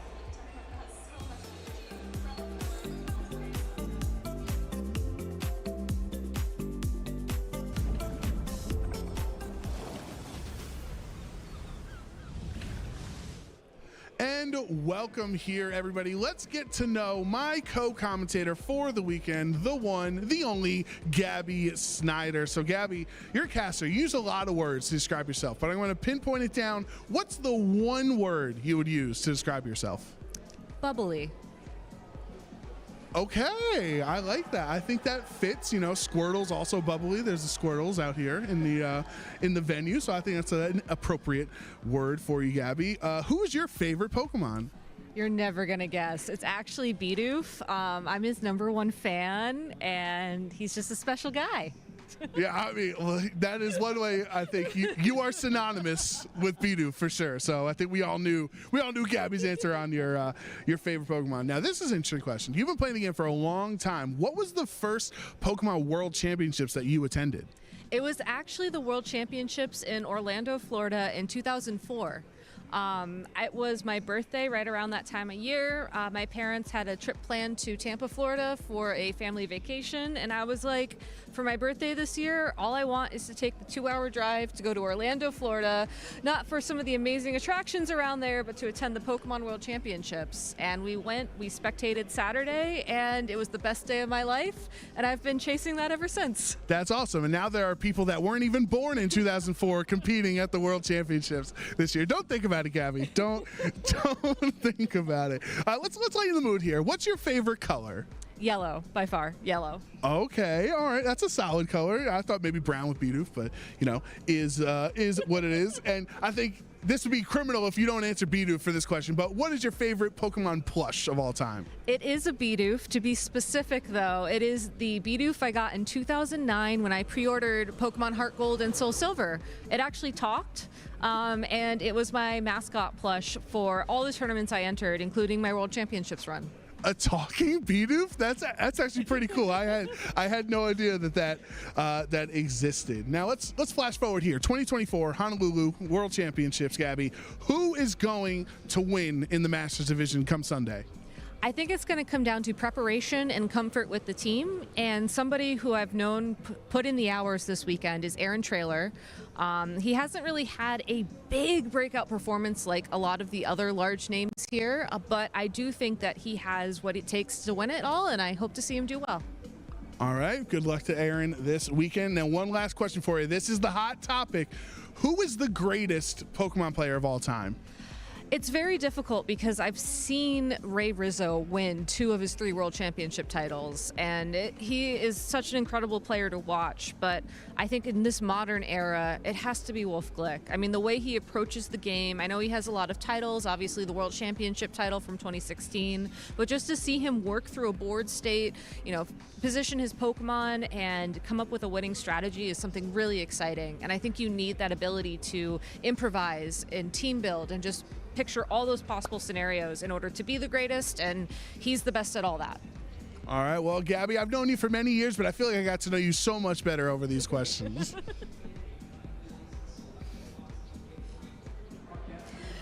I'm Anna Prosser, and I'm standing here with my new friend, Boots. Boots, you just said that this is your first cosplay ever? It is. Well, so I cosplay, but I started cosplaying during COVID, during quarantine, so this is my first time taking my cosplay to an event. Oh my goodness, it looks so good. Tell me, what was your favorite part to make? Oh, for sure, the Magnemites. I had to do some like serious engineering with it. They're actually like acrylic balls, and they have like a little screw in them, and they screw like straight into my wig, so I can move my head around, and I can spin and dance, and they don't fall off. Why was this the choice for your first cosplay to take out? Okay, first of all, I love Iono. She's so cute, and I really relate to her, and that's one of my favorite things about cosplaying is that you get to play characters that you see yourself in. And with my outfit, I didn't do like her big coat because I kind of like to look at cosplay like, what would this character do in my life? So this is Iono going to Hawaii. It's not like a true Iono cosplay, it's just my interpretation. I love that. And you also added the Hawaiian flower. A little touch, yeah. Actually, I'm gonna tell you a secret. These fell off my head today and they broke, and I actually like improvised the flower. I thought that was like, oh yeah, the Hawaii touch. That makes sense. I actually love it. I think it turned out great. That is fast thinking. I love that. Now, is this your first Pokemon event or just the first one you're cosplaying at? So I went to Worlds last year and it was incredible. And then I also went to NAIC. So yeah. And are you here with a lot of people that you know? Oh, tons. Yeah, actually, when I started going to Pokemon events, I didn't know anyone, and I was like very shy, and now I feel like I know everyone. I just walk around and so many people say hi to me. It's amazing. Tell me, some people are always like, you know, I want to be part of that community, but I am shy or I don't know how to make friends. What advice do you have for those people? Oh, I have so much advice. The one thing I would love, like, for everyone to know that's interested in cosplay is that I think the cosplay community is one of the most welcoming communities out there. I was super nervous to like get started too. I didn't know anything about sewing or like where to start, and every single cosplayer I've ever reached out to has given me boatloads of information and so much help, and there's so much like YouTube videos and free resources, so if you want to do it, you really should, and we would love to have you. Wow, you've inspired me to cosplay. I think I need to do one next. Thank you so much, Boots. And now back to the Pokémon World Championship.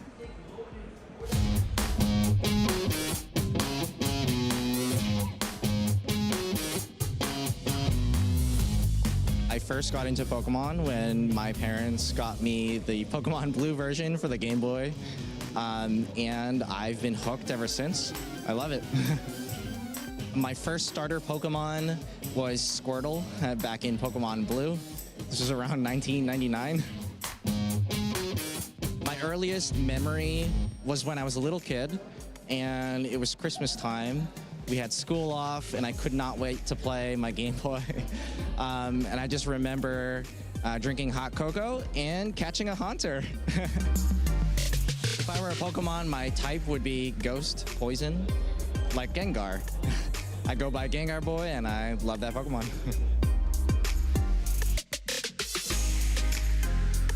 I've really learned how to just be a more nice and friendlier person, because at the end of the day, it's still a community. We're hanging out with friends, and we also meet a lot of people we don't know. What drives me to compete, it's just preference. I love competition. I just love winning. I love the feeling of it. And it's a game that I'm good at. Well, I try to be good at. So, you know, if I have more wins and losses, then it's just a fun activity. Both Wolf and Riley winning regionals in the 2015 season. Oh yeah, I looked up to Wolf. Yeah. He's a really good player. He always plays optimally. I look up to Alberto too, my friend, and Gio as well, and Chase.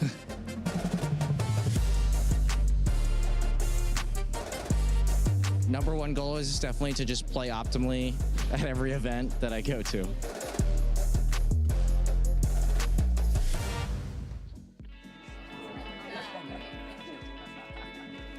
Hey, do you want to play? Yeah.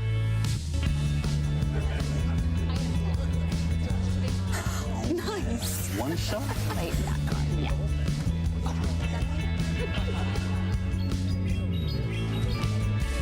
I'll use twin cannons. Great game, guys. Bye. See you next week. Come play at your local Pokemon League.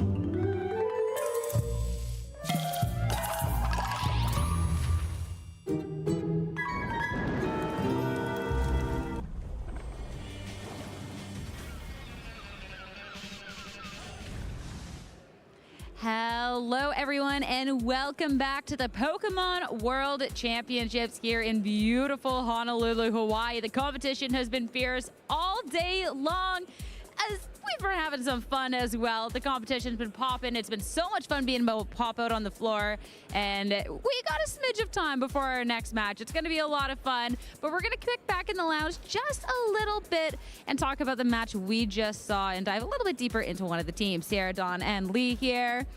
We get our chance to I mean, I guess you've been in the lounge already. This is my first time here. Yeah, it's nice. It's nice back here, isn't it? Yeah. Right? It kind of feels like we actually are on the beach. Like, it's, yeah, I don't know, it's kind of a vibe. We're there. The vibe is good, yeah. Exactly. But what a match, that last one with Riley. And, I mean, two incredible players, but Riley just has a knack of just cool, calm, collected every time. Seems to be on stream, and he's got a very interesting team. Obviously, some kind of common picks that we see quite frequently. Some popular ones this weekend, of course, but some not so popular picks as well. Things that have kind of dropped off a little bit that Riley's favoring more and really benefited him in that last match. We're on like a half and half for like the regular picks here, and I feel like this is really reminiscent of just how Riley chooses to play the game. So Riley Facture, a Pittsburgh regional champion, and has been just consistent throughout the entire season. And even when we do see these more atypical Pokemon, it's funny because we get to see moves that are kind of a little bit tweaked.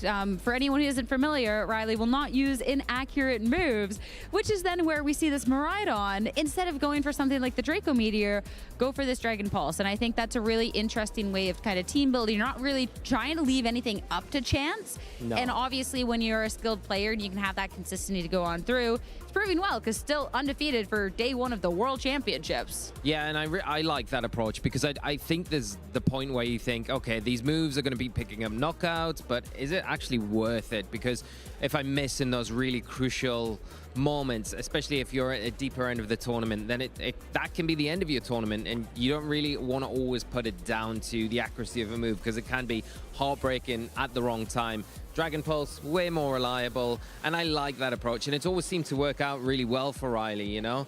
I like the idea of his team as well. When you look back at his regional winning teams, he's kind of replaced the Garchomp with the Ursaluna, which kind of just a slower version of something very similar, right? And then, I don't know, can we say the Corviknight changed into an Iron Crown? No, now we're going too far. we're going too far there. The Iron Crown is still such a cool pick. And I'm Very hoping, cool pick. Yeah, I'm hoping that we get to see that team again and maybe tomorrow. But I wanted to make a joke about the inaccurate moves, being like, how much do you value this Draco Meteor with the pricing that we have here on the line here at the World Championships? Because that could be a hefty miss considering how much is on the line for our trainers. It's not just about the glory. I mean, that's, I think, what most people want, don't get me wrong, but you kind of want to get that chunk of change in your pocket. Yeah, and exactly, it's such a nice segue in there with the accuracy and it costing you maybe that first place. And yeah, you can see the prize money here, $30,000 for first place. It's a big difference from second place, but I mean, even second place, incredible prize money there, $20,000, and going all the way down, even top 16 getting $5,000, which is just incredible to think that this is what our players at the end of the weekend will be potentially walking away with.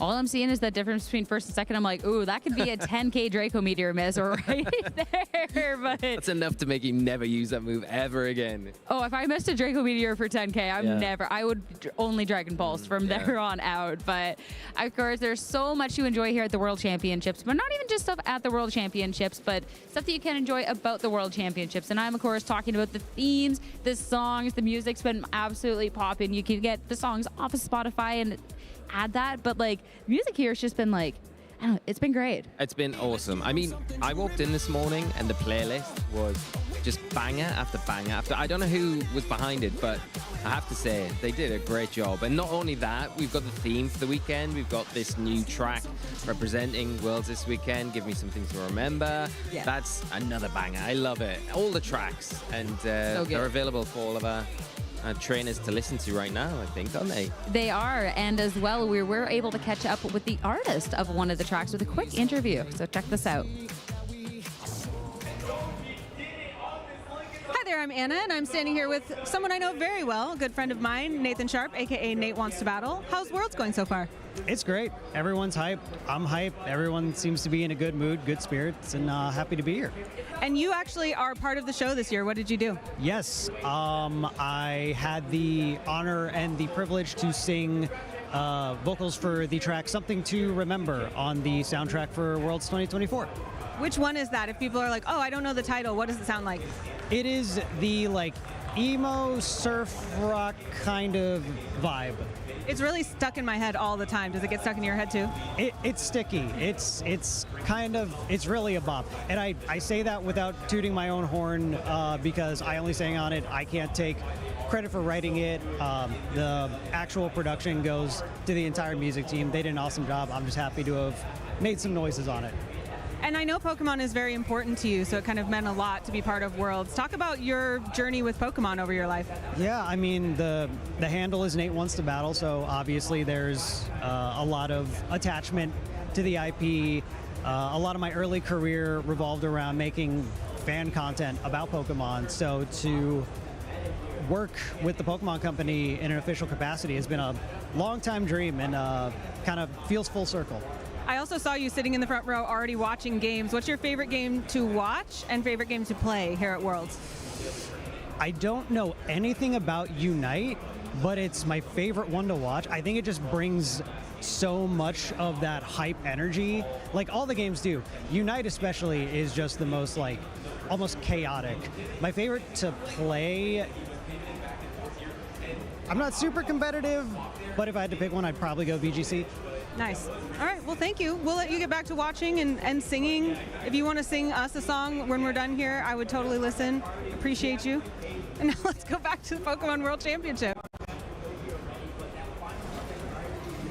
Thank you very much. That was an awesome interview there with our singer of our new song from the 2024 Pokemon World Championships. A banger like all the other songs we've had over the last couple of years at Worlds. But here we are. Let's get ready. Let's stop talking music. Let's start talking battles, Scott. We're here in round 6. This is technically the official first winning in scenario of the weekend. Yeah, it's a big moment for the trainers. You know, they do want additional wins where that'll help them move on to the top cut portion of a tournament much later tomorrow, but you're getting that 6th win, just they know they're going to be playing at all tomorrow is a huge threshold to get over. Yeah, so let's take a look at the standings and see how everything is working out through these first first 5 rounds as we get into round 6. There's a lot of trainers on this graphic that are 5-0 at this point. A victory in this round will secure their position in day 2 tomorrow. Remember, we have 8 rounds of Swiss action today, not like the normal 9 you're used to seeing if you're used to watching the regional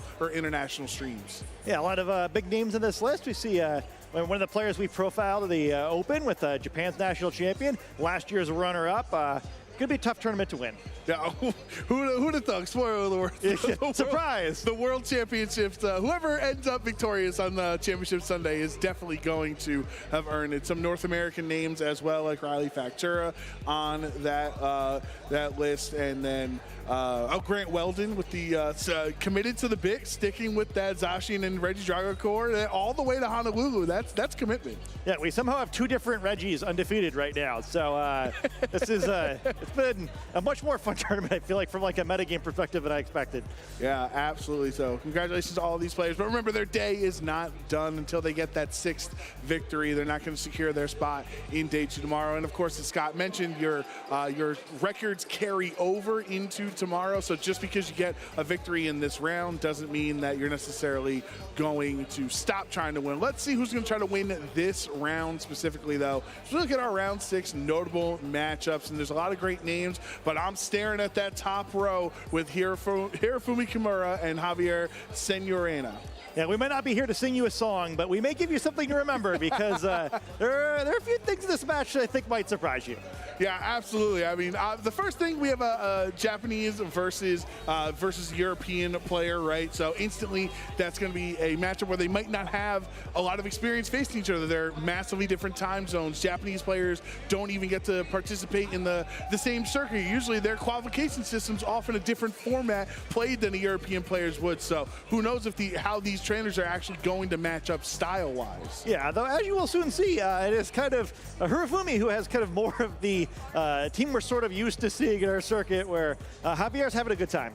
Yeah, for sure. So Hirofumi, a very highly regarded player in VGC. So I'm sure a lot of the Japanese fans at home are watching and rooting him on. And Javier at 5-0, a great player from the EU region. I think the one thing to point out, Scott, like you kind of can't mention here, Hirofumi's the Pachirisu that almost was, right? With the Umbreon finishing second place at the 2019 World Championships, losing to a fellow Japanese player in Naoto. So the Umbreon heard around the world almost took the crown, and this time around looking to be a little bit more conventional with the team of 6. Yeah, but I mean, our trainer has proven to be pretty innovative, right? And we kind of talked about this throughout the day already, where, you know, there's different levels of innovation you can do. I think a greater level of innovation perhaps is this Iron Leaves, who I'm not sure I've ever seen in a VGC battle before, but don't worry, I did Google it before we came on. Yeah, I am very sure that Iron Leaves is available in in raids to be to get it into your Pokedex, but not a Pokemon you typically see in competitive Pokemon. Maybe a little bit more in the trading card game here, but we did see Iron Crown on Riley's team. This time it's Iron Leaves, and I guess they're both Miraidon based, right? They're both getting the benefits of being electric terrain on the field. Yeah, and I guess the last time I was up here, I got Iron Tread, so we're just going to roll me out here whenever we have a future Paradox Pokemon that we weren't expecting, I guess. Yeah, Hirofumi, I'm sure no stranger to, but you look at his team, a little more conventional, Trick Room oriented with the Calyrex Ice Rider and the supportive Pokemon like Ogerpon Cornerstone, which guarantees helping it set up Trick Room. But here, as on Javier's end, looking at his team of 6, and that Iron Leaves Whimsicott double grass on the bottom. Yeah, I really like this. I mean, there's a lot to kind of take in all at once. I think it's actually the Iron Hands rather than the Iron Leaves that really pulls my attention. Much like Sagen earlier, we see the Swords Dance set, but a few different tricks, right? There's the Electric Seed to boost one of its stats, perhaps get some help from that Whimsicott to allow it to power up more safely, and then, you know, drain all that HP back with Drain Punch once it's ready to get going. Yeah, the Electric Seed combination with Iron Hands is really interesting with Miraidon on the team activating that Cork Drive, because you're essentially getting 2 stat boosts at the cost of 1, right? Electric Terrain giving you an attack boost on the Iron Hands, and then the Electric Seed boosting your defense stat while the Iron, or once the Electric Terrain's activated, Whimsicott helping out with Light Screen means it's a kind of a trifecta of all types of damage covered for the Iron Hands. Yeah, it's pretty cool, right? I mean, like, we've seen a lot of really innovative uses of that Cork Drive ability, finally, after kind of waiting the whole format for it.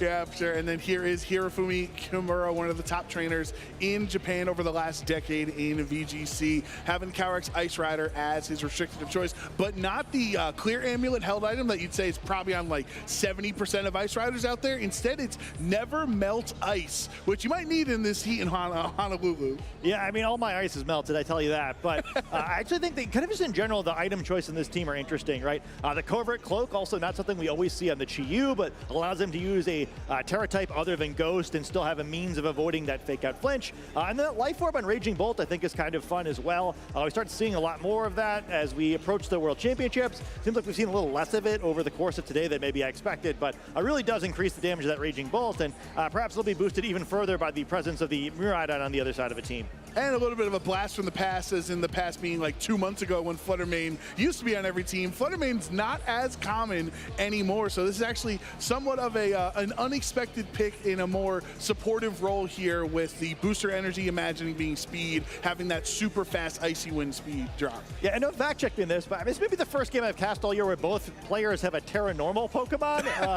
They are done with Shadow Rider Calyrex. Yeah, for sure. So let's get into game 1, our first win and in of the weekend. Here you have Javier Senorena on the bottom of your screen with Miraidon Incineroar, and Hirofumi Kimura or Shifu Fluttermane on the top of your screen.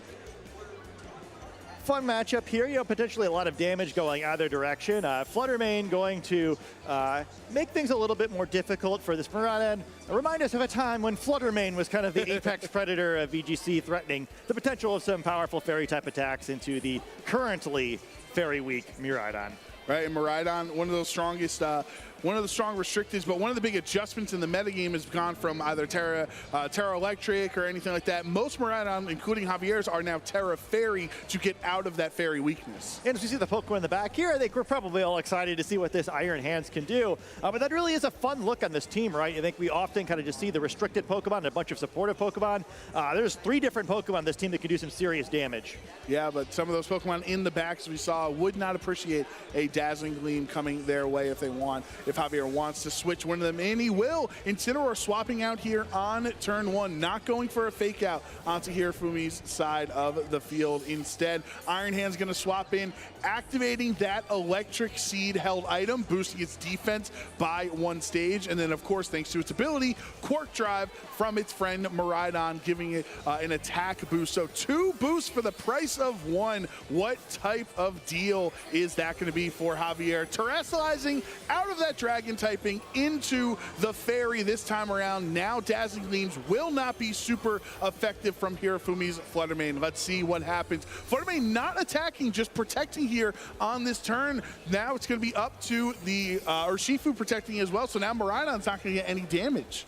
Yeah, I mean, a little scouting turn for Hirafumi there, but I don't know if you're that upset if you're Javier. You get everything set up, you get your Iron Hands out in the field. I really do feel like that looks like a great Pokemon in this matchup, right? It'll be very difficult for that Calyrex potentially to deal with it, and it is now Miraidon's job just to kind of trade with this Fluttermane, right? It is super effective against the Iron Hands, so a little awkward there. No longer going to have the option of terrestrializing since Miraidon has used it already. But if Javier can get rid of that Fluttermane, potentially Iron Hands could be looking pretty good in this matchup.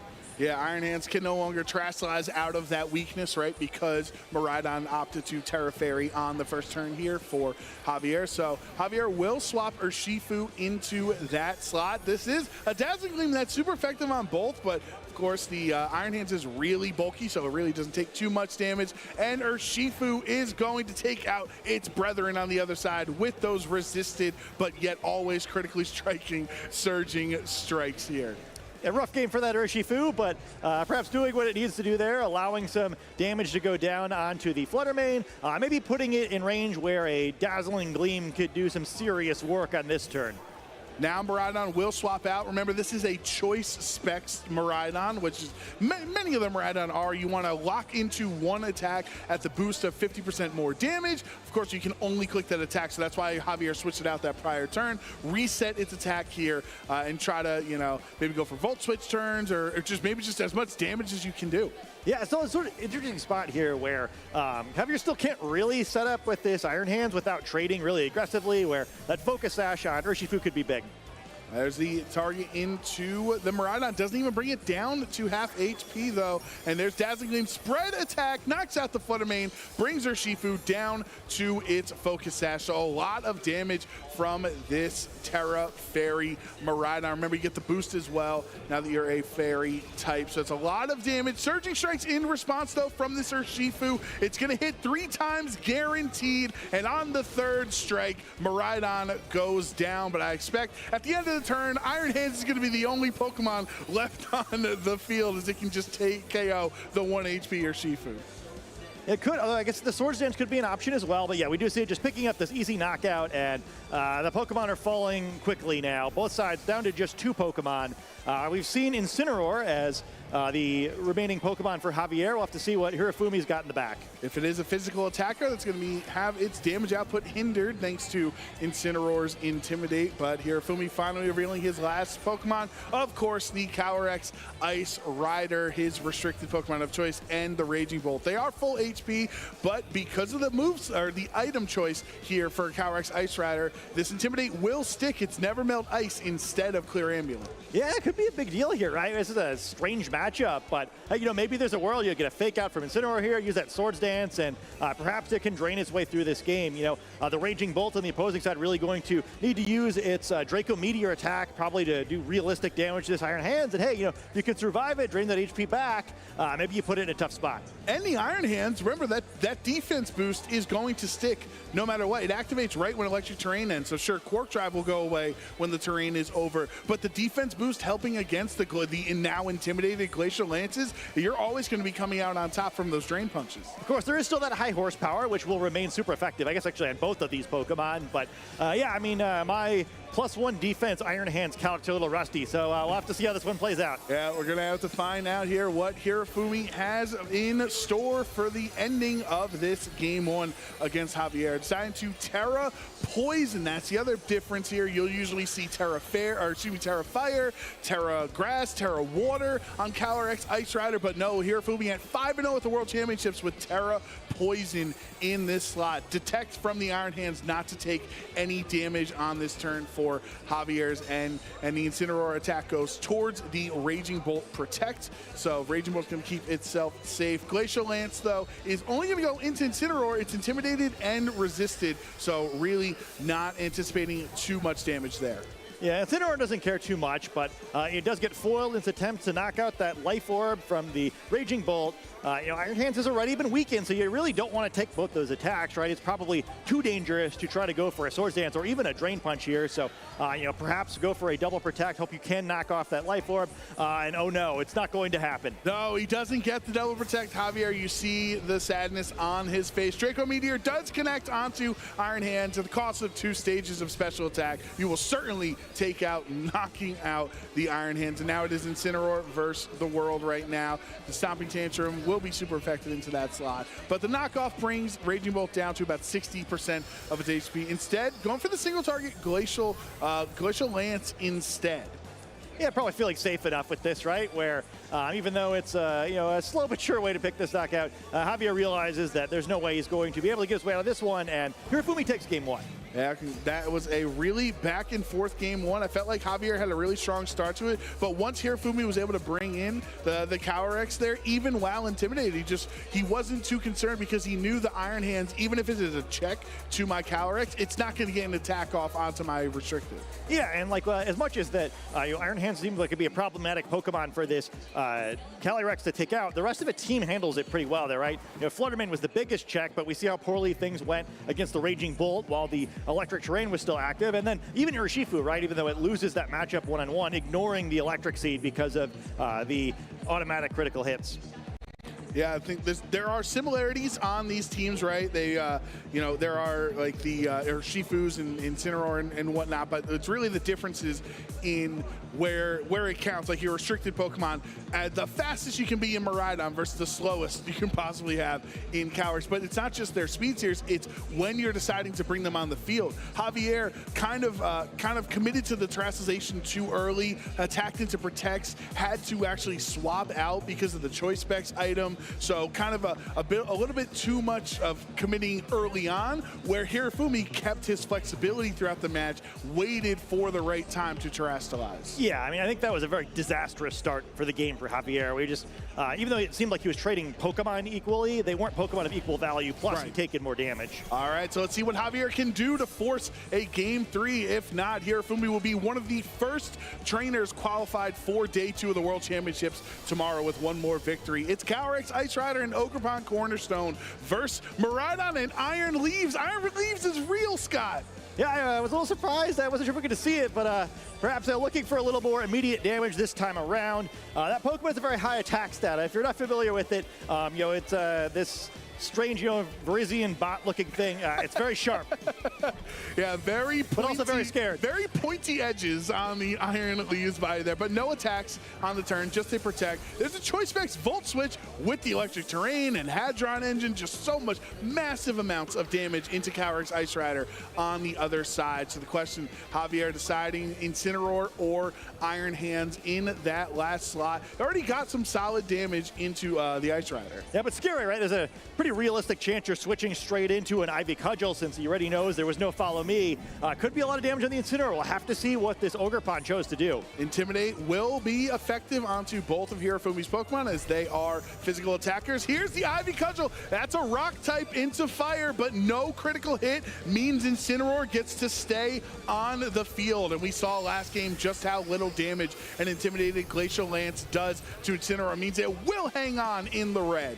Yeah, I mean, now it has the option of just getting a fake out or something, but really taking a lot of damage on the way in. Nice read to attack that slot, and the protect from the Iron Leaves there just for naught. Iron Leaves will swap onto the field here, or swap out of the field, I should say. Miraidon replacing it there. So we still haven't seen any action. We've confirmed it's real, but we've not seen it actually go for any attacks yet. Spiky Shield from Ogerpon Cornerstone, wanting to keep itself safe in case the fake out goes in that direction, and to protect as well from Calyrex Ice Rider. So Hirofumi really playing it slow with the potential of the fake out on the other side. Fake out goes towards Calyrex Protect. Yeah, nice safe play by Hirofumi there, right? He's got an early lead once again, and has nearly whittled down this Incineroar, and not doing anything silly, right? He still has the ability to follow me now with a fully healthy Ogerpon. Doesn't need to do anything too crazy just yet, and it's kind of actually easier for him now that the Iron Leagues is off the field, where there's kind of fewer options for Javier. And that's why Ogerpon Cornerstone is my favorite supportive Ogerpon of the 4 versions of it, because with its ability Sturdy, you're essentially guaranteed follow me. You can redirect both attacks towards that slot. One, leaving Calyrex healthy, but also letting it guaranteed set up Trick Room. Yeah, well, if this even bothers to go for it, right? Where we got 2 slower Pokemon as Javier's other 2, as you see the Iron Hands enter the field here, and yeah, you can just knock the Miraidon out, and I guess the Iron Leaves as well. You don't need the Trick Room for these other Pokemon. Well, Iron Leaves is Iron Hands is gonna swap onto the field, activating the Electric Seed, giving it a defense boost. Quark Drive giving it an attack boost as well. So if a Glacial Lance or Ivy Cudgel go into that slot, it's going to be doing less damage because of the defense boost. Now Hirofumi will Terrestrialize Calyrex Ice Rider yet again in this game to the poison typing, just changing how the matchup works. Ogerpon Cornerstone with its Follow Me, redirecting Volt Switch away. That's a lot of damage considering how you can try to make bulky. The Ogerpon does still 50%. Yeah, but now what do you do, right? You're going to switch Incineroar in. If it's not a Trick Room, it's just going to immediately go down here and lose its Intimidate in favor of a boost from the ability. Right, the Glacial Lance, or the As One ability, would essentially negate the Intimidate on this spot here. So there's the Glacial Lance connecting onto both, of course. Incineroar goes down, hardly anything to the Iron Hands, but you're going to get 1 boost. So this should bring Calyrex Ice Rider back down to -1 since it's been intimidated twice. Yeah, and now we see, I assume, I guess the Hero Iron Leaves will have to come back out and help try to deal some damage here, but now it's a rough spot where, it's pretty uncommon to see this Poison Terror type, but it really is annoying for this Iron Hands, who otherwise might like to use its fighting type attacks, or even the Miraidon, right, who we've seen it using fairy type attacks earlier in the match, and poison resists that too. And one of the great things in this matchup, particularly Scott, of why you see so many Trick Room teams with Ice Rider using Ogerpon Cornerstone instead of Amoonguss, Iron Leaves would have a field day, because as a grass type you wouldn't care about Rage Powder, but you can't get around the Follow Me. Yeah, and that looks really good here, right? Because otherwise this would just be a pin. We see the consideration of the normal type Terrestrialization, which you don't see too often here, but would critically remove that weakness to the attack from Calyrex. Yeah, so both this sturdy Ogerpon Cornerstone remaining on the field has just been so crucial for Hirofumi in game 2. Remember, he hasn't even set up Trick Room on any of these turns. That's how confident he's feeling right now. But yes, believe it or not, Iron Leaves is terrestrializing into a normal type. You'd usually use this as a Calyrex Shadow Rider counter, so you're immune to Astral Barrage, but you might as well get rid of the Glacial Lance weakness while you're at it. So this Glacial Lance will not be doing too much damage to either of Javier's Pokemon. Ogerpon does protect itself there, so Iron Leaves will take a little bit of recoil damage from the Spiky Shield, and that is an attack into Calyrex, but it's not enough for the knockout. So he will be able to Glacial Lance in response, doing over half to Iron Leaves. Oh, that's kind of devastating, right? Where now you basically have to protect the Iron Leaves while Iron Hands tries to pick up the knockout, and then Ogerpon, lets the Calyrex attack again for free. And I think that's predictable enough that Hirofumi, if he wants to, could go for his very first switch of the match somehow and perhaps mix things up a little bit. Yeah, that's right. Hirofumi still hasn't, not has he not revealed the 4th Pokemon, hasn't revealed the 3rd Pokemon in this matchup. So it's just showing how much of a commanding position he is in right now. Iron Leaves will protect in that moment there. Doesn't want to take damage. Finally, the Drain Punch from Iron Hands is going to be more than enough to knock out Ogerpon Cornerstone, bringing the Iron Hands out really healthy as well from the recovery that Drain Punch gives to that slot. But at some point, this damage is eventually going to stick from Glacial Lance. It's only hitting Iron Hands here, who has a +1 defense, and no critical hits means it's not doing a lot. Wow, that was a sad Glacial Lance where see the Iron Hand just shrugging that one off, gains HP over the course of the turn. But on the flip side, we see the resources on Javier's side starting to whittle down, right? That Protect has been used. Do not want to allow it to be attacked by either of these Pokemon, and it's highly unsafe to try to switch the Miraidon in either. So very likely now that Hirofumi will take another knockout on this next turn. Right, and effectively the Dazzling Gleam from this Fluttermane that just swapped in, it's going to be great into everything. You can either, Iron Leaf's already half HP, so you don't have to worry about that. Miraidon on the switch in is a Dragon type weak to Fairy. Iron Hands weak to Fairy as well. I mean, this is just a really solid spot for Hirofumi. Yeah, and once again, the Fluttermane loving the fact that this Terastallization has already been committed. It knows it can stay with those super effective Fairy type attacks. No option to Terastallize away from them. Yeah, and I haven't done my Iron Leaves calcs, but I'm not really sure how strong Iron Leaves is defensively against Fluttermane with that really strong special attack stat. It's been kind of a menace of the format for the last year plus. But Moonblast into Iron Hands is not enough for the knockout. It's going to hang on in the red. Now Iron Leaves gets to go for its attack into the Calyrex there. So really cool animation. Really happy I've finally been able to see what Iron Leaves does in this matchup. Gets the knockout, but this Fluttermane has been left alone, and the Thunder Punch is nowhere near enough damage to even threaten a 2-hit KO. Yeah, like that, someone that almost makes the situation worse, right? Where you get rid of the Calyrex, who wasn't doing a whole lot anyway, and now Fluttermane could be threatening a knockout in either of these Pokemon, which makes these a little bit tricky. I guess the most positive part of his situation for Javier is at least, at some point likely going to be able to get that Miraidon in safely, but these are two tough Pokemon for it to face down. Yeah, I guess the one benefit is that Iron Leaves has access to Protect yet again, right? So, Iron Hands is never really getting an attack off. It's the slowest Pokemon. Let it go down this turn. Let Miraidon reactivate Electric Terrain, reactivating Quark Drive. That might be what Javier could be going for, but just there's so much HP remaining on Hirofumi's end. Yeah, I mean, I think you probably have to sacrifice something here as Javier, or you just make a really aggressive read and hope for a mistake.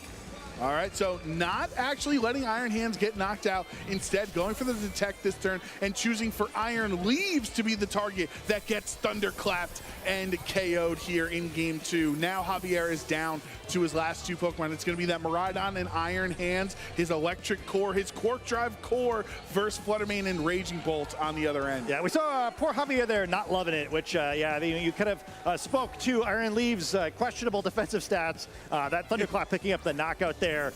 Perhaps the beginning, maybe the middle of the end here, where that low health Iron Hands is going to have a hard time making a move, and now Miraidon going to have to commit to an attack against these Pokemon. Yeah, and you can't necessarily, if you want to do a Draco Meteor into the Assault Vest, Raging Bolt on the other end, well, then you'll literally never hit Fluttermane as long as the game lasts. So this Miraidon is really pinned into a difficult position. Yeah, I needed one more knockout before I got to this point. Once again, Hirofumi just trading so well early in the game, putting Javier in a situation where even though he kept even on the Pokemon count, the board state is just too far behind. Yeah, you got to give credit to Iron Hands and Iron Leaves. You can see how Javier has gotten to this position of 5-0. You can see the synergy that the team has, but unfortunately, the lack of flexibility of maybe Whimsicott not being that great, or the Terastallization not being as effective as Javier might have wanted, leading to the benefit of Hirofumi here. He goes for the double Detect, same properties as Protect, but he doesn't get it. Regardless, Fluttermane is going to be able to pick up the KO onto the Iron Hands. Now Miraidon down to half HP. The question is, where is he targeted? It's actually a discharge into both of them, but no critical hits means they both stick around, and Draco Meteor picking up the last KO, and Japan rejoicing as Hirofumi Kimura will guarantee at least a position in day 2 of the World Championships tomorrow. And Hirofumi looking clean there. He is a world finalist and showing why. Excellent set by him, and you really have to be impressed by that, right? You just, but I think he never switched at all at any point in the set, right? I don't know if I've ever seen anyone win a game that way at the World Championships. Did enter the field, but that was after knockouts. He just, the no switch challenge was a success. I probably wouldn't recommend going after that one, but hey, sometimes you can pull it off.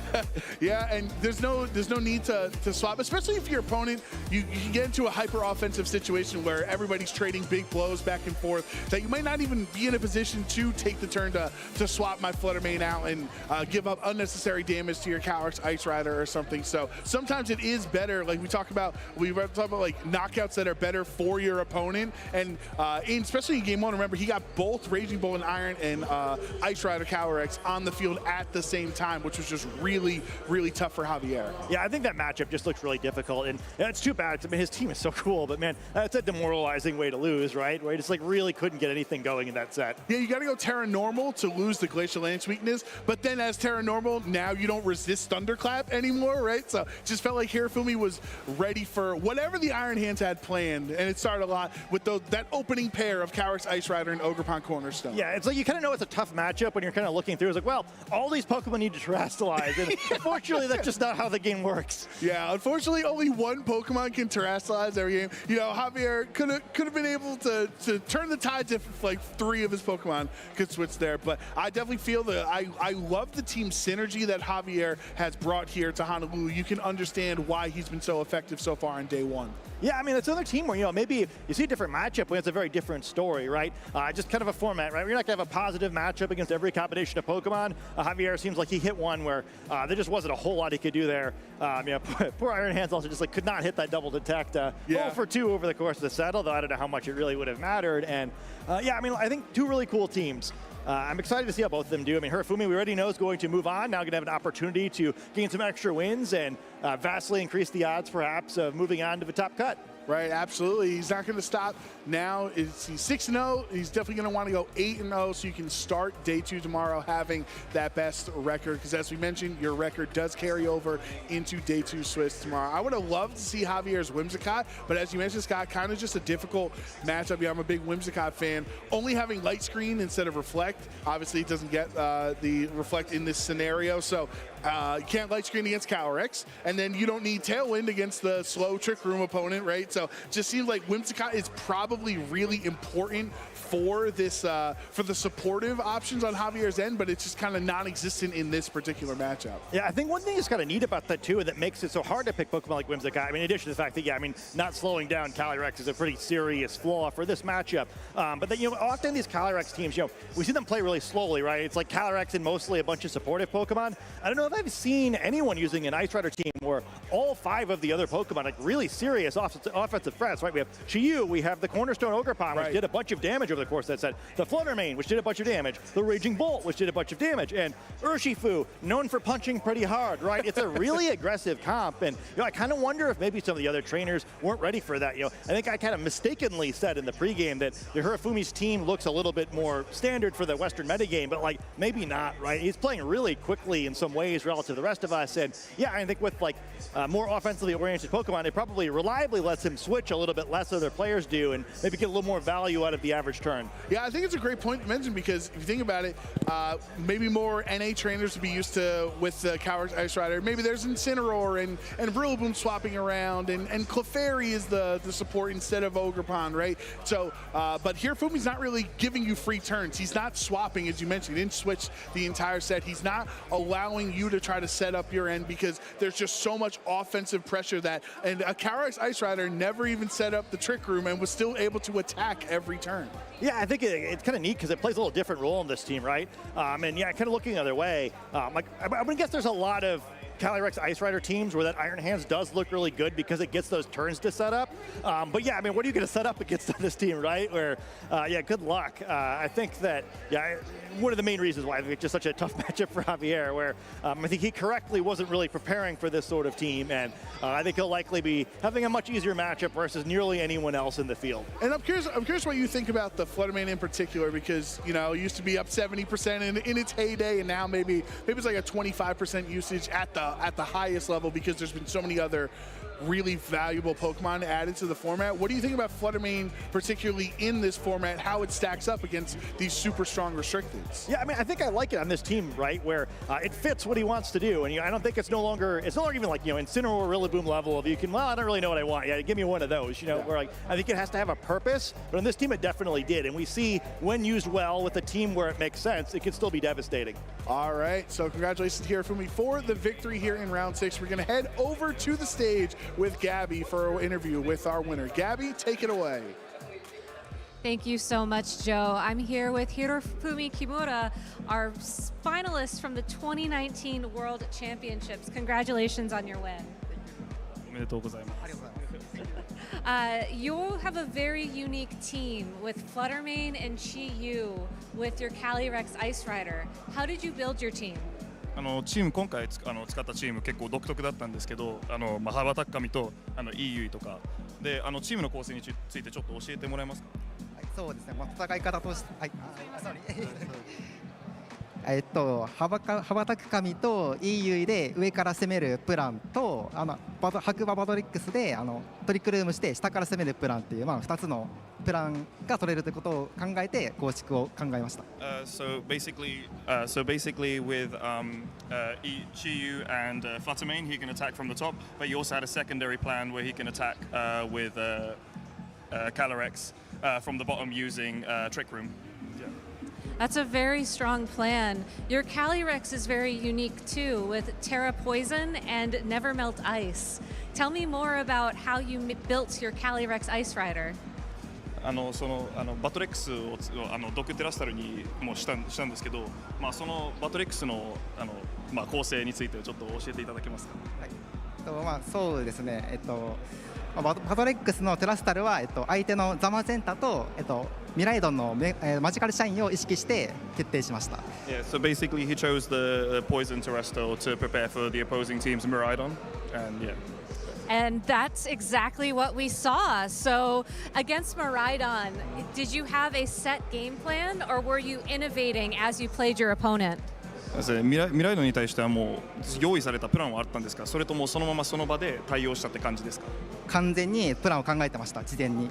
He had a plan ready perfectly. It was a very good plan and it was a very good game. So おめでとうございます。すごいいい戦略だったので本当に勝利おめでとうございます。ありがとうございます。Thank you. Do you have any shout outs you want to say at home to anybody? 会場か国で誰かにメッセージを送りたい人とかいますか？どうしようかな。じゃあ溝淵直人にメッセージを送ろうと思います。どうしようかな。今年のチャンピオンは私です。So he has a message for Naoto Mizoguchi. This year's champion is going to be me. All right, that is a very strong message. Hirofumi, thank you very much for your time. We'll be back with more action from the Pokémon World Championships after this break.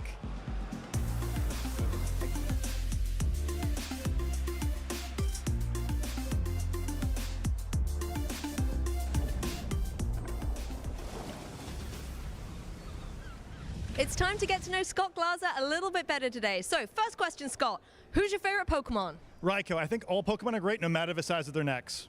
When was your first World Championships? 2011. I was horrifically defeated by FX4 like many trainers that season. Same. Scott, the online forums, they've been dying to know. What's your favorite color? Blue. It doesn't look the greatest on Gastrodon, though. All right, Scott, out of all the video games out there, which Pokemon video game is your favorite? I think like most players, it's Pokemon Conquest. Very niche, very cool.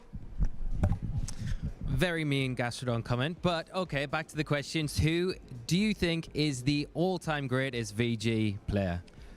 Really? Ray Rizzo. Great answer. And last but certainly not least, who do you think is going to win this year's World Championships? I think there's a lot of great trainers. Aaron Zhang, Len Duel, Jamie Boyd, Marcus Datter, Wolf Glick. I feel like, if you haven't cast a game on our stream, you're fainted to me.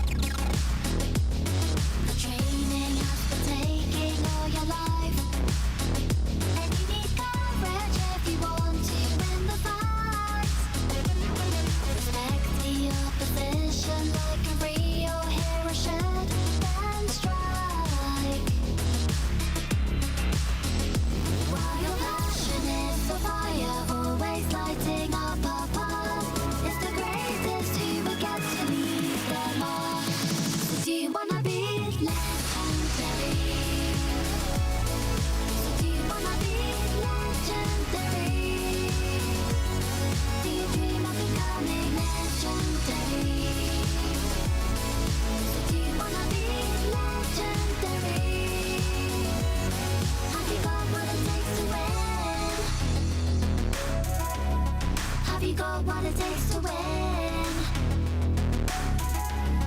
Have you got what it takes to win?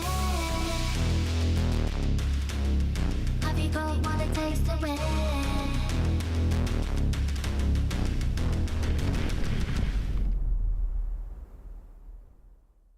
Looking to meet up with other Pokemon fans and make some new friends? Well, I know the place for you. Come with me to my first ever Pokemon League. I started by heading over to Pokemon.com/play and put in my location. All these game stores with different leagues popped up to choose from. While I haven't played the trading card game too much before, I wanted to check it out and learn a little more. So I picked a local game store not too far from my house with a league this weekend. Let's go! Once I got to the shop on Saturday, I wasn't really sure what to expect, but I met Professor Brandon right away, who got me all checked in. I was super nervous, but everyone was so nice. Another player even helped me with my deck, and then I grabbed a playmat and some dice, sitting down for my first match. I played for a few rounds. All in all, it was a great day. Big shout out to all of my new friends who encouraged me to come back. I'm so glad I went. It was super easy to join, and I honestly can't wait for the next one. Hope to see you there too.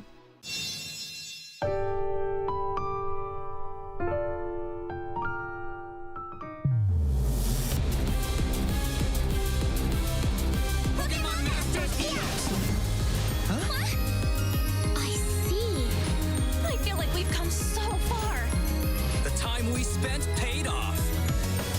It's hard to describe the joy you feel when you finally come face to face with the legend.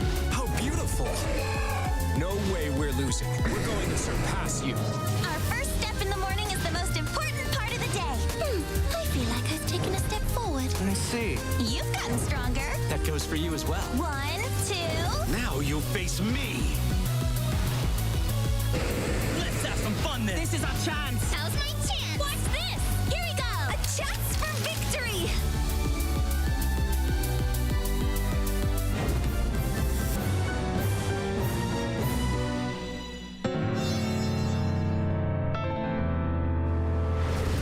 A new kind of power? Oh man, so exciting. Amazing. Rasa Knamona. Right, next battle. Hello there. My name is Oak. This world is inhabited by creatures that we call Pokémon.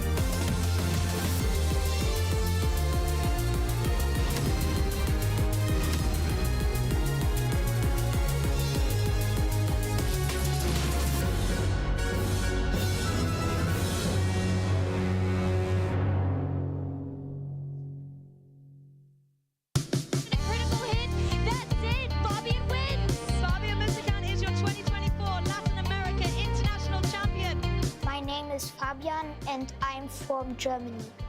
Ich wäre gerne vom Typ Feuer, wenn ich ein Pokémon wäre. Ich bin durch meinen Bruder an Pokémon interessiert. Als wir bei der Weltmeisterschaft in London waren, wo ich meinem Bruder zugeguckt habe. Fabian's brother Alex was actually the 2022 EUIC Junior Champion, but is it now Fabian's turn for an international title? Dann haben wir mal an einem Turnier teilgenommen. Da habe ich gut abgeschnitten und dann habe ich weitergespielt. Ich mache Erfahrungen mit Pokémon und ich sehe Freunde. Ich habe Spaß dabei. Also dieses Event ist sehr wichtig für mich, weil es ist auch mein allererster Sieg. Ich habe auch noch nie eine Regional gewonnen. The whole community rooting behind this junior who has taken his first international title. Und deswegen ist mir das sehr wichtig, weil es auch eine International war. Ich hier das allererste Mal ein Turnier gewonnen habe. Mein Ziel ist es, nach Hawaii zu fliegen diese Saison. Also Sorgen sollten Sie sich nicht machen, weil es ist ja auch mein erster Sieg und vielleicht war es auch nur Glück, weiß man ja nicht. Vielleicht hätte ich ohne den Volltreffer nicht gewonnen. Vielleicht hätte ich, wenn ich in anderen Spielen kein Glück gehabt hätte, wäre ich nicht so weit gekommen. Deswegen müssen Sie sich keine Angst vor mir machen.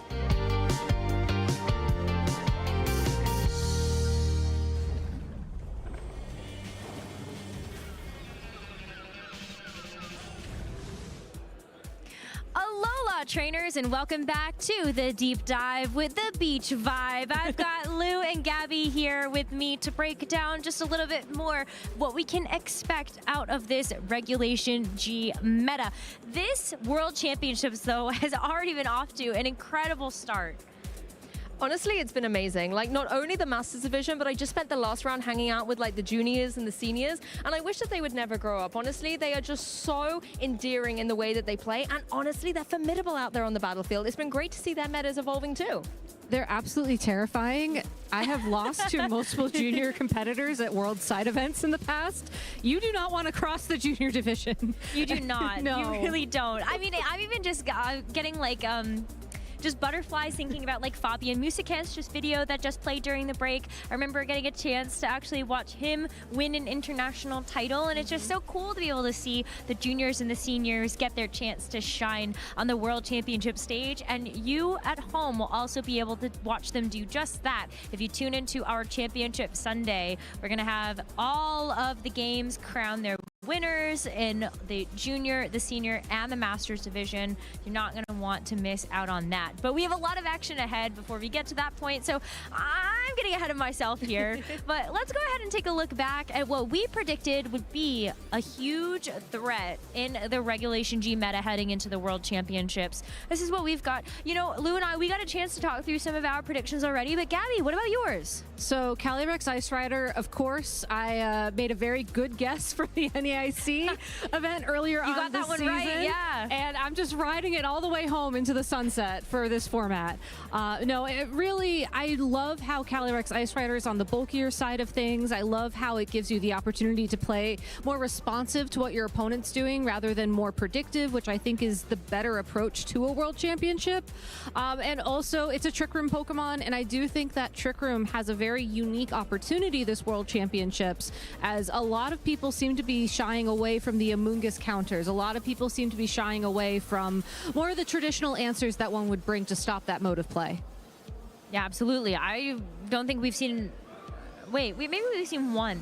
But I feel like when we look past some of the metagames, we absolutely are like, 70% Amoonguss? Like, 60% what's happening? Amoonguss? Europe loves the Amoonguss. They do, to be fair. Amoonguss is one of those kind of consistent, slow and steady Pokemon. Like, the one thing about the European metagame is they like a lot of switching, right? And Amoonguss with the regenerate ability, fantastic to come in. But one Pokemon that kind of started replacing Amoonguss was, if I think back to December when the DLC was launched and we got Ogerpon onto the field. You know, being the fact that it has a grass type always, no matter which form you pick, that started to replace Amoonguss in that Fire, Water, Grass core. And I noticed that you have the Cornerstone Ogerpon, and this was a Pokemon that people wrote off. They were like, it was a little bit like the Tapu Bulu of its day, right? Nobody wanted to play with it, and now it's doing really well. I'm gonna actually brag on Rose's behalf for a moment. She has been running Cornerstone Ogerpon at our locals since the DLC came out. Okay. So she has been a believer from day one, and I think that prediction's finally paying off this weekend. I ran Ogerpon Cornerstone at Liverpool also. Oh, that too, that too. Like, no, it's good though. I've gotten a lot of practice with it, and so, you know, thank you. Yeah, I love Cornerstone.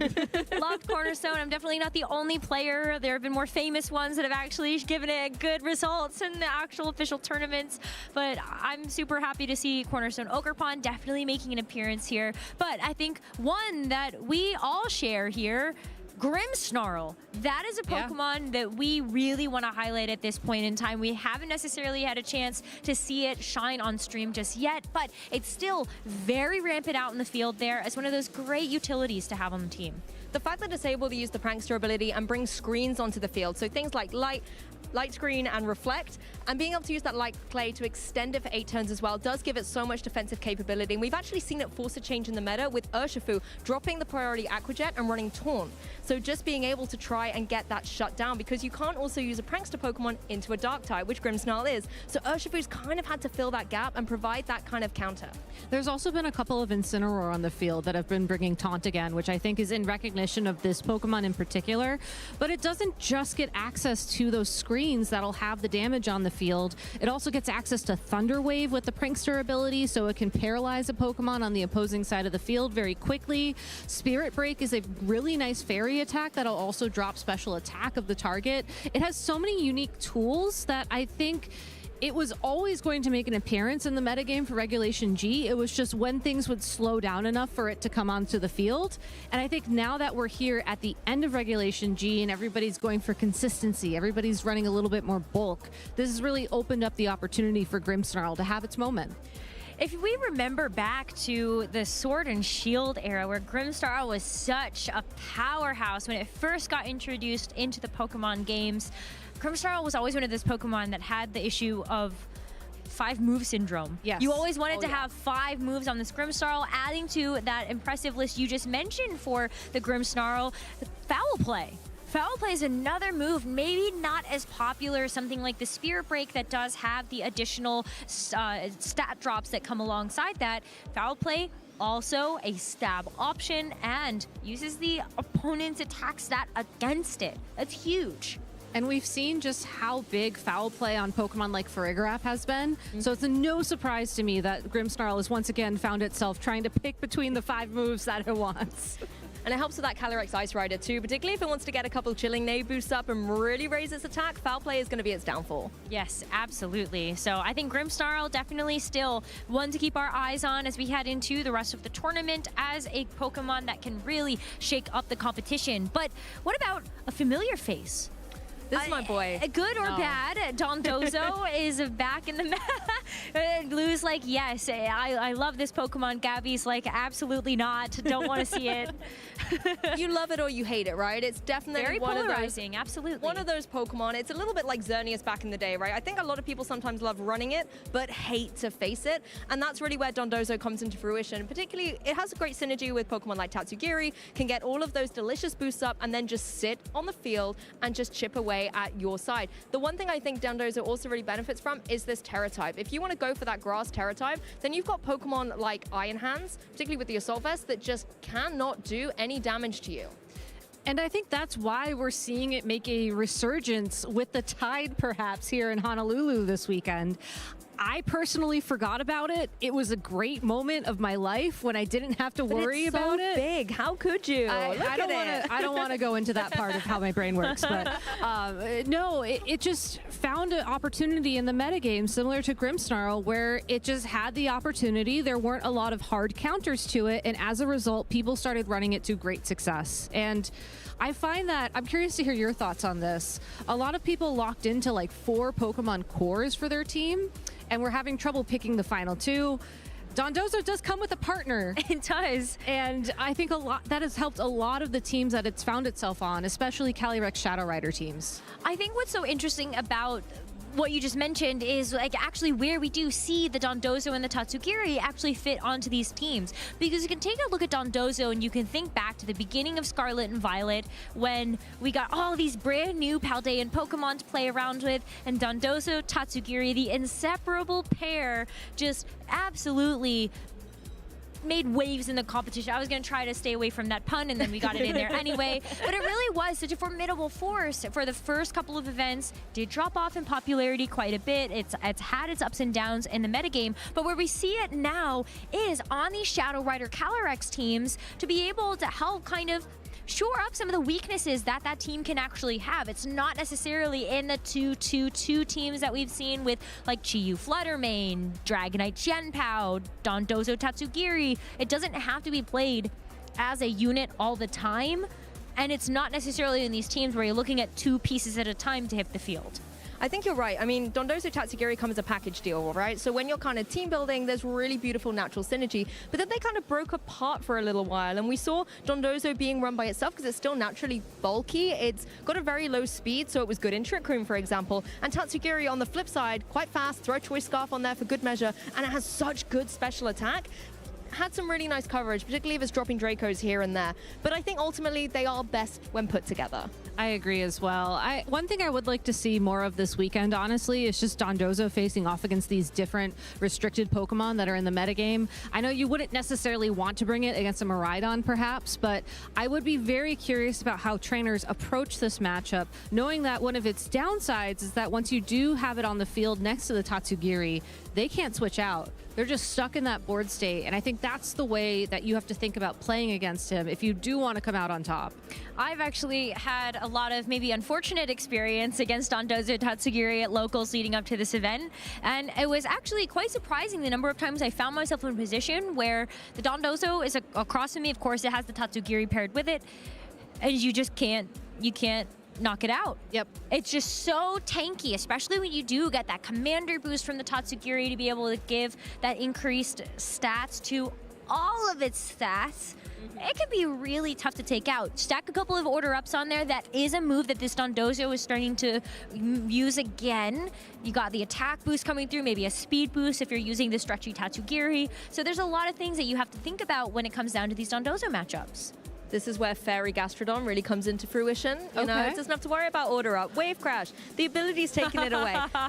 You can yawn and put this Pokemon to sleep maybe and then allow the partner to deal the damage. I'm just saying, there's a place. There is a place for Gastrodon in this meta. Please tell me more about your anti-Dondozo strategies as a Dondozo loyalist. I would love to write them down for future use. Gastrodon's #1. Sorry, Dondozo, but you know. Oh my goodness. Well, maybe there is somebody out there in the field that is running a Gastrodon. I think there might be one. There was one going into this round that was at X2. Oh. I don't know how it has fared in this round, but the dream was still alive when I last checked. All right. Well, we're going to have to keep tabs on that one as we head into our last couple of rounds of Swiss for the day. But before we get into that, what about a common Pokemon that we have seen alongside this new core of the Shadow Rider with the Dondozo, the Tatsugiri?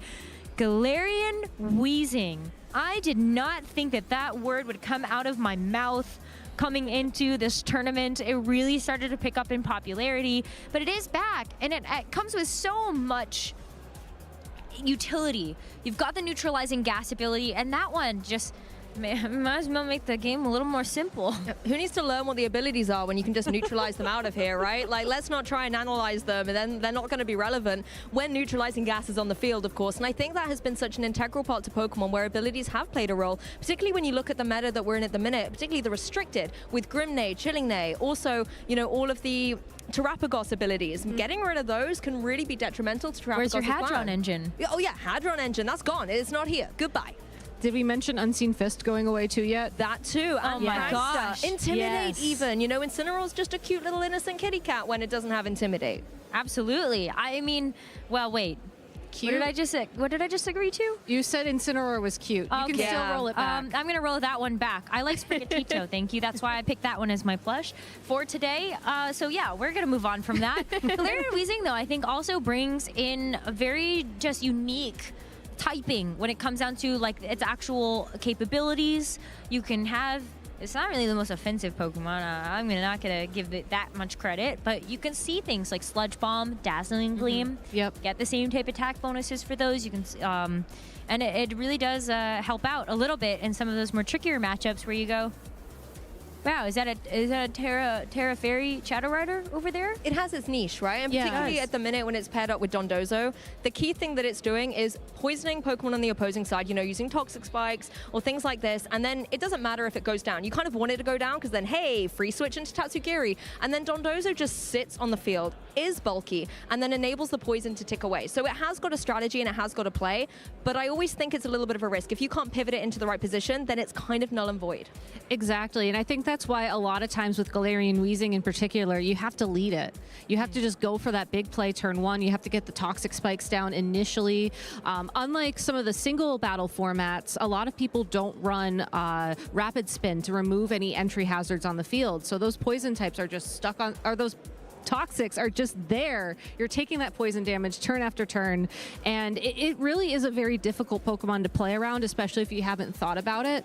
I think a lot of trainers going into the World Championships thought about their teams in terms of lines. Like, if I see this restricted, I bring these Pokemon, I do these things, I win the game. Galarian Weezing is just a very natural disruptor for that, and I think it's a really strong pick, assuming you have the Dondozo to back it up, question mark? Yeah, it can be there. I think a lot of the teams that I've seen so far when it comes down to like the Dondozo, the Tatsu, the Shadow Rider, Calyrex, either you do see the Galarian Weezing on the team or it's left off, you bring something else to fill out that sixth and final slot, but that is what it is, is it's the sixth slot. It fills the final component of the team for a particular matchup. And for the Galarian Weezing as well, you know, I kind of wonder, do we get a chance to see it more? Not for G, but for H. I know. I think Regulation H, there's going to be a lot of wheezings. I mean, it's turned up the fashion here. Look at the top hats that it's rocking as well. So we know that it's here on the appropriate occasion for the World Championships and maybe beyond. Maybe, just maybe. But, you know, I think it also just gives so much of a threat in team preview. You have to consider, is my opponent going to bring it? And Looking do I at have that, to worry right? about it? In the team list, you're going to be like, oh gosh, this is, if they bring it, then this is exactly how the team is going to flow. This is the match that my opponent is going to be commanding and I have to adjust. But then if they leave it on the bench and you've brought the Pokemon that counter it and the rest of their team then is a bad matchup for you, that's where things can get difficult. And it's why I do not envy the players at the World Championships where the stakes are so high, having to make those kind of turn zero decisions. Well, what about one that maybe you have to kind of think about on the fly? We got one more we got to cover here. This is in our caster predictions as well, I think courtesy of Sierra, but it is Ditto. Now, Ditto, really a unique pick. When we think about restricted formats, this is really where we get a chance to see Ditto be super powerful, because what's better than one restricted or two restricteds on the team? 3 restricteds. That's right, we can count. I'm so proud of all of us. But Ditto is just so powerful in that way, because you got to think about not only the positioning of the board of where you're actually getting that Ditto in front of, but what if you have to deal with 2 Ice Rider Calyrex all of a sudden? And that Calyrex Ice Rider already has a couple Grimnay boosts. You get to copy those boosts and then utilize them yourself.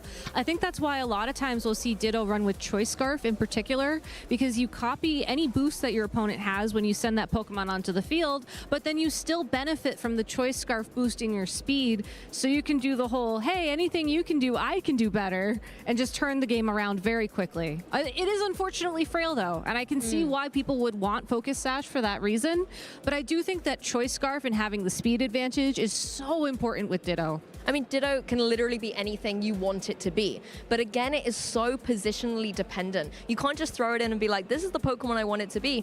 It obviously has to transform into the Pokemon it comes down opposite against. And we have always seen Ditto have dominance when there are restricted formats for the reasons you guys have already mentioned. You know, when we used to see Xerneas with the Geomancy boost, it was like, well, I want one of those. Let me get one, bring in my Ditto. And like you said, with the Choice Scarf, you then have the speed advantage. And in those mirrors, that can be really, really critical. But when you do have restricted Pokemon, particularly in a meta at the moment where, yes, we have balance, but we have a lot of offensive powerhouses, you want to make sure that Ditto is not left vulnerable. Ditto was also a kind of more of a niche pick when we ended up seeing the single restricted meta first start to develop. People were kind of unsure, is Ditto actually the right call to have if I could have more of these balance pieces actually filling out the rest of the team?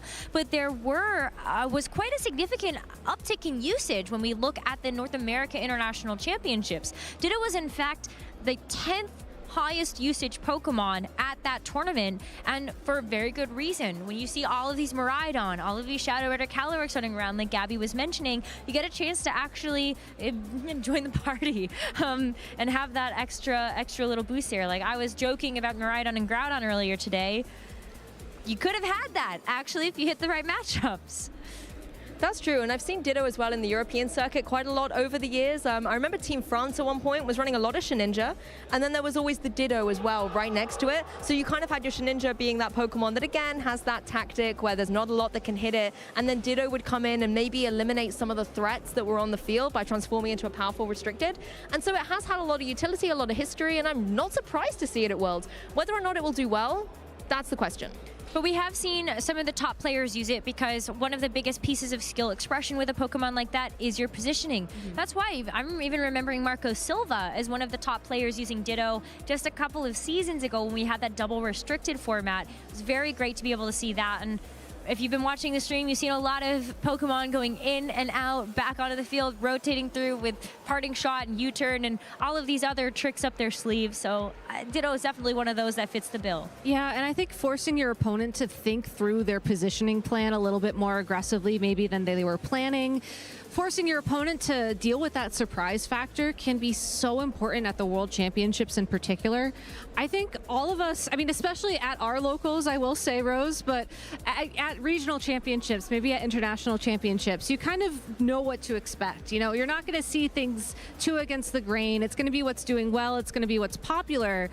But being able to bring a powerful Pokemon like Ditto that can change the game, surprise your opponent, throw them just a little bit off balance could be all you need to get the advantage. So having that like 6th wild card pick, perhaps, maybe. Ditto can be our wild card for this event, I think is really important.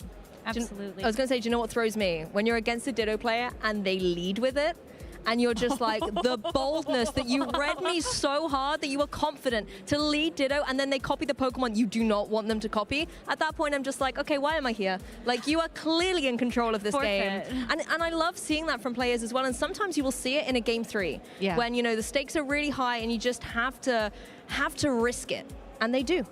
They really do, and we have all of the players waiting for us, getting ready to risk the rest of those tournament runs, as we only have a couple more rounds of Swiss to go for day number 1 of competition. That's why, thank you so much, ladies, for joining me for the deep dive with the Beach Vibes. I'm making this a thing now, but we are going to throw it back over to our casters to keep the action going here at the World Championships.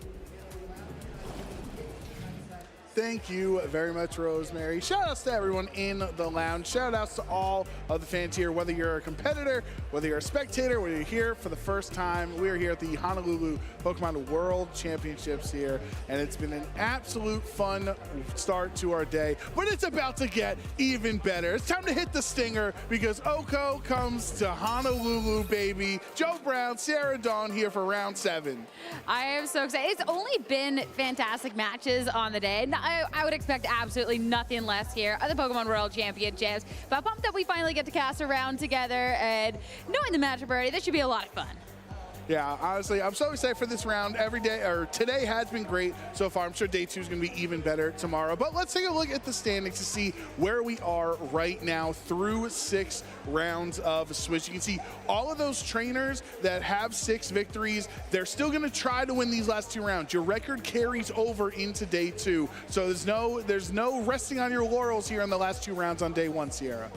My impression looking at the Swiss rankings too is there's so many stories to be telling here. I mean, the first attention that you have to be calling out, of course, is Wolf Glick, 2-time regional champion this season, world champion at 6-0 record, and not the only strong trainer out here. Even Michael Kelsch, 6-0, runner-up last time around, absolutely fantastic. Seeing these 6-0 records, as you said, yes, you're in day 2, but it cannot be understated how important it would be to get a win these next 2.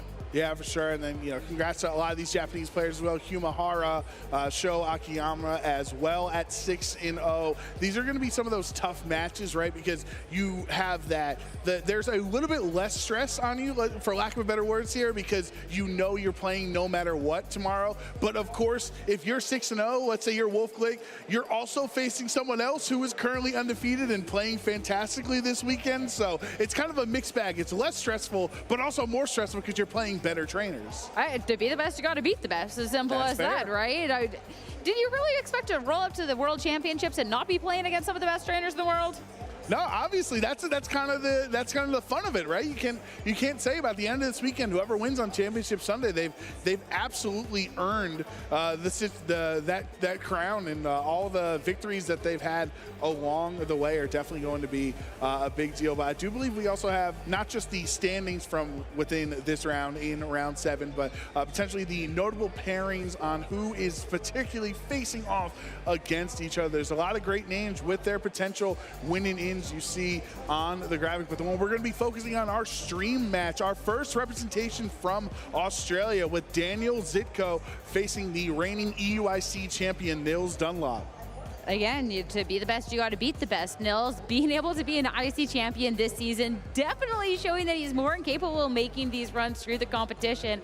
And again, whoever is going to be winning this one is going to be at least secured for day 2. And looking at these other notable matches, a couple people we have gotten to see throughout the day. I mean, Agati sitting that 5-1, one away from locking it up, and the Edu, previous world champion, at 5-1 as well. So those should be really exciting matches. Yeah, for sure. It's always such a difficult decision when, you know, you can only broadcast one match at a time. I remember one of the rounds I was off earlier today.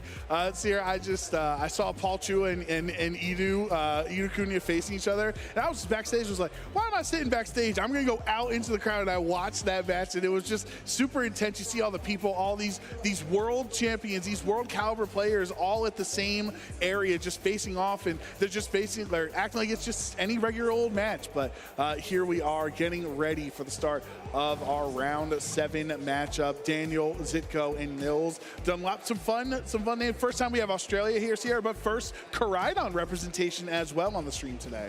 Getting a couple of firsts, and I absolutely love it. Of course, going into this event, there is like the big 3 restricted that everyone sort of expected. You got the horses and you got the Miraidon, but where's little cousin Koraidon? This is like the epitome of bringing your little brother along to the event. We had to see a Koraidon somewhere, but hey, at this record, at this 5-1, I will definitely give it the props in the world, especially to being able to see the strong Pokemon that it's paired with on this team and how you can enable them. I'm looking at this Fluttermane and this Raging Bolt. I think it's a really fun archetype that maybe people haven't necessarily cracked the code of consistency against these big 3 restricteds we've had, but they definitely have their place. Yeah, I think this should be a really fun matchup. See a lot of offensive pressure that Daniel was going for, and we do know that typically the Oceania player base is more known for that hyper-aggressive strategies where really fast Pokemon, really hard-hitting Pokemon like a Choice Specs Golden Go, Fluttermane's really fast, Choice Band Dragonite as well. The Koraidon's really fast and really strong. Really fits the Australian narrative of just going really strong, really fast. This Koraidon is going to be a little bit more atypical when you see that Terra Fire. Of course, you do not want to get burned, and having the opportunity to go for a Terra Fire Flare Blitz is just absolutely fantastic. Covert Cloak, you aren't going to get faked out. It's going to be great. And Raging Bolt is a Pokemon that I don't think we've necessarily seen the most of today. This one, the Assault Vest, and it does have a little bit of the speed control in that way as well. So even if you do have a couple Pokemon that are a little bit more on that naturally speedier side, Raging Bolt is a fantastic option to furthermore make sure the speed is in your favor. A lot of choice items across the board with the specs on the Golden Ghost, Scarf on the Chi-Yu, and the band on the Dragonite. That's always something you have to play against, play around really carefully, because once you've locked into a move, you're done. And someone like Nils can definitely take advantage of those situations. Daniel's almost run out of choices by having all 3 choice items on his team. You just click one move and makes your life a lot easier. Maybe that's what's helped Daniel get to 5-1 on the day. But of course, Nils as his opponent, the reigning EUIC champion, winning with that Porygon. Hopefully everybody picked up their Porygon during the New Orleans NASE stream, but Porygon and Ursaluna team, neither of them are going to be present here today in Honolulu for him. Not even, still somewhat Trick Room oriented with the Mungus and Calyrex Ice Rider, but some really strong other options in the Urshifu as well as Regidrago on the stream. I mean, Regidrago, you're talking about Pokemon that are looking to deal a bunch of damage, and Regidrago is it. This one's going to be Life Orb. There's a couple of Regidrago builds that we're seeing just the, you know, kind of as you would expect if you're seeing through a playthrough of a game where it's like, all right, Dragon Energy, Draco Meteor, okay, what else Dragon can I put on this team? But this one, we are going to get the Terra Blast with the Terra Steel, as well as the option to protect. The Calyrex Ice Rider, there's a lot of Pokemon here that would like to take advantage of a Trick Room situation, which I'm really intrigued to see how that turns out, considering there is that imprisoned Fluttermane over on the opposing end of the field. And this Iron Hand, I think, is just a fantastic development that we've gotten into the meta so far with that low kick adjustment. So being able to deal a lot of damage into those heavier Pokemon out there, considering the base power of the move is based off of the weight of the Pokemon. So definitely something there that could be really something to keep an eye out there. And as well, Urshifu, Choice Scarf, for the fastest coachings out here in the West. Yeah, the coaching for Calyrex if it comes down to it, but I think Nils is going to have a tough time choosing which Pokemon to terrestrialize in every game. It seems really crucial. You'd love Terra Fire on Calyrex. You'd love the Terra Steel for Regidrago. You'd love Terra Water for Iron Hand. Seems like every game it's going to be crucial who Nils decides to terrestrialize. But let's get into Swiss Round 7, our second winning in of the day here in Honolulu. Iron Hand's Calyrex Ice Rider is the lead for Nils Dunlop versus Daniel Zitko with Koraidon and Fluttermane. That is some boosted photosynthesis synergy. I mean, you're talking too about the difficulty of what to Terra over on Nils' end, but I think in this case it's a little bit more clear. This Calyrex definitely gets pressured quite well. Sure, you do have a fake out option on your end to stop this Koraidon, but at the same time, then the Fluttermane can try and deal some damage. I'm curious here too, if this Calyrex, you just want to go straight out onto the offensive, because if the Fluttermane clicks in prison, it's going to be locking down that Trick Room and making sure the Calyrex does nothing this turn, and the speed advantage is always going to be in Nils' favor. So that is the biggest thing to kind of keep an eye out for. And since Flutter Mane, of course, is that Ghost type, well, the Iron Hands can't fake it out. Right, that's a really good call out, that the Imprison on Flutter Mane, not a move you see too often. Imprison kind of just, it's not a move that you use for your benefit, you use it to slow your opponent down. You stop their strategy. If Nils wants to go for Trick Room and you click the Imprison, it's not going to be able to. But Daniel terrestrializing Koraidon here on turn 1.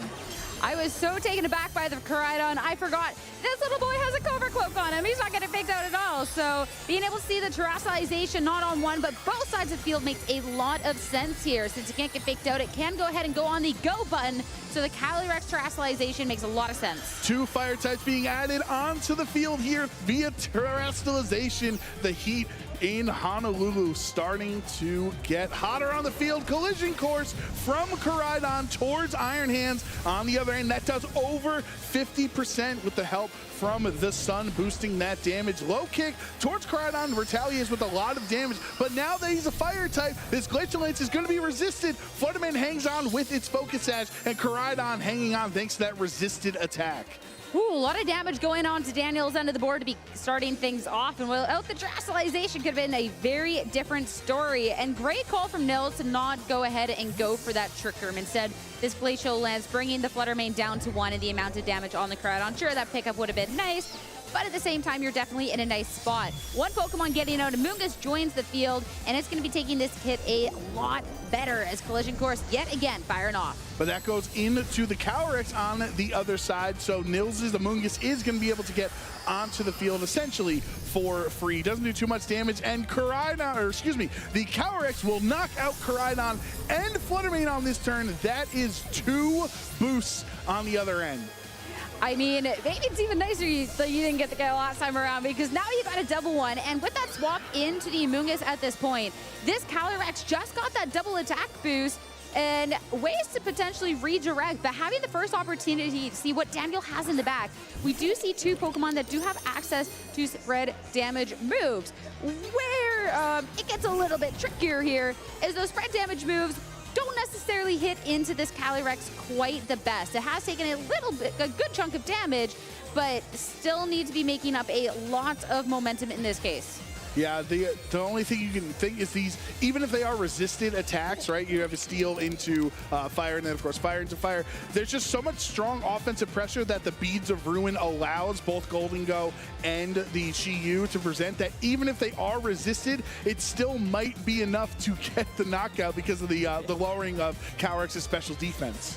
They definitely have a lot of momentum to make up at this point, and they also have to remember both of these Pokemon are choice items, respectfully. The Specs onto the Golden Go and the Scarf onto the Chi-Yu. So once they click a move, they have to go through the rest of the battle with that. So Protect coming out onto this Calyrex, and assuming I guess not the Amoonguss here. The Amoonguss just going for it. Calyrex is going to stay nice and safe behind that Protect, but the Heat Wave a lot into the Amoonguss. Yeah, that is all of Amoonguss' HP getting knocked out. Nils seems not too shaken up about it. Still has the Pokemon advantage on his side, so we'll be able to switch whatever Pokemon he wants onto the field. That Shadow Ball went towards the Protect on Calyrex's end, so Nils knows, hey, I got a Team Sheet available. I know Daniel's Pokemon are choice locked into Heat Wave and Shadow Ball. Now I know what he has to click every turn.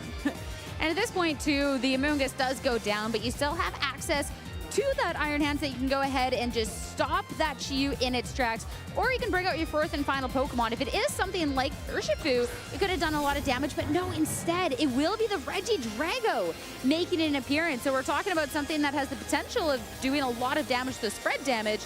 That is it, but it would be doing less damage depending on how much it's taken before it gets the opportunity to attack if it does want to eye up something like that Dragon Energy. Right, that Dragon Energy similarly working the way Eruption or Water Spout, if you're familiar how those work. The more HP you have, the more damage it does, and Regidrago does absolutely output a lot of damage with that Life Orb Dragon Energy, but you would be resisting Heat Wave, so it's not like Heat Wave would be doing too much damage affecting your Dragon Energy at first. Calyrex hangs on as a Fire type. stats resisted. Golden Goat goes for the Shadow Ball into Calyrex for the KO. Doesn't want any of those +2 attacks to hit the field. So now Nils is down to his final 2 Pokemon, and it's up to what Regidrago has locked in this turn. It's a Draco Meteor connecting onto Chi-Yu, and that's a one-hit KO.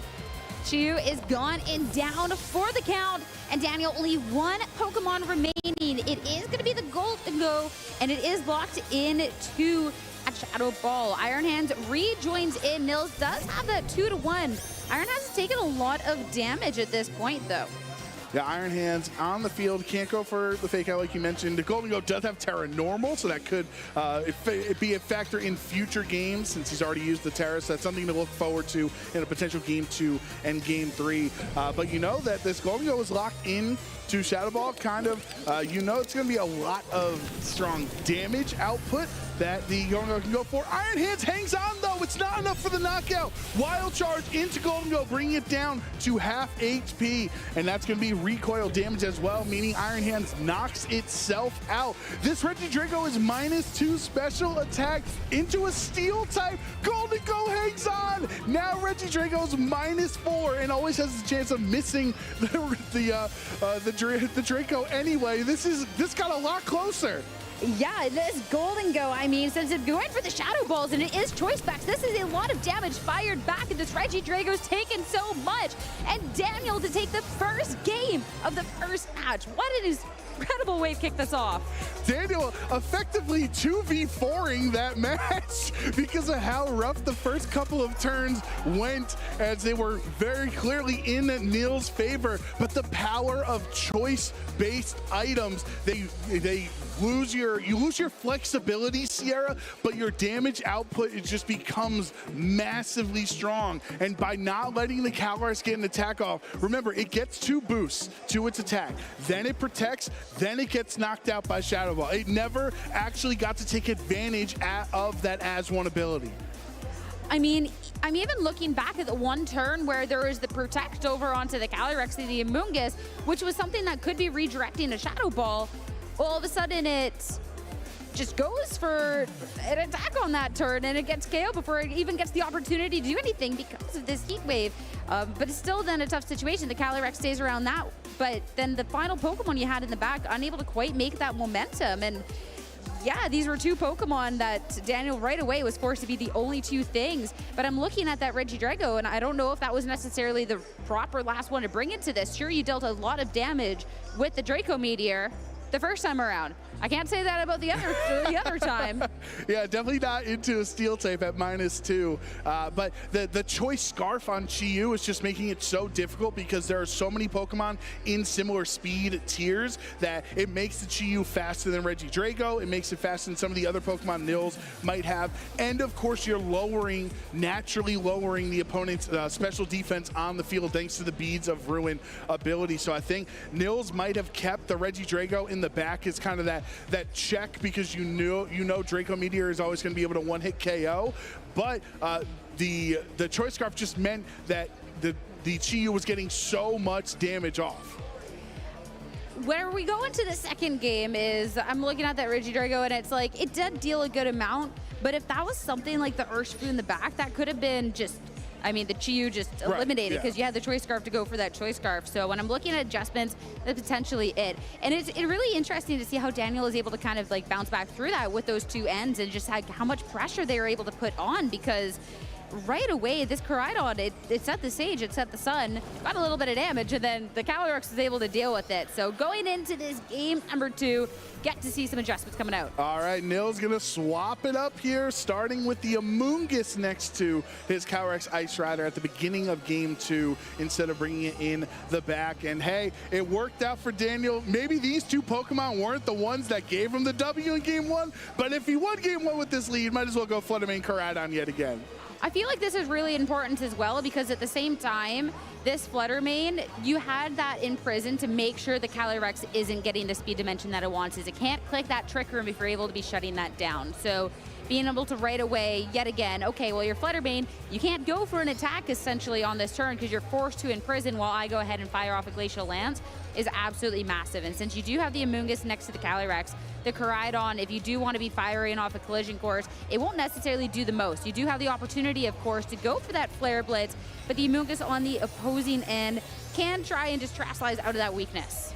All right, so let's get into our first turn of Game 2 with Koraidon Terastallizing into a Fire type yet again, just like we saw in Game 1. It seems like these two Pokemon in the Calyrex and Koraidon, they can't stand their original typing. They just way prefer to be Fire types. It's like the one you see, it's like anything you can do, I can do better. You're a Terrifier, oh, I can do that too.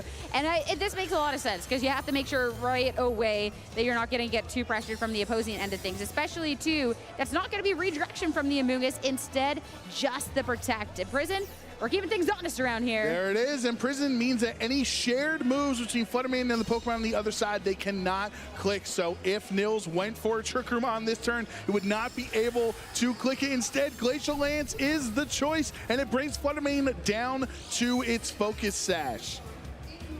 So now you know that this Koraidon, yeah, you've gotten the Terra out, and the Flare Blitz pressure is very real into the Amoonguss. It will not appreciate a Terra Fire Sun boosted Flare Blitz whatsoever, but a decent amount of damage into it, and the Fluttermane just being on a sliver of health puts a lot of pressure on, but this is where we get a little adjustment and no redirection. No Rage Powder, exactly. So Amoonguss is up to some tricks, but will the Koraidon let it go for anything? That's a Sun boosted Flare Blitz, and Amoonguss is down. One-hit KO. 2 games in a row where Nils has gotten hardly any value out of the Mushroom. Roasted mushrooms for dinner over here. That Amoonguss is absolutely done for. Another round of Glacial Lance, since you didn't take the most amount, and that is again going to be a double KO. So you lose one, but I think this is a pretty decent trade. This is where it did get tricky last time with that trade, considering the back. But since your Amoonguss does get fainted this turn, you can now bring out a supportive Pokemon to try and deal with what you have to assume is that Chiyu in the Golden Go. Yeah, Chilling Neigh boosting its attack by 2 stages on Nils' end, just like we saw in Game 1. So if Calyrex is ever able to actually successfully land an attack, it's going to be massive amounts of damage output. But because it's such a slow Pokemon, and Daniel, we saw in Game 1, those really fast, hard-hitting Pokemon in the back didn't really allow Calyrex to get any attacks. Well, that's the thing about the Calyrex. When you weren't able to get that Trick Room to get the situation that you wanted, sure, you go out on the offense, but if you're not making it to your point in the turn to be able to fire off with that +2 boost you got, what's it really going to be doing for you? But this is where I'm curious if we get to see an adjustment coming out from Nils, because last time that we saw, it was the Iron Hands and then the Regidrago that he had in the back. And an adjustment into everything else could be really good, and the Urshifu is the one I wanted to see. So this one, sure, at this point, your Surging Strikes aren't necessarily doing the most, but a close combat into that Chiyu could be devastating. Well, we actually see on Daniel's end, we have the benefit of his perspective with Power Gem as one of Golden Go's choice specs, choice locked attacks that would be super effective into this Calyrex. So you wonder if Nils is going to anticipate that, smartly protecting on this turn, knowing that Daniel has to lock both of his attacks from his 2 Pokemon here, so you can't just see what they lock in. The Dark Pulse does not get the flinch. Daniel going for it. Close combat for the one-hit KO. In response, this Chiyu can no longer create any shenanigans for the rest of this game. No more Beads of Ruin either. Some fish to go with that side of Mushroom, I guess, and now Golden Goat will be the lock into the Power Gem, hitting into the Protect.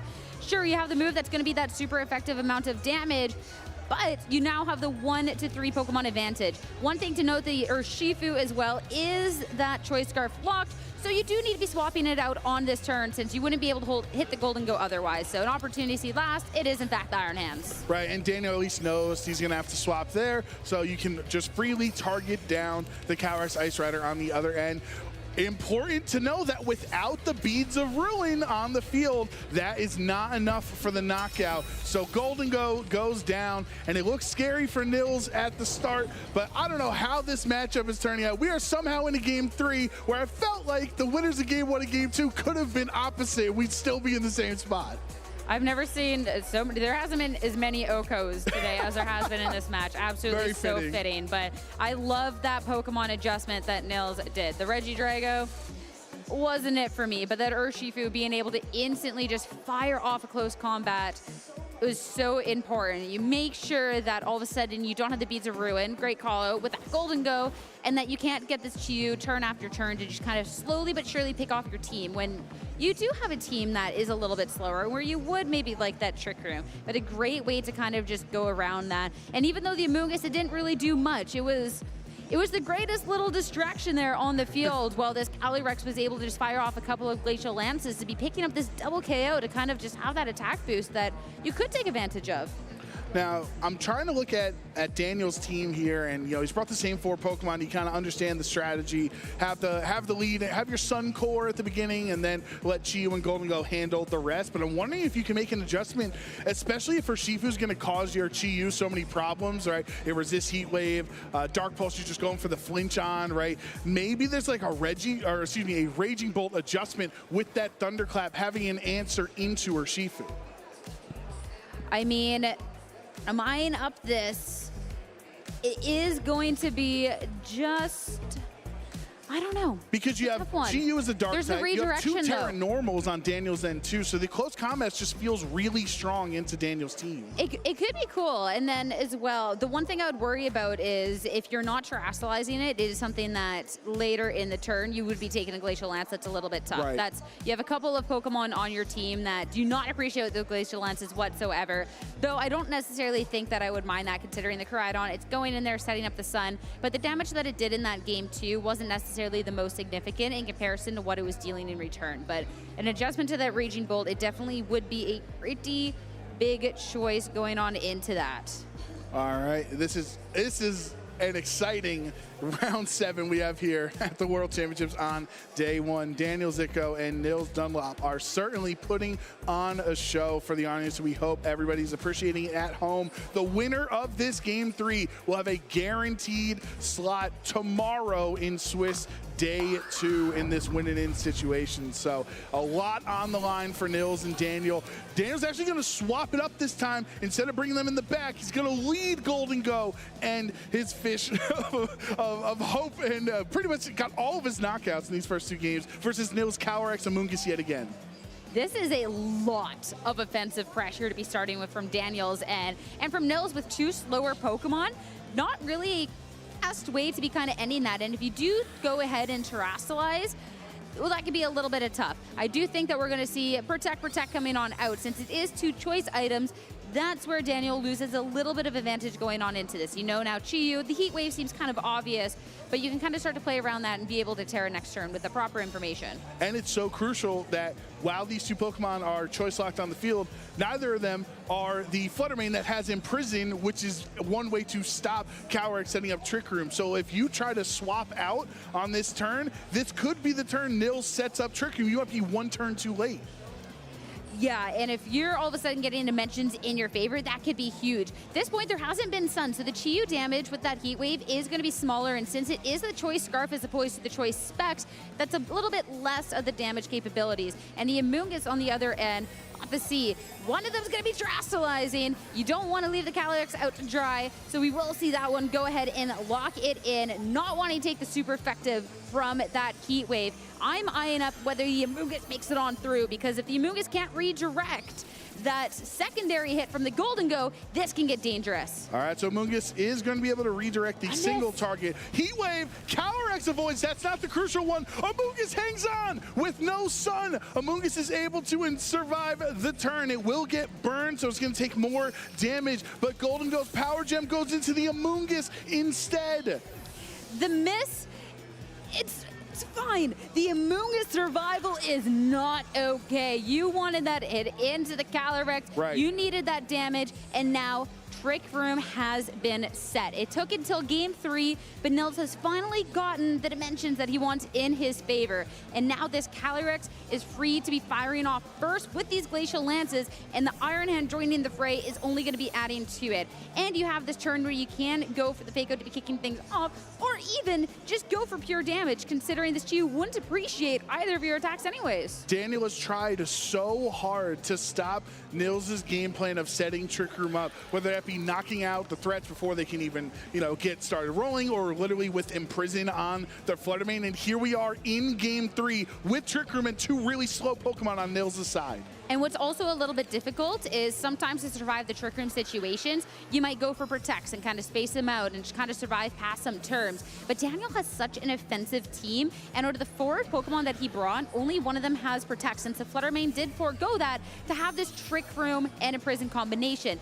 Bringing the Fluttermane out, there could have been the potential of maybe trying to reverse a Trick Room, but the Glacial Lance bringing it down to a Focus Sash is making that a very moot dream real fast. Sure, you get past this Drain Punch, but you have to go on from there. And Power Gem, remember, there's no Beads of Ruin on the field anymore, so Calyrex is able to take that comfortably, even though it's super effective as a Fire type. Two Ghost types means they don't care about the Drain Punch, but any amount of damage is going to be able to pick up the KO on Fluttermane, so Glacial Lance picks that up. Brings going to go down to under. This is the first time Nils has not gotten a double KO. He's only going to get 1 boost off of Chilling Nay, but looks like he's in such a strong spot that you don't need 2 boosts anyway. Wild Charge taking out Golden Go. We can share the wealth a little bit here. The ones that left behind by the Golden Go as it exits the field. And with that double KO on this turn, Daniel down to final 2 Pokemon. Koraidon, Chi-Yu, you're going to bring the sun, but I think you're going to get burnt from this one. Koraidon, the only one able to protect. And already this Calyrex with an attack boost.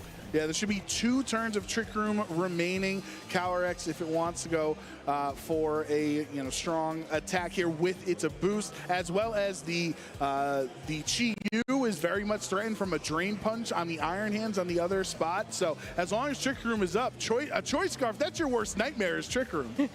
And you haven't used Terrestrialization for Daniel, but I feel like we have to see the same situation that we've gotten to see in the other matches, to where it's spent onto this Koraidon, because again, you're staring down this Calyrex Ice Rider on the other end, and that does not look great. So here's going to make it official, get it the beautiful little crown above the Koraidon's head. Yeah, anyway, the Chi-Yu's Terra type is grass anyway, so it doesn't help you against the Glacial Lance. Nah. Calyrex Ice Rider on the other end, so Daniel going 3 for 3, Terra Fire Koraidon in this series. Chi-Yu takes a lot of damage. The follow-up hit from Drain Punch is going to be more than enough for Nils to get that KO, bringing Iron Hands back up effectively to a full HP.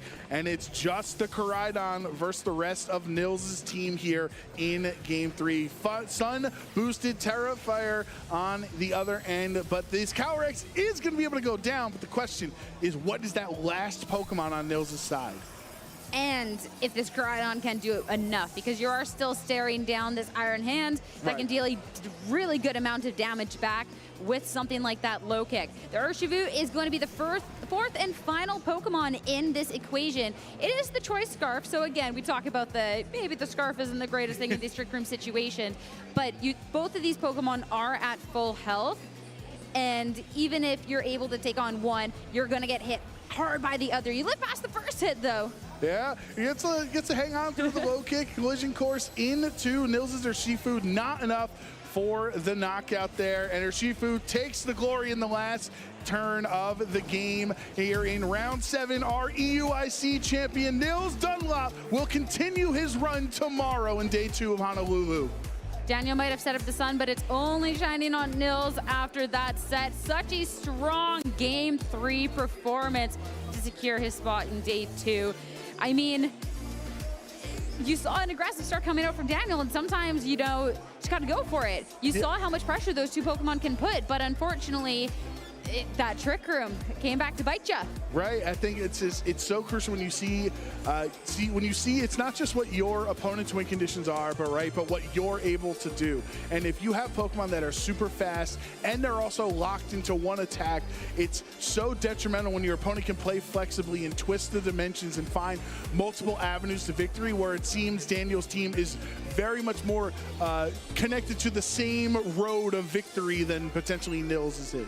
I mean, for Daniel, there's still another opportunity to win a match and try and make his way into day 2. And I love to see the smiles from both of our competitors on the stage, even a little chair spin as well coming up from Daniel. And I mean, that's what it is about. That's that spirit. So best of luck to Daniel in that next one, because this team definitely, I mean, You saw I made quick work in that first game. Like, that was a lot of damage. Yeah, poor Amoonguss just being absolutely destroyed every single game, but crucially hanging on through the heat wave there so that the power gem was able to target it down instead of Calyrex. Now that Trick Room is up, Nils, that was a strategy. Get Trick Room up with Calyrex Ice Rider in a good position, and you got to give credit to Daniel for swapping up the strategy instead of just committing to the same 4 in the same order. All 3 games, he decided to lead Golden Goat Chi-Yu instead. So I love trying to catch your opponent off guard, but Nils was ready for it. I mean, it's one of those things that seeing the adjustment is nice and cool, but unfortunately it's still, oh, okay, well, there's this Trick Room on the opposing end. So maybe one Pokemon could have swapped. I don't know if I like the double swap into it, but it's one of those things that, hey, you live and you learn, and if you play the matchup again, well, you know next time.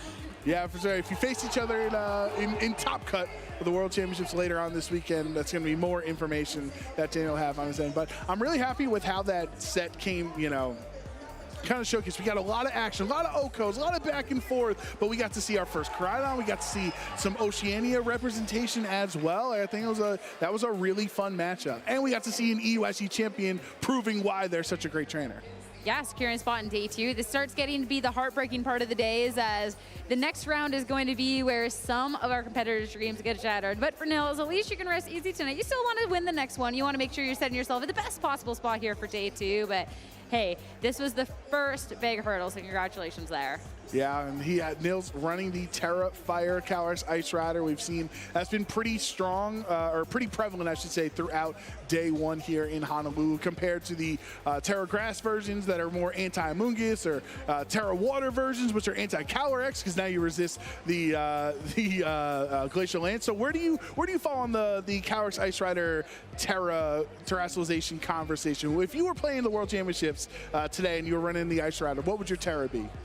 I mean, maybe it's a little recency bias, but the Terra Fire just seems so strong, but I'd have to look into that. But hey, if an EUIC champion is using the Terra Fire, like, I kind of just feel like it's the right choice. He's smarter than I am, so.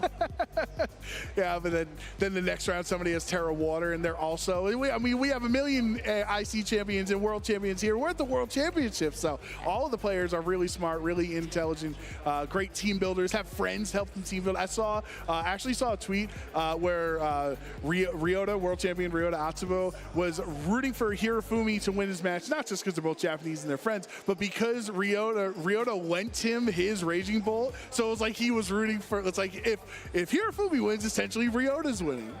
I mean, I've definitely lent to a Pokemon hoping that maybe the Pokemon gets a world champion title before I do. Because, like, I don't know, you got your bets right? Yeah, you got the world champion Joy-Con, or the IC champion Joy-Cons from a few years ago. Hopefully you can get a world champion Pokemon with your ribbons and everything there. But yeah, I mean, honestly, we've been having a great day so far, Sierra.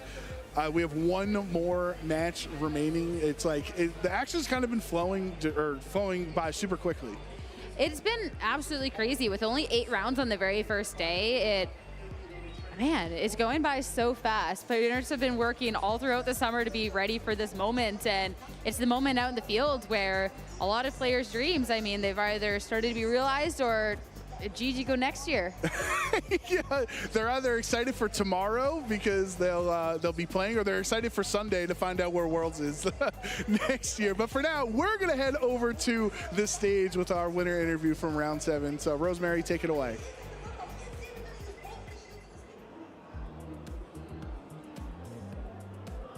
Be playing tomorrow. That is Nils Dunlop. Congratulations, you have secured a spot to play in day 2 tomorrow. How does that feel after the season you've had so far? It feels crazy. I'm just super proud of what I've accomplished, and looking at myself from yesterday, I was a bit doubtful in my team, but from the play today, I was happy with how I played, and I look forward to it tomorrow. It's just gonna be fun. Yeah, I mean, you made a fantastic adjustment after that first game to be able to bring it back 2-1. What was the turning point for you that was kind of like, okay, I know what to do now for the second game? I knew with his team, which is very offensive and forces me to not play Trick Room, I had to be smart with like what pieces I gave him and what damage I got.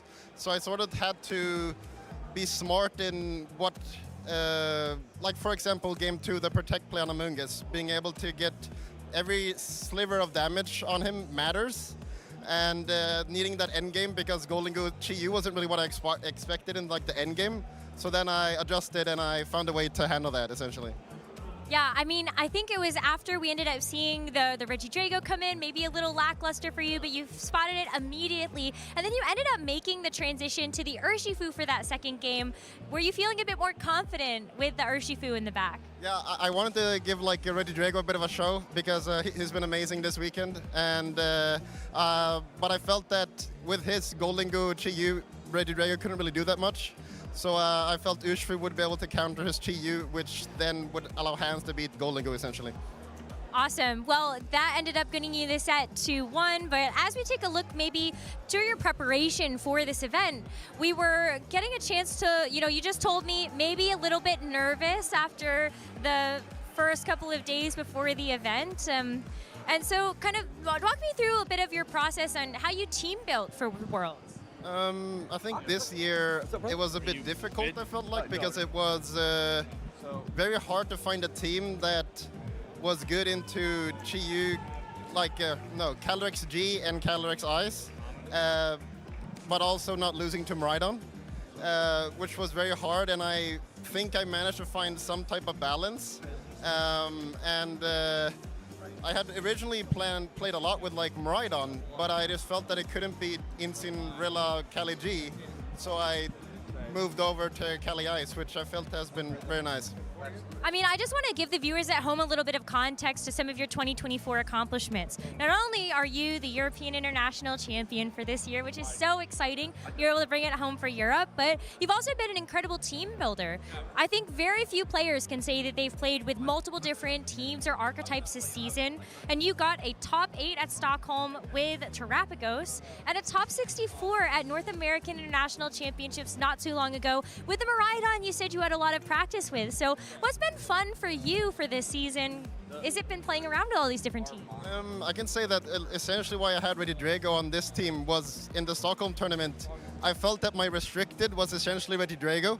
In some games I didn't even bring Terrapagos and he swept, which then I sort of knew that, okay, I want Regidrago on the Worlds team, and it's been hard to sort of make it work, but I felt that it could actually work on like a Trick Room team. And I mean, it's worked out so far, so I feel it's pretty good.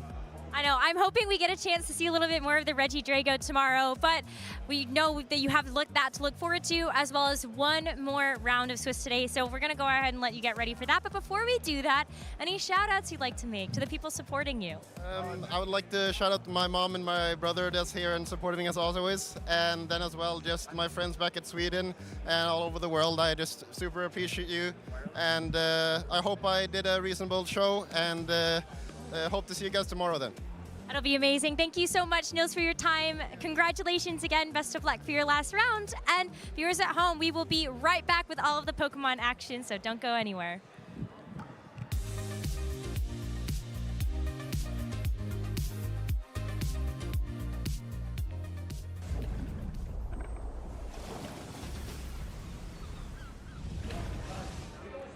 Hello again, I'm Anna Prosser here with Evolutions Cosplay and Sarah. Evolutions Cosplay, who are you cosplaying today?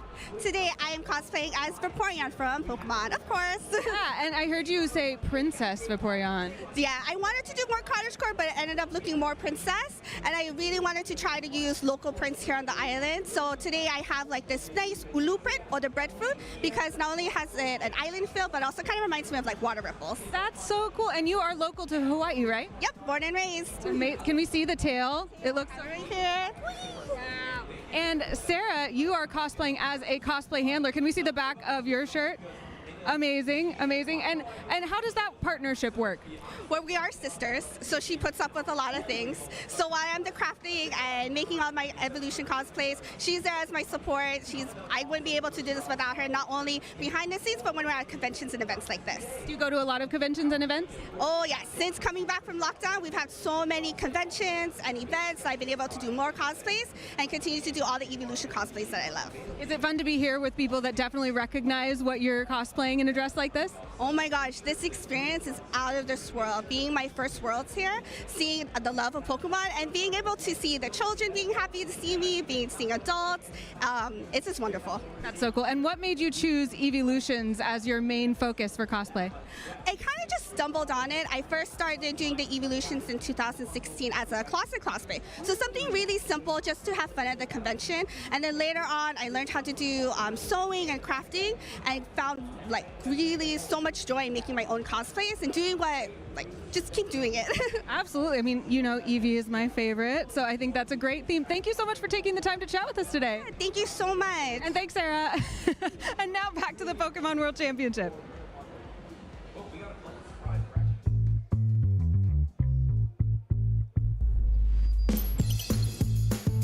I got into Pokemon because a local grocery store sold packs of the trading cards, and I really got into collecting them, watching the TV series, and only started playing the game years after that. I love Mudkip. When I was a little kid, my friend told me Swampert was the strongest of the Hoenn starters. I went with him, and I find the line really cute too.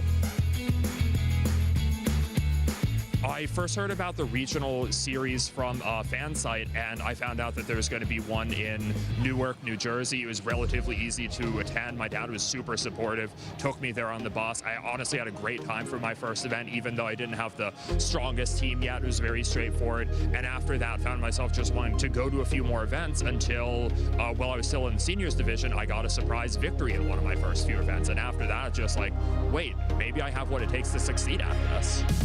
Shufflecross has worked so hard for so long. One of the most consistent players in North America. I'm an immensely competitive person. I want to be one of the best in the country and one of the best in the world, and I've been chasing it for so long. It's part of why this victory after a couple of second places, as even earlier this year, means so much to me, to prove that I really am one of the best in North America. Take a bow, Shufflecross!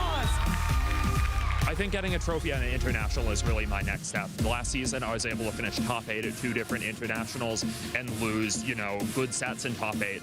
But I really want to move on to top 4 and get that trophy. One of the most accomplished players that we have out here without ever getting that championship title. Something that I've learned, I think going with your gut is immensely important in Pokemon. If you think your opponent's going to do something particular, you have to respond to it. You can't second guess yourself. Going with your gut in as smart a way as possible is really important, and you don't want to fall into your opponent's trap when you know they're setting it for you. Is that enough? It is! Shufflecross gets the knockout! One of the people that helped motivate me to chase this result is my good friend Simone Sanvito, who won an event in Europe a week ago with the same team that I was using today, and for a long time I've seen him as somebody that's around my skill level, give or take a little bit. So being able to watch him win his first regional, I'm going to do the same thing a week later.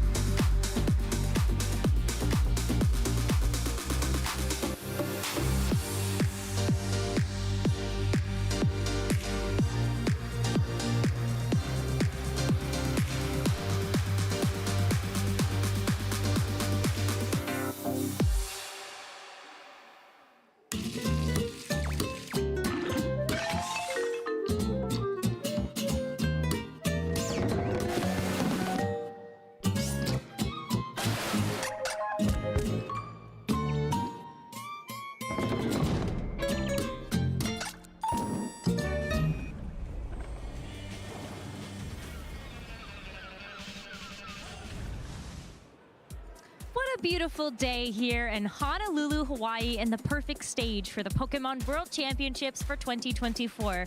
My name is Rosemary Kelly, and I'm joined by Scott Glaza and Gabby Snyder to give you a little bit more of a rundown on some of the players that we have competing here at the World Championships. First and foremost, let's go ahead and give him a couple more props and round of applause. Nils Dunlap, our EYC 2024 champion. What a fantastic performance he just had for that last match.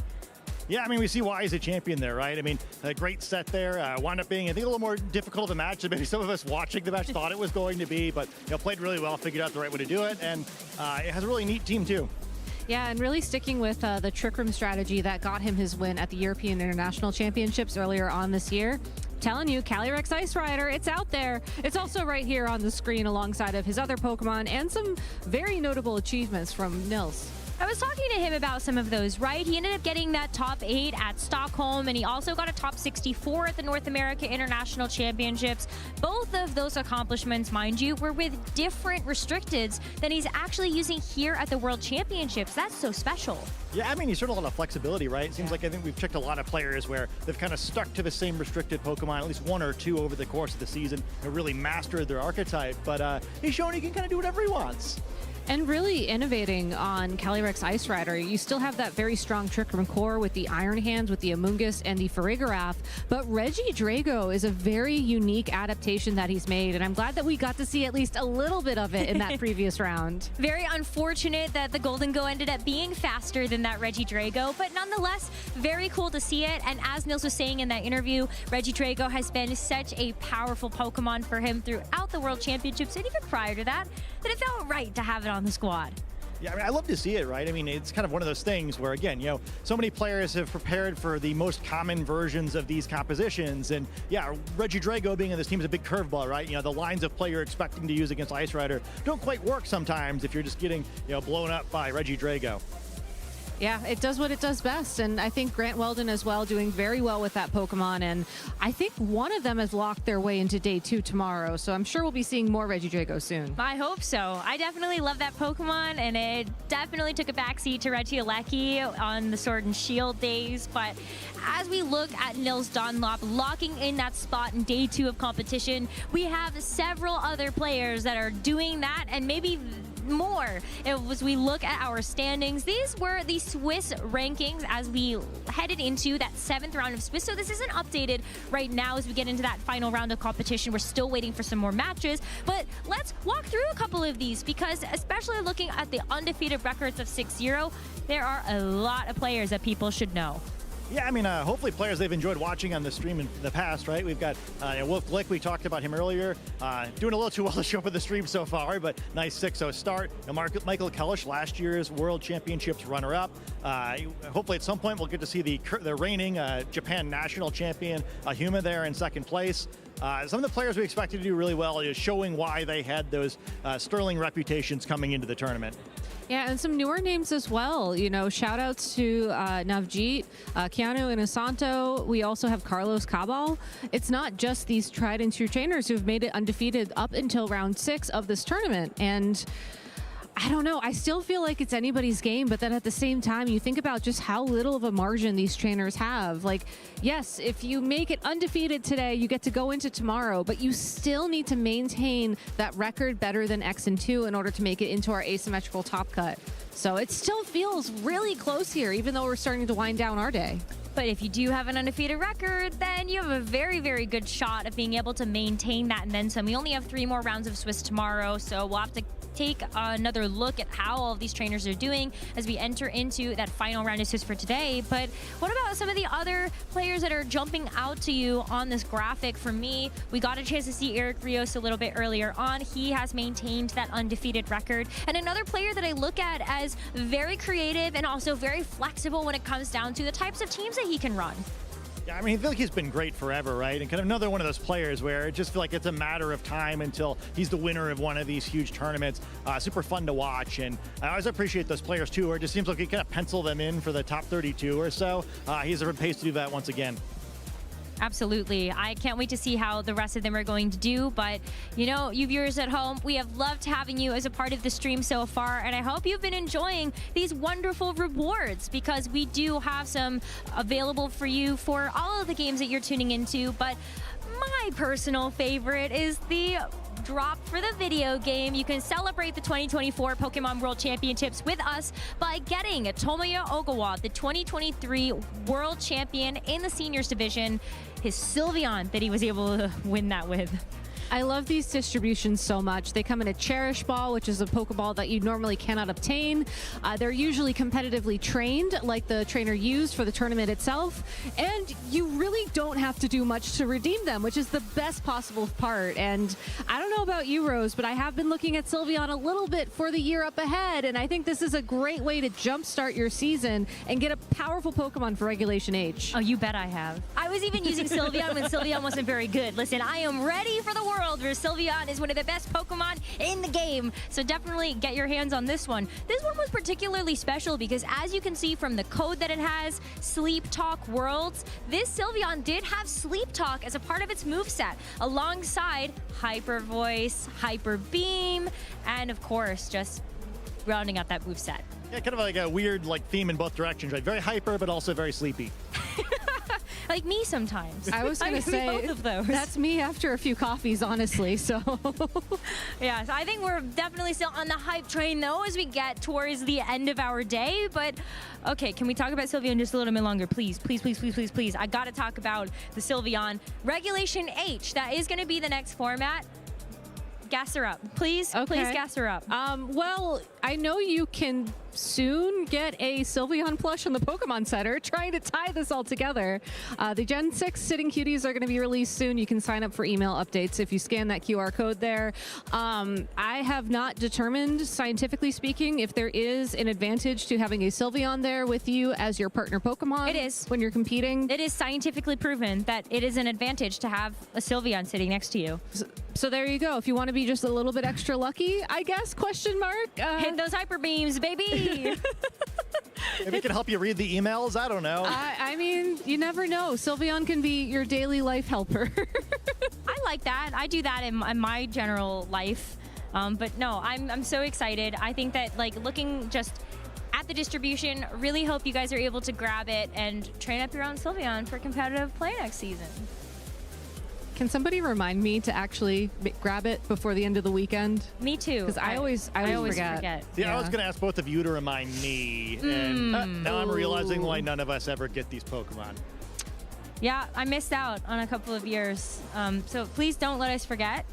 I will be very sad and very disappointed in myself if I don't get the Sylveon myself. But I did use that team for actually after the World Championships. I did play competitively with this team. It was very, very cool balance core, not just with the Sylveon. Lou would have me if I didn't mention the Gastrodon also on the team. But there were some other really key pieces to that as well. Hisuian Arcanine, I missed that Pokemon. The Zapdos as well. Very cool to round it out. Yeah, I thought it was really cool, right? It's kind of like the best of the Pokemon World Championships, where I was like, almost all of the Pokemon on that team were like not quite what we were expecting to do well, but it was really clever. They played really well together, and yeah, kind of another one of those teams that I think everyone competing just would love to create something like that and get their own Pokemon distribution. Yeah, and if you think about it with Regulation H around the corner as well, I mean, Hisuian Arcanine probably going to come back into favor. Sylveon, we've already discussed. Gastrodon clearly isn't going anywhere, question mark. So I think we're building a good team here. I think we got to revisit Tomoyo's match from last year and take some notes. I do have a question for you guys, though. Speaking of Pokemon distributions, we had a lot of them over the last couple of years.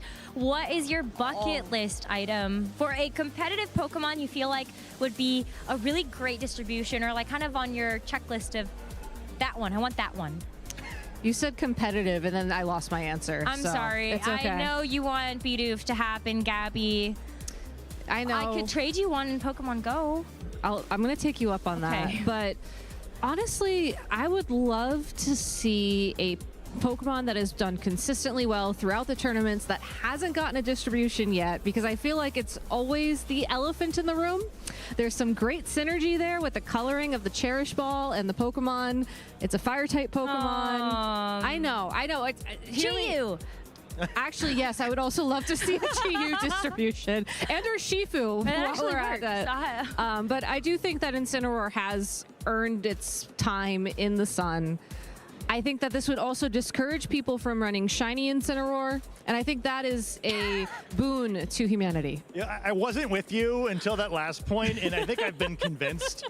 I guess for me, I'm picky, I think is the polite word for the match between my Pokemon and the coloring of the Pokeball that they are contained in. I'm so picky. And I think for me, I want the Cherish Ball for Pokemon that I don't think there's a match I like. I think one Pokemon we saw today were I guess Heavy Ball's okay. But I want a Gotti to go all the way and get me the Iron Treads Cherish Ball distribution. Oh. It sort of matches its goofy LED face. It's perfect. I like that, actually. That would be really sick. And it curls up in a ball after it gets knocked out. That's just sad, though. It powers down and it's curls like up. us sometimes. Actually, yeah. Yeah. It never gets defeated, though. It just wins heroically. Gets back up again. Right? Yeah. What about you? What would be your ideal distribution that's not Sylveon? Because we have that now. Man. You stole my answer. I steal yours. Okay. For me, actually, I'm trying to think of the red theme, right? So I actual serious answer, Chi-Yu, I thought would be very, very good. But maybe I speak for the people here. Somebody do well with Blood Moon or Saluna, please. That would also be very, very good. I like Blood Moon or Saluna. Yeah, I'm always happy to get more. And it's kind of matches the Blood Moon part of it. That's what I mean, right? Because the Cherish Ball looks like the Blood Moon. I don't know. It's aesthetically very pleasing. What else? Does Shiny Zamazenta would actually look pretty good in a Cherish Ball. That exists. You just have to go back in time a few years. I've got that in my Pokemon home right now. That one. So I don't know. Can someone in the audience please find Rose the Zamazenta? I will say, though, there is a Pokemon museum here on site at the World Championships. How cool would it be if you could go up there with your 3DS or with your Game Boy and just actually download some of the distributions from past events? That is a free idea. That is a good free idea. Please think about this. I'm asking nicely. And then you could get your shiny Zamazenta and everything's fine. I would be so happy. Lou could get one of the 8 Gastrodon that we've done. Yeah. It's wild to me that Gastrodon has been distributed that many times. It's a great Pokemon. It is a great Pokemon. It has been distributed a lot. Yeah, I think I can make a whole team, actually, out of all of the Gastrodons. All the Gastrodon, they go to an epic battle with all the Arcanine? Oh my God. That would actually be really fun to watch. Listen, I love Hisuian Arcanine, though. I've really missed that Pokemon. It's been an absolute treat. I'm ready for Hisuian Electrode to make an appearance. Yes, no. I'm getting some very mixed reviews from the people sitting next to me. I'm going to give mixed review for it trying to battle. I love its vibe. I think that there's an opportunity for every Pokemon out there. It just may not be in VG, so maybe Pokemon Go. Okay, Pokemon Go's meta is actually kind of phenomenal. If you are waiting for the next battle to start here, I understand that. We're trying. But there's also several other games that you can enjoy for the 2024 Pokemon World Championships. So I hope you do that. We've got Pokemon Unite. Their crowd's been going absolutely wild over there. Pokemon Go, you can actually see some really unique picks like Frigibax. Yes. Yeah. Frigibax. The middle one. It's intentional. It's actually more powerful than Baxcalibur because of how the attack stats are all calculated in that game. That makes no sense. It's okay. That's why we're here on the video game. And that's why you're all here watching the video game as well. Because while you could go check out the action in the other games, we do have the next match ready for you. So let's go ahead and kick it back over to our casters for the 8th and final Swiss round of the day. Thank you so much, Rosemary. You're back on the desk, Pokemon trainers. This time, myself, Lee Provost. I have the pleasure to be joined by my old buddy, old pal, partner, Lou Acroscomi. How are you doing, Lou? I am great. I cannot believe we're here almost to the end of day one of another incredible Pokemon World Championships. The action has been so intense, and there's only one more round for our trainers to battle it out. Some players have already made it through to day 2 with 7-0 or X&1 records, but there are a lot of players right now at X&2, and this is where things get very, very dicey. Yeah, this is crunch time for a lot of our players. Like you say, a lot of players have already kind of progressed, done what they need to do today to get into tomorrow's tournament, but there's still a lot to do for some of the others. Here we go, we're starting off with our 7-0 records. Incredible run from a lot of these players. You've got Diego Vieira there, maybe a player not so well known, but some really familiar names in there. Michelle Kelsch, of course, our runner-up from last year's World Championships. Of course, Wolf Glick as well, one of those names amongst the undefeated players that we've got in that 7-0. And Hirofumi as well, who we did actually feature earlier on in the broadcast. Honestly, Michelle Couch is on a tear at the moment. You know, like you said, runner-up last year, this year trying to go all the way and get that #1 spot. But there are a bunch of amazing X&1 players as well. Sebastian Escalante from Argentina, one of my personal favorite trainers to watch, and I'm so glad to see them back on form here on the Pokemon World stage. Some other incredible players. We had Adam Shafui, who actually was on the broadcast at the very beginning of today. As you can see, took one loss, but has been able to be so consistent ever since. Some other notable trainers, Antonio Sanchez and Eric Rios, names we are very familiar with from the European side of things, really making a statement here in Hawaii. Yeah, and Keanu as well, another player I'd just like to mention there. I know we've got a lot of players on this 6-1 kind of bracket, and this isn't I don't think this is all of them, but another player I really do like, I think kind of cultivated the birth of that Zamazenta kind of team back when Regulation G kicked off, and having really good success in this tournament. Great to see. They will be featuring tomorrow, and hopefully their run continues. I mean, this is the thing. Day one, everybody gets to compete, but you have to make sure that you have that consistency to advance through into the next day and keep your dream alive to become the world champion. You cannot afford to take too many losses, particularly at this stage where things are so critical. Tournament lifelines on the line for these X&2 players. Yeah, you've almost got to have that electric touch in this sort of tournament, and I'm not really talking about Mariah on there, but you do have to be very careful in every single step of this tournament. Of course, the caliber of this tournament is so high. You can see it's a timeless thing that we've had at World Championships, where players have had to come in and be really at this moment where the kind of the crunch time, where it really matters.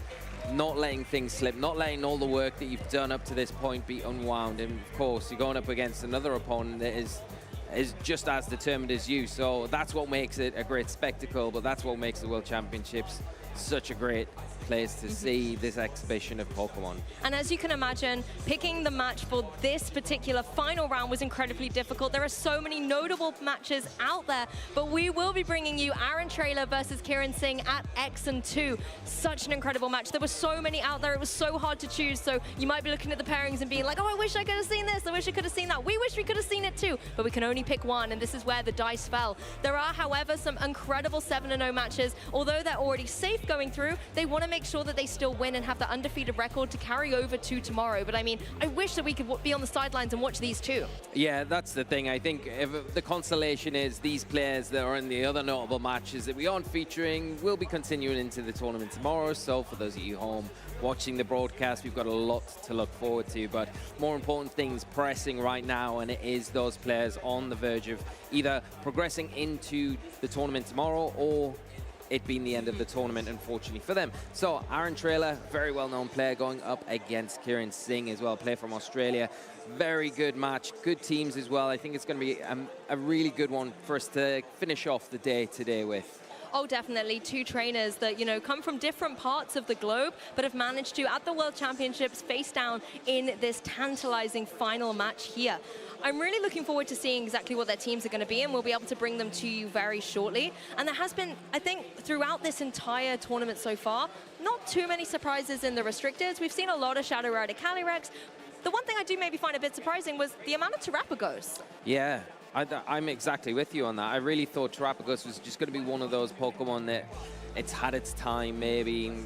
trainers aren't feeling that confident with it. So we'll probably not see too much of it at the World Championships, but we've seen a lot more than what I ever expected to see. And a lot of players are having a lot of success with it as well, which is really surprising. Great to see, because going into tomorrow's tournament, it's just going to get more exciting when things do heat up that little bit further. I mean, as well, the supportive Pokemon that are coming through. I've seen a lot of Ogerpon running around. And if I think back to kind of Regulation E, back to December when it was released, that's when, you know, everyone was like, I want an Ogerpon on my team. And it was all about the Wellspring Mask and the Half Flame form. But actually, it's been Cornerstone Ogerpon that's really risen to dominance here at the World Championships. Yeah, it's almost like the Superman of the tournament for me today, because I feel like it's the one Ogerpon. I was expecting to see a lot more Hearth Flame Mask.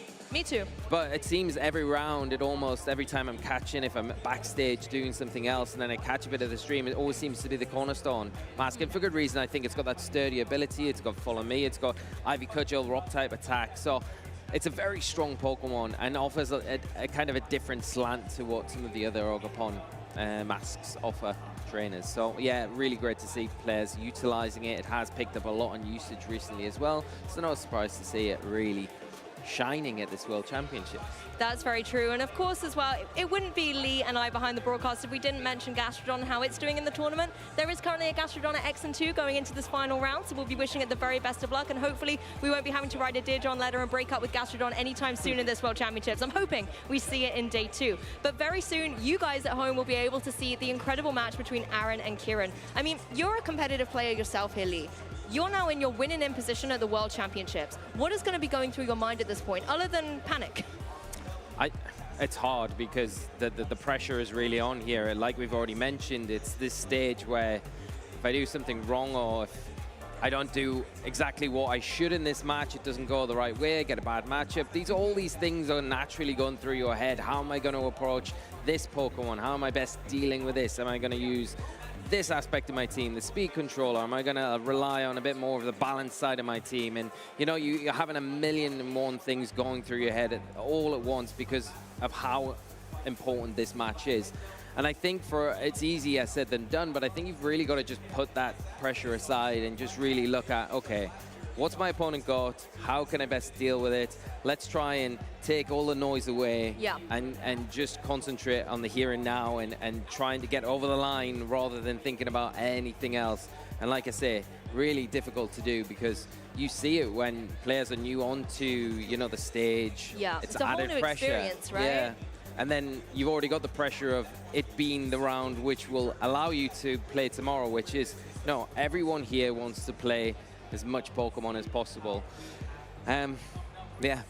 It's going to be tough. It's the for pressure, sure. yeah. But I think it's that's the difference maker, isn't it? That's what makes the difference between a world champion and those players that are still chasing that title, you know? And particularly in a single restricted format, you know, one wrong move can really cost you the match. Because we have seen previously when things are maybe a little bit more balanced, I want to say, not that you can afford to make a misplay here or there, but it's not necessarily game ending. You can kind of try and come back with the moves and counter moves kind of synergy that you have with Pokemon and maybe try and come back into the match, identify a different win condition. But particularly if you're restricted, if it's something like the Calyrex Shadow Rider or Ice Rider, and you enable it to get a KO against your team, then you see the Grim or Chilling Neigh boost go up. It's very, very difficult to come back for that, and particularly in such a fast meta. Like, Trick Room I haven't really seen a lot of so far in this tournament. It's really been about the need for speed, whether it's Miraidon, Calyrex Shadow Rider, or even a cheeky Tailwind here or there. And speaking of Miraidon, we've got one here on Aaron Trailer's side of the house. We do indeed. It is going to bring that electric terrain to the field to boost things like that Quark Drive on the Iron Hands and support some of the other options on the team as well. Over on Kieran's side, we do have a very familiar restricted that we have seen already on the broadcast today, and that is that Calyrex Ice Rider. And that, when we're talking about Trick Room, has the ability to set the Trick Room up. Another really good supporting option with that is going to be the Cornerstone Ogerpon as well, that has the ability to redirect, has that sturdy as well. And Aaron as well doing incredibly well in the 2024 season. Pittsburgh Regionals was able to get top 4, top 8 at Indianapolis, as well as some other good finishes in Vancouver and Knoxville. So already a good record coming into this, but wants to try and go all the way. And with a really interesting team as well. Taking a closer look, you've got this interesting Firewater Grass Core in the form of the Ogerpon Half Flame Mask that you were just saying, Lee, you wanted to see more of, as well as Whimsicott and then the classic Urshifu Rapid Strike. Yeah, it's an interesting take on that Firewater Grass core, but a very effective one nonetheless, a very offensive one here where you've got that Hearth Flame Ogerpon. They can offer that huge damage from the get-go. You know, if you commit the Terastallization to that Pokemon, it's going to get an attack boost. It can throw out some big Ivy Cudgels, do some very big damage early on in the game and kind of take away some of those problematic Pokemon on the other side of the field. Then you've got the Urshifu, of course. We know all about Urshifu. This one, interestingly, has the Stellar Terastallization and not another maybe defensive Terra type or a more offensive Terra typing. So Aaron going down that route for the Focus Sash as we'd normally see. But the big thing there is the Whimsicott, the Light Screen, the Tailwind support that can be utilized by Aaron and unleash those big physical and special threats that he's got on his side of the field. Well, this is where things get very interesting as well. On Kieran's side, not only do you have a little switch in momentum, you've got some slower Pokemon on there in the form of the Calyrex Ice Rider, but you also have the Iron Crown, a Pokemon we haven't seen in a hot minute here, rocking that Life Orb as well, so going to be nice and offensive, as well as having the capability to go for Terra Ground, Terra Blast. That is something that can hit hard into opposing Pokemon like the Iron Hands on the opposing side and the Miraidon as well for Aaron. So you have to watch out for that potential Terrestrialization. Yeah, that's a really big one there. I think Aaron's going to have to play around quite carefully because I think if you are Kieran here and you do commit to something, it's likely going to be that Terastallization on the Iron Crown. It gives you nice immunity to those big, powerful electric type attacks that can be coming out from the Miraidon that are boosted off that electric terrain and return with some probably knockout potential in damage with that Terra Blast when it's boosted by the Life Orb as well. And Kieran does know what it takes to win, getting the #1 spot in Melbourne in the 2024 season as well, with a 14-3 record, no less as well. So really looking forward to seeing how he's going to be able to bring that expertise to the main stage. The Quark Drive as well, I think, is really interesting on the Iron Crown because there is not a Miraidon setting that electric terrain with the Hadron Engine to help boost that up on Iron Crown side, but considering it's so dominant in the meta right now, it looks like Aaron might be helping out and setting that up there for Kieran. Yeah, and that's a big thing. I think it's like a conflict when you're bringing your restricted, which you have to these matches. But the one thing that you don't want to be giving the free boost to is the thing that's kind of there to counter your Pokemon. It's like a perfect play here from Kieran. So Aaron got a lot to do here. We are going to see that lead out, Lou. Win and in time here at Day 1 Pokémon World Championships. On Aaron Trailer's side, you've got the Iron Hands and the Urshifu, and on the opposing side for Kieran, the Clefairy, the friend that is there to help out the Iron Crown. Yeah, a nice play here from Kieran. Got that Friend God, going to support that Iron Crown. The first task, though, is getting around this Urshifu, especially when it's paired up with that Iron Hands. Has got the Fake Out, so it is going to be disrupting with that. And then you've got the Unseen Fist ability. It can get through Protect, so you can't quite as freely just go for that Protect here. I mean, the Fake Out into the Clefairy could be an option. You stop that Follow Me, but then you do open yourself up to potentially taking some big damage from the Iron Crown in return. But is it worth it if you can get maybe a Surgeon Strikes off into that Pokemon? I was going to say Clefairy is going to be an annoying Pokemon for Aaron to deal with here, so you might want to get it off the field nice and quick, but it looks like Kieran's been able to do that for you by retreating it in the favor of this Raging Bolt. That's going to have its Photosynthesis activated by the Booster Energy and get a special attack boost, meaning it is one of these more offensive variants. Iron Hands actually goes for the Fake Out into the Iron Crown, stops it in its tracks from going for any damage, allowing the Urshifu to be able to get that on the board with the Surging Strikes. A fantastic switch in. These critical hits are not doing too much at all to the Raging Bolt switch in. Yeah, it's a really nice play here from Aaron, kind of identifying that the Clefairy could be the thing under threat there. So just faking out into the Iron Crown, it's the most threatening offensive thing on Kieran's side of the field, and going after that Clefairy smartly with the Surgeon Strikes. Unfortunately for Kieran, makes a very nice play there. Defensive play, bringing the Raging Bolt in, not only getting that Booster Energy activated, it's really going to threaten that Urshifu this next turn. It resists pretty much most things that the Iron Hands can throw out, and the Iron Crown's in a decent position as well to maybe follow up a knockout onto the Urshifu if the double up is into that slot. But Aaron can react to that. He has got two Pokemon in the back, can switch that out, maybe save that for a little bit later, utilize the Iron Hands a little bit more in this position that isn't as threatened. Of course, you do need to watch out for that Psychic that the Iron Crown does have access to, and it is holding that Life Orb. So I mean, we could see a double up into the Urshifu here. Something like the Thunderclap and the Psychic would break the Focus Sash and remove it from play. That's why Farigiraf is on the field, bringing its ability to make sure that none of this priority can go on the field. So Thunderclap will be null and void if that is what Kieran has gone for. But first of all, we're going to see some beautiful shining on the field in the form of the Terra Stellar Urshifu. Like you were saying earlier, Lee, we'll be able to give a boost to the different attacks here on their first usage. yeah, and here we go. We are going to see that Psychic, a really nice defensive switch here from Aaron. Going to soak up that Psychic, still taking quite a lot of damage for a resisted attack here. But all the same, we are seeing that stellar terrestrialization on the Urshifu. Going to get the boost to the Surgeon Strikes this turn. It is doing big damage, guaranteed critical hits. And this third one looks like it probably will be enough to take this big threat down, giving Aaron freedom a little bit more. Now that's gone with that Miraidon if it is in the back. Yes, really nice to remove that Iron Crown from play and just free up a little bit more flexibility on Aaron's side of the field, as well as getting a nice early KO. The Thunderbolt comes through, though. Urshifu taken right down to its focus sash, so in a very vulnerable position going forward, but at least it has the protection of the Farigiraf with Armor Tail to stop the priority coming through, but the paralysis, that's not able to be stopped here. That not only slows down this Urshifu, but also means that it has the chance to be paralyzed and not move at all. Yeah, that's really unfortunate for Aaron. Really probably not wanting to see that here, where you are now going to be susceptible to getting knocked out by the Raging Bolt. The paralysis is going to put your speed way, way down there. Farigiraf not the fastest thing anyway, so it's not really in a position where, yeah, you can stop that Thunderclap, but Raging Bolt in this position probably doesn't need that, so you're going to have to maybe readjust. Does Aaron switch in something like the Iron Hands here that can soak up those electric attacks a little bit better, and then you can start threatening the Calyrex as well. Switching around, though, in front of a Calyrex Ice Rider is not the thing that you really want to be doing, because if you're moving and positioning your Pokemon around the board, and this Glacial Lance is being continually fired out, and you're not doing anything in response to that, it's not going to end very well for you. So I'm sure that Aaron's got that in the back of his mind, that he probably wants to sort of try and get some damage off if he can. Of course, the Farigiraf on the field does have that foul play that could be a bit more potent into that Pokemon. Exactly, we're going to see some adaptations on the field here as well. I think the Farigiraf, knowing that it doesn't have the capability here, Iron Hands, as you mentioned, going to be able to take those electric type attacks a little bit better from the Raging Bolt that was there, particularly as it is rocking that Assault Vest, but that does not help you out against a physical attacker like the Calyrex Ice Rider. That is actually going to go for its terrestrialization here, going to be the normal Terra type as well. Very interesting, leaves it susceptible to this Urshifu if it's able to go for something like a close combat. Yeah, the big risk here is, I think, the Trick Room being set up, but not wanting to go for that. Kieran just going for the damage, wants to remove that Urshifu from the field. Probably a smart thing after going for that normal terrestrialization. Removes that Pokemon, doing some nice damage as well to that Iron Hands. At the same time, going to activate that ability, the Chill-In Nair boost, going to give you a +1.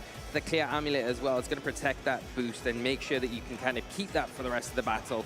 And with the Clefairy out on the field now, the Friend Guard, going to have that kind of extra defensive layer as well to help it get through these next 3 turns. And the paralysis, I think, really helping out there, lowering that speed to enable that Calyrex Ice Rider to be able to go faster and get the knockout on that Urshifu. You can see the attack being raised thanks to the the Quark Drive on the Iron Hands here.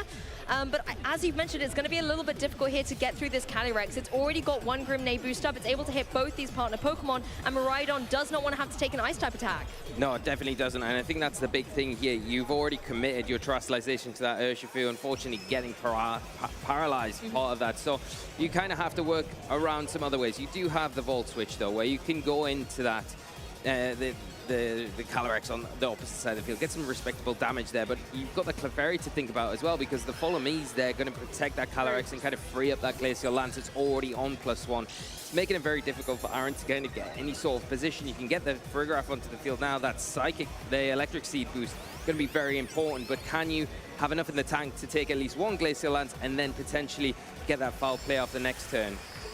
I mean, if you ever needed a defense boost, it was now. It's not going to be enough for Iron Hands. That goes down, but Farigiraf, thanks to the Electric Seed boost, will be able to hang around, but not for much longer, particularly considering Calyrex gets another Chilling Neigh boost. It's going to be in such a formidable spot, and Clefairy is still on the field. We did just see it go for that Follow Me. That's what it does best, and considering Miraidon's coming in now as well, it doesn't really have the utility to deal with both the Clefairy and this Calyrex in 1 turn. It's going to be very difficult for Aaron to come back here, I think. Yeah, I think that's the problem. The Clefairy being preserved so well by Kieran, even if you could get the foul play off this turn, which you're probably not likely because you're going to go down to a Glacial Lance, it's going to be redirected anyway. And does Miraidon have enough in the tank to be able to take down the Clefairy? Questionably, maybe yes, probably with that Electro Drift, but then you've got to outspeed that the Calyrex, and you're not going to be able to do that, unfortunately. And even if you have got the foul play, you've got the normal terrestrialization there.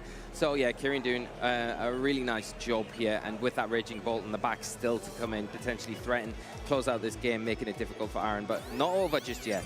Yeah, Miraidon, sorry, the Clefairy just has to go for the follow me, and Miraidon only really has single target attacks. It does have the Dazzling Gleam. That's not going to be able to get a KO here. The Electro Dress is really the biggest damage it can deal. It does get the one-hit KO on the opposing Clefairy, but of course the Calyrex Ice Rider is yet to move, and a +2 Glacial Lance is going to be so destructive. We know it'll definitely get the Farigiraf, and Farigiraf able to go for the foul play though. It is able to move first, but not going to be able to get the knockout. Calyrex getting the Glacial Lance. Pretty sure it's going to be a double KO here, Lee. Yeah, big knockout here, and Kieran taking game one. And yeah, like you say, I think that normal terrestrialization is so key here, because if you weren't terrestrialized there, I think the foul play coming out with the much more chilling near boost that you already had, be doing a lot more damage, wouldn't it? So I think quite happy, quite well played there by Kieran, preserving that Clefairy to the point where it made it very difficult for Aaron to have a way to close out that match with the big kind of powerhouse attacking Pokemon that he had access to.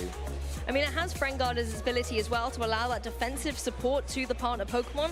But the one thing I really like about Clefairy is the utility it's able to have at any point in the battle, whether it's using the Helping Hand to draw an attack, the Follow Me to draw an attack, or using the Helping Hand to boost attacks. It has a lot of flexibility depending on what you need it to do in this position. Really, really great play by both traders. I think it was unfortunate for Aaron to get the paralysis onto that Urshifu and not enable it to be able to have the speed it needed to use all of its stellar potential and get more damage on the field. You can see here taken right down to its Focus Sash, and the subsequent paralysis did just mean it was a bit more difficult for Aaron to get his foot back in the match.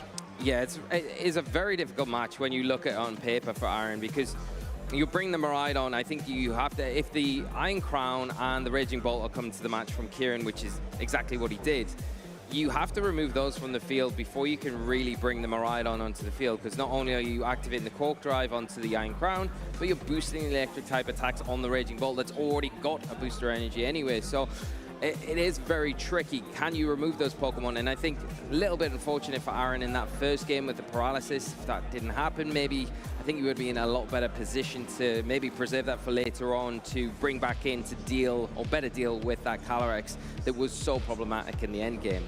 I mean, taking a closer look at Aaron's team now, kind of looking into game two, do you think there'll be any adjustments here, Lee? Because I feel like the Miraidon you kind of have to bring. It's your big powerhouse Pokemon, and you can then enable the Electric Terrain to help out something like the Iron Hands if you were bringing it. Farigiraf, I think, is important to stop any potential priority on Kieran's side, because you also still have things like Aqua Jet on Urshifu. We know about the potential Thunderclap that can come through from the Raging Bolt, for example. But do you think there's going to be an adaptation in the other Pokemon? Is Urshifu still going to be a key part here? I feel like Urshifu does give you a lot, the ability to really threaten a lot of these Pokemon, right? Especially after you do Terrestrialize. You saw the damage it did to the Iron Crown.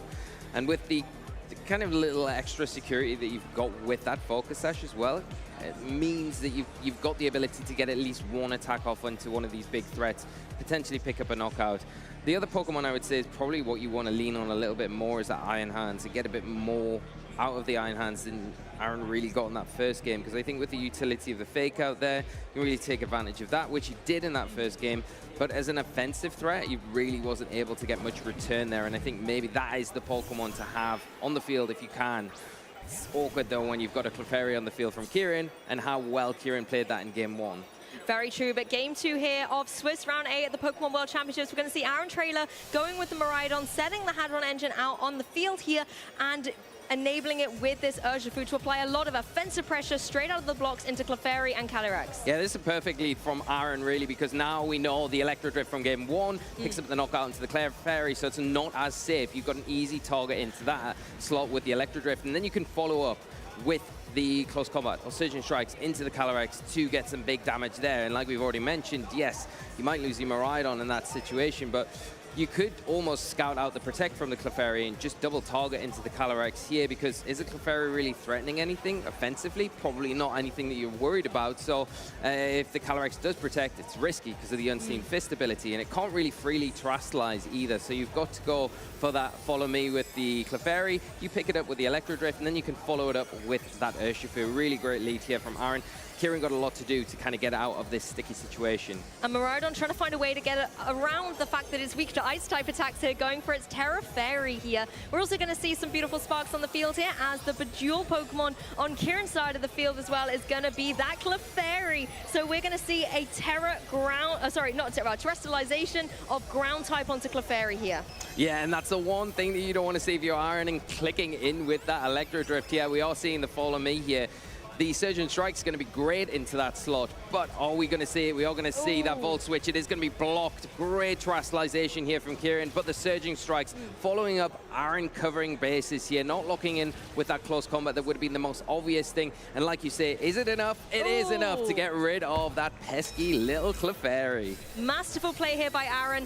Yes, they could have seen that Terra Ground coming, and of course that's going to be detrimental for the Miraidon, but Urshifu's got its back, being able to deal some very significant damage and remove it from play now means that this Calyrex is going to be a lot more vulnerable going forward without Friendguard by its side. As you can see, the Glacial Lance not going to be threatening that Miraidon now that it is Terra Fairy, and Urshifu has had his Focus Sash broken, but it's still very much in the game. Yeah, the thing here is that the Raging Bolt can come onto the field now for Kieran and really threaten the Miraidon. Now it has Terrestrialize. You're going to have that booster energy activated. You're going to have the Electric Train boosting that Thunderclap, and knowing that it's locked in to that Volt Switch, it's an easy thing for you to do. And then maybe because you know it's an easy slot and Aaron's forced to potentially switch that out, you can play into that a little bit more, maybe target that with a Thunderbolt instead of going for the Thunderclap.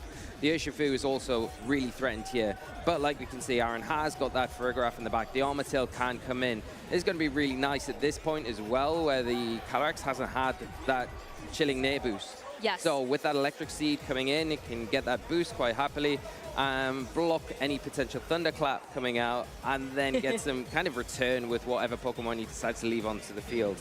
I think as well, if you're Aaron now, you have to be careful not to enable the Calyrex on Kieran's side to start getting those Chilling Neigh boosts, because that's when it can start steamrolling through your team. Miraidon going to get out of there knowing that it would be a Nulla knockout if a Glacial Lance was able to come its way, and Farigiraf is able to join the field. Perfect way to prevent a potential Thunderclap coming through and allowing this Urshifu that's in a position where it can still be speedy to get some damage out here on the field. As the defense boost comes up on Farigiraf, very, very useful, and blocking this Thunderclap. Yeah, really nice block, and the close combat targeted into the Raging Bolt here, doing some nice respectable damage, taking a little bit of a defense and a special defense drop for its trouble. Glacial Lance coming out, going to be not as effective because of that Electric Seed, but a huge knockout onto that Urshifu. Critical hit, would it have been enough even with those defense drops? You're probably saying maybe not.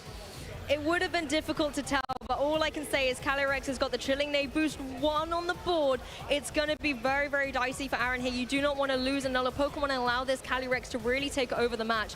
Miraidon comes back in, and I think this is a really good position for it to come into because it can apply some good damage. It just depends which move it wants to lock in with, because it is choice spec, so whichever move Aaron chooses, you have to stay in with. Something like the Dazzling Gleam could be nice to get the damage across onto the opposing Raging Bolt, maybe get a little bit of chip onto the Calyrex, but I don't know how Farigiraf is able to finish up against it, so you're going to have to put all your eggs in the basket and channel down against Calyrex if you're me. Yeah, and do you lock in against the Calyrex with that Draco Meteor, or do you go for the Dazzling Gleam? It's going to be super effective against the Raging Bolt. Hasn't Terrestrialized yet, Calyrex hasn't either, and you do have that threat from the foul play as well that now pre-Terrestrialization is going to hit for super effective damage. Well, that's the thing, Terrestrialization went onto the Clefairy, so it isn't even in the back pocket for Kieran to use here. It is going to be the Dazzling Gleam. Fantastic play here, calling the Protect on the opposing Calyrex here. So it is going to be targeting down into this Dragon type of the Raging Bolt and get the knockout. Yeah, big knockout here, removing that threat. Really nicely played here from Aaron. Having that Armatil on the field, kind of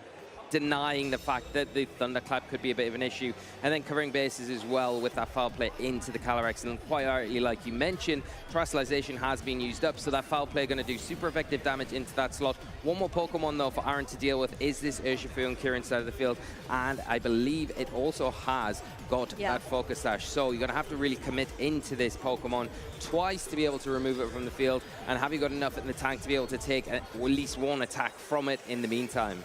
This is the thing, Farigiraf with the foul play should be able to get a huge amount of damage onto that opposing Calyrex Ice Rider, and thanks to the Electric Seed defense boost, might be able to take another one of the Glacial Lances, so you have that potential to work with. The issue is the speed of this Urshifu, because it's able to come through, clean up, and also go through any potential protect Farigiraf might want to do to avoid a Glacial Lance. So it really comes down to Miraidon here. It's able to go for a Dazzling Gleam. That will take the Urshifu down to its Focus Sash, but not do too much to the opposing Calyrex. Yeah, and Aaron does still have a Pokemon in the back as well. So taking that Urshifu down to its Sash, but like you mentioned, something on Aaron's side of the field is going to have to take some big damage here. And it is going to be that Farigiraf. It is going to be the close combat, taking it probably into what will be Glacial Lance range here for Kieran to take maybe a double knockout. Oh, but the Farigiraf is able to move first, able to get the KO. Calyrex is down and out of here. You do not have to worry about Glacial Lance. Yeah, really nice turn here for Aaron, picking up on the speed ties from that game one. The Farigiraf outspeeding that Calyrex.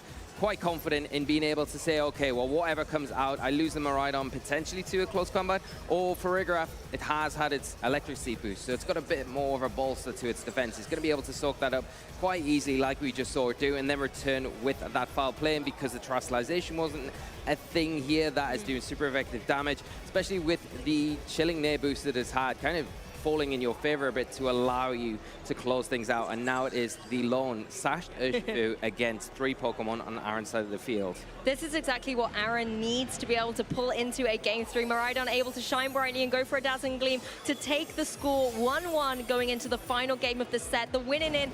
Does it get more exciting than this, Lee? No, going right down to a Game 3, and really well played here from Aaron. And what is a very difficult matchup. I think the way that he was very brave in that first turn, when we were just talking about how hard it is to bring that Miraidon to this match, but saying, no, actually, I need the damage. Identifying that from game 1, how much it threatens that Clefairy. It's probably the only thing that you've got to be able to remove that Pokemon from the field in one hit. So let's bring it, and let's bring something next to it, like the Urshifu.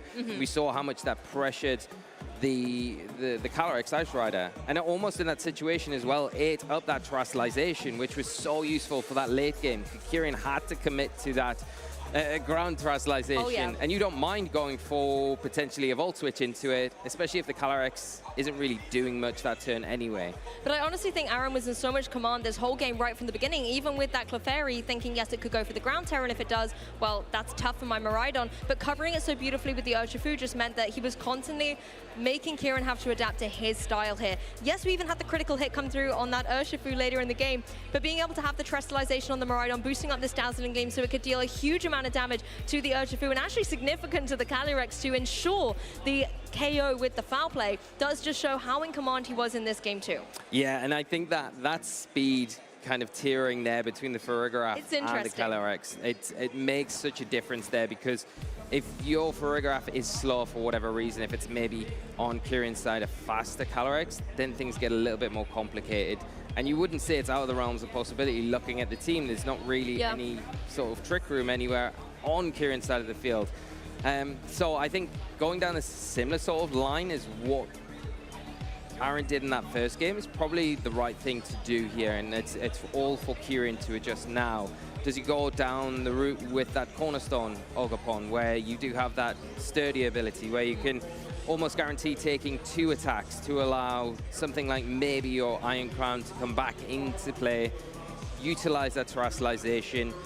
Because I think if you are looking at it from an offensive perspective, yeah, it's great, like Terastallizing your Clefairy, but you're not really getting an offensive benefit there. And we saw how offensive Kieran's playstyle was in that first game. I think he really needs to revert back to that and start putting pressure onto Aaron, which Aaron was so well at dealing with in that game too. So coming right down to the wire here, we're going into game 3. The decider, which one of these amazing players will be advancing into day 2 here, the 2024 World Championships. And it's going to be the dynamic duo once again of Urshifu and the Miraidon versus down against the Clefairy and the Calyrex Ice Rider. Now, we saw in game 2 how in control Aaron was of this turn 1. Hadron Engine on the field, setting that electric terrain.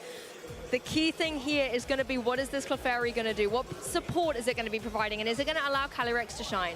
Yeah, and that's the thing. And I think, are you going to commit to that Terastallization once again? We just talked about that.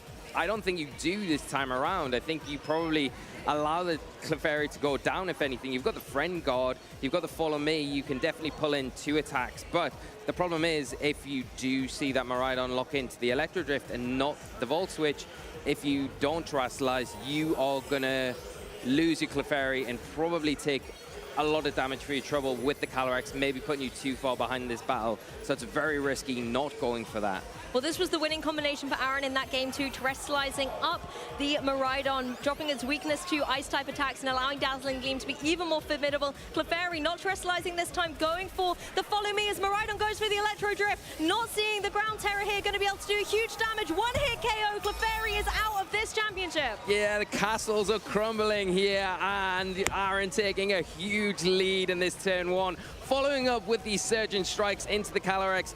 Kieran not committing to that terrestrialization and really costing him here. The Glacial Lance probably the option here. Maybe a Trick Room though, but the terrestrialization on that Miraidon, taking away the ice weakness, so going to be able to cushion it up nice and safely. Focus Sash on the Urshifu as well, not taking much damage from it in a commanding position.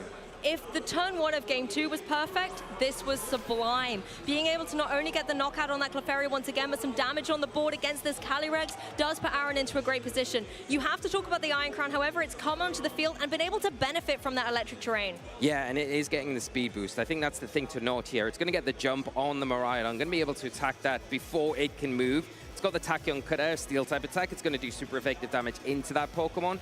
And you can also choose to go for a Psychic into the Urshifu. The Sash has been broken there, so you've got your choice here. I mean, the easy one is going for the Miraidon. You know it's choice locked, it hasn't got Protect. The Urshifu has got Protect, so it can easily just kind of get around any threat this turn. Do you want to lose your Miraidon? That's the question, or could you switch it out for something else? Looks like it's staying in play for now. Urshifu going defensive with the Detect as Iron Crown went for the Psychic. Fantastic defensive play by Aaron here, calling this perfectly from the Iron Crown, enabling the Miraidon to get the edge, go for the Electro Drift down into this opposing Calyrex, and with so much damage on the board, able to get the knockout. That is a huge knockout once again. A really great play here from Aaron, identifying that probably the Miraidon was the thing at threat here, but not breaking. He's just going the pressure here and committing to getting rid of that big restricted threat on Kieran's side of the field. And now the Raging Bolt, the other thing that's going to take advantage from this electric terrain, getting that booster energy activated, boosting that special attack. You've got the Iron Crown, still a threat here, so you can't really take anything for granted, but you do have two Pokemon in the back if you're Aaron. Maybe you switch in something like the Iron Hands, although it is risky. If you switch it in on a Psychic, you're going to take a lot of damage for it. But the Iron Hands is a great Pokemon to be able to bring into this situation, because if you get it right, land on something like the Raging Bolt, throwing out a Thunderbolt, you're going to be able to soak that up so well, right? Exactly. It's so interesting now where the state of play is, because this Iron Crown is so fast on the field as well, but you have to watch out for that Raging Bolt as well. It has the potential to go for a Thunderclap, but if Aaron has that Farigiraf in the back and brings it in, that can be so detrimental for Kieran. And it is not going to be scared, going for the Thunderclap, not even thinking, hey, Farigiraf could switch in here. The Bold and Brave play in Game 3 is necessary to get the knockout. Not only does that get the priority, but now the Iron Crown can go for that Psychic thanks to its speed and get the KO on the Urshifu. Yeah, it's a really nice play here. And maybe one that Aaron's just thinking, okay, I've got two Pokemon in the back. I don't want to take any risks. I don't want to switch anything in. Two Pokemon I've got out, probably going to get knocked out. That's fine. I've got a game plan. We've got the Farigiraf and the Iron Hands in the back. You can bring them in a much more healthy position. You're going to get that Psychic Seed activated. Not really going to be that helpful in this situation, unfortunately. You do have the Fake Out from the Iron Hands, of course. That's going to at least give you one turn. But could Kieran's Pokemon just protect here? And the Iron Hand's going to be threatened by the Psychic. The Raging Bolt going to threaten the Farigiraf with that Thunderbolt. It's looking pretty tough here for Aaron, but honestly, not over. With that one turn, the momentum has completely swung into Kieran's favor. It's heartbreak to see as well the Farigiraf that was indeed in the back. Aaron could have brought it in, but based on the way he played games 1 and 2, I think his playstyle enough would have been such a threat, but Kieran actually just completely going through that masterful play. And now once again, you have this Iron Crown in the position where it can go for just something like a Psychic, get some damage down on the board, and I believe as well Kieran still has Terrestrialization, or am I making that up? Still has Terrestrialization. I think it's still in play, right? Has not committed to it, because didn't go for it on the Clefairy. The Clefairy went down to the Electro Drift, and then the Calyrex took a lot of damage that turn from the Urshifu. And here's our answer, Luke. Kieran locking in with the Terrestrialization now, and it is onto that Raging Bolt. Yep. So we will see this Paradox Pokemon turn into an Electric type, boosting further those big damaging attacks. Yeah, not for this turn though. Fake Out comes through, going to slow it down in its tracks as the Tachyon Cutter comes through from Iron Crown. This is going to be able to connect a couple of times here into the Frigoraph, and it's not going to be able to hang on to another one of those in the following turn. Life Orb Recall coming through as well as Raging Bolt, not able to move. Frigoraph, however, taking advantage of the speed on the opposing side and switching things up with a Trick Room. I like this here from Aaron. You still can kind of get around any priority thanks to the ability on the Frigoraph, but does Iron Hands have enough to be able to get 2 knockouts here? You've probably got enough to get the Iron Crown if you double up into it, because is the foul play going to be enough to pick up the knockout onto it? Maybe not, maybe though. It's going to be very close. The Raging Bolt's a different question though. Do you have enough with the Iron Hands to deal with the Raging Bolt, especially after it has Terrestrialize, after it has had this booster energy boost, after the Electric Terrain is still active on the field? I don't know if you're going to be able to really remove it so easily, but here we go. Aaron going all in with a helping hand. Yeah, let's see if it can do it. You have to call the protect correctly. Iron Crown is going to be protecting if Aaron has targeted down into this. And he has. The low kick comes down. It's gone. Raging Bolt falls down. It's a tall Pokemon. It weighs a lot. The low kick is going to be detrimental to it, and it is down and out here in this match. That is a huge turn from Aaron, identifying that the Raging Bolt is the big threat here, because the Iron Crown is in that position where it's a little bit awkward, right? You've got the Terrestrialization locked in on that Raging Bolt, so you think, let's take advantage of that. The Frigoraph's Armor Tail blocking the Thunderclap, taking full advantage, the helping hand, the low kick, not something that we commonly see. Yes. Really great choice here from Aaron, based on the weight of the Pokemon, and because Raging Bolt is a heavy Pokemon, Aaron Trailer has won and will be progressing into day 2 of the World Championships here in Hawaii. The doctor is in the house, and with a full, clean bill of health is able to advance into day 2. Oh my goodness, honestly, I mean, my heart rate is up. I have 0 chill in those last couple of turns, calling that protect, but Aaron Trailer, calm, cool, and collected, showing what an awesome competitor he is. Yeah, I think the turn where we called the momentum swing. Yeah. Aaron losing the Miraidon, losing the Urshifu, and you're staring down at the Iron Crown. It's got the speed boost. Yeah. The Raging Bolt got its boost to its special attack. It's about to Terrestrialize. You think, oh, all you've got is Frigoraph and Iron Hands. How am I going to get out of this? But Aaron knew all the time. He's like, if I can get up this Trick Room, I've got the play. Hopefully, the low kick's going to be enough. And I think it comes down to knowing your calculations, knowing your game plan, accepting that if I switch anything out in this position, I'm going to probably lose this match. There's no need to. I've got enough kind of out of the Miraidon. I've been able to deal with that Calyrex. It's dealt with the Clefairy. Now it's down to the last 2 Pokemon that can come in clean and close this up. And I can see you thinking right at the beginning of this match how commanding a fashion Aaron was in, getting big damage with that Miraidon. And I think you made a really good point later in this match where it was like, do you let the Miraidon go down? That's where Frigoraph was able to come in and set that Trick Room up, which did so much momentum swinging for Aaron in this game. The Thunderclap here, this was a little bit of a dicey turn, I'm not gonna lie. Knowing the Frigoraph was in the back for Aaron as well, you always felt for him that this was a misplay.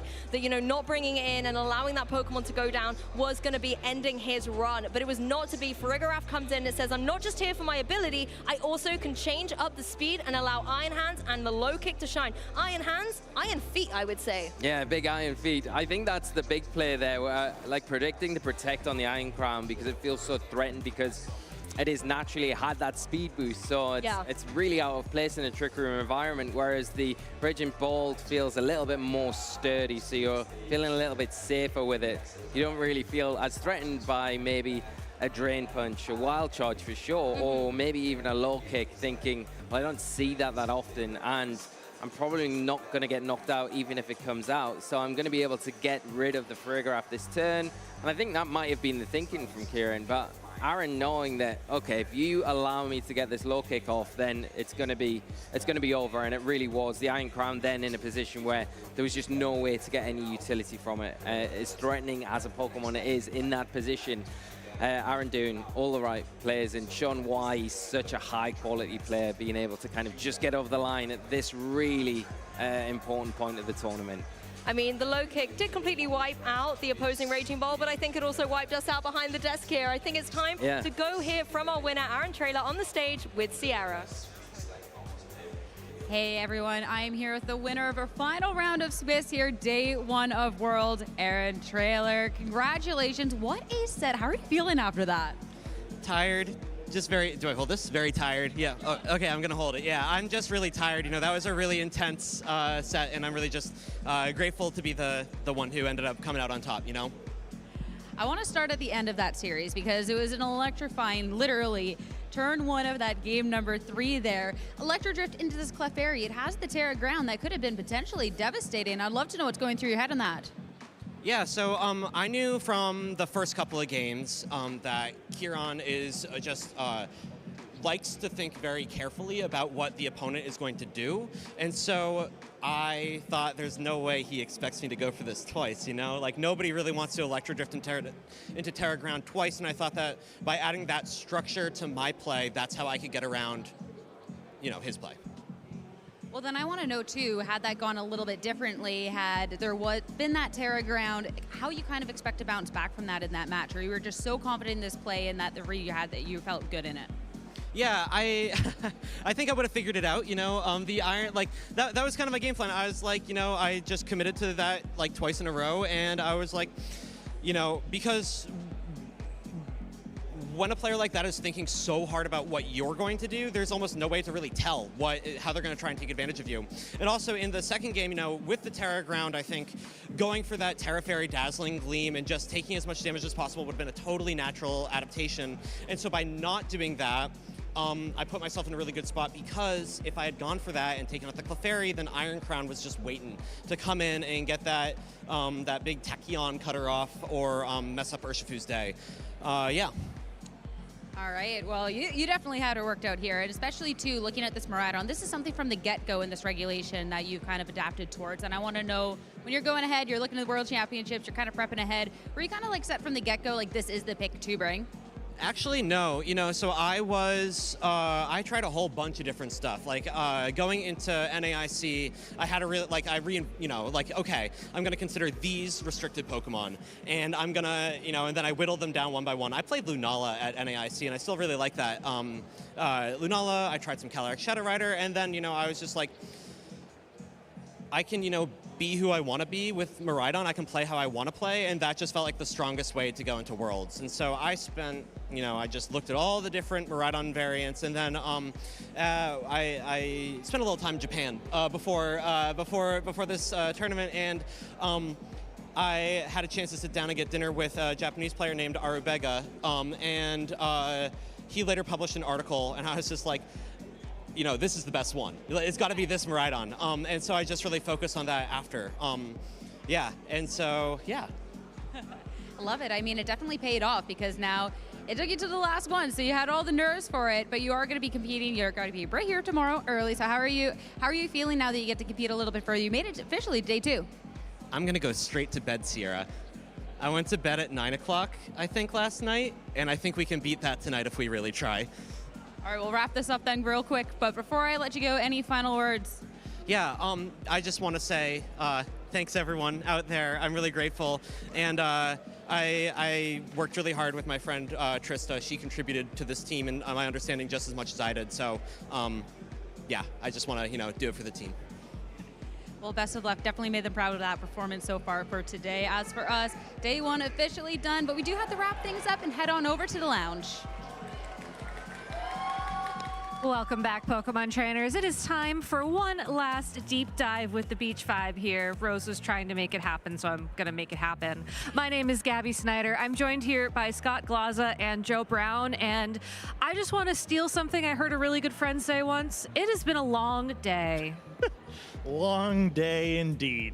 But we can almost end it if we go to bed before 9 o'clock. I mean, I feel like that's almost a speedrun strat at this point. We're all just going to be running back to our hotels to go to bed. But it has been truly an exciting day of competition. And now there's only our day 2 players who remain. And for those of you who may be tuning in for the first time, this is anybody who has currently gone either undefeated, lost 1 round, or lost 2 rounds in the competition. And while we only have 12 trainers here on screen currently, these are some really big 12 players to be featuring already to keep your eyes on for tomorrow. And it matters a ton to be, I assume these are, at least the players I'm looking at, I think we know are ones with 0 or 1 loss mostly. I think that matters more than ever, right? Yes. I think there's a lot of past formats where you kind of squeak it at 7-2 and like, oh, you know, I can just, you know, maybe have a 4-1 day 2 and be fine.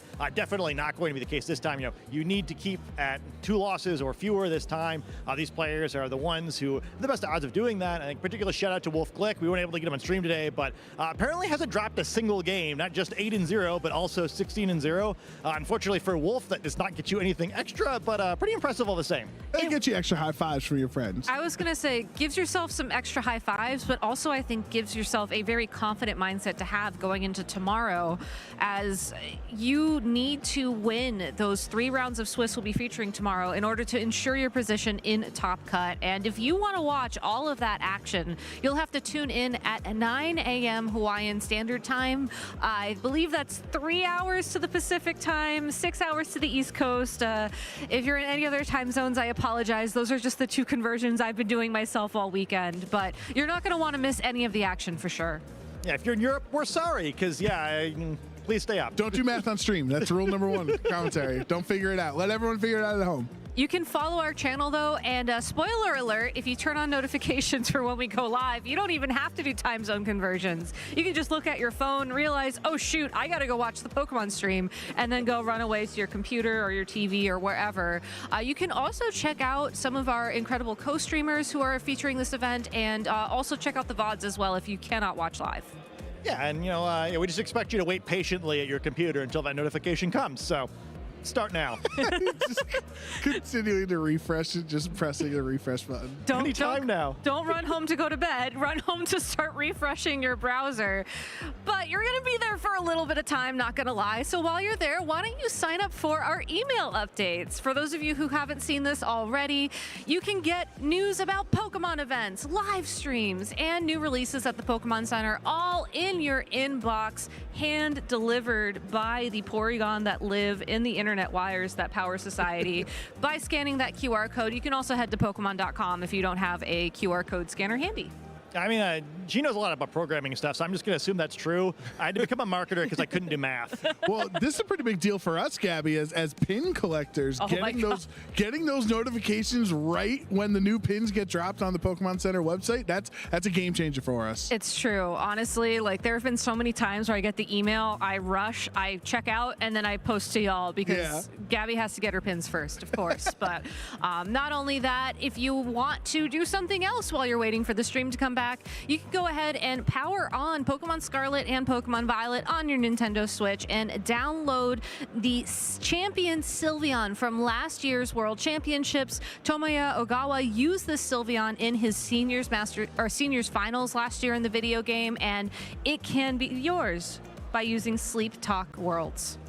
Could be pretty relevant in Regulation H, as some of the big fairy types and big legendaries are not going to be around, so Sylveon might be a little bit more prevalent again. Yeah, and you probably feel like we just told you about this distribution, but we're going to keep telling you until you download it, so just do it.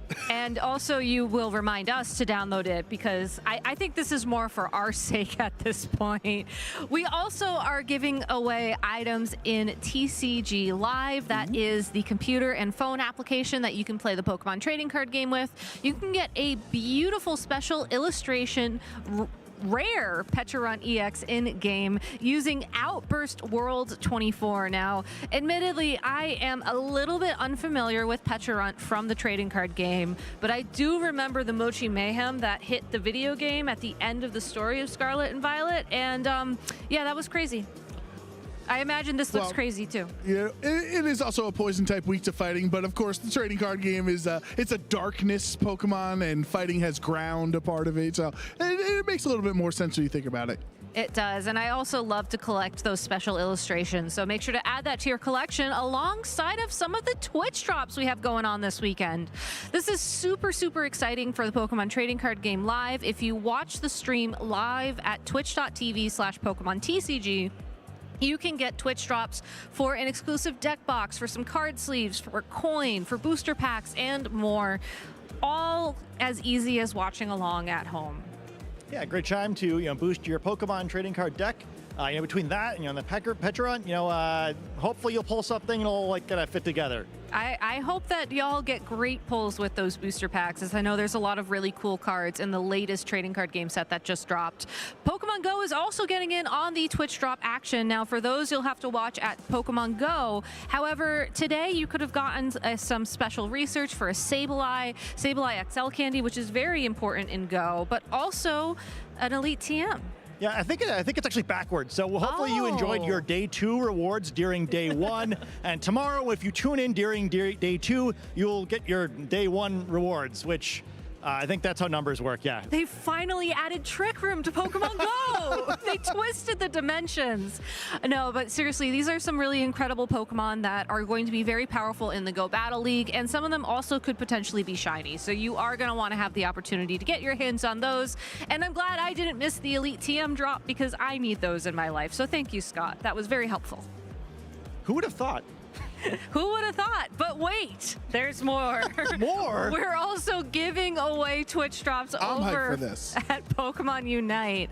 So if you are watching throughout the earlier rounds today or tomorrow, you can have an opportunity to earn some coins. But during the finals, they will be distributing via Twitch drops a Unite license box. And I believe that allows you to pick one from several options that in the game that you don't have yet, and it's just yours. I believe it's one of 20 that are selectable, so if you don't own some of them, it saves you on spending some of your resources to gain new Pokemon. And I think I'm going to talk to production. I think I'm going to take an hour off tomorrow just to try to get my drops ready for Unite. I actually have great news. So the Unite finals will be after all the other games wrap tomorrow, so you can still watch all the VG action and do my job and do your job and play Pokemon Unite and watch the finals to get in on that. If you're watching today, though, you can also get a special Gengar Platinum emblem. Now, for those of you who don't know, these emblems give your stats a bit of a boost in the game. Gengar is a really cool Pokemon, obviously, so you want to add him to your emblem collection, and you can go ahead and redeem that via the gift code displayed on screen. Yeah, Zoink said it was good during the pre-show, so I'm going to assume he was telling us the truth. And don't be like me, who I still regret 2 years later not putting the code in on the Zacian free emblem. Oh, I just realized I forgot something. Oh, and now I can't queue with either of them. Well, we can work our stuff out. Maybe we'll just do the Tinkaton mode or whatever if that's still around. But what? Oh, what? Oh, we have a surprise! I think it's somebody's birthday. Oh my God! Thank you. Happy birthday from Pokemon. We got that. Oh my God, guys, thank you so much. Happy birthday to Gabby Snyder. Blow out the imaginary candles. I made a wish, yeah. There you go. Thank you all so much. This is really special. Thank you. All right, I'm gonna maybe take this from Lou so she's not stuck holding it. And that's gonna be it from us all here tonight. I think we have some cake to go eat. So thank you all so much for watching. We'll see you bright and early tomorrow for day 2 of the World Championships.